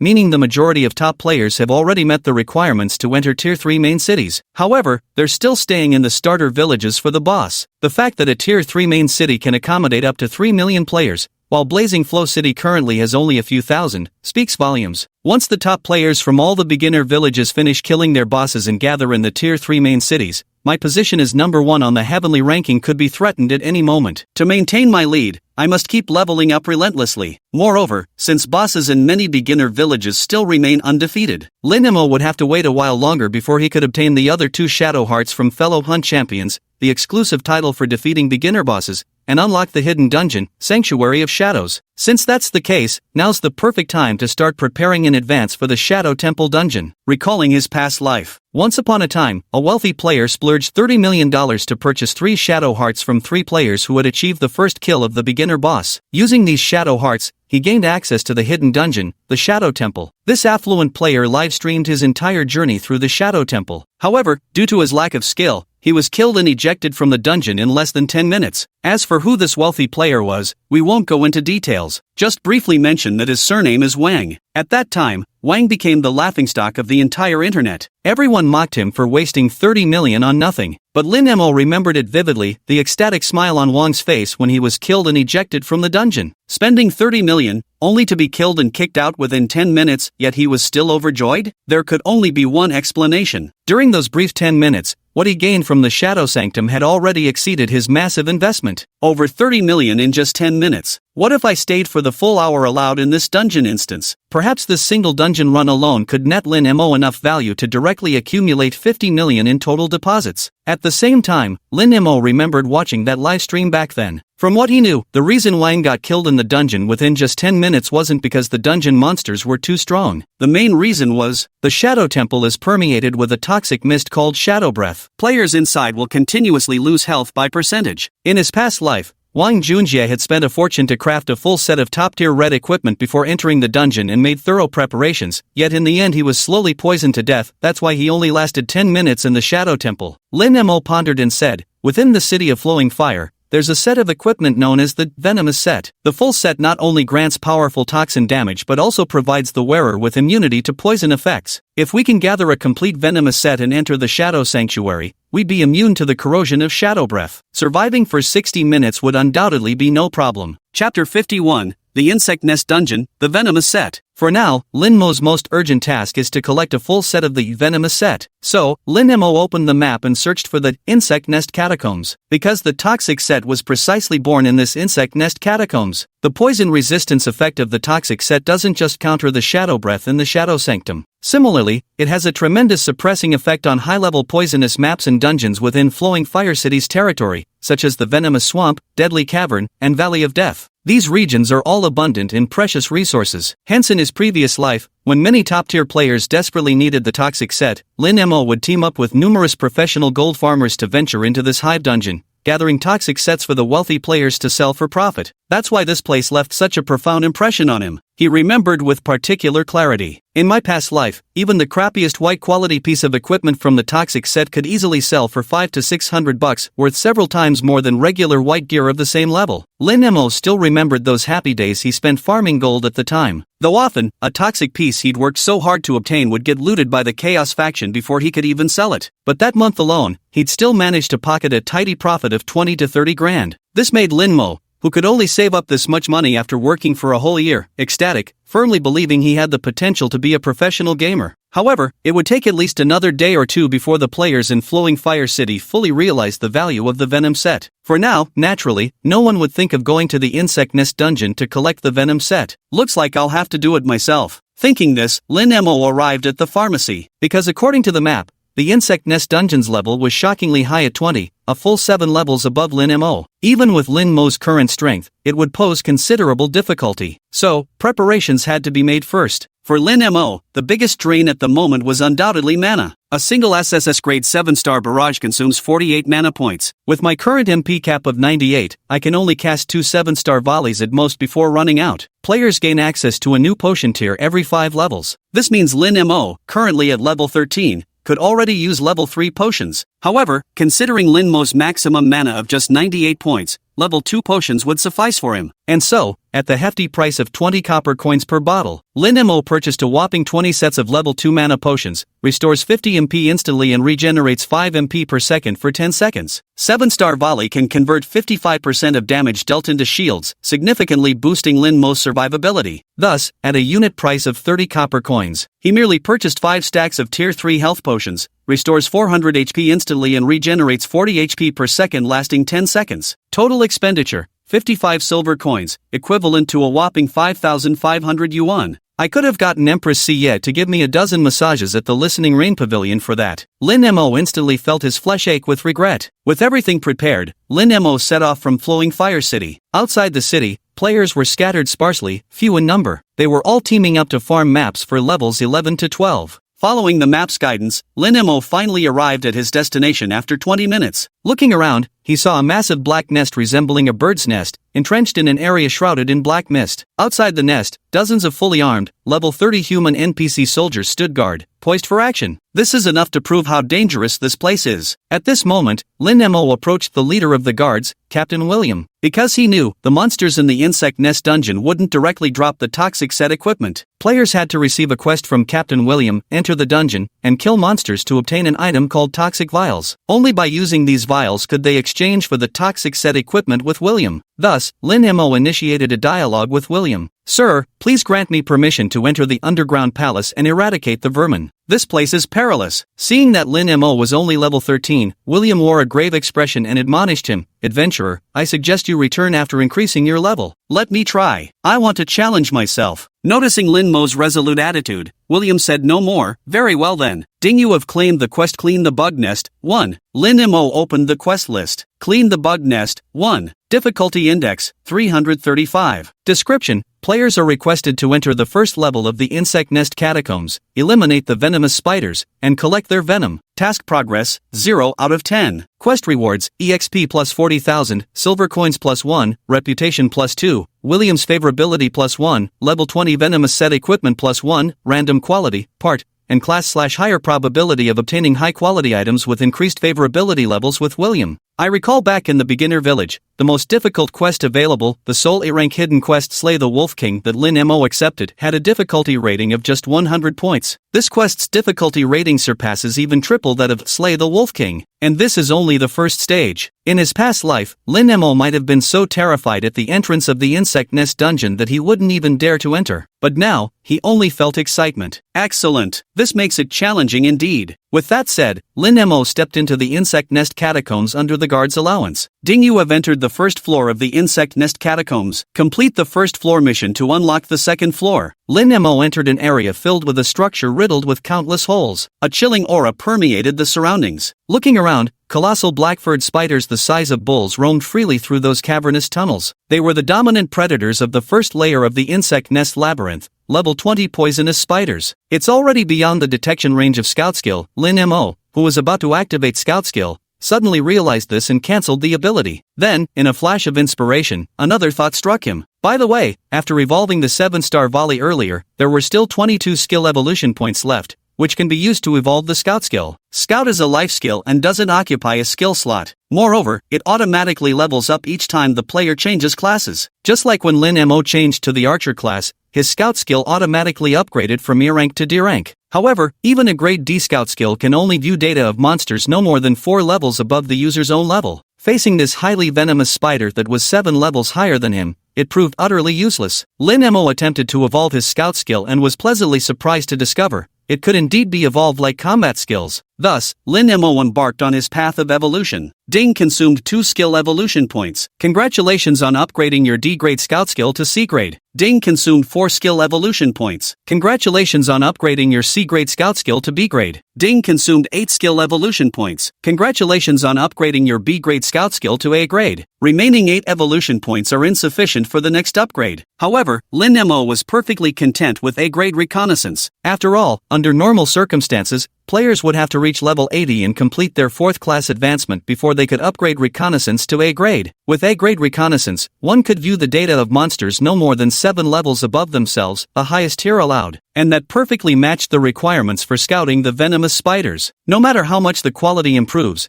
the cost of scout always remains at just 1 MP. So, Lin Mo cast an A-grade scout at a venomous spider in his line of sight. The next second, the venomous spider's complete stats appeared clearly before Lin Mo. Chapter 52, Dragon Soul Guild, Shadow Heart. Poisonous spider, physical type common monster. Level, 20. Physical attack, 625. Physical defense, 420. Magic defense, 390. Health points, 2900. Skills, Venom, Poison Silk. Description: under the venomous influence of the arachnid sorcerer Maya, the toxic spider's internal toxins have surged tenfold, gradually posing an ever-growing threat to the lives of Flare City's inhabitants. 3 years ago, the city lord personally led troops to eradicate the poisonous creatures, driving the toxic spiders into the arachnid nest catacombs to suppress them. The spider's venom was repeatedly extracted to craft anti-toxicity gear, bolstering the resistance of the city's people. Impressive for a level 20 monster. Seriously strong. These stats are almost on par with the level 15 tier 2 boss, the Spider Queen. Lin Mo couldn't help but exclaim in amazement. As he spoke, he took the hero's golden bow from his back. Lock onto that venomous spider within attack range ahead. Whoosh! An arrow pierces the sky, summoning a golden pentagram array. In the next instant, 7 consecutive golden star arrows descend from the barrier like shattering thunderbolts, relentlessly piercing through the venomous spider's body. SSS grade. Heaven-piercing 7-star shot. Swish, swish, swish, swish. Minus 503. Minus 519. Minus 804. Critical hit. Dash 554. Minus 858. Critical hit. Minus 887. Critical hit. Minus 611. Level 20 monsters really have high resistance. Lin Mo with 188 agility actually only landed 3 critical hits out of 7 consecutive strikes. Still, the damage output was maxed out. Roar! The venomous spider hadn't even grasped what was happening before being stunned by 7 consecutive shooting star strikes, suffering a 3.85 second stun duration. His health bar was instantly emptied, and with a low, guttural roar, he met his demise. Lin Mo couldn't help but exclaim once more, an SSS tier skill, truly absurd. To think it can instantly kill a level 20 monster. On top of that, the level 20 monster's drops weren't shabby at all. Killing a monster 7 levels higher granted an additional 40% experience bonus, coupled with the 10% from Blessing Aura and another 1% from his title. A single venomous spider gave Lin Mo a full 1,510 experience points, boosting his experience bar by a solid percentage point in one go. Lin Mo then approached the corpse of the venomous spider and picked up the 5 copper coins it had dropped. But aside from that, there was nothing else. Lin Mo also knew, the lower the floor level, the lower the drop rate for venom. If I remember correctly, the venom drop rate from spiders on the first floor of the hive dungeon is only about 10%. Lin Mo's goal was to quickly collect venom to exchange for the toxic set from Captain William. Therefore, he had to rush to the deepest layer of the hive dungeon, the 10th floor, as fast as possible. Because the venom drop rate from the poisonous insects on the 10th floor was a whopping 100%. Every venomous insect is guaranteed to drop a vial of poison. This means every 10 venomous insects can be exchanged for a piece of deadly toxic equipment. Undoubtedly, this allows Lin Mo to collect a full set of toxic archer gear with maximum efficiency. Thus, stepping over the corpse of the venomous spider, Lin Mo locked onto his next target one after another. After waiting for the skill's cooldown to refresh, Annihilation 7 stars rapid shot. Whoosh whoosh whoosh whoosh. Ding killed a level 20 venomous spider.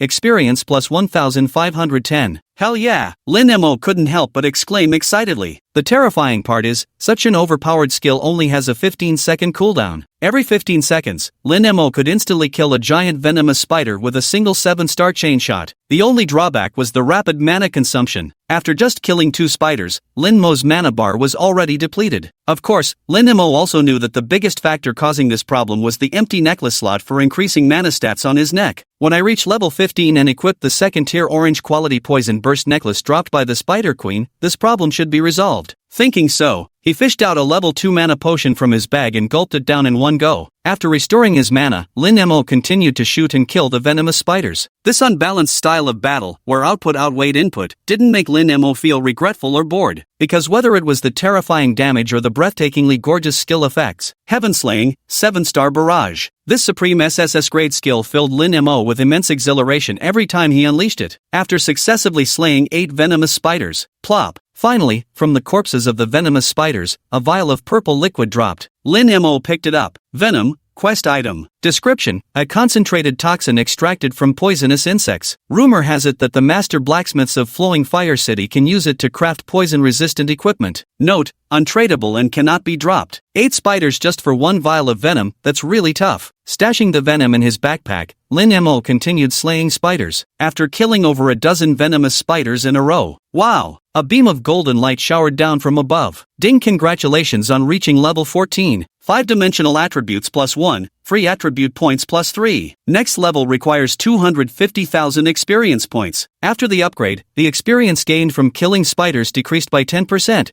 while the required experience for leveling up skyrocketed by 100,000. This meant the difficulty of leveling up had increased significantly. But just thinking about reaching level 15 to equip the poison explosion necklace, which would solve his mana shortage problem, Lin Mo felt as if he had boundless energy coursing through his entire body. Whoosh whoosh whoosh whoosh. Just as Lin Mo was frantically shooting down one venomous spider after another, suddenly, a booming system announcement descended from the skies. Citywide announcement: Flowing Fire City. Ding, congratulations to player Dragon Soul Twilight for completing the E-rank hidden quest Endless Flames, achieving the feat Hidden Player. Rewards obtained: gold coins plus 1, reputation plus 10, and the title Hidden Player. Endless Flames? Lin Mo fell into deep thought. This hidden quest buried in Emberflow City, he actually knew about it. However, compared to the potential value that the hidden dungeon Shadow Sanctum could bring, Lin Mo simply hadn't bothered spending time on this E-rank hidden quest. What made Lin Mo's heart faintly tremble was precisely the person who completed this quest: Dragon Soul Guild. In the previous life, one of the top-tier guilds in Emberflow City. Its strength and scale were no less than Wang Junjia's Chaos Guild, and some would argue it was even stronger. Because although the Chaos Guild had numbers,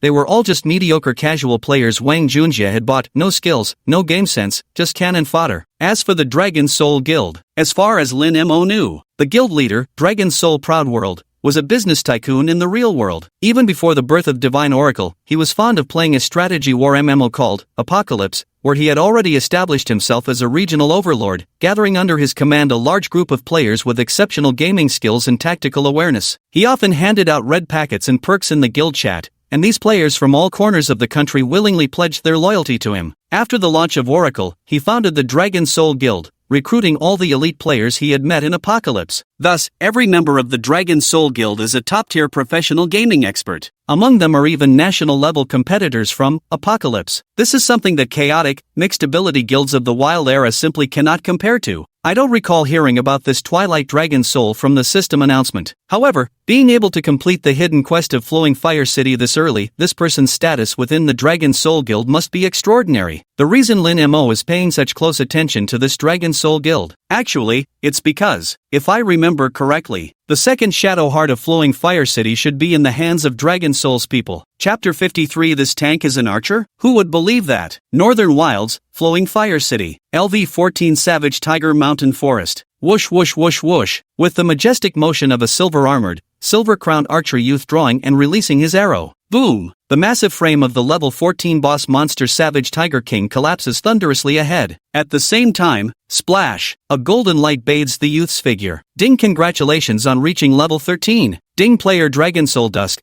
congratulations on advancing to second place on Blazing City's level ranking. At this moment, a group of players with the Dragon Soul ID above their heads all congratulated the young man. Congratulations, Vice Guild Leader, for entering the heavenly rankings at second place. However, Dragon Soul Dusk's handsome yet resolute face showed no trace of joy. Instead, his eyes flickered with a hint of disappointment. Only second place. As he spoke, Dragon Soul Twilight opened WeChat and sent a message to a friend he had contacted an hour and a half earlier. Any luck finding out? Just got the info, came the reply, Vice Leader. As per your request, I've traced that player with the ID Stubborn Tradition. He hails from Beginner Village number 116, Cloudside Town. His talent grade is unknown, but ever since his time in Cloudside Town, he's consistently dominated the top spot on the heavenly rankings. They say he's solo-killed high-level boss monsters, completed hidden quests, and delivered the final blow to the ultimate boss of Cloud Edge Town. His strength must be genuine, no empty reputation here. Gazing at Stick to the Routine ranked above him on the leaderboard. A fighting spirit ignited within Dragon Soul Twilight's profoundly dark eyes. Got any photos? Dragon Soul Twilight asked. The little brother said, there is.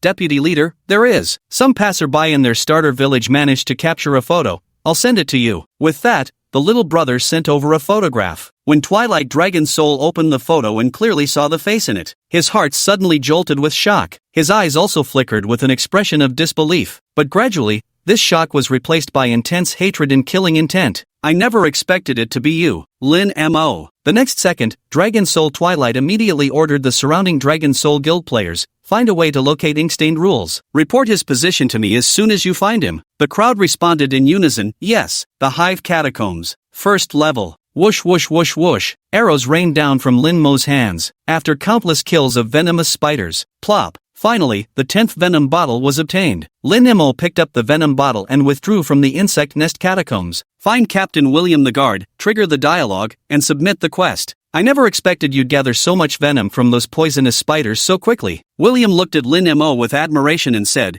you truly are a worthy warrior. Now, please accept the reward you rightfully deserve. As William's voice trailed off, a pleasant system prompt rang in Lin Mo's ears. Ding! Congratulations on completing the mission clearing the insect nest. 1. Reward obtained, EXP plus 40,400, silver coins plus 1.01, reputation plus 2, William's favorability plus 1. Equipment obtained, Venomous Battle Axe. Includes hidden titled 1% mission reward bonus for concealed players. Prior to this, killing the venomous spiders had already accumulated a considerable amount of experience. After receiving the generous rewards from the quest, Lin Mo's experience bar was completely filled. Wow! A golden light showered down from above. Ding! Congratulations on reaching level 15. Finally, level 15. Lin Mo was exhilarated. He had been waiting for this moment for far too long. Before this, he had slaughtered hundreds of venomous spiders just to collect their poison. Lin Mo drank a staggering 50 bottles of those sky-high-priced mana potions at 30 yuan apiece. His family was eaten into ruin. The house got eaten up. If this continues, I won't be able to hold out much longer. Finally, you've come to me. Lin Mo excitedly took out from his backpack that Spider Queen dropped necklace he'd been coveting for so long. Poison Burst Necklace, LV-15. Quality, Tier 2 Orange. Mana, plus 255. Additional attributes, Spirit plus 40, Stamina plus 40. Special effect, Toxic Detonation, attacks code enemies with venom. Killing a target causes their corpse to explode in a venomous burst,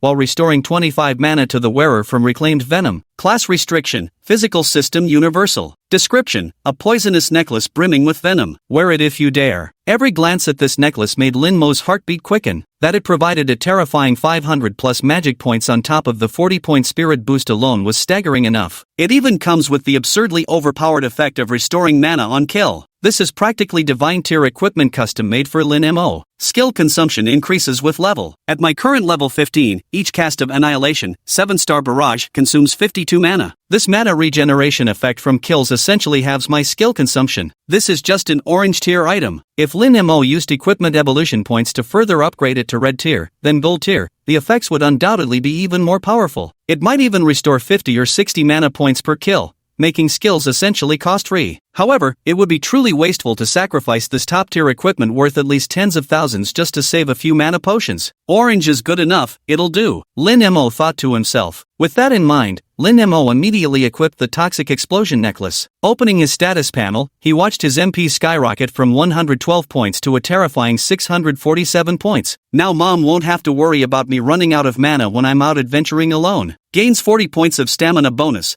and even defense power increased by over 40 points. Other than this Poisonous Explosion necklace, the Spider Queen also dropped another piece of equipment. Poisonous Explosion belt, LV15. Quality, Tier 2 orange. Health points, plus 740. Additional attributes, Constitution plus 40, Agility plus 40. Special effect, Blood Explosion, attacks release venom on enemies. Killing a target causes their corpse to explode with venom, recovering 250 HP for yourself. Class restriction, Archer, Assassin. Description, a venomous belt containing copious poison, wear it if you're not afraid of toxins. Necklace restores mana. Belt restores health. East meets West, a miraculous healer. Without another word, he immediately equipped the Poison Burst belt. The HP attribute skyrocketed from 1,335 to 2,675 points. Who would believe this tank is an archer? An archer afraid of death. What's wrong with putting all points into Constitution? Even Lin Mo himself couldn't help but gasp in amazement. Not even a level 15 knight who allocated all points to Constitution, even with decent equipment bonuses, would likely have as much HP as Lin Mo. With this, 5 gold tier pieces and 3 orange tier pieces of equipment, Lin Mo's equipment set is finally complete. At this moment, Lin Mo examined the Poisonous Battle Axe he received as a quest reward. A level 20 tier 1 white quality item was bad enough, but to make matters worse, it was actually warrior class equipment. Damn, trash, though selling it later might fetch a few hundred yuan. But for someone like Lin Mo, who's chasing after 50 million bucks, a mere few hundred wasn't worth his time anymore. Besides, selling it would just empower his rivals. It takes up too much space in the bag. Lin Mo decisively activated his SSS grade Talon's Soul Flame and incinerated the venomous battle axe on the spot. Level 20, Tier 1 white quality equipment. Incineration value,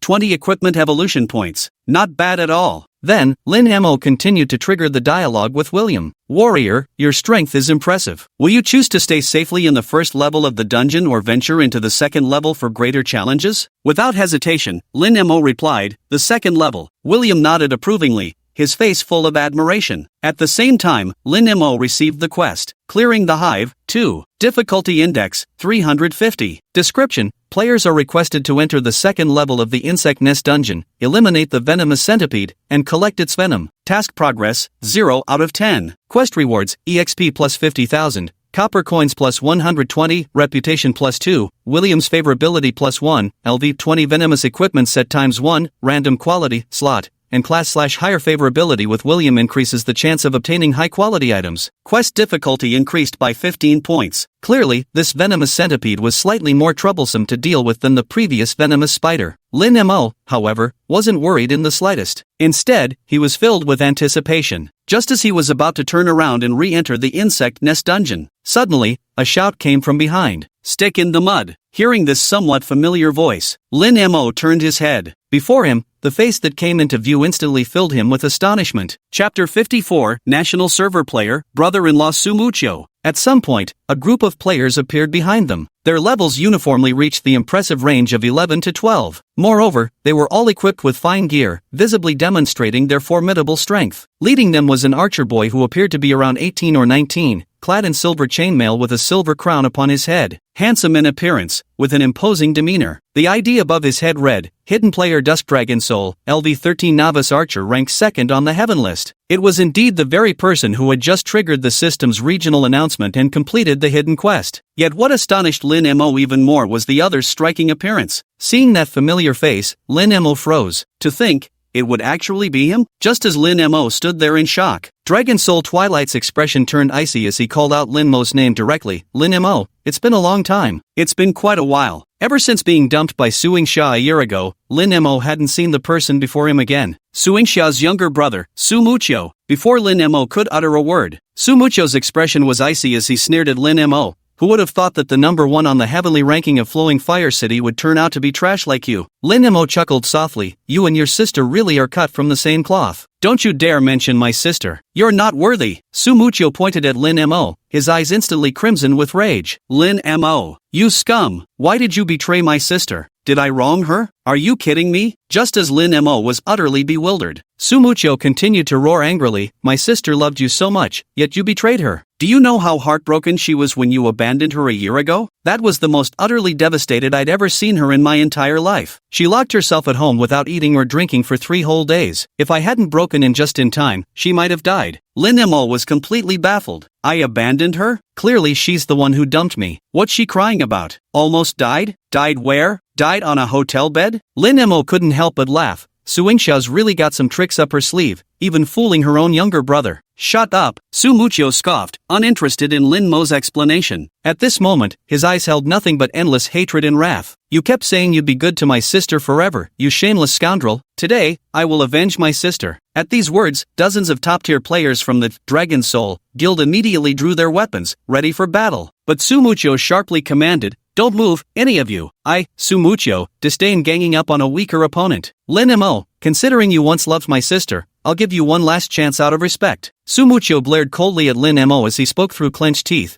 Give me an explanation and then go apologize to my sister. Otherwise, I swear you'll never find a place to stand in the world of the divine decree again. You know, I, Su Muqiu, never go back on my word. Enough said, Lin Mo replied helplessly. Why don't you go ask your sister, instead? Can't even be bothered to explain now? Su Muqiu snorted coldly. You're truly an irredeemable scumbag. As he spoke, Su Muqiu had already pulled out a mechanized longbow shimmering with transcendent orange radiance from his back. Don't blame me for not giving you a chance. The harm you've brought upon my sister, today, I will make you repay it tenfold. Orange weapon. Lin Mo was startled as he stared at the mechanical longbow in Su Muqiu's hand. At this stage, the only way to obtain orange tier equipment is through drops from the starter village boss. But Lin Mo remembered, the Dragon Soul Guild, their leader, Dragon Soul Aoshur, should have been the one to score the first kill on the starter village boss. By all logic, all the boss drops should be in Dragon Soul Aoshur's possession. To think she could so easily gift away the boss drop, the top-tier orange weapon worth a fortune in the early game. And Su Muqiu holds the position of vice leader in Dragon Soul, subordinate to only one person, exalted above 10,000 others. It seems you enjoy Dragon Soul Aoshur's deep favor. Just as Lin Mo was thinking this, Su Muqiu had already taken the initiative to attack Lin Mo. Whoosh, whoosh, whoosh. Su Muqiu locked onto Lin Mo and fired 3 consecutive arrows. However, Lin Mo dodged them with swift movements, evading all 3 arrows. Such incredible speed. The players of the Dragon Soul Guild behind them were utterly astonished. Just as Lin Mo was about to draw his bow to counterattack, thunk! Suddenly, an ice arrow descended from the sky, piercing through Lin Mo's body. A flaming arrow, burning with intense fire, followed closely behind. Ding, you have been attacked by player Dragon Soul Twilight's flame arrow skill, losing 228 HP and suffering burn damage for 3 seconds. Radiant shield effect has triggered. You are immune to all damage and control effects. Ding, you have been attacked by player Dragon Soul Twilight's frost arrow skill,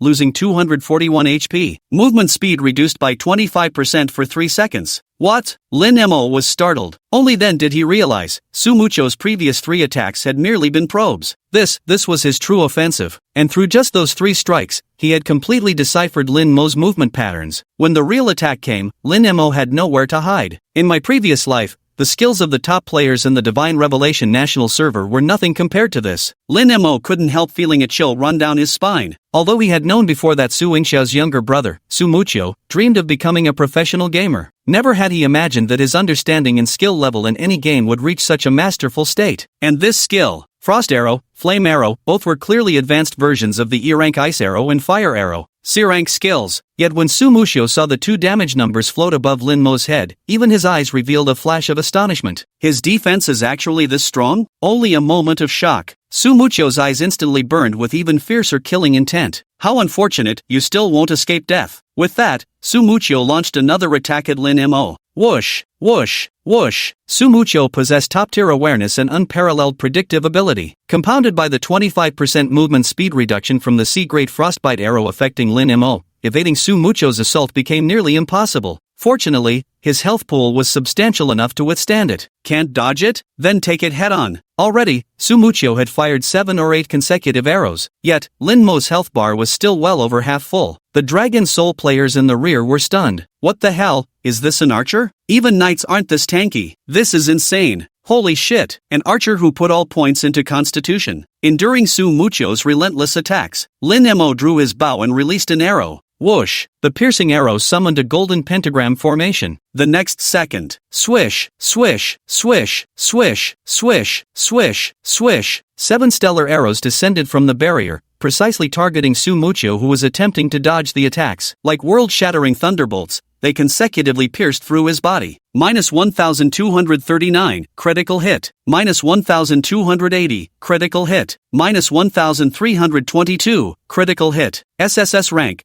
Heaven-slaying 7-star chain shot. Thud. In but an instant, Sumucho's health bar was completely drained, and he fell to his knees. Chapter 55, The Spatial Executioner's Crossbow. Ding, you have killed player Dragon Soul Dusk. Since the target was gray-named, sin points plus 0. Wow. As Dragon Soul Dusk dissipated into a streak of white light and flew away, the scene instantly descended into a deathly silence. Dozens of high-level Dragon Soul Guild members who had personally witnessed their vice leader Lin Mo insta-killing their deputy leader stood frozen in shock. Vice President Sumucho was once the top technical player in the Tianqi national server, the first global KPG champion with 100 consecutive victories, the strongest general under the proud guild leader. In Tianqi, even those elite players from other servers would tremble at the mere mention of his name. And now, our vice president was instantly defeated. Instantly, the crowd's gaze towards Lin Mo couldn't help but become filled with reverence. But only for a brief moment. They marked Lin Mo as their sworn enemy, daring to kill our Dragon Soul brother who fought side by side with us. Destroy him, avenge Vice President Sumucho, kill. A furious roar accompanied these words. Dozens of Dragon Soul Guild players immediately charged toward Lin Mo. Lin Mo had no desire to fight against Dragon Soul's members. In his past life, he'd never had any conflicts with them. Right now, he already had one troublesome enemy to deal with, the Chaos faction. If he were to provoke conflict with Dragon Soul, a guild no less formidable than Chaos Era,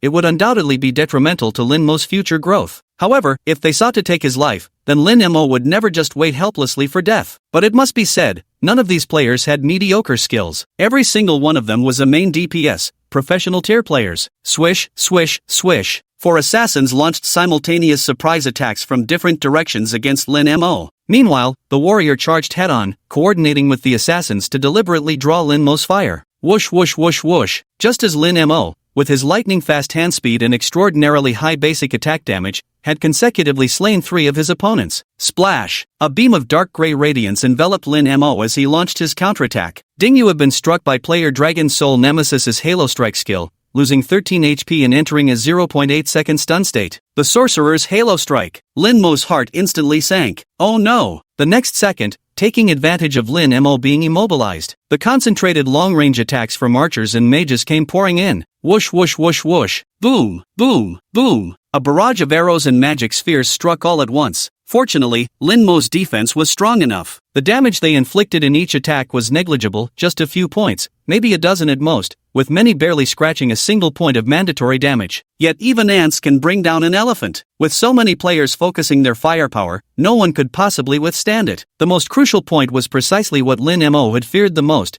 Battles after reaching level 10 were no longer just simple contests of numerical stats. Several opposing wizards took turns casting control spells on Lin Mo, rendering him completely immobile throughout the entire confrontation. In this state, the starlight shield surrounding Lin Mo was quickly shattered, just as the situation grew perilously desperate. Wow! Suddenly, a beam of silver light descended from the heavens, enveloping Lin Mo's body. Ding, player Pang Dahai has used purification on you. You have been released from control and gained 0.5 seconds of crowd control immunity. The moment Lin Mo could move again, he didn't have time to think too much. he instantly fired an arrow with a single motion. Heaven-slaying 7 stars burst. Swish, swish, swish, swish. Beneath the golden pentagram formation, 7 golden star arrows descended at lightning speed. Minus 1,325, critical hit. Minus 1,298, critical hit. Minus 1,286, critical hit. Annihilate 7-star barrage automatically locks onto nearby enemies with the lowest HP for subsequent attacks if the initial target is killed before the skill fully releases. Among the 7 major oracle professions, witches are universally acknowledged as the most fragile class. Thus, without a doubt, when Lin Mo unleashed that 7-star consecutive shot, all 5 level 11 Dragon Soul witches on the field instantly perished. Freed from control, Lin Mo transformed into a god of slaughter. No matter how skilled the Dragon Soul players were or how sharp their instincts, they couldn't withstand the relentless bombardment from Lin Mo's mobile artillery. They were instantly crushed. The survivors knew that without their wizard's control spells, they stood no chance against Lin Mo's overpowered stats, decisively choosing a tactical retreat. Lin Mo breathed a sigh of relief. Turning his head, he saw Ling Xiao, Xiao Wanwan, Skinny Monkey, and Fatty Ocean approaching from a short distance away. To be honest, had it not been for Fatty Ocean playing as a priest, saving him with a purification spell, Lin Mo might truly have been obliterated by the Dragon Soul Guild's concentrated fire. Lin Mo said to them, "Thanks." Ling Xiao said, "We just arrived in Flaming Fire City when we accidentally overheard the Dragon Soul members discussing coming after you, so we followed them here." "Why would Dragon Soul target you?" Ling Xiao asked with a bewildered expression. Before Lin Mo could reply, the Skinny Monkey pondered thoughtfully and analyzed, "Eliminating the competition? I see this Twilight Dragon Soul is ranked 2nd on Flaming City's level leaderboard. The only one above him posing the greatest threat is stubborn tradition. Killing you would make him the top player on the heavenly ranking." Ling Xiao nodded in realization, "So that's how it is. This Dragon Soul guy really is ruthless." Lin Mo remained silent, because only he knew the truth was far from it. Lin Mo walked to where Dragon Soul Twilight had died earlier and picked up a mechanical crossbow emitting an orange glow from the ground. Void Executioner's Crossbow, LV-15, Quality, Tier 2 Orange. Physical attack power, 280. Additional attributes, Strength plus 55, Agility plus 55. Special effect, Dimensional Reduction, Equipment Level Requirement -3, and grants 100 points of armor penetration. Class requirement, Archer. The strength of this bow surpasses even the Brave's golden bow in Lin Mo's hands. No wonder he could deal over 200 damage to me despite my 500 plus defense. The equipment's -3 level requirement effect is downright insane. No wonder Su Muchio, only level 13, can wield this level 15 bow. Absolutely top tier treasure. To put it bluntly, on the current market, this bow's value is easily worth at least 6 figures. Yet, Lin Mo didn't hesitate for a second. Open the Blazing City level rankings, locate Su Muchio from 2nd place onwards, and click Mail. Attach the Spatial Executioner's Crossbow, and send it to Su Muchio. Actually, a year ago, before Su Yingxia broke up with Lin Mo, her younger brother Su Muchio, who was 2 years her junior, had always treated Lin Mo quite well, even though Su Yingxia was a scumbag of a woman. But her younger brother was an upright and kind-hearted person. Their parents passed away early, leaving the siblings to rely on each other. From what she remembered, Su Muchio had ventured into society right after graduating high school. He was a gaming prodigy, earning money by playing video games, even providing living expenses for Su Yingxia while frequently buying clothes for Lin Mo. When it came to food, clothing, and daily necessities, Su Muchio directly became the pillar of the household. Whenever someone looked down on Lin Mo and openly mocked him for being unworthy of Su Yingxia, Su Muchio would always be the first to stand up and speak in Lin Mo's defense. "In this world, besides my parents, Lin Mo is the one who most deserves my sister." "Shut up,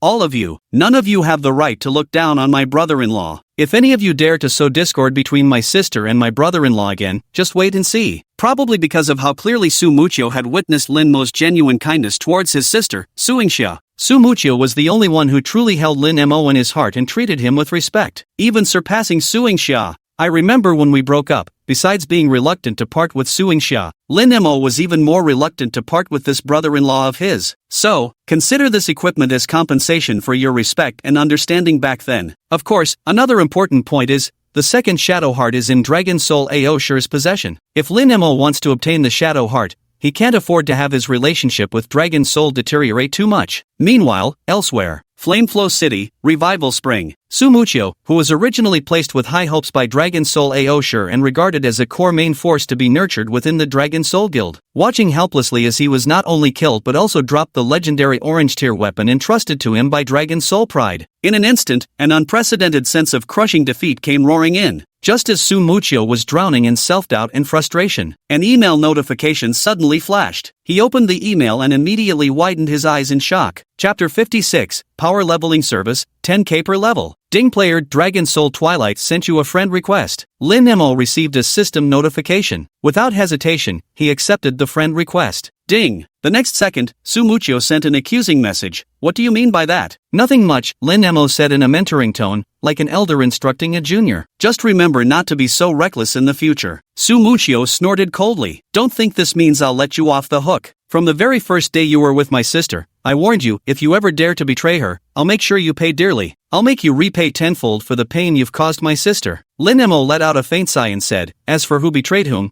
I suggest you go back and ask Suingsha properly. Lin Mo. What on earth do you mean by that? Faced with Su Muchio's questioning, Lin Mo had nothing more to say. Even Lin Mo himself found it quite amusing. You dumped me, then cried to your brother about how I wronged you, just to absolve yourself? Suingsha, you're really something. Lin Mo couldn't help but shake his head. At that very moment, Ling Xiao and Xiao Wanwan suddenly approached Lin Mo. Senior Lin Mo, we have a favor to ask of you. Seeing the worried expressions on Ling Xiao and Xiao Wanwan's faces, Lin Mo had already guessed what they were about to say. Wang Junjie still hasn't let you off the hook? Ling Xiao nodded, speaking with bitter helplessness. After the last rules were voided, he said he'd compete with me again, this time to see who reaches level 31st. Lin Mo wasn't the slightest bit surprised. This had been within his expectations all along. Wang Junjie was precisely the kind of person who would stop at nothing to achieve his goals. Whatever he desired, he would obtain no matter the cost or methods required. Beside them, Campus Belle Xiao Wanwan turned to Lin Mo with sincere earnestness and pleaded, Senior, could you please help us again? Just like before, help Ling Xiao level up. Don't worry, we'll pay. As long as you can get Ling Xiao to reach level 30 before Wang Junjie, name your price, I'll pay whatever you ask. Since Xiao Wanwan had already brought the conversation to this point, Lin Mo spoke bluntly, 100,000 for level 1. The moment these words left his mouth, Shou Hoer and Pang Dehai's jaws dropped wide enough to fit an entire durian. Had these words come from anyone else, the two would have likely bombarded him with criticism by now. But facing Lin Mo, the top-ranked player on the heavenly leaderboard, they didn't dare utter a word. Ling Xiao had just opened his mouth to speak. Xiao Wanwan suddenly took a step forward and decisively affirmed to Lin Mo, deal. Level 1 for 100,000. I'll transfer the money to you right now. No need, Lin Mo said. We'll settle accounts each time you level up. Also, I'll give you 3 free levels, no charge before level 13, as repayment for helping me earlier. Xiao Wanwan gratefully replied, thank you, Senior Lin Mo. Lin Mo had no intention of altering his own action plan. While gathering venom in the insect nest dungeon, he could still help Ling Xiao and the others level up at the same time. So Lin Mo pointed at Captain William, the guard outside the insect nest catacombs, and said to the others, you go ahead and accept the quest first. HM, got it. In the brief moment of accepting the quest from William, Ling Xiao looked at Xiao Wanwan with a face full of guilt and said, I'm sorry, Wanwan, I'm useless. I can't give you what you want. It's always been just you making all the efforts. It's alright, Xiao Wanwan gripped Ling Xiao's hand tightly and said tenderly, as long as I'm with you, no amount of money matters. It's all just worldly possessions. Besides, the bet you made with Wang Junjie was all for my sake. When we have our own little home in the future, money can be earned slowly. Ling Xiao nodded firmly and said to Xiao Wanwan, Wanwan, I swear, I'll never betray you in this lifetime. Watching Ling Xiao and Xiao Wanwan leaning against each other from a distance, Lin Mo seemed to see the shadow of his past self and Suingsha in them. There was a time when Lin Mo had also said such words to Suingsha. In the end, it was only Lin Mo who had genuinely given his all. Faced with this star-crossed couple who loved each other so devotedly, Lin Mo couldn't help but recall the scene from his past life where Ling Xiao had sacrificed himself battling a boss to protect his girlfriend. Now Lin Mo remembered the person Ling Xiao had protected back then was none other than Xiao Wanwan. Lin Mo murmured, don't worry, I'll help safeguard your love for you. Just grease the right palms. Lin Mo still had his mind set on the 5 million on Xiao Wanwan's person. After all, the assumption that clearing the Shadow Sanctuary dungeon might solve Lin Mo's 50 million cumulative spending issue in one go was ultimately just his personal speculation. For someone like Wang Junjie, who's willing to spend 100 million just to kill a single boss, the so-called value in his eyes simply can't be measured by money. Perhaps in his perspective, something that's worth more than the 30 million he spent on 3 Shadow Hearts might actually only be valued at mere hundreds of thousands. Moreover, if by chance he obtained something from the dungeon that could drastically enhance his own strength, Lin Mo wouldn't sell it no matter how much it was worth. Therefore, Lin Mo had to consider every possible angle. He had to ensure that before the Oracle devoured the real world 3 months later, he could accumulate at least 50 million in funds for top-ups. As soon as Ling Xiao, Xiaowan, and the other two completed receiving the Cleanse the Hive 1 quest from Captain William, Lin Mo promptly invited them all to join his party. Then, the 5 of them stepped into the insect nest dungeon together. According to the dungeon's rules, players must complete the tasks on the previous floor before advancing to the next. So even though Lin Mo had already soloed the first floor, he now had to lead Ling Xiao's party through it again. Inside the dark, damp underground dungeon, when he saw the surrounding creatures, all level 20 toxic spiders, they were everywhere. Monkey and Fatso broke out in a cold sweat. Oh my god, big bro, we're only level 10, farming level 20 mobs. Is that really okay? Xiaowan also seemed somewhat worried. Senpai, maybe we should switch to a lower level zone as a transition first? There's no need to be in such a hurry. We all believe in your abilities, Senpai. With you here, we'll definitely reach level 30 before Wang Junjie. But after level 10, players lose their beginner protection. Now if we die even once, we'll suffer the severe penalty of losing a level. If that happens, the loss would outweigh the gain. Lin Mo remained silent. His gaze silently locked onto a venomous spider ahead. Swoosh! An arrow pierced the void. The SSS grade skill Annihilation, 7-star barrage tore through space like world-shattering thunder, raining down from the pentagram array. Swish, swish, swish, swish. Minus 769, critical strike. Minus 530, minus 821, critical hit. Roar! A mournful wail echoed. Under the collective gaze of 5 pairs of eyes, the level 20 poison spider at full health collapsed to the ground, lifeless. Combat prompt: your teammate has slain a level 20 venomous spider. You received 1,300 participation EXP. Chapter 57, Celestial Rankings Top Player, Lioli. Watching Lin Mo dispatch a level 20 monster effortlessly with just one skill, the shock on Ling Xiao's and the other three's faces was unmistakable. This is too terrifying. That's a level 20 monster. Oh my god. Although Ling Xiao and his 3 companions joined, it made essentially no difference to Lin Mo, because according to the game mechanics, in a 5-man party, each member gets 50% of the base EXP, while the player who lands the final blow gains an additional 30%. This means Lin Mo could obtain 80% of the base experience, just a mere 20% difference compared to solo grinding. Exchanging that 20% experience for the 1.7 million reward to level up Ling Xiao and the others to 30. Worth it? No. Or to be precise, even more than 1.7 million. This 1.7 million was just the fee Xiaowan had to pay Lin Mo on behalf of Ling Xiao for power leveling. Just like back when they were in the beginner's village. If Lin Mo helped Ling Xiao's group secure the 2nd to 5th place rewards on the Blazing City leveling leaderboard, there would be substantial additional bonuses,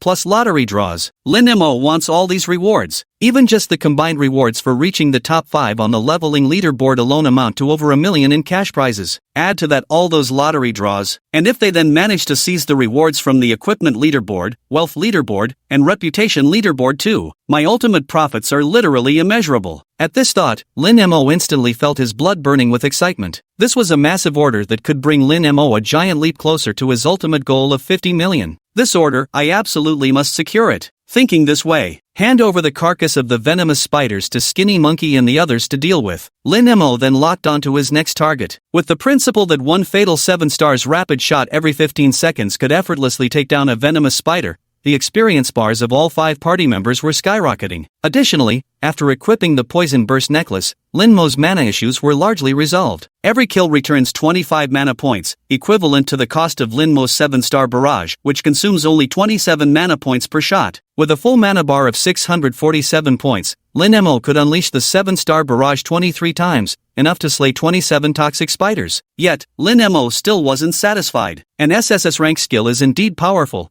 but having only this one skill so far really limits my potential, because killing a venomous spider only takes Lin Mo 1 second. Most of the remaining time is spent waiting for skill cooldowns. Not that he couldn't survive without his skills, it's just that killing a venomous spider with normal attacks would take 8 or 9 hits. By comparison, using skills to kill monsters is clearly far more efficient. If only I had one more SSS tier skill, my monster slaying speed would double. Currently, Lin Mo still had a full 9 skill slots available, more than enough to accommodate a second SSS tier ability. Inside his bag, the E-rank Ice Arrow and E-rank Flame Arrow were already prepped and waiting. But the biggest problem remained: he lacked the skill evolution points needed to upgrade them. Lin Mo clicked open the background panel of Flowing Fire City and saw the display: current number of players in Flowing Fire City 541,000/300,000. Online players 390,000 plus. It's about time to collect another batch of skill books. With this thought in mind, Lin Mo hit his ID and sent a message in Flowing Fire City's chat channel. buying basic class skill books for 1,000 yuan each, instant payment upon delivery. However, it was beyond Lin Mo's expectations. A full 10 minutes after sending the message, he had only received a sporadic total of 11 books. Something's not right. Why isn't anyone selling? Could the price be too low? After much deliberation, Lin Mo finally discovered the root of the problem in a private message from a player. You didn't say so earlier. I used my skill book right after buying it when I changed classes in the beginner's village. Reading this private message, Lin Mo suddenly realized the truth. Because anyone who had arrived at a tier 3 main city must have already completed their class change, meaning they would have definitely used their basic class skill books. Therefore, the best place to collect these books was actually the beginner's village. It would waste too much time to personally return to the beginner village. Thus, Lin Mo came up with a plan. He opened his in-game friends list and sent a message to Wind-Chasing Shadow, whom he had previously added as a friend. Are you still in the beginner village? Yeah, brother Mo. The offline store was pretty busy over the weekend, so I went to help out. That delayed me quite a bit. I've only just reached level 9 now. What can I do for you, bro Mo? Shin Feng seemed visibly excited upon receiving Lin Mo's message. Clearly, the romantic rival he once disliked had now become Qin Feng's most admired idol. Lin Mo said, help me collect skill books every E-grade tome for all professions. I'll pay 1,000 yuan per copy, buy as many as you can find. No upper limit. For every book collected, I'll give you an extra 100 in tips. No problem, brother Mo, leave it to me. Shin Feng chuckled. No need for tips, I just have one request. Brother Mo, if you ever create a guild in the future, could you let me join? Looks like Qin Feng is determined to cling tightly to Lin Mo's coattails. No problem. Cover the money for now, I'll pay you back later if you trust me. Qin Feng understood this was a chance to prove himself and didn't hesitate. Brother Mo, don't say such things. Of course I trust you. This task was entrusted to Qin Feng. After that, Lin Mo focused solely on farming venom flasks with peace of mind. When the time comes for Qin Feng to arrive at the 3rd tier main city and hand things over,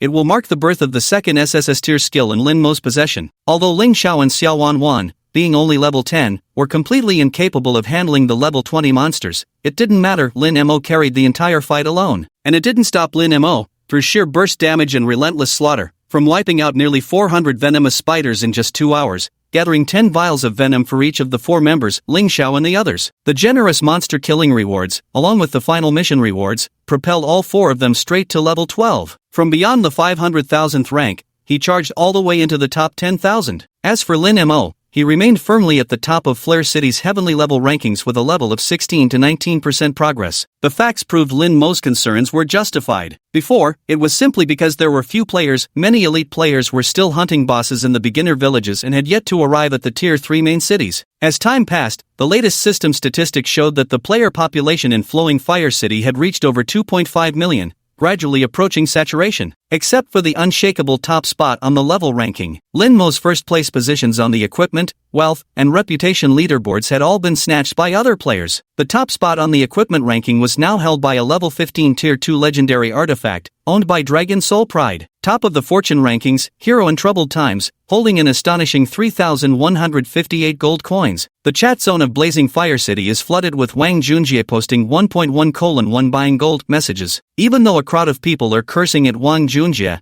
telling him to stop spamming. It cannot be denied, Wang Junjie's money power is truly unmatched. Demonstrating one's strength through wealth is also a valid tactic. The top spot on the reputation leaderboard is held by a female player named Lioli, with an astonishing reputation value of 1,228 points. It's truly baffling. At this stage where completing a quest only rewards 1 to 2 reputation points, how on earth did this Lioli manage to accumulate such an outrageous amount on just the 2nd day after server launch? Beyond this, another detail struck Lin Mo as even more peculiar. Staring at the rankings, Lin Mo pinched his chin and murmured contemplatively, "Why don't I remember seeing this crystal in my previous life?" Being the top-ranked player on the heavenly leaderboard, you shouldn't have absolutely no recollection at all. Could it be that I remembered wrong? Although the heavenly rankings were constantly changing, Lin Mo was not worried at all, because apart from the level ranking reward, which any player can achieve by reaching level 30 and completing their 2nd class promotion, the other 3 leaderboards won't close until the number of players who've reached level 30 across the entire city exceeds 100,000. So, the current rankings don't determine anything yet. During the 3 months before the Divine Edict devoured reality, Xia Empire's SSS tier talent holder,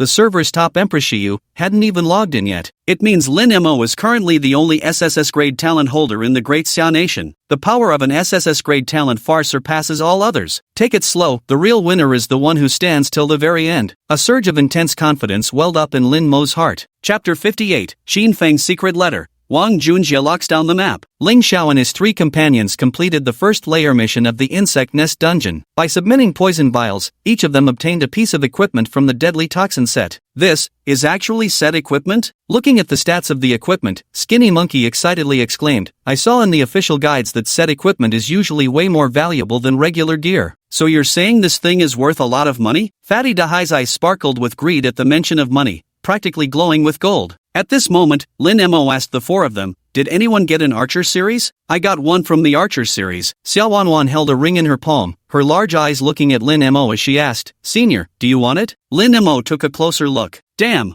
what a find. Not only was Xiao Wanwan holding a piece of the Archer's toxic set, but it was actually a Tier 2 ring. Meanwhile, Ling Xiao, Skinny Monkey, Fatty Ocean, and even Lin Mo himself had all only gotten Tier 1 gear. Seriously? Does being pretty actually boost your drop rates or some shit? Lin Mo muttered, utterly baffled by this uncanny pattern manifesting yet again around Xiao Wanwan. Yes, Lin Mo said to Xiao Wanwan. The Tier 2 white quality poison ring is worth around 2,000 on the market. I'll buy it. No need, Senior, Xiao Wanwan replied. We're already so grateful you're helping us level up. Consider this equipment a gift. Let's keep things separate, Lin Mo said. According to our previous agreement, aside from the 100,000 per level coaching fee, I'll take 70% of the ranking rewards later, but any personal gains you make during this time are yours to keep, no need to give them to me. Xiao Wanwan didn't say anything further. She nodded and simply replied, alright. So, Lin Mo transferred 2,000 yuan to Xiao Wanwan. At the same time, Lin Mo asked Ling Xiao and the other 2, do you want your equipment? If not,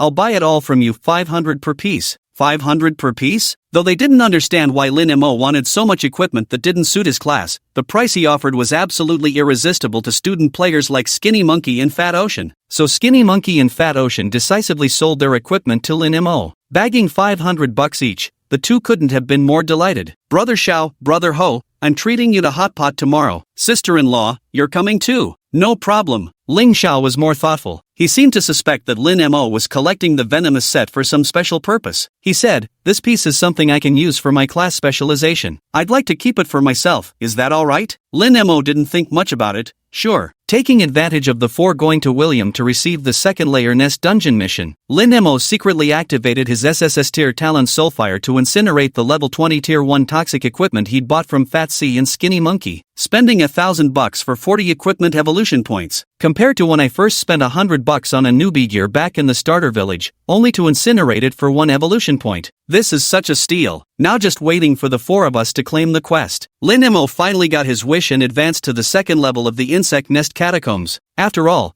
the mission difficulty had increased by 15 points. On the second level, he faced venomous centipedes at level 21, though they were merely 1 level stronger than the venomous spiders. But the attributes of the venomous centipede were clearly much stronger than the venomous spider. However, in the face of an SSS grade skill, all insects are equal. Swoosh! Lin Mo locked onto a giant centipede ahead, its massive body measuring over 10 meters long like a subway carriage, and fired an arrow through the air. Heaven-slaying 7 stars burst. Swish, swish, swish, swish. 7 starlight arrows shot through the heavens and earth at lightning speed, striking the venomous centipede. Instantly, a massive burst of crimson damage numbers erupted above its head. -486, -753, critical hit. -778, critical hit. -536, -554, -858. Critical hit. -886, critical hit. Even with its formidable 3,300 HP at level 21, the venomous centipede couldn't withstand the devastation of an SSS grade skill. With a wiggle of its 100 legs, it instantly met its demise. Ding defeated level 21 venomous centipede, EXP plus 1,452. Base 50% plus last hit 30% plus overpower bonus 30% plus blessing aura 10% plus title 1%. Holy crap! The still disoriented Skinny Monkey and the other 3 instantly froze like statues. Level 21 monsters can be one-shot? That's just ridiculously OP. What kind of skill does Senior Lin Mo have? The damage output is terrifying. While the group was still reeling from shock, Lin Mo had already moved on to hunt his next target. Why did players in the previous timeline, who were so eager to collect the venomous set, become increasingly obsessed with the upper floors of the insect nest catacombs. The higher the floor level in the dungeon, the higher the drop rate for venom bottles. On the second floor, the poisonous centipedes have a roughly 20% chance of dropping a venom bottle. Compared to the first floor where 1 venom bottle dropped per 10 poisonous spiders, here it's almost 1 bottle per 5 poisonous centipedes. Since Lin Mo's killing efficiency hasn't changed, still needing just one 15-second combo of Heavenly Punishment, 7-star barrage to eliminate 1 poisonous insect, the improved drop rate directly boosted his gains. With the drop rate of venom bottles doubled, it means the overall mission completion rate has also doubled. In less than 2 hours, all 5 teammates had successfully collected 10 venom bottles each, completing their mission. Right at this moment, ding! Xin Feng sent a game message, "Emo bro, I've already arrived at Flaming City. I gathered a total of 425 E-rank skill books for various classes. Do you think that's enough? Damn! 425 copies?" Lin Emo was shocked by the figure Qin Feng had sent over. Joy quickly followed, because burning these 425 E-grade skill books would yield a total of 425 skill evolution points. Considering each E-grade skill requires 127 evolution points to reach SSS grade, this amount of evolution points is enough to upgrade 3 skills to SSS grade. "That's enough," Lin Emo replied. Xin Feng responded, "My backpack is full, so I've stored everything in the main city warehouse. Brother Mo, whenever you come back, find me, I'll retrieve it from the warehouse for you." Got it. He closed the chat window. As Lin Mo anticipated his second SSS grade skill, he couldn't help but feel overwhelmingly excited. It was already 6 p.m. when he checked the time. The second floor had already been cleared as well. Lin Mo murmured to himself, "Perfect timing. I'll head back to the city, log off for dinner, grab that skill book, and evolve my second SSS tier skill. Then when I return to clear the third floor of the insect nest catacombs, it'll be a breeze." Thinking this, Lin Mo prepared to exit the insect nest dungeon with Ling Xiao and the others. Just at that moment, Xin Feng suddenly sent another message. "By the way, emoji, are you in the insect nest dungeon?" Seeing this message, Lin Mo paused in his steps. "How did you know?" "That's what I thought. You need to be extra careful," Xin Feng hurriedly replied. "Not long ago, I ran into people from the Chaos Guild. They seemed to be heading to the insect nest dungeon, and I vaguely heard them mention your name. It felt like they were targeting you. So it seems they were really after you." Hearing this, Lin Mo frowned. "Wang Junjie, how did you know I was in the insect nest catacombs?" Xiao Wanwan also found it strange upon hearing this. There should only be 5 of us in the entire insect nest catacombs. No other players dare to come to such a high-level wild area yet. It really is strange, how did he know? At this moment, Ling Xiao hurriedly said, "Let's leave this place quickly before they arrive." Lin Mo didn't rush to move but continued asking Qin Feng, "When did you see the people from Chaos Faction?" "Probably about 20 minutes ago." Upon receiving this reply, Lin Mo's expression turned grave. "It's too late. No surprises here, they're probably already waiting for us outside the Hive Dungeon." Chapter 59, Evolution, the second SSS grade skill, LV20 Hive Dungeon. Beyond the exit, thousands of Chaos Guild players stood densely packed, completely surrounding the entire dungeon. A majestic aura surged to the heavens. Amid the crowd, Wang Junjie, a level 13 warrior clad in golden armor, casually twirled an exquisite radiant longsword that seemed worth a fortune. His mocking gaze remained fixed on the exit of the insect nest catacombs. He seemed to be growing impatient. Unable to contain himself any longer, Wang Junjie spat, "Fuck sake, waste of space, aren't you coming out? Did you croak in there already? I can't wait to get in there and chop that useless stick in the mud into pieces." Just as the words were spoken, the level 12 black-robed mage and strategist, Warlord Zhuge, lightly adjusted his glasses with his index finger while studying the map information of the insect nest catacombs before him. He analyzed calmly. The insect nest catacombs are divided into 10 levels in total. Players must complete the tasks of the previous level before gaining access to the next. Stick in the mud is on the second level, but currently, we can only reach the first level at most. Even if we enter the insect nest catacombs, we won't be able to catch stick in the mud. However, the bug nest dungeon only has the single entrance and exit, and Emosho Changue doesn't know we've already set up an ambush outside. We don't need to go in, we'll just stay here and wait for the rabbit to dash itself against the tree trunk. As soon as Emosho Changue comes out, he'll be dead without a doubt. Hearing this,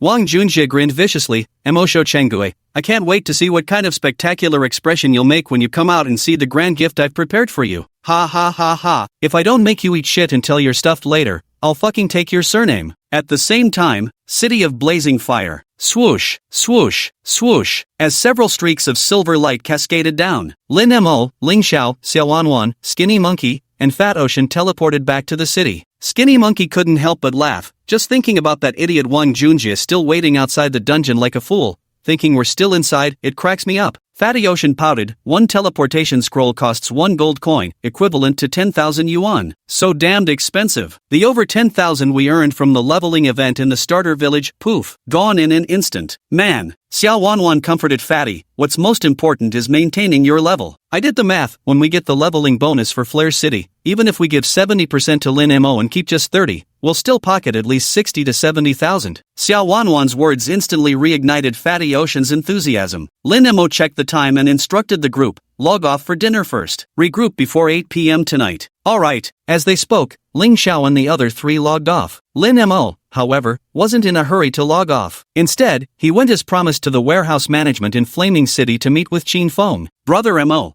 are you alright? Qin Feng asked with concern. Did the Chaos Guild cause you any trouble? Lin Mo smiled gratefully. Thanks to your timely help. Receiving recognition from his idol, Qin Feng scratched his head and chuckled. It was nothing at all. As it turned out, after Qin Feng had warned Lin Mo that the people from turbulent times were after him, Lin Mo anticipated that Wang Junjie would likely have men waiting outside the insect nest dungeon, ready to ambush him the moment he stepped out. Thus, he devised a plan. He had Qin Feng purchase 5 town portal scrolls from the Flame City shop and mail them to him. Then, the 5 of them used a town portal scroll and teleported back to the city directly. Although the cost of using the town portal scroll was steep, but compared to being killed by the players of the chaotic world and suffering the penalty of dropping 1 level, it was nothing. Having experienced the earlier fight where Lin Mo, Su Muchio, and the players from the Dragon Soul Guild were outnumbered, Lin Mo had already deeply realized, in the world of divine revelation, there was no such thing as the protagonists in fantasy novels who could hold off 1,000 enemies single-handedly. In this game, there's no such thing as absolute invincibility. Even in her past life, Xiyu, the top-ranked female sovereign of Great Xia with an SSS-ranked talent, could only maintain her dominant position because she was surrounded by countless S-ranked and even SS-ranked talents who protected her. So in that situation earlier, had Lin Mo gone out alone to face the thousands of soldiers from the Chaos Guild, he would have undoubtedly met his demise. Regaining his composure, Lin Mo asked Qin Feng for his bank account number and transferred 500,000 yuan to him in person. Qin Feng was stunned.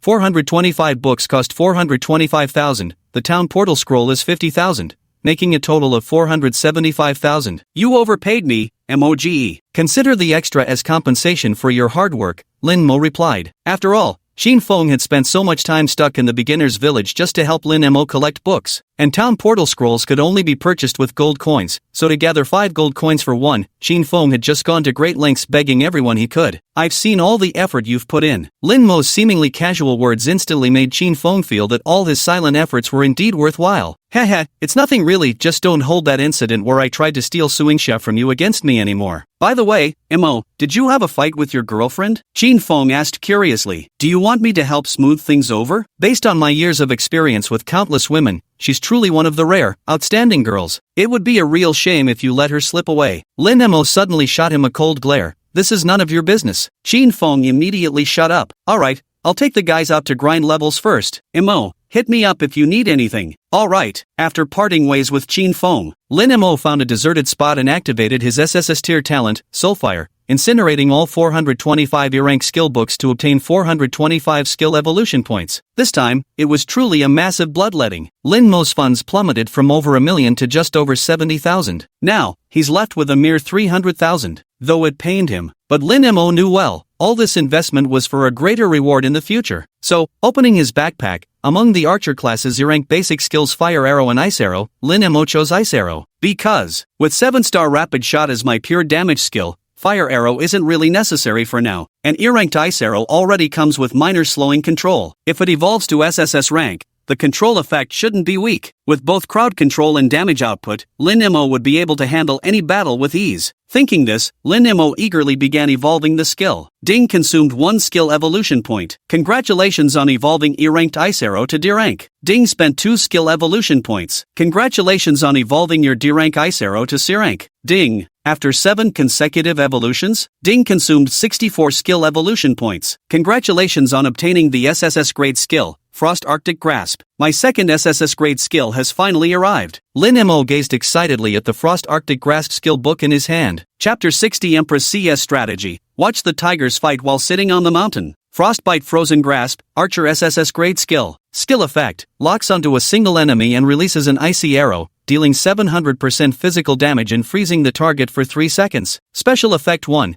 creates an extreme cold zone around the enemy lasting for 3 seconds, reducing the movement speed of all enemies within the zone by 80%. Effect 2. Enemies within the freezing domain have their defense reduced by 40%. Effect 3. Enemies within the freezing domain take 30% increased damage. Cooldown, 9 seconds. Skill cost, 55 MP. Lin Mo couldn't help but blurt out, "Holy shit, 700% damage multiplier." Additionally comes with AoE slow, AoE defense reduction, AoE damage boost, and this is just the base effect. Receives a 10% skill potency bonus from the purple title, Tactical Master. In Lin Mo's hands, the ultimate effect of this SSS grade skill should be 770% single target damage, 88% area of effect slow, 44% area of effect defense reduction, 33% AoE damage boost. Unbelievably broken. Lin Mo couldn't help exclaiming. Brimming with excitement, Lin Mo immediately used the skill book to learn this SSS tier ability, Frostbite, Arctic Grasp. With this, while over 99.99% of job-changed players across the entire server still only possess 2 basic E-tier class skills, with most unable to even afford learning basic skills, here he was. Lin Mo already possessed 2 top-tier SSS ranked skills. How terrifying. Although Lin Mo couldn't wait to test out this new SSS ranked skill to see its actual combat power and effects.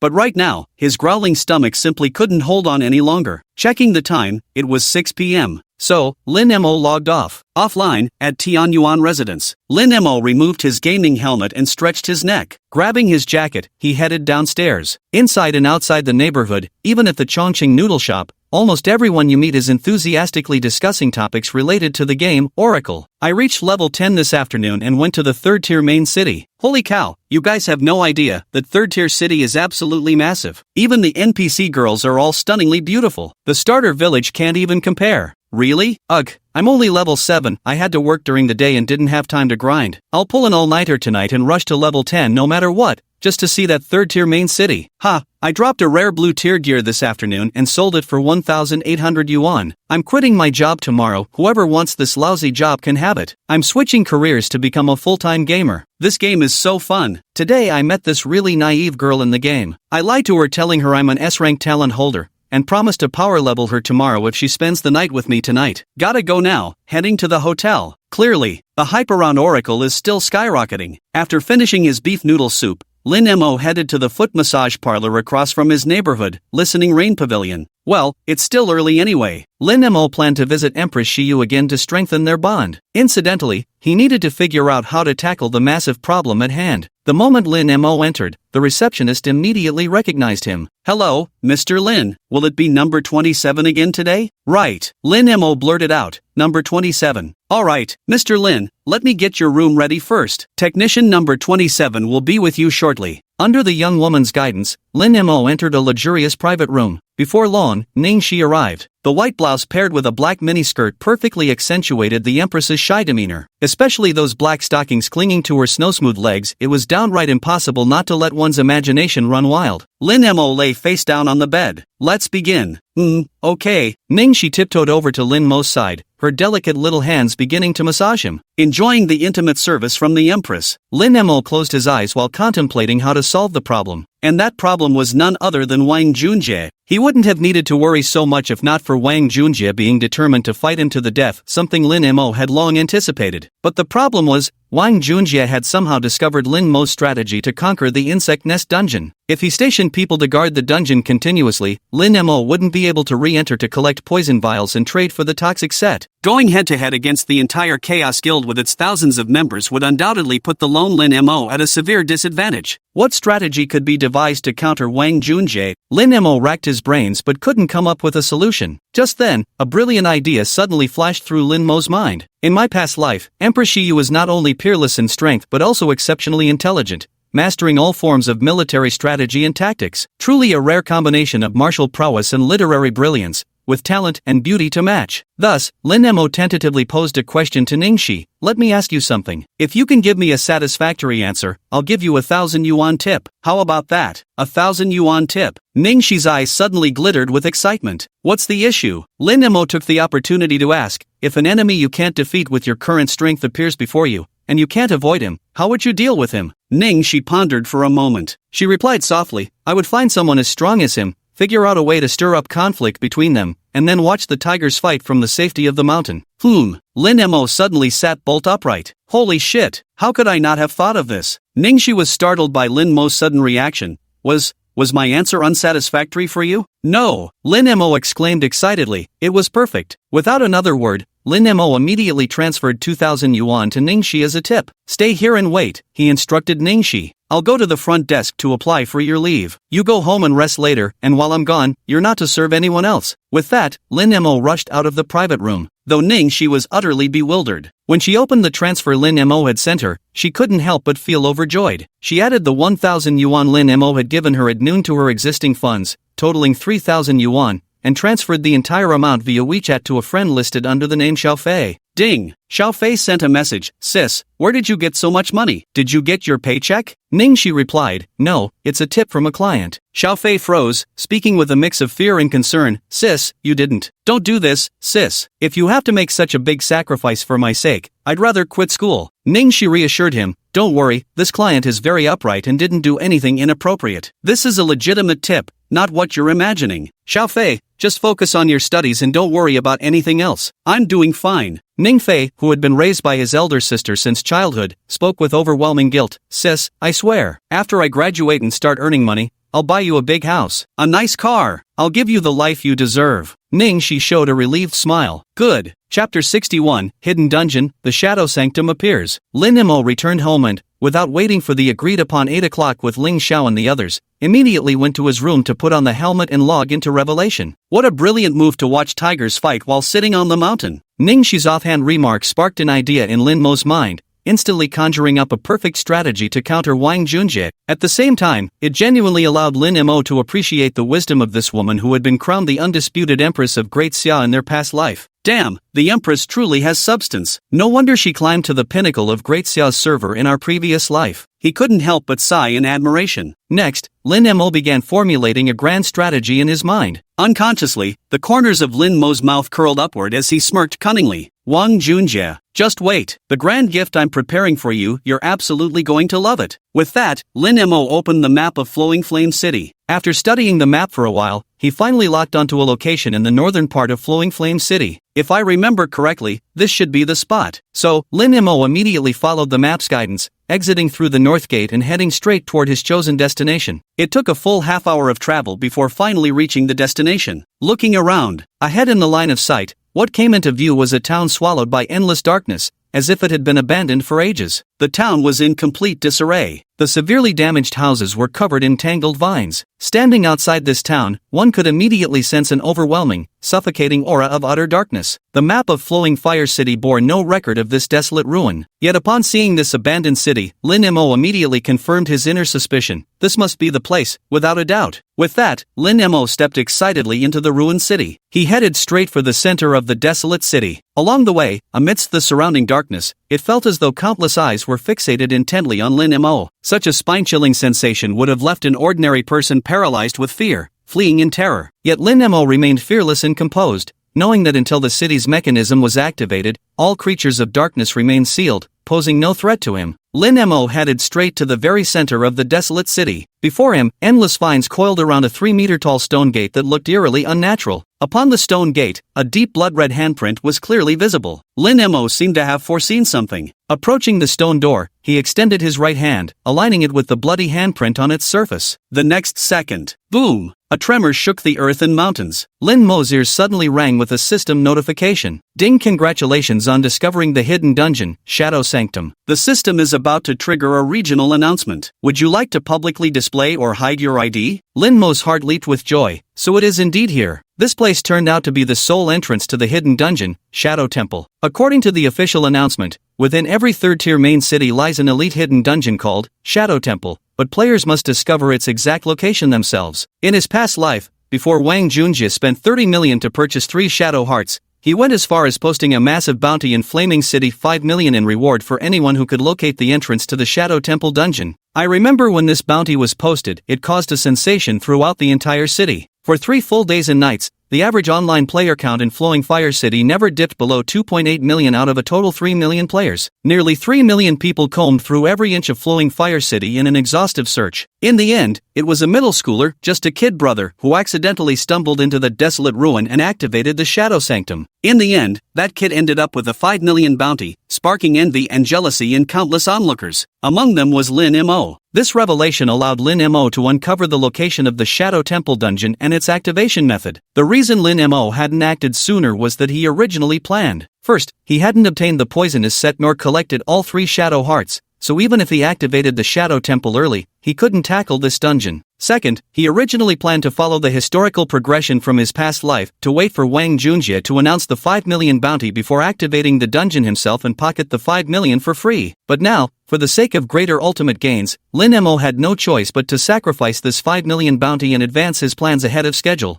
I can't let Wang Junjie find out that I'm the one who activated the dungeon. That would reveal my motives far too obviously. Thinking this, Lin Mo chose to hide his ID and triggered the announcement. The next second, a loud regional announcement echoed throughout the entire territory of Flowing Fire City. Citywide announcement, Flowing Fire City ding congratulations to player for luckily discovering the elite level hidden dungeon Shadow Sanctum. Rewards obtained, gold coins plus 10, reputation plus 100, title explorer acquired. The location of Shadow Sanctum has been disclosed. All players may check via the main city map. The announcement instantly set the entire city ablaze with excitement. Ah, so tight. Level 11 Archer, holy shit. Isn't this the hidden dungeon mentioned in the official announcement? 7 times a night, level 10 Assassin, who the hell is this freak? Found the hidden dungeon this fast? Damn, just the exploration reward is 100k? Are the devs out of their minds? Big bro, level 12 Mage and elite hidden dungeon. Looks like a gold mine. Anyone wanna team up to farm this bad boy? Hopeless fool, level 11 Cleric hidden dungeon, you think you can just waltz in? Dream on. Based on my years of gaming experience,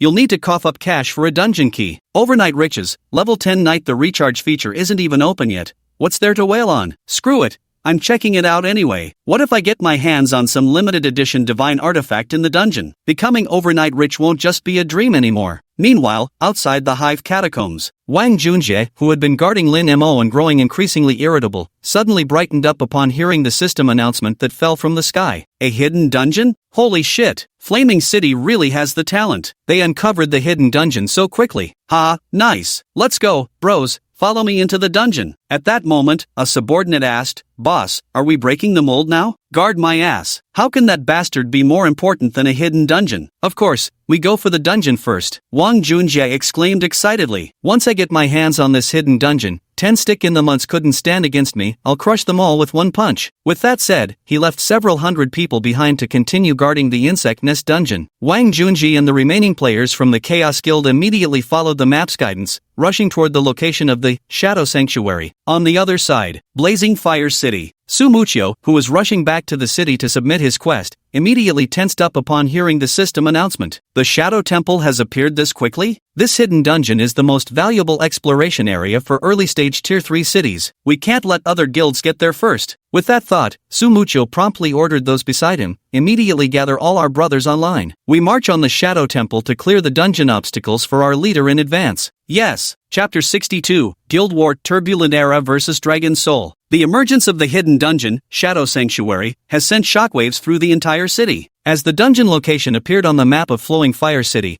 countless players rushed to the site in haste, following the map's directions. Whether it was the system achievement rewards or the leveling event bonuses, everyone had witnessed firsthand the generous benefits offered by the officials. This destined that this so-called early-game oracle's only hidden dungeon would be priceless beyond measure. Yet for now, no one knew you needed 3 Shadow Hearts to enter the Shadow Temple. Everyone mistakenly believed they could enter as soon as the dungeon opened. Thus, every single person who came was dreaming of making a fortune by raiding this dungeon. Meanwhile, within the desolate city, system announcement, Shadow City ding. The Shadow Temple dungeon has been activated. The Shadow Legion is awakening. All players, stay alert. Boom, boom. Amidst a prolonged and earth-shaking tremor, the moment the map announcement sounded, Lin Mo had already retreated to the outskirts of the desolate city at top speed. Because he knew full well, to enter the dungeon, one not only needed the Shadow Heart as a key, but also had to annihilate the Shadow Legion. At Lin Mo's current strength level, he's still no match for the Shadow Core. Moreover, almost certainly, Wang Junjie is about to bring his men over any moment now. I need to make myself scarce. Sure enough, in less than 10 minutes, a large group of turbulent era guild players came swarming in. Numerous independent players and those from small studios or clubs across Flaming City had also arrived simultaneously. However, all of them were blocked outside by the Troubled Times Guild. The Shadow Sanctum dungeon has been reserved by our Troubled Times Guild. All bystanders, clear the way immediately. With over 3,000 members under its banner, the Troubled Times Guild carried an imposing and majestic presence. Players blocked at the perimeter couldn't help but complain. Does Warring Era think they can hog this hidden dungeon all to themselves? That's way too much. Exactly. This dungeon doesn't belong to them, why won't they let us in? Damn, why are there so many Warring Era members here? This is insane. Under the intimidating influence of the powerful Chaos Era Guild, these independent players and small studios or guilds with just a dozen or so members could only swallow their discontent, too afraid to challenge them. At that moment, Wang Junjie emerged from the ranks of Chaos Era. Gazing at the Shadow City, before him, home to the hidden dungeon Shadow Sanctuary, he couldn't contain his excitement. I was just about to offer a 5 million reward across the city for anyone who could lead me to the hidden dungeon in Flowing Fire City. Damn right you saved me money. As he spoke, Wang Junjie commanded his men, stand guard and don't let anyone else in. Whoever dares to come, cut them down. Yes, just as Wang Junjie was about to lead his men into the city, suddenly, a commotion arose from behind them. Brother Jie, someone's forcing their way through the checkpoint behind us. Hearing the news from his underling behind him, Wang Junjie's expression darkened. His eyes bulged with rage as he cursed, damn it, who the fuck has a death wish? The underling hurriedly replied, judging by their ID patterns, it seems to be a guild called Dragon Soul. At these words, the strategist Chaos Yuga immediately analyzed. Dragon Soul Guild was the top-ranked guild in the Chinese server of the most popular MMORPG Revelation before the launch of Oracle. Their guild leader, Dragon Soul Aoshur, is actually a prominent business tycoon in the real world. After the launch of Oracle, everyone joined Oracle. The guild is quite large, currently with around 1,000 players in total. No sooner had he spoken, Wang Junjie, however, wore a face full of disdain and contempt. With just this measly number, you dare show off in front of me? Who the hell do you think you are? Whoever dares to come over, I don't give a damn who it is, cut them down. Wang Junjie bellowed to his men behind him. Meanwhile, at the outskirts of the chaotic world, the player legion of the Dragon Soul Guild had stationed themselves here. Numerous passers-by gazed with admiration at an upright, imposing young archer standing at the forefront of the Dragon Soul army, his handsome appearance radiating brilliance. Holy shit, I can't believe I'd actually run into the number 2 ranked player from Firestorm City's heavenly ranking here. Who would have thought the legendary number 2 ranked player would be such a young guy, and so handsome too? Oh my god,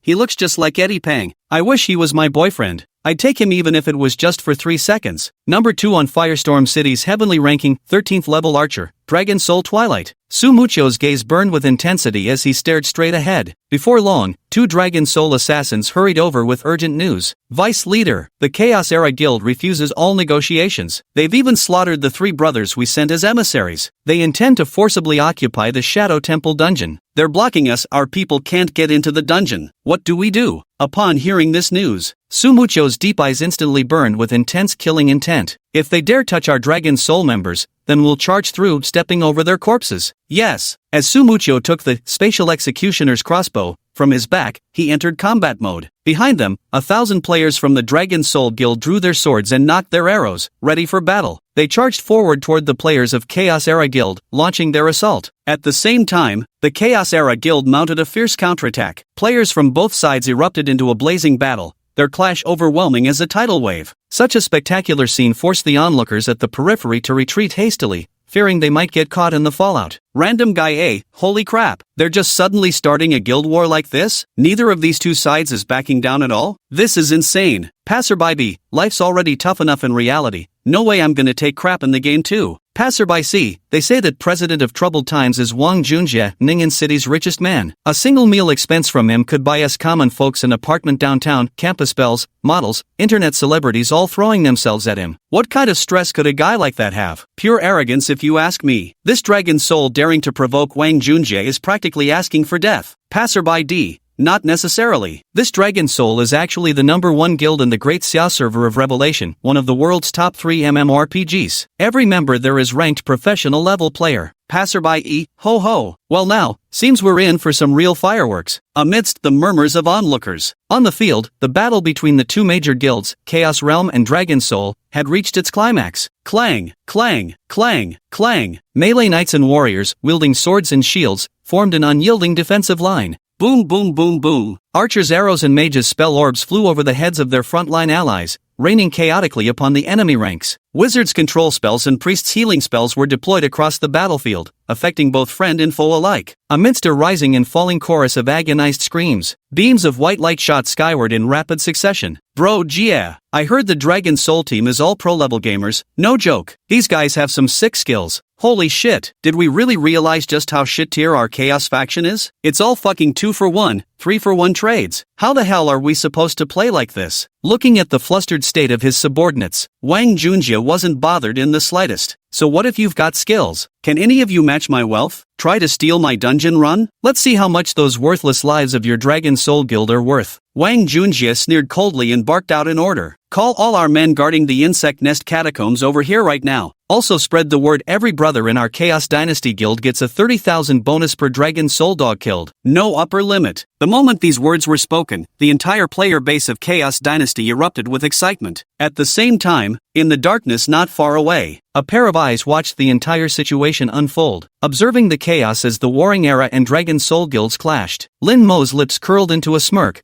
reveling in their misfortune. For everything was proceeding exactly as he had anticipated. Chapter 63, SSS Grade, Frostbite Polar Grasp. The former top female emperor of the national server truly lives up to her reputation. Lin Mo couldn't help but exclaim. Ningxi's phrase, sit on the mountain and watch the tigers fight, gave him immense inspiration and insight. This made Lin Mo realize, given his current strength, he couldn't contend against Wang Junjie's formidable guild, Chaos Era, which commanded thousands of members. Then let's use the activation of the hidden dungeon Shadow Sanctuary as bait to provoke a conflict between Chaos Era and Dragon Soul Guild. In their past lives, Dragon Soul and Proud World were the two titans of Blazing Fire City, evenly matched in strength. Not to mention, those two factions had never gotten along in the first place. As the saying goes, one mountain cannot harbor two tigers. Dragon Soul and Chaos Era had always engaged in cutthroat competition across dungeons, quests, and boss fights. Fighting every 3 days and having major battles every 5 had long become the norm. So in this life, Lin Mo knew, whenever a hidden dungeon appeared in the world, it would inevitably trigger a scramble between both sides. And what Lin Mo was doing simply accelerated the inevitable conflict between them. With the Dragon Soul faction keeping Wang Junjie occupied, I can rest easy while farming the insect nest catacombs to collect the venomous set. As for whether the Shadow Temple dungeon would truly fall into Wang Junjie's hands, Lin Mo wasn't the least bit concerned about this matter, because he knew, for players to enter the Shadow Temple,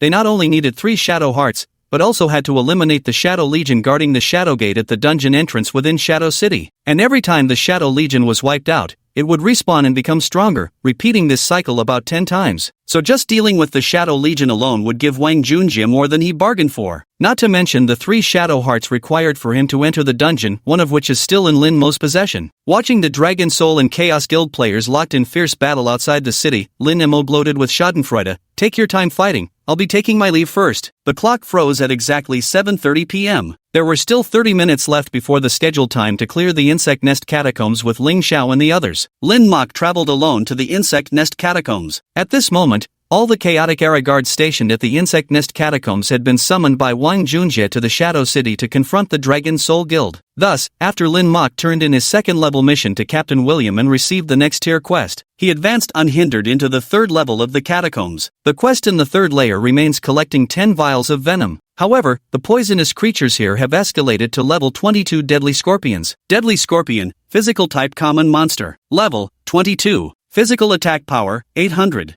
Physical Defense, 520. Magic Defense, 495. HP, 3,800. Skills, Poison Sting, Death Clamp. Before Xiao Wan and the others arrive, I should be able to finish my own mission without any problems. Let me see how this second SSS grade skill performs in actual combat. Thinking this, Lin Mo eagerly reached over his shoulder to draw the hero's golden bow. His sights locked onto a giant venomous scorpion large as a bull within his attack range. SSS class skill, Frostbite Frost Grasp. The instant Lin Mo activated his chosen skill and drew his bow, a visible aura of extreme cold instantly coiled around Lin Mo's entire body. Whoosh! The released arrow pierced forward with unstoppable force. Wherever the arrow, shimmering with an icy blue gleam, sliced through the air, the temperature plummeted dramatically. Thunk! The venomous scorpion froze instantly as the ice arrow pierced through its body. Minus 4,227. Critical hit. Ding defeated level 22 venomous scorpion, EXP plus 1974, 141%. Just as Lin Mo gasped in shock, utterly stunned by the devastating power of this SSS-ranked Frost Arctic Grasp skill. Whoosh! The ground rapidly frosted over with ice. Centered on that struck venomous scorpion, everything within a 100-yard radius instantly froze solid. Simultaneously, Lin Mo locked onto the other two venomous scorpions within the frozen zone and drew his bow again. SSS grade heaven-slaying 7-star rapid shot. Whoosh whoosh whoosh whoosh. Within the pentagram array, 7 golden star shots descended like thunderbolts,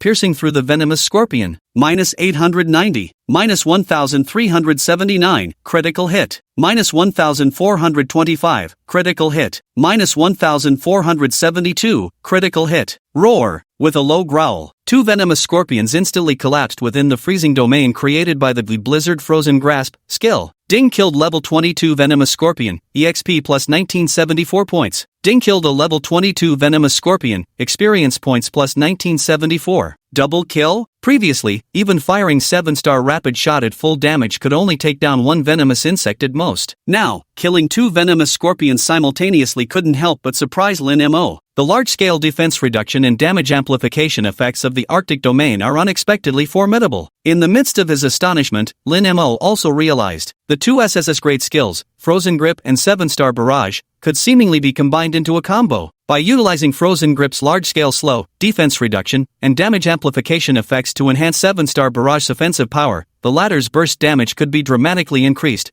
resulting in far more efficient monster slaying. Thus, moving forward, Lin Mo employed this skill combo to hunt down the venomous scorpions. Frostbite Polar Grasp. Annihilation 7 stars rapid shot. Wow! Whoosh whoosh whoosh whoosh. A full combo could reliably take down 3 to 4 toxic scorpions in one go. The cooldowns for these 2 skills were just 15 seconds and 9 seconds respectively. With the synergistic effect of 2 SSS tier skills, Lin Mo's monster slaying efficiency skyrocketed by 2 to 3 times compared to when he only possessed a single SSS tier ability. An SSS tier skill, this is simply overpowered. Lin Mo couldn't help exclaiming aloud. The venomous scorpions on the 3rd floor of the Insect Nest dungeon now had their poison vial drop rate increased to about 30%. Practically every farming cycle, Lin Mo could harvest 1 poison vial without fail. In just over a dozen cycles, Lin Mo successfully collected 10 poison vials, smoothly completing the mission. At this moment, the clock struck exactly 8 in the evening. Ling Xiao, Xiao Wanwan, Skinny Monkey, and Fatty Ocean arrived together as promised. Sorry we're late, Senior Lin Mo, Xiao Wanwan said apologetically. Lin Mo wasn't bothered. No problem, you're right on time. With that said, he created a team and pulled the 4 of them in. Next, Lin Mo continued to use the skill combination of Frigid Grasp plus 7-star Barrage to kill groups of toxic spiders. And the moment they saw Lin Mo effortlessly take down 3 level 22 toxic scorpions with just 2 skills, Skinny Monkey and Fatty High were once again left utterly stunned. Oh my god, just went for dinner and Senior Lin Mo seems to have become even more insane. What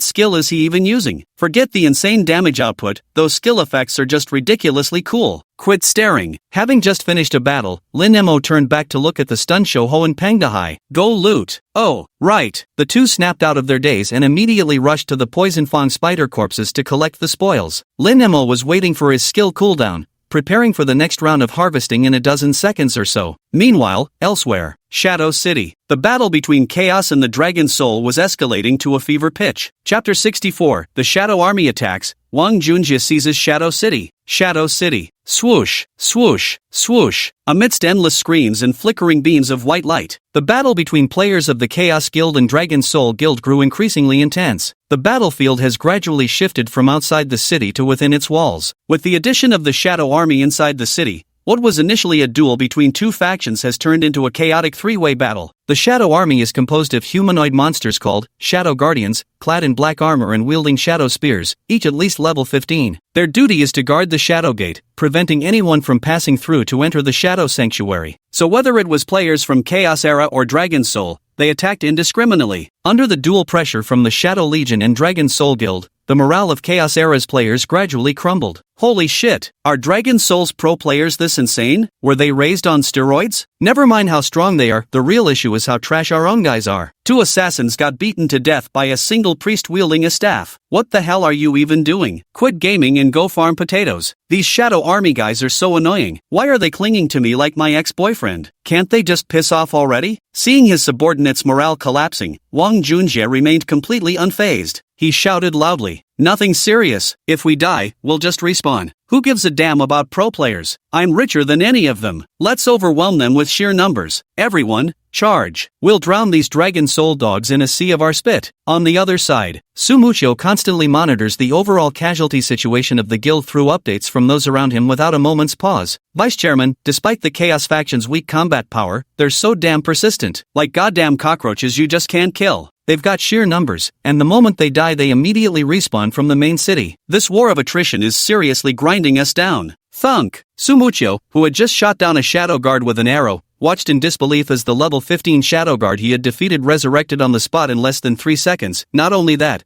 but its level had increased by 1, reaching level 16. He seemed to realize something. Without hesitation, he immediately commanded, "Full retreat." At these words, his teammates nearby were puzzled. But should we just surrender this hidden dungeon to the Warlords Guild like this? If those arrogant warlords manage to conquer this hidden dungeon, I'm afraid our Dragon Soul Guild will struggle to maintain our prestige in Flaming City going forward. Surrender? Naturally not. Sumucho's gaze burned intensely as he observed the repeatedly respawning Shadow Guardians around them and murmured thoughtfully, "Entering the Shadow Sanctuary hidden dungeon probably won't be so simple. Dragging out this standoff with the warlords is pointless, we'll only end up mutually exhausted, leaving opportunities for opportunists to take advantage. Fall back for now. Let Chaos Era's forces wear down the Shadow Legion while we conserve our strength and wait for the right opportunity." Thus, at Sumucho's command, Dragon Soul Guild's players gradually withdrew from Shadow City. Wang Junjie remained unaware of Sumucho's strategy, mistakenly believing Dragon Soul's retreat meant Chaos Era had driven them off. He couldn't help but grow smug and burst into laughter. What losers indeed! How dare you bunch of broke nobodies challenge me? Go home and play in the mud. Wait till I clear the dungeon, then I'll deal with you. Just then, a rogue of Chaos underling rushed over to report, "Big bro Jia, we found a stone gate in the city center. It's probably the dungeon entrance, but no matter what we try, we can't open it." Can't open it? Then how the hell am I supposed to get in? Wang Junjie grew restless and turned to his strategist, Chaos Zhuge. "Got any tricks up your sleeve?" Amidst the chaos, Zhuge pushed up his glasses with a finger and calmly surveyed the surroundings, analyzing with composed confidence. "The official guides offer no hints," he said, "but unless I'm mistaken, to open that door and enter the Shadow Temple dungeon, we'll need to deal with these Shadow Sentinels first. It's the same principle as those exploding spiders around the Spider Queen boss we fought back in the starter village." Nice! Wang Junjie's face instantly lit up with joy upon hearing this.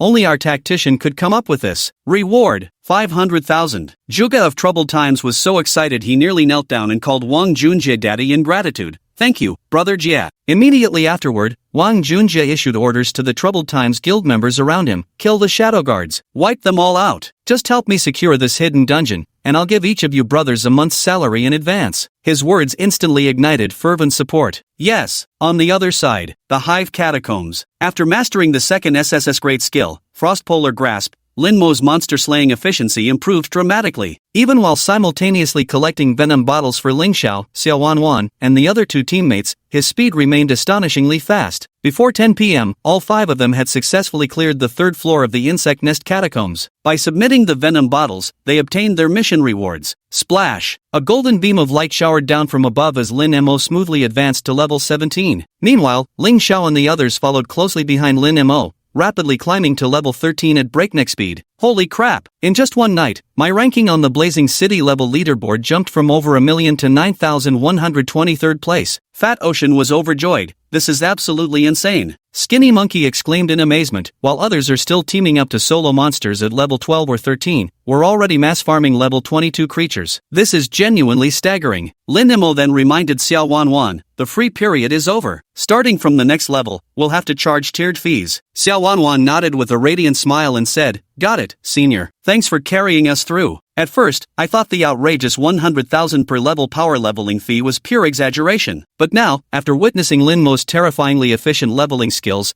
Xiao Wanwan actually felt guilty that even a fee of 100,000 for level 1 might have been too little. To show her sincerity, Xiao Wanwan transferred the entire 1.7 million leveling fee to Lin Mo all at once. Her eyes brimming with hope as she looked at him, she said, Senior Lin Mo, I'm counting on you from now on. Watching his assets take a winding path before finally climbing to the height of 2 million, Lin Mo felt a wave of satisfaction in his heart. No problem, Lin Mo said to Ling Xiao, as long as you can keep up with the timing, I guarantee you'll reach level 30 before Wang Junjie. Lost in thought, Ling Xiao seemed somewhat distracted, though what exactly was on his mind wasn't clear. He only snapped out of it when Skinny Monkey nudged him with an elbow, quickly murmuring to Lin Moyan, okay, thank you. Taking advantage of the moment right after submitting the quest, when Fatty Ocean and the others each received a piece of the Venom set equipment as a reward, Lin Moyan asked them, if you guys don't want your gear, you can sell it to me like before, I'll pay top price. Being students, Skinny Monkey and Fatty Ocean naturally couldn't agree fast enough. Each of them sold their level 20, Tier 1 white-quality Venom equipment to Lin Moyan for 500 yuan. This time, lifelong luckless Lin Mo finally had his moment of glory. The quest itself rewarded him with an archer weapon, a level 20 Tier 2 poisonous crossbow. In Lin Mo's hands was only a level 8 Tier 2 orange-quality brave golden bow,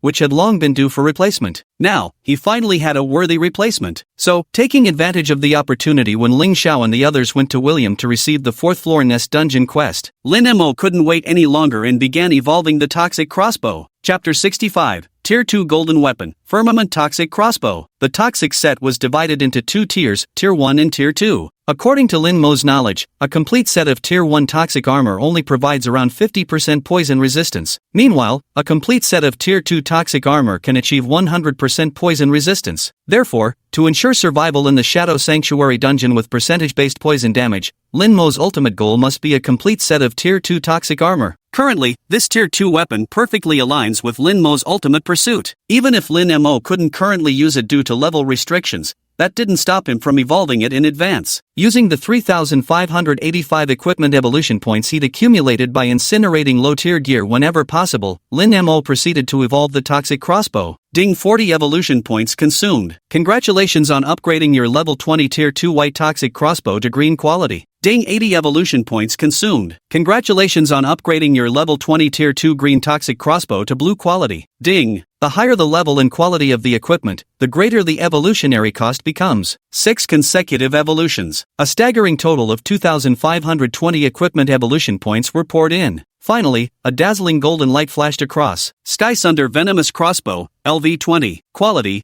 Tier 2 Gold. Physical attack power, 455. Additional attributes, Strength plus 80, Strength plus 80. Special effect, Poison damage, all attacks deal an additional 280 points of poison damage to enemies. Occupation, Archer. Description, one piece of the Archer's Venomous set. Based on the recycling price of 500 yuan for a level 20 Tier 1 white-grade equipment, incinerating it would yield 20 equipment evolution points. 2,520 evolution points, converted to RMB, amounts to a staggering 63,000 yuan. Originally, consuming such an enormous cost just to evolve this single piece of equipment had made Lin Mo feel quite the pinch. But upon seeing this equipment's attributes, all reluctance in Lin Mo's heart instantly vanished. Replacing it was boundless excitement and exhilaration. Compared to his current Brave's Golden Bow that merely added 190 attack points, Lin Mo found absolutely no resistance to this dual-strength poison crossbow. He couldn't wait to equip this venomous crossbow immediately, yet his current level of 17 was insufficient, forcing him to temporarily store it in his backpack. Nevertheless, this crossbow became Lin Mo's greatest aspiration and driving force. Thus, Lin Mo turned to Captain William and accepted the Nest Catacombs 4th floor mission. Clearing the nest, 4. Difficulty index, 380. Description,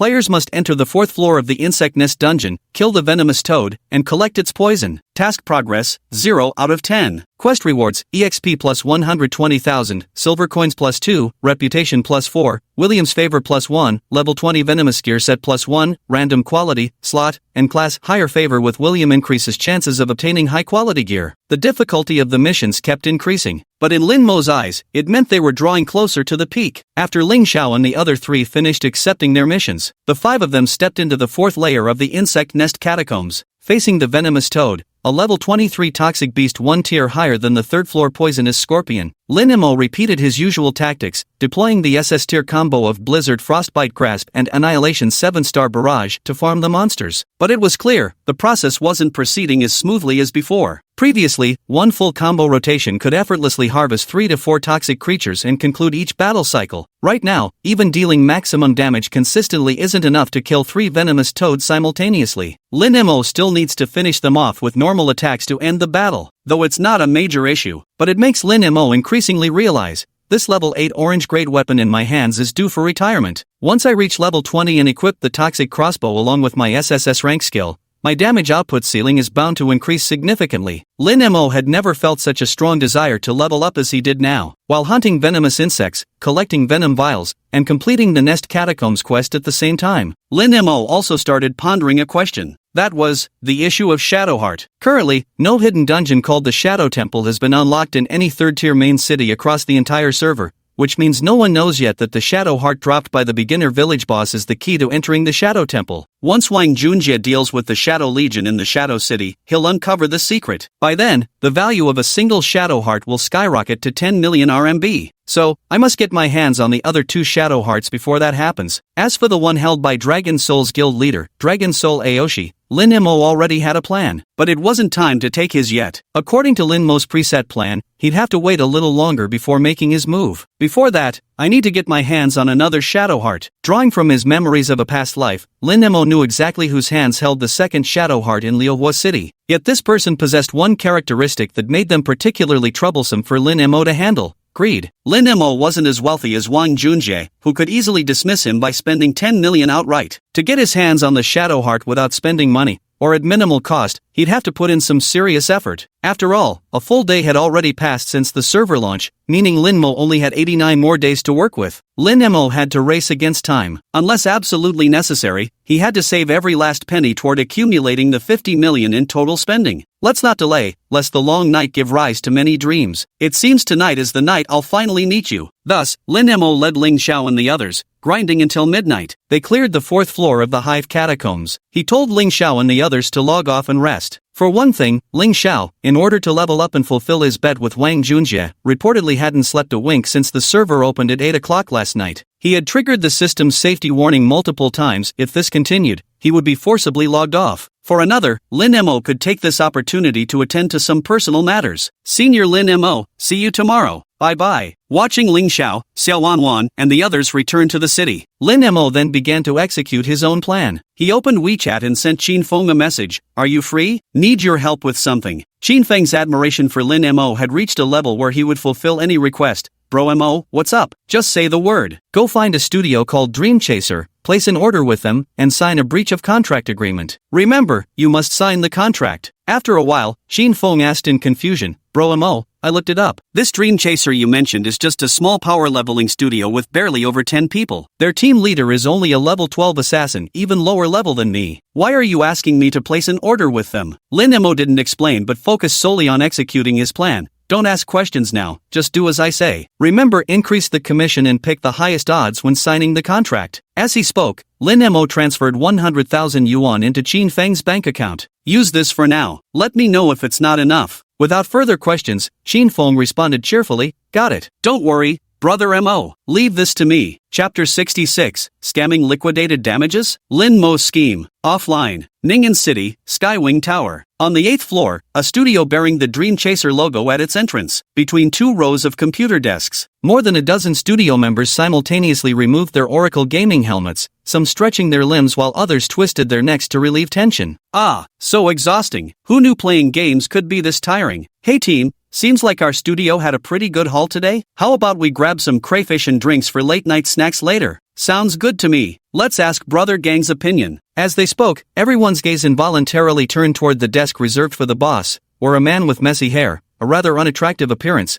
and green reflections gleaming on his glasses sat. Getting late-night snacks, gang? The man known as Bro Gang remained silent, mechanically sending message after message to a contact named Baby on WeChat. Baby, are you asleep? Did you get the lipstick I bought for you yesterday? Do you like it? Why haven't you replied to me all day? Baby, did you miss me? I miss you so much. Baby, I have great news to tell you. My studio made over 8,000 yuan today. After deducting employee costs and rent, I netted more than 3,000. Believe me, I'll definitely give you a happy life. Staring at the scene notification beneath his message, Wu Gang, who still hadn't received any reply, felt despair and devastation gradually creep into his eyes. He took off his glasses and rubbed his eyes in anguish. Mang, just tell me, what will it take for you to finally look at me properly? That's it. The shadow heart. Once I sell that shadow heart, I'll have plenty of money. You won't be able to look down on me anymore. At this thought, Wu Gang seemed to instantly see a glimmer of hope and burst into uncontrollable laughter. At this moment, ding! A customer has placed an order. The order has been automatically accepted for you. Hearing the notification from his phone, Wu Gang put his glasses back on, unlocked his phone, and checked the order details in the system. The moment Wu Gang saw the order details, his eyes instantly lit up. He sprang to his feet and shouted excitedly, "Big order, brothers! A whale of an order!" In the studio, everyone who had been toiling all day felt inexplicably irritable. "Boss, we've been working all day. Let's take a break." Exactly. Even beasts of burden aren't worked this hard. But Wu Gang's next words ignited a fire in everyone present. "After we finish this deal, each of you brothers gets 1,000 yuan bonus." Instantly, all exhaustion was forgotten as everyone returned to their stations with renewed vigor. Say no more. Beasts, log in now. Oracle Games Great Xia Region Level 3 Main City, Flowing Fire City. Wu Gang, a Level 12 assassin with the ID, Dream Chasing Pure Heart, enthusiastically led 14 players from the Dream Chasers studio to the west square of the city to meet their commissioned clients. And this client turned out to be Qin Feng. Without beating around the bush, Qin Feng got straight to the point. "Let's sign the contract first. Considering your high commission rates, I want everything clear in case you fail to deliver on the task." Wu Gang patted his chest reassuringly and vowed to Qin Feng, "Don't worry, brother. Since you've chosen our agency, we'll dedicate our full strength to completing your request. Of course we'll sign the contract. It puts both our minds at ease, yours and ours." So, both parties quickly signed the electronic contract. An order for 30,000. If the customer's requested task is not completed within 1 hour, Dream Chaser Studio will pay 10 times the penalty fee. The order is in effect. The countdown begins. After reviewing the task details, Wu Gang confidently assured Qin Feng, "Brother Qin, I just led a team through this giant Bear Peak mission this afternoon. Don't worry, we'll help you clear it in under an hour. 40 minutes at most." Qin Feng nodded in agreement. "Alright then, I trust you guys." Wu Gang and the Dream Chaser studio members then escorted Qin Feng through the southern gate of Flowing Fire City. They hadn't gone far when a figure abruptly appeared ahead, blocking the path. Or rather, this person hadn't appeared suddenly. They had been waiting here for quite some time. Wu Gang furrowed his brows and asked, "Buddy, what's the meaning of this?" The other party remained silent, silently drawing the longbow from his back as he entered combat stance. Seeing this, behind Wu Gang, players from Dream Chaser Studio all tensed up, weapons drawn and ready for battle. Seizing the initiative, Qin Feng pointed at the figure ahead and played dumb with Wu Gang's group. "Who's that guy? Some enemy of your studio? Don't let this mess up my mission. If you fail to help me complete the task within an hour, you'll owe me 300,000 in penalty fees, right?" Hearing this, Wu Gang also felt a bit flustered. Originally, the commission for this order was only 10,000 yuan, but in order to earn more, he negotiated with the client to adopt a model of increasing the commission to raise the odds. It's like insurance, the more you buy, the higher the premium. He increased the original 10,000 yuan commission with double odds to a maximum of 30,000 yuan commission with tenfold odds. He had worked as a power leveler in other games before and had done plenty of these deals, always hitting the mark without fail. But a job with stakes this high and full odds was a first for him. If he really messed this up, the 300,000 penalty fee would be impossible for him to cover. Fortunately, seeing the opponent alone put Wu Gang somewhat at ease. Stir up trouble? To establish authority in front of their major client Qin Feng and showcase their studio's capabilities, Wu Gang pointed at Lin Mo and shouted, "Brothers, attack! Blast him!" The next moment, over a dozen players from Dream Chaser Studio charged toward Lin Mo, weapons in hand. Lin Mo stood still, not making a move himself. Click! he snapped his fingers. The next second, a large group of players suddenly rushed out from both sides. Wu Gang's face turned pale with shock. Damn it, he has backup. But by the time he thought to give the retreat order, it was already too late. Just as Wu Gang thought it was all over, he was pleasantly surprised to discover the group of helpers the opponent had called, despite their overwhelming numbers, were actually no match at all. Swish, swish, swish, swish. Within just half a minute of combat, the dozens of adversaries were completely wiped out by the Dream Pursuit Studio's 15 members, including Wu Gang achieving a flawless victory with 0 casualties. Seeing this, Wu Gang's worry turned to joy. He even took the opportunity to advertise for Qin Feng. See that? This is the strength of Dream Pursuit. Brother, if you ever need help again, come straight to us. Qin Feng's lips twitched. He honestly couldn't make heads or tails of it. With Brother Mo's skills, why would he need to hire these thugs? And what's more, he picked such a bunch of weaklings. Might as well have called my guild members if I'd known earlier. At the same time, Wu Gang, fresh from his flawless victory, was at the peak of his triumph. He mocked Lin Mo, saying, "Kid, with skills like these, you dare cause trouble for me?" Lin Mo remained silent. He simply opened WeChat and sent each of those 30-plus actors a 200 yuan red packet. Closed WeChat. Look up. Ahead of him were 15 red-named players from the Dream Pursuit Studio, marked crimson from their deliberate slaughter of white-named players. A hint of mockery flickered in his eyes. Don't rush. The real show is just beginning. Chapter 67. He's truly ranked first on the heaven list. That was absolutely exhilarating to kill just now. Even the players from the Dream Chaser studio hadn't realized it yet. They had all turned into red names. Wu Gang, in particular, had killed the most. Having slain 5 players in a row, his ID name had turned so red it was practically purple, but he paid no heed to it. Pointing his bloodstained dagger at Lin Mo, the last remaining opponent, he said in a provocative tone, "How would you like to die?" "How I die?" Lin Mo replied nonchalantly, "Sorry, but you probably don't have what it takes." This remark drew roaring laughter from the Dream Chaser studio players present. Ho ho ho! Such big talk. Don't tell me you think you can take us all on by yourself? Ha ha ha ha, this kid's putting on such an act. None of your underlings even managed to scratch us. What makes you think you can do any better? Who do you think you are? The number 1 on the heavenly rankings? With that fucking attitude, he's claiming to be the top player on the heavenly rankings? If he's really number 1, I'll eat shit live on stream. Lin Mo was momentarily stunned. I was trying to keep a low profile, but couldn't hide it from you all after all. No more pretending. Time to reveal the truth. I am indeed the top player on the heavenly rankings. As soon as the words fell, Lin Mo opened the settings panel and activated all-out combat mode.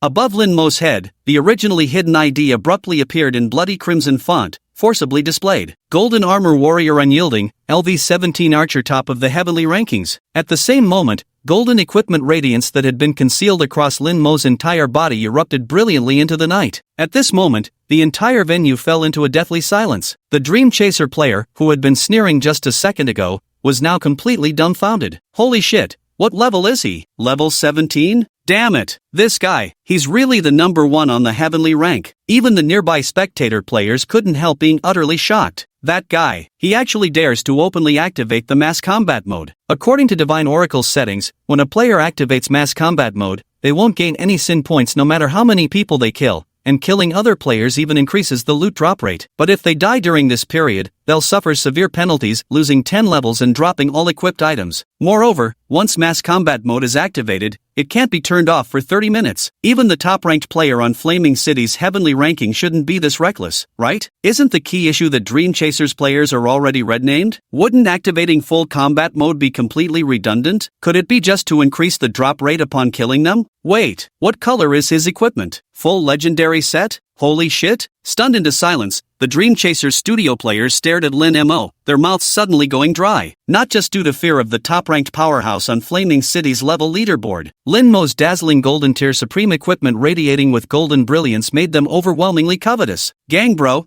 I've got an idea. If we gank Inkstain rules in full combat mode, all his golden gear will definitely drop. We'll be rich if we get those golden equipments. But he's the top-ranked player on the heavenly leaderboard. Can we really PK him? Wu Gang, his eyes filled with greed and desire, licked his lips. If we kill him and take all his golden equipments, I'll become rich. As long as I have money, Meng Meng won't leave me. As he spoke, a flash of determination gleamed in Wu Gang's eyes. Pointing at Lin Mo, he roared in order, "Brothers, get him. Take down Emosho Changue and we'll split all the loot equally." The moment these words were spoken, an insatiable lust for plunder erupted in everyone's eyes. Clearly, the previous slaughter had made them overconfident in their strength, causing them to disrespect even the top-ranking player on the heavenly leaderboard. Kill. A furious roar accompanied these words. All 15 dream-chasing players on the field rushed toward Lin Mo simultaneously. The instant they entered attack range, killing intent surged in Lin Mo's eyes. As he raised the hero's golden bow, a surge of frost energy erupted from within, instantly dropping the surrounding temperature to freezing.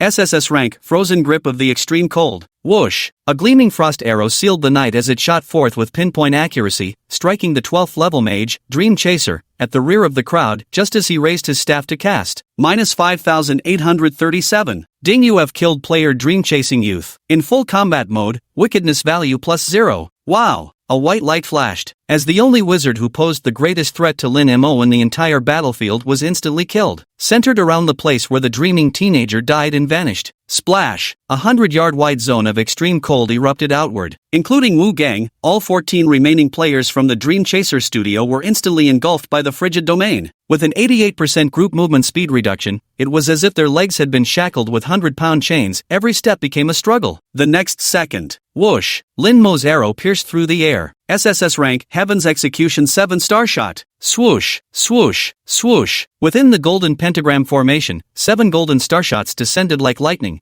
piercing through the players trapped in the Arctic domain. Minus 1925, critical hit. Minus 1898, critical hit. Minus 1835, critical hit. Swoosh, swoosh, swoosh. 7 consecutive beams of white light shot into the sky, illuminating the night. The entire crowd felt chills running down their spines. Hearts pounded, breath quickened. The look directed at Lin Mo no longer held its previous greed, but was now filled with fear. Even the surrounding onlookers couldn't help but gasp in shock. Over 5,000 damage? Damn! That's insane. No wonder he's ranked first on the heavenly leaderboard. What skill was that just now? Holy shit, freezing everyone at once? That's insane. It seems the Dream Chaser studio has bitten off more than they can chew this time. Witnessing Lin Mo strike and instantly wipe out 8 of their comrades with terrifying damage, Wu Gang's legs went weak. He nearly collapsed to his knees. He never imagined the power of this top-ranked player could be so utterly terrifying. Then why were the dozens of men under his command so utterly feeble in comparison? There's no time to ponder these questions now. The vast disparity in strength between the two sides made Wu Gang instantly abandon any thought of resistance. Adopting a humble posture and swallowing his pride, he pleaded with Lin Mo, "Brother,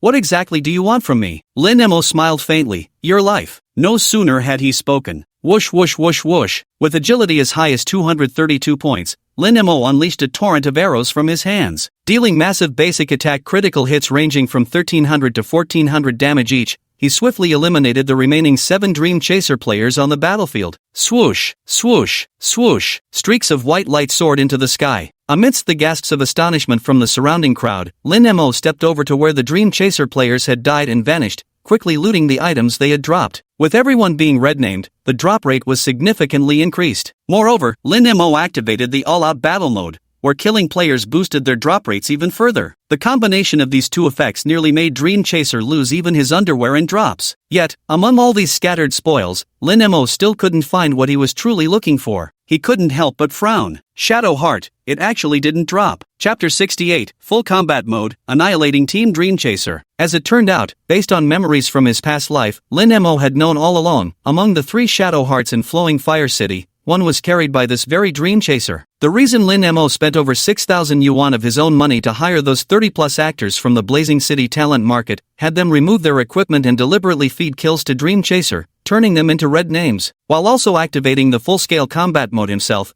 was all to increase the death drop rate of Dream Chaser's pure heart. All to kill him and loot the Shadow Heart. Lin Mo pondered thoughtfully. Dream Chaser's pure heart has killed 5, his sin value is the highest at 500 points now. And with me activating full combat mode, his death drop rate has nearly hit the cap. Logically speaking, if the Shadow Heart is with him, it's bound to drop. How could it not be here? Could it be that he didn't bring the Shadow Heart with him? Fortunately, Lin Mo had anticipated this as well. So, he had another plan up his sleeve. Lin Mo turned to look at Qin Feng beside him and said, "Go tell Dream Pursuer to prepare the 300,000 yuan penalty fee." Thinking about the huge penalty compensation he was about to receive, Qin Feng exclaimed excitedly, "Awesome." Meanwhile, elsewhere, Blazing Fire City, at the Fountain of Resurrection. Swoosh, swoosh, swoosh, as streaks of white light continuously rained down. All 15 members of Dream Chaser Studio had gathered at the fountain. The group stared at each other in disbelief. each wearing an expression of existential crisis. Holy shit, that stickler guy must be cheating. He's fucking ridiculously overpowered. We're doomed. We've offended the top player on the heavenly rankings. Looks like we won't be able to survive in Flare City anymore. For a moment, some even entertained thoughts of switching studios to make a living. Meanwhile, Wu Gang, whose level had plummeted from 12 to 6 overnight, regressing back to square one, hadn't even had time to process his devastation. Then, he received another message from Qin Feng reminding him to prepare a 300,000 yuan penalty for breaching their contract. He suddenly seemed to come to his senses. Damn it. Fuck. The two of them are in cahoots. They just wanted to swindle me out of a huge penalty fee. At that moment, one of his subordinates asked fearfully, just how? Brother Gang, 300,000. Can our studio afford that? Wu Gang clenched his teeth. The studio's finances weren't great, and he truly couldn't come up with such a large sum. But what other choice did he have? At present, it's clear that the other party won't allow me to continue helping Qin Feng with this mission. Even if he wanted to, Wu Gang's current level and the complete loss of his equipment meant he was no longer capable of completing the Giant Bear Peak mission. And since both parties have signed a contract, if they don't compensate, they'll have to face legal consequences. Suddenly, he remembered something stored in his warehouse, so he immediately sent a message to Qin Feng.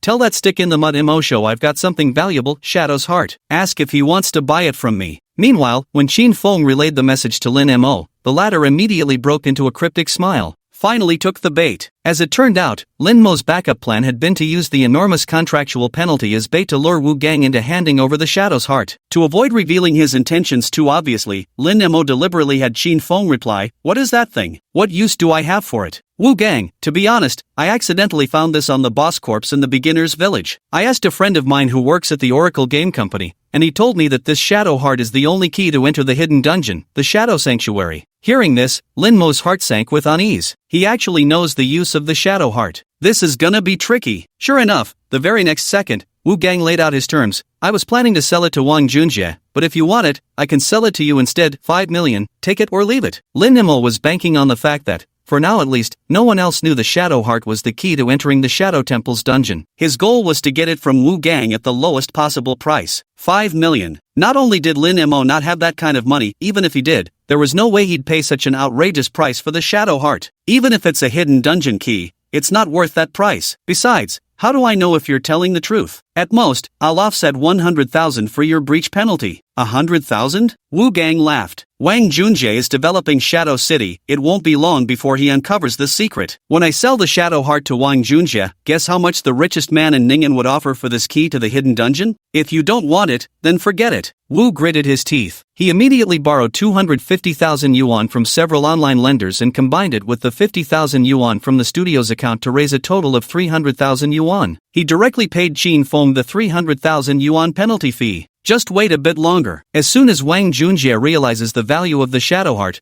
I'll sell it to him and get rich. Once I have the money, Meng Meng will come back to me. Then, I can even form an alliance with Chaos Dynasty. Even the top-ranked player on the heavenly rankings would have to cower before Wang Junjie, the wealthiest man in Ning'an City. When Chaos reigns to shelter us, what are you worth with your stubborn adherence to rules? Consider this 300,000 penalty fee as dog food. On the other side, Qin Feng received the 300,000 penalty payment. He couldn't help but marvel inwardly. They'd rather pay a 300,000 penalty than hand over that Shadow Heart? What were they thinking? Those fools. Provoking the top-ranked player on the heavenly list for money, aren't they asking for death? Lin Mo glanced at Qin Feng. If only they had half your wisdom. Qin Feng chuckled. Brother Mo, you flatter me too much. By the way, Brother Mo, should I give you this money? No need, Lin Mo said. Just give me back the 100,000 I lent you earlier. You can keep the 300,000 for yourself. Stick with Lin Mo and you'll eat well. Qin Feng was overjoyed. Thanks, Brother Mo. Though Qin Feng's family ran a car dealership with an annual income of over 2 million,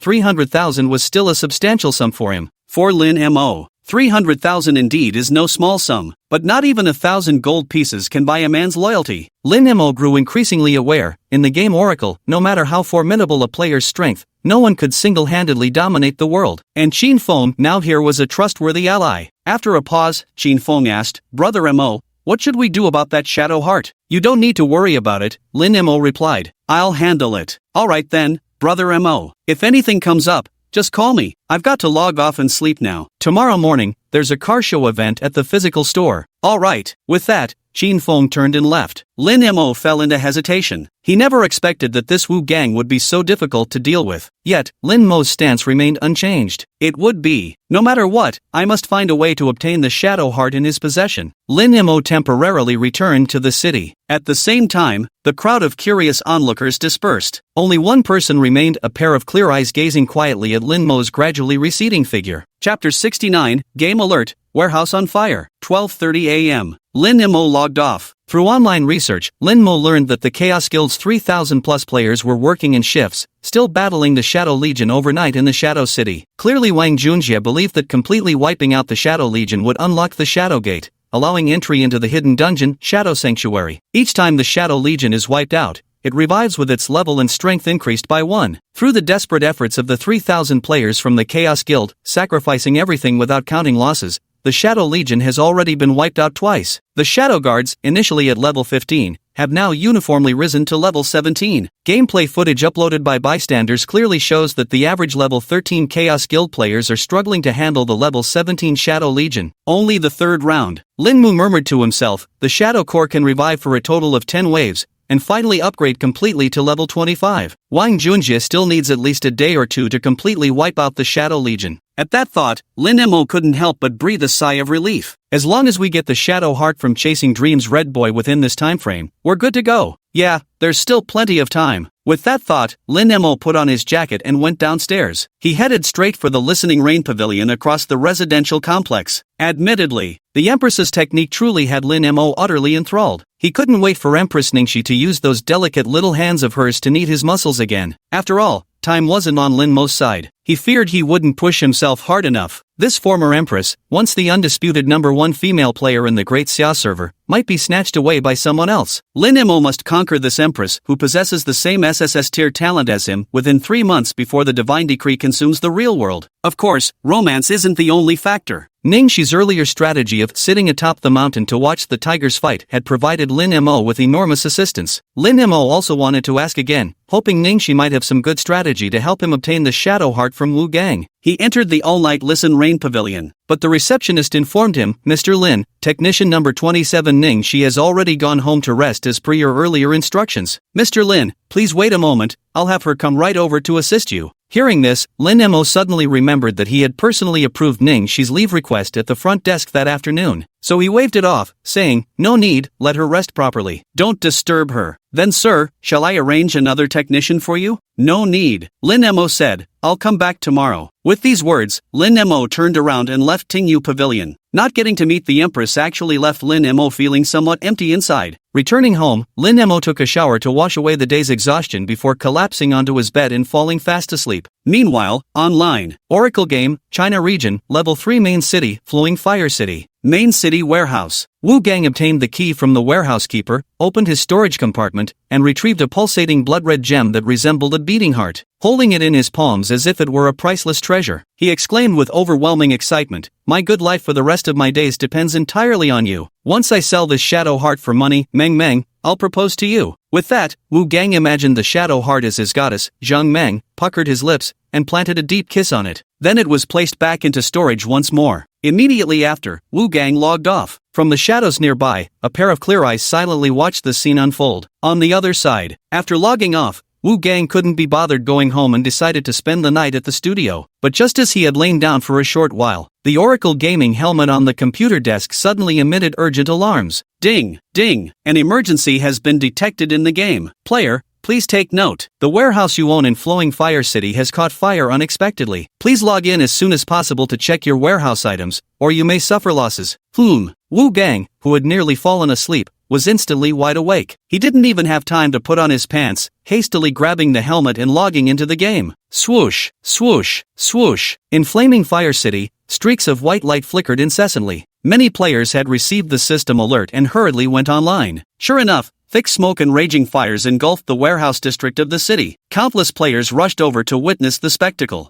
Holy shit, it's actually on fire. Wait, how can the safe zone catch fire? Who the fuck set this? Some official Easter egg? Fuck, I still have stuff in storage. Thank God. My goddess's worn beginner pants I stored are still there, not burned. Wu Gang hastily pushed through the crowd and rushed anxiously to the frightened warehouse manager who had dodged aside. Grabbing the warehouse keys, he immediately unlocked the storage compartment. At the sight of the perfectly intact shadow heart inside the compartment, he couldn't help but let out a long sigh of relief. Thank heavens indeed. Thank goodness the shadow heart wasn't burned, otherwise it would have been all over. Afraid someone might catch a glimpse of his treasure, Wu Gang hastily stowed the shadow heart into his backpack. Damn it, even the warehouse isn't safe. Looks like I'd better unload it fast. Only cold hard cash in my pocket will give me peace of mind. Just as Wu Gang was thinking this, he was about to contact Wang Junjie on his own and tell him the secret of Shadow Heart. Suddenly, Wu Gang received an order notification from the app. Ding! A customer has placed an order. It has been automatically accepted for you. It was then that he remembered. He forgot to turn off the automatic order acceptance. At such a late hour, none of the studio members were online. Besides, with the thought that he could instantly strike it rich through the Shadow Heart, why would he care about some measly few hundred yuan order? So, Wu Gang decisively rejected the order. Right after, Wu Gang found, Hero of Troubled Times, the third-ranked player on Blazing City's level leaderboard, and sent him a temporary private message. Big bro, I've got the Shadow Heart key needed to enter the Shadow Sanctuary dungeon. Want to buy it? Fixed price, 10 million. After sending this message, Wu Gang's mouth went dry, his heartbeat accelerated, and both hands couldn't stop trembling. His heart swelled with nervous anticipation and hopeful expectation. Ding! A minute later, Wang Junjie finally replied, "What fucking thing costs me 10 million? You think I'm some kind of idiot or what? I may be rich, but I'm not stupid. Get the hell out of here." Wu Gang's face turned ashen. Just as he was about to explain, he was shocked to discover Wang Junjie had already blocked him. Indeed, haste makes waste. I'll have to wait for Wang Junjie to discover the secret of Shadow Gate himself, only then will the true value of Shadow Heart be recognized. Even as he said this, Wu Gang was deeply affected. Wang Junjie's attitude had subconsciously led Wu Gang to suspect that this Shadow Heart might not be as valuable as he had initially thought. Just had to pay a huge penalty of 300,000 for breach of contract. If I don't recoup some losses soon, the studio might have its water and electricity cut off tomorrow. As the owner of Dream Chaser Studio, Wu Gang began to feel increasingly anxious. At this moment, he couldn't help but recall the order he had just rejected. Turning his head to look back, he noticed that the client was a young girl, and the task was incredibly straightforward. Simply helping to complete a mission of killing 10 level 10 saber-toothed tigers would earn him 300 yuan. Wu Gang found himself hesitating again. He assessed his own capabilities. Though I'm only level 6 right now, fortunately, I still have a set of level 5 green equipment stored in my warehouse. Wearing that set, combined with my skills, taking down level 10 monsters shouldn't be a problem. This quest probably won't take more than 10 minutes to finish. Every little bit helps. First, let's get through this immediate challenge. Thinking this, Wu Gang clicked accept request again for the order he had just declined. He had expected the other party to think he was messing with her and refuse. To Wu Gang's surprise, the other party accepted his request in no time. Ding! You have a new client message. Please check. Candy, hello. I've already made the payment. Where should I wait for you? Judging from the username and conversational tone that this was clearly a newbie, Wu Gang dropped all caution and blurted out, "Go wait at the mission location. I'll be right there." Chapter 70, the top rank on the celestial list appears, Lioli, Eastern Flowing Fire City, Level 10 Wild Zone, Sabertooth Tiger Forest. When Wu Gang arrived at the designated location from his client, all he saw was a mage girl in a black robe standing quietly at the forest's edge. The girl wasn't particularly tall. A black magic cloak concealed her face. Even her ID information above her head was hidden. "So you're Milk Candy?" Wu Gang asked the girl. The girl remained silent, only giving a slight nod. Swish! Without another word, Wu Gang immediately drew his sword and rose to his feet. He said to the girl, "Follow me. I'll weaken the monsters, and you just deliver the final blow." With that, just as Wu Gang was about to step toward the girl, rustle, rustle. From the nearby woods, a rustling sound suddenly emerged. Wu Gang's expression instantly turned grim. As his gaze swept across, 3 dark figures darted out from the woods, daggers in hand, charging straight toward him. Wu Gang was instantly stunned. "No way. Again? Girl, seriously? You picked the double compensation option. You wouldn't even scam me out of a 600 yuan penalty fee, would you?" The mage girl ahead remained silent. In the shadows, the 3 black-clad assassin players had already reached Wu Gang's front. Only at level 6, Wu Gang simultaneously faced off against 3 level 10 assassins. At this moment, he had already lost all hope. "Meng Meng won't respond to me. Wang Junjie humiliated me too. You damn dogs. First you scammed me out of 300,000, and now you're trying to cheat me with penalty fees. I'll fucking fight you to the death. Wu Gang poured all his fury onto these 3 assassin players before him. Just as he was about to throw caution to the wind, he unexpectedly discovered that although these assassins had reached level 10, their combat skills were surprisingly awful. Swish, swish, swish, swish. In no time at all, the 3 of them were effortlessly killed by Wu Gang. Staring at the 3 beams of white light rising before him in succession, Wu Gang froze. Am I really this strong? Fighting 1 against 3, defeating opponents 10 levels higher at just level 6, Wu Gang felt an overwhelming surge of superiority. He was already blood drunk, not even realizing his name had turned red from slaughtering 3 players. Clutching his blood-stained dagger, his sharp gaze locked onto the girl in black robes ahead, a mage. With a cold chuckle, he spat, "If you want to scam breach penalties next time, remember to hire better muscle." The girl remained silent, standing motionless as a maiden. Unhurriedly, she drew forth a crystal scepter. At this sight, Wu Gang couldn't help bursting into wild laughter. "What? You want to die too? Then all of you can go to hell." According to the contract, if the order fails due to the client's own actions, the studio shall not be held liable for breach of contract. Kill you, and I'll just pocket $300 for free. With that, Wu Gang gripped his bloodstained blade, his face twisted with menace as he charged toward the girl. The girl remained standing in place, utterly unmoved. Wait until Wu Gang enters the effective casting range within 50 yards. Boom! The moment the girl raised her hand, a blazing fireball shot from her crystal scepter, striking Wu Gang with pinpoint accuracy despite his rapid movement. Minus 1085. The explosive 4-digit damage instantly wiped out the remaining 40% of Wu Gang's health bar. Wu Gang fell to his knees with a thud, his eyes wide with disbelief as he stared at the mage girl. How is this possible? Never in his wildest dreams had Wu Gang imagined that this seemingly novice mage girl, with her fragile appearance, could conceal such terrifying power beneath the surface. Wow! A flash of white light illuminated the scene as Wu Gang perished, vanishing into the darkness of the night. At this moment, the mage girl unhurriedly walked to the spot where Wu Gang had died and disappeared. She crouched down, reached out, and picked up the items Wu Gang had dropped. Flameflow City, Revival Spring. Ding, you have been revived. Death penalty imposed, level -1. Ding, due to having 300 points of sin value at the time of death, additional death penalty imposed, level -3. As the system prompt rang in his ears, Wu Gang, whose level had dropped from 12 to 6, then plummeted from 6 to a mere 2, completely broke down. He couldn't understand. She looks pretty average, how could her damage be so high? Perplexed beyond measure, Wu Gang finally found the answer through the battle records. Ding, you have been attacked by player Lu Li's fireball spell,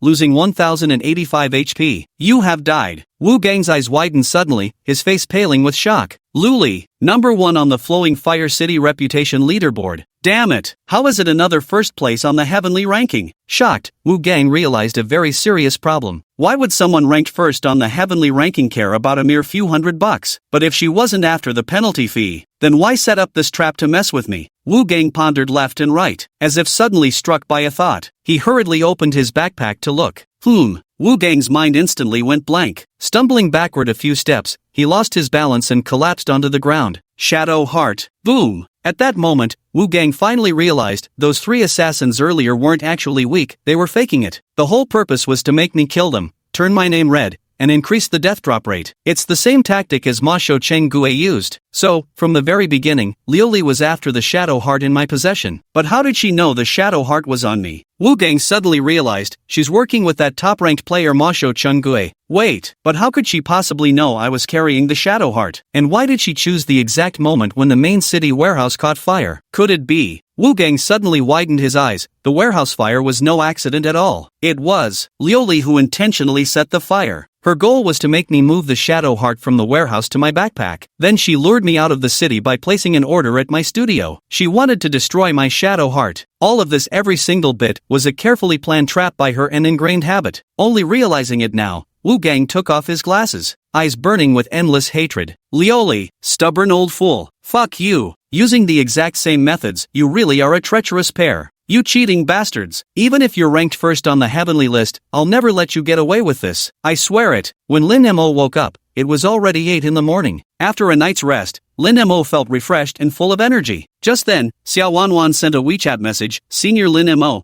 are you up yet? Yeah, Lin Mo replied. You guys go online first and wait for me. I'll log in after breakfast. Xiao Wanwan, no problem. Take your time, senior. We'll be waiting for you at Flowing Fire City. After washing up, Lin Mo went to the steamed bun shop downstairs in the residential complex. While queuing to buy buns, he accidentally overheard a conversation between several young men ahead. "Did you hear? The warehouse in the human race's level 3 main city, Blazing Flame City, caught fire last night. The officials compensated every Blazing Flame City player for the incident." A warehouse catching fire? What kind of nonsense is that? What a shame. If only we were in Blazing Fire City, we could get free compensation. I heard each package is worth several hundred yuan. Warehouse fire in Blazing Fire City? Though it sounded quite bizarre, Lin Mo didn't dwell on it. After all, there was nothing in his warehouse anyway. He bought 2 meat buns and a cup of soy milk. After finishing breakfast, Lin Mo returned to his room, put on the Oracle helmet, and logged into the game. Ding player unswerving rules. Welcome back to the world of Oracle. Splash! A white light cascaded down as Lin Mo reappeared in Blaze City. Sure enough, the first thing he saw was his mailbox blinking. Clicking on the email, Lin Mo received a compensation reward from the official server for all players in Flaming Castle.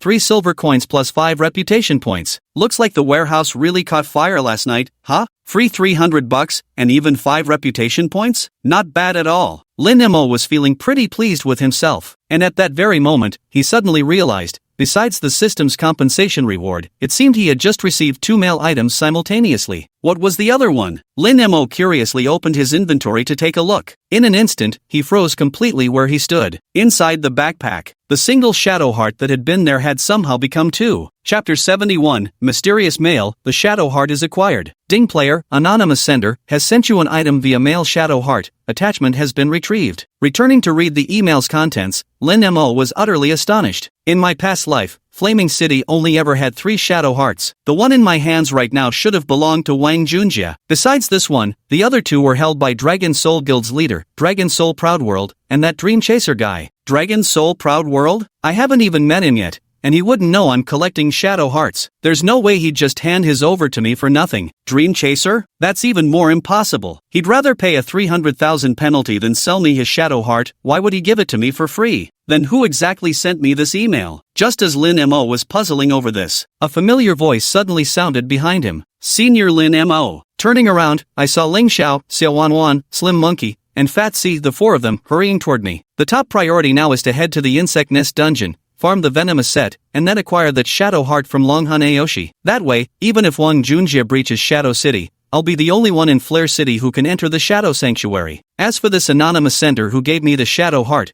perhaps they don't know its true value. Otherwise, even if they could get their hands on it, they wouldn't just hand it over to me like this. But since they chose to help me, sooner or later, they'll reappear in my sights. Lin Mo thought the other party's intention was to use the shadow heart to establish a closer relationship with him, the top-ranked player on the heavily leaderboard, so he didn't dwell on it further for the time being. He decided to make it up to him properly when the opportunity arose. After restocking on mana potions at the pharmacy, Lin Mo left the city with Ling Xiao and the others, heading straight for the Insect Nest Catacombs. On the way, Xiao Wanwan checked the level rankings of Flaming Fire City and said delightedly, Wang Junjie isn't that much higher level than us. At the rate Senior Lin Ma is carrying us, Ling Xiao, you'll definitely reach level 30 before Wang Junjie. Senior Lin Mo. Thank goodness you're here. Xiao Wanwan looked at Lin Mo with gratitude in her expression. At this moment, Ling Xiao suddenly asked, Senior, these past 2 days you've been helping us farm this insect nest dungeon. I noticed you're collecting that venomous set. Does it hold special significance for you? Oh, I don't mean anything by it, just pure curiosity. As the saying goes, trust not all comers. To put it bluntly, the relationship between Ling Xiao, Xiao Wanwan, and Lin Mo was purely professional. They hadn't even reached the stage of being friends yet. Lin Mo naturally wouldn't disclose that this was preparation for the Shadow Sanctum. Instead, he casually explained, it's nothing special. Set equipment is just slightly stronger than regular gear. Ling Xiao nodded slightly and said nothing more. The 5 of them continued their advance toward the direction of the Insect Nest Catacombs. Last night they had already cleared the 4th layer of the Insect Nest dungeon, so this time, the 5 of them advanced directly to the 5th floor. The mission on the 5th floor was still to collect 10 vials of venom. However, the venomous creatures they faced this time had leveled up to poisonous snakes as high as level 24. Ah, snakes! Most girls have a natural fear of snakes, and Xiao Wanwan was no exception. She hid behind Ling Xiao's back with a terrified expression. Not to mention Xiao Wanwan, even Skinny Monkey looked genuinely apprehensive. Fatty, you go pick up the loot later. Fat C looked utterly bewildered. Why? Skinny Monkey said solemnly, you've got plenty of meat to spare. Letting it take a couple nibbles won't hurt perfect since you're trying to lose weight anyway, right? Pang Dahai, thanks a lot, brother monkey. While the others were still hesitating, Lin Mo had already stepped into the serpent's territory without hesitation, bow in hand. Rustle, rustle. Several pairs of gleaming green eyes locked onto Lin Mo intently. Lin Mo raised his bow. Frozen grasp of absolute zero. Annihilation 7 stars rapid shot. Swish, swish, swish, swish. A sky full of star arrows rained down upon the glacial domain. 2 of the 3 venomous serpents were instantly annihilated, yet the remaining one was nearly at full health. Though to the Skinny Monkey and others in the rear formation, Lin Mo's ability to instantly kill 2 level 24 monsters simultaneously was already terrifying enough. But Lin Mo wasn't satisfied at all, instead frowning slightly, it's getting harder and harder. With the level 8 orange quality brave golden bow in hand, Lin Mo felt the helplessness of a man past his prime. Whoosh whoosh whoosh whoosh. Minus 879, critical hit. Minus 879, critical hit. Minus 586. With the effects of the deep freeze zone 88% slow,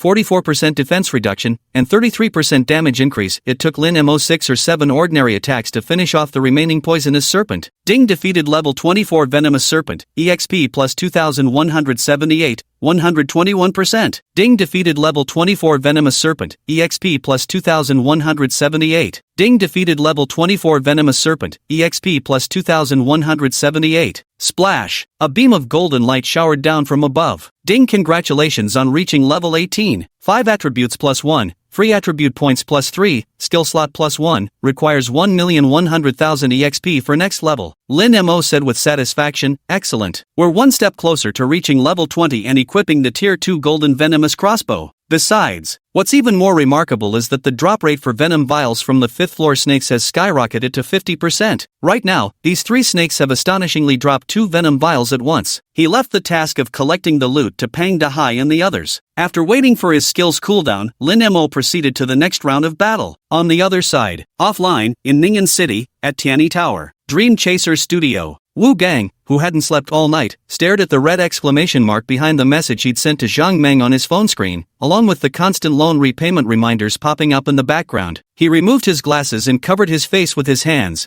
teetering on the verge of complete breakdown. Just then, one of the studio members suddenly spoke to Wu Gang. Gangji, we found something. We couldn't track down Liuli's info yet, but we did uncover Mo Shou Changgui's records. Based on available intel, Mo Shou Changgui emerged from Cloud Edge Town in Novice Village number 116. He has a girlfriend whose oracle ID is Xiaji, and that Swiftwind Shadow who placed an order with us yesterday is likely his sworn brother. They're both in Flowing Fire City. The speaking member couldn't hide his concern. Gang, inked rolls and colored glass are both top-ranked Heavenly List experts. Do we really want to make enemies of them? Wu Gang put his glasses back on. His eyes burned with boundless vengeance. They made me pay 300,000 in breach damages, took away my shadow heart, and even cost me Meng Meng. I must settle this score with them. No matter what, Shadow Heart, I will take it back. The studio members still couldn't help but worry, but both of them are ranked first on the Heavenly Leaderboard. Their strength is extraordinary. With just the power of our dream-chasing studio, I'm afraid we're no match for them. Wu Gang, however, seemed unfazed,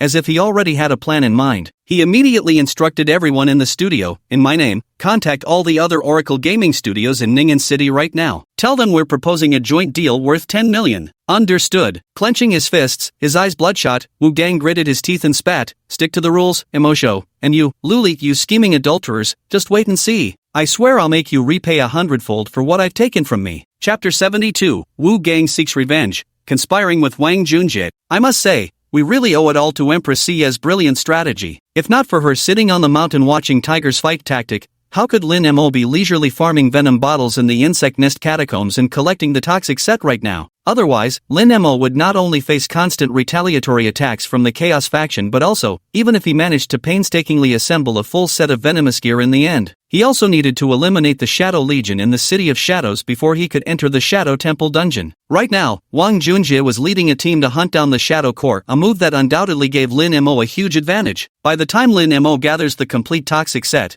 Wang Junjie will have almost eradicated the Shadow Legion obstacle entirely. Lin Mo could now freely enter dungeons without any restrictions. I wonder how Wang Junjie will react when he finds out that after investing tremendous manpower and resources for several days, he's essentially been working for me for free. Just imagining the priceless expression Wang Junjie would make upon learning the truth filled Lin Mo with eager anticipation. He refocused his efforts on exterminating poisonous insects, carrying out the Underground Palace mission, and redeeming the venomous armor set. Meanwhile, elsewhere, Shadow City. The battle between the Chaotic World Guild's thousands of players and the Shadow Legion still rages fiercely. Wang Junjie was also finishing off crippled Shadow Guards, delivered by his underlings, with final strikes to rapidly level up. Swish! With a swift swing of his sword, Wang Junjie cut down a 17-level Shadow Guard lingering at 1 HP before him. To his astonishment, the Shadow Guard instantly revived on the spot, evolving to level 18. He was growing impatient. Damn it, when the hell will this end? When will I finally get to enter the hidden dungeon? As soon as these words were spoken, the strategist beside him, Chaos Yuga, calmly analyzed, the more obstacles we face, the higher this hidden dungeon's value must be. Hearing this, Wang Junjie's face immediately lit up with joy again. That makes sense. Humph, sticking stubbornly to outdated ways, I'll let you enjoy a couple more good days for now. Just wait until I conquer that hidden dungeon, that'll be the end of you. At this moment, Troubled Times Juga continued speaking to Wang Junjie. By the way, Jeji, someone named Chasing Dreams with a Pure Heart privately messaged me earlier. He said he has the key to enter the Shadow Sanctuary dungeon. That idiot again? Wang Junjie said impatiently. I already blocked that bastard. So now he's coming to you, huh? You think I'm stupid? Selling me a damn rock for 10 million. Who the hell do they think they are? Some game designer? However, at this moment, Chaos Era Juga suddenly said with a serious expression, I thought the same way,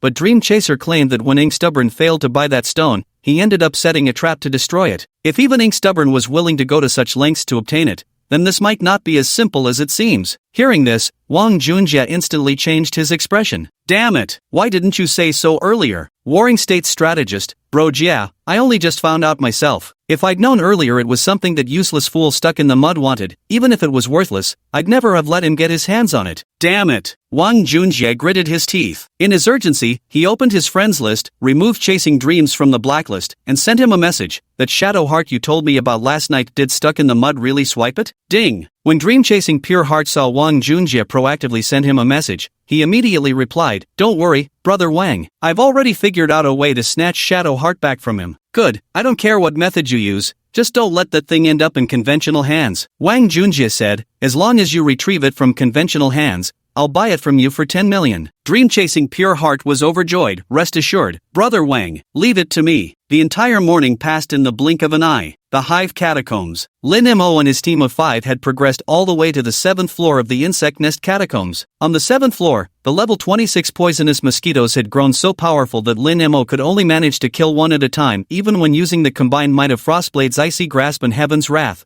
7-star Barrage, 2 SSS tier skills linked back to back. At this point, Lin Mo found himself in a rather difficult situation, struggling to make progress. Fortunately, after painstakingly clearing the 7th floor and submitting the quest for rewards, a golden light showered down upon Lin Mo's head. Whoosh! Damn, finally level 20. After waiting for this moment endlessly, Lin Mo couldn't help but let out a long sigh, his heart brimming with excitement and exhilaration. Unable to contain himself any longer, he immediately opened his backpack and pulled out the long-coveted level 20 tier 2 golden quality, Skyrend Venomous Repeater, replacing the outdated level 8 tier 2 orange quality, Hero's Golden Bow, in his hands. He then swiftly accessed his status screen to take a look. Golden Armor Warrior Stick in the Mud, LV20 Novice Archer. Talent, Soul Flame, SSS Rank Unique. Race, Human. Reputation, 296. Physical Attack Power, 1364. Physical Defense, 525. Magical Defense, 504. Health Points, 2710. Mana Points, 665. Skills, Reconnaissance, A. Frostbite Frozen Grasp, SSS, Heaven's Wrath 7-star Barrage, SSS. Currency, 33 gold, 25 silver, 44 copper. Experience, 5200/1-800-000. Description, there are 9 others as formidable as you in this world. Attack power has finally broken through the 4-digit mark. It skyrocketed from 893 to 1364 points, a whopping increase of 471 points. Lin Mo couldn't help exclaiming in awe,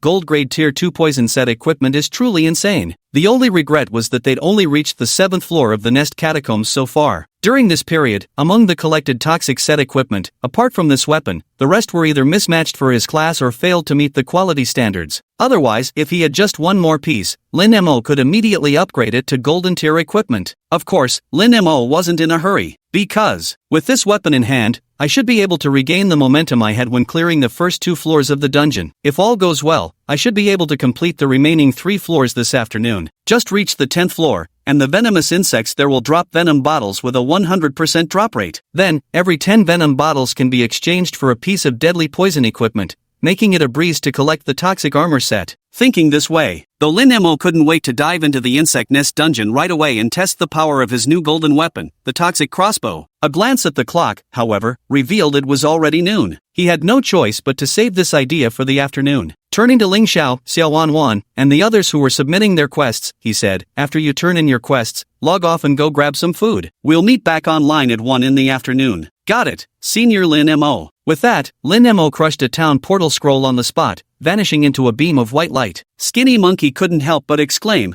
"Damn, a 10,000 yuan town portal scroll, used without even blinking. Big shots really do whatever they want, huh?" Fatty Ocean scratched his head. "Then how do we get back?" "Nonsense, we walk back." Skinny Monkey slapped Fatty Ocean on the forehead. "Even if we sold you, we couldn't afford a town portal scroll." After returning to town, Lin Mo wasn't in a hurry to log off for dinner. Instead, he went straight to the auction house in Flaming City, intending to sell his recently replaced Hero's Golden Bow, although only at level 8. What's priceless is that it's a second-tier orange quality. In the current stage where first-tier white and green equipment dominate around level 10, and even blue equipment is a rarity, this second-tier orange equipment is absolutely the most sought-after top-tier godly gear, and Lin Mo had deliberately never upgraded the Brave's Golden Bow to gold quality from the moment he obtained it, all for this very moment. Chapter 73, Suing Xia sets another trap? Lin Mo sees through it instantly. Based on current market rates, Lin Mo listed his Brave's Golden Bow, which had accompanied him from the novice village to the third-tier main city and helped him overcome numerous challenges, for 100,000 renminbi in the auction house of Flaming City. This price was by no means an exaggeration. After all, in today's market, a single level 10 tier 1 blue-grade equipment can sell for $7,000 or $8,000, even up to 10 grand.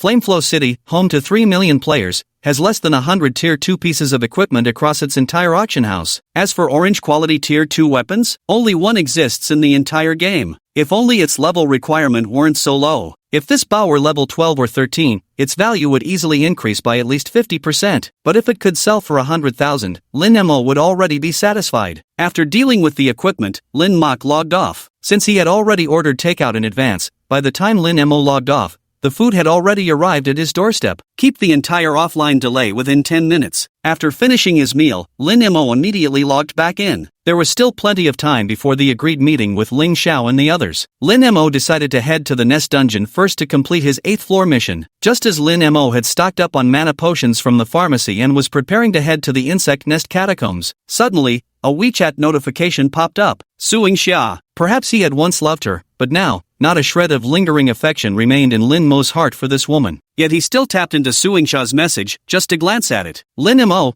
I know I was wrong before, but my feelings for you have always been genuine. Can you give me one more chance? Let's have one final face-to-face talk. I'll be waiting for you here. Death Town, location." If this had happened in the past, Lin Mo might have fallen for it. But at this moment, Lin Mo had a strong intuition. This was a trap. So, Lin Mo replied, "Alright, wait for me, I'll be right there." Seeing this message, Suing Xia was deeply moved. Yet, immediately after replying, Lin Mo continued rushing straight to the insect nest dungeon. Someone who easily abandoned 4 years of affection for money, later even betrayed Lin Mo to Wang Junjie, and spread rumors about Lin Mo in front of their own younger brother. There is nothing about this person worthy of Lin Mo's trust. Right then, however, Xin Feng suddenly sent another message that made Lin Mo's expression instantly turn grave. "Brother Mo, don't come over. Absolutely don't do it. It's a trap. What's going on? Is Qin Feng with Suing Xia?" Lin Mo realized that Suing Xia's message was a trap, but his gut told him Qin Feng had stepped right into this trap, his life hanging in the balance. At this moment, two possible scenarios flashed through Lin Mo's mind. The first one is Wang Junjie, and the second is Wu Gang from Dream Chaser Studio. However, no matter which of the two it is, Qin Feng was implicated because of Lin Mo. In this situation, Lin Mo absolutely couldn't stand by and do nothing. And so, just in case, Lin Mo placed the 2 shadow hearts in another warehouse within Flowing Fire City, one that hadn't been burned down. He then opened the map and searched for Death Town. Following the map's guidance, he hurried toward the western part of Flowing Fire City. On the way, Lin Mo casually sent a WeChat message to Ling Xiao, "Come to Dead Town immediately,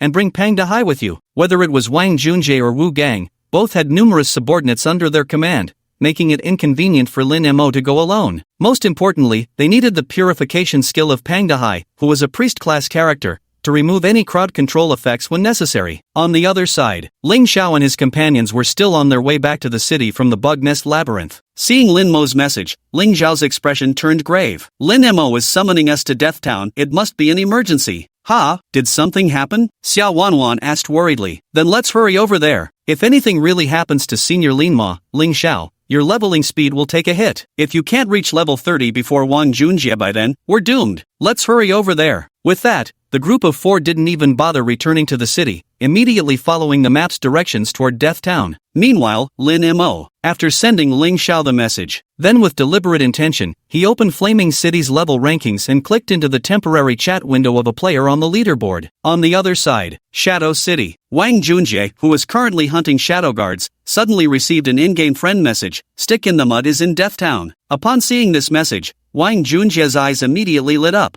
Ha ha ha, stick in the mud. If you've got guts, then hide in that damn wormhole forever. What made you come out? You were hiding before, and I couldn't be bothered wasting time waiting for you. Now that you've come out on your own, let's see where you can hide this time. Speaking up, Wang Junjie immediately ordered the underlings of the Turbulent World Guild nearby. Brothers, let's pause what we're doing here for now. Everyone, follow me to Death Town. In the wild area west of Flowing Fire City, there stood a silent, gloomy town shrouded in deathly aura, dotted with tombstones, a place resembling a graveyard. A man and a woman lay tied up on the ground. The man was Qin Feng, and the woman, Suing Xia. Surrounding them was a large group of dream chasers, studio players, led by Wu Gang. At the same time, from the rear of the town, desperate shrieks could be heard one after another. Qin Feng lay on the ground, his eyes bloodshot, roaring at Wu Gang. One man should bear the consequences of his own actions. If you've got the guts, come at me and spare my guild brothers. It turned out Qin Feng and Suing Xia weren't the only ones caught. There were also over 30 players from Qin Feng's pursuing Wind Guild. At this very moment, those 30-plus players from the Gale Hunters Guild were enduring inhuman torment deep within the town. Wu Gang walked up to Qin Feng, stomped on his face, leaned down, and said with a vicious expression, if you want to blame someone,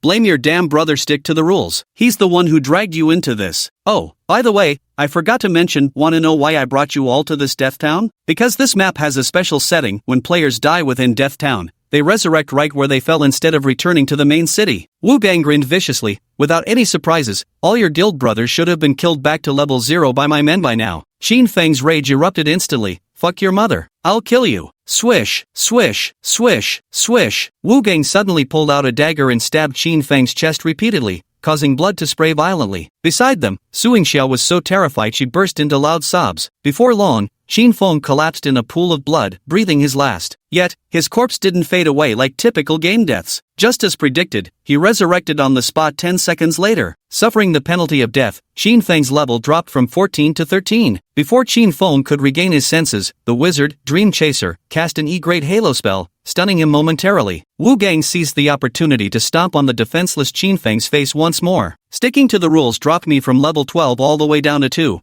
And now I've only just managed to climb back to 7. Time for you all to taste what losing levels feels like. No sooner had he spoken. Swish, swish, swish, swish. Wu Gang unleashed another flurry of thrusts, piercing the newly revived Qin Feng and leaving him lifeless in a pool of blood once more. Suing Xia, terrified beside them, stammered, why you killed him, so you can't kill me now. Taking advantage of Qin Feng's 10-second respawn cooldown, Wu Gang advanced step by step toward Suing Xia, the bloodstained dagger in his hand glinting menacingly. Don't worry, you won't escape either. Your man's mistakes, you'll bear the consequences for him. What a shame for such a pretty face. Having said that, just as Wu Gang raised his dagger, preparing to slash it across Suing Xia's face, thunk! A sharp arrow suddenly shot from behind, piercing straight through Wu Gang's chest. Minus 2,325, critical hit. Without the slightest hesitation, Wu Gang immediately fell to his knees with a loud thud before Suing Xia. The sudden silence made Suing Xia, still in a state of extreme shock, slowly open her tightly shut eyes. Past Wu Gang's corpse, ahead in his line of sight, a young archer clad in holy radiance robes, crowned with a sovereign's diadem, wielding a venomous crossbow, and boasting an astonishing level of 20, was calmly advancing toward them. So it really was a trap after all? Lin Mo remarked, having anticipated this all along. Meanwhile, Suing Xia, spotting Lin Mo up ahead, felt her eyes shimmer with a mix of delight and relief. Lin Mo, I knew it. I just knew you'd come.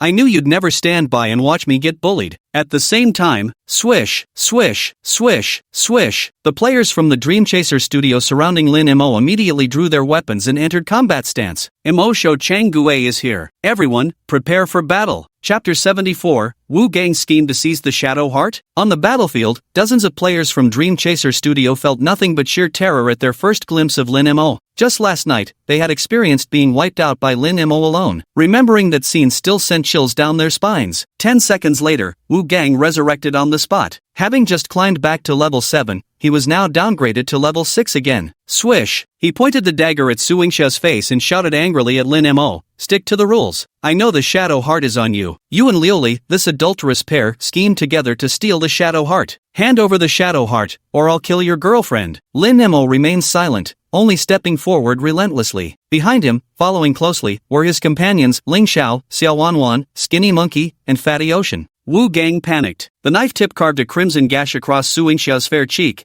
"You really think I don't dare to do it, don't you? Ah, it hurts. Lin Mo, save me." Su Yingsha cried out to Lin Mo through her tears. Lin Mo remained silent as ever. As the full combat mode activated. Above his head, the ID, Golden Warrior, Unyielding Conventionalist, LV-20 Novice Archer ranked first on Sky Leaderboard, appeared in golden font, while Lin Mo's entire body of equipment burst into dazzling golden radiance. "Threatening me? Sorry, you picked the wrong approach." No sooner had he spoken. Whoosh! An arrow pierces the sky, summoning a golden pentagram array. The next second, 7 golden arrows descended like lightning, striking with incredible speed. SSS rank, Heaven-slaying 7-star rapid shot. Swish, swish, swish, swish. Minus 2,574, critical. Minus 2,499, critical. Minus 2,525, critical. In an instant, all 7 players struck by Star Arrow were instantly annihilated by the overwhelmingly high damage. Among them was Wu Gang, who hadn't even had the chance to make a move against Su Yingsha yet. This scene made the surrounding dream-chasing players' fear of Lin Mo rise to unprecedented new heights. Holy shit, that hand speed is insane. Holy crap, how can an archer's speed surpass even Ganga's as a rogue? Does that even make sense? Jin Feng gazed at Lin Mo with starry-eyed admiration. "Bro Mo, you're so damn cool. Love you." No sooner had the praises been spoken. Thunk! A ghostly hand suddenly emerged from beneath Lin Mo's feet, firmly gripping his legs and immobilizing him. Ding, you have been attacked by player Dream Chaser's death binding skill, losing 1 HP and being immobilized for 0.9 seconds. Lin Mo's brows furrowed. That Dream Chaser again, the only wizard from Dream Studio who could pose a real threat to Lin Mo. Even the mightiest warrior fears a kitchen knife. In the previous life, wizards were considered the weakest profession in the Oracle world. Yet, they were the very existence that countless top-tier powerhouses in the entire Oracle world found most troublesome. Fortunately, Lin Mo had prepared in advance. "Fatty, cleanse the crowd control now." From behind, Skinny Monkey's urgent shout rang out. Fat High let out an O and swiftly waved his staff to cast a spell. Wow! A silver light poured down from atop Lin Mo's head, incinerating the ghostly hands restraining his legs. Ding, player Fat High has used the skill purification on you. Control effects have been lifted, and you've gained 0.5 seconds of immunity to control. All around, the Dream Chasers who had been preparing to focus their attacks on Lin Mo while he was controlled suddenly felt a wave of fear. In full combat mode, Lin Mo held nothing back. He launched indiscriminate attacks against the Dream Chaser studio players surrounding him. Faced with the level 20, 2-star golden quality Skyrend poison crossbow, these mere level 13 to 14 players couldn't even withstand a single basic arrow shot from Lin Mo. Whoosh whoosh whoosh whoosh, under Lin Mo's furious storm of arrows. 10 seconds later, when Wu Gang had just respawned in place, he was shocked to see all 30-plus members of his studio lying dead on the ground around him, turned into lifeless corpses. The enemy's terrifying, overwhelming lethality filled Wu Gang with unprecedented fear. But at the same time, it ignited the utmost hatred and rage in his heart. Stick in the mud. Today, you'll hand over Shadow Heart whether you want to or not. You're dead whether you like it or not. With that, Wu Gang shouted to his surroundings, "Brothers and sisters, come out now. The fish has taken the bait." No sooner had he spoken. Swish, swish, swish. Amidst a flurry of movement, players suddenly came charging from all directions in massive numbers. In an instant, Lin Mo and Ling Zhao's group of 5 found themselves surrounded by hundreds of enemies. Looking around, these foes were high-level and well-equipped. Moreover, they were divided into over a dozen distinct factions, each with uniform identifiers. Xingfeng, Glorious Age, Resplendence, Immortal Slayer. Skinny Monkey turned pale with fright and exclaimed, "They're all studio players from Ning'an City." Xiao Wanwan also looked astonished as she asked, "Why are they teaming up to target Senior Lin Mo?" At that moment, Wu Gang pointed at Lin Mo and shouted to the players from these dozen studios, Wang Junjie, the richest man in Ning'an City, has promised me he will buy the Shadow Heart from me for 10 million yuan. And the Shadow Heart is currently in Mo Shou Chen Gui's possession. Take down Mo Shou Chen Gui. Once we get the Shadow Heart from him and exchange it for money, we'll split the 10 million equally among all of us. These words instantly set ablaze the passion of over a dozen studio players present. Yaoshi Studios boss, level 15 assassin glory god, there are 12 studios here in total, which works out to over 800,000 per studio. With our 20 members at Yaoshi Studio, that's 40,000 per person. Splendor Studios boss, level 15 warrior golden era, our studio's monthly net profit barely reaches 50,000. Getting a slice of this pie would equal our entire year's earnings. Breeze Studios proprietress, level 14 mage clear moon, sticking to old ways isn't our intent to offend you. If you voluntarily hand over the Shadow Heart, we won't make things difficult for you. The boss lady of Zhuxian Studio, level 15 archer Zhuxian Dying Shadow, but if you don't know what's good for you, don't blame us for killing you down to level 0 in this death town today and forcing your Shadow Heart to drop. Lin Mo's expression turned cold. Go ahead and try, if you think you're capable. Number 1 on the Flowing Fire City level rankings. Number 1 on the equipment rankings. Fully decked in golden gear. Level 20 archer. In full combat mode, the powerful aura emanating from Lin Mo instilled awe in every player present. Yet, for a slice of the hefty 10 million prize, they steeled themselves and went all out. Brothers and sisters, charge! With a loud shout. From all directions, players from 12 studios, over 300 in total, brandished their weapons and surged towards Lone Flying Eagle with overwhelming force. The sight left Skinny Monkey and Fatty C, who were about to face gang rape, with trembling legs. Damn it,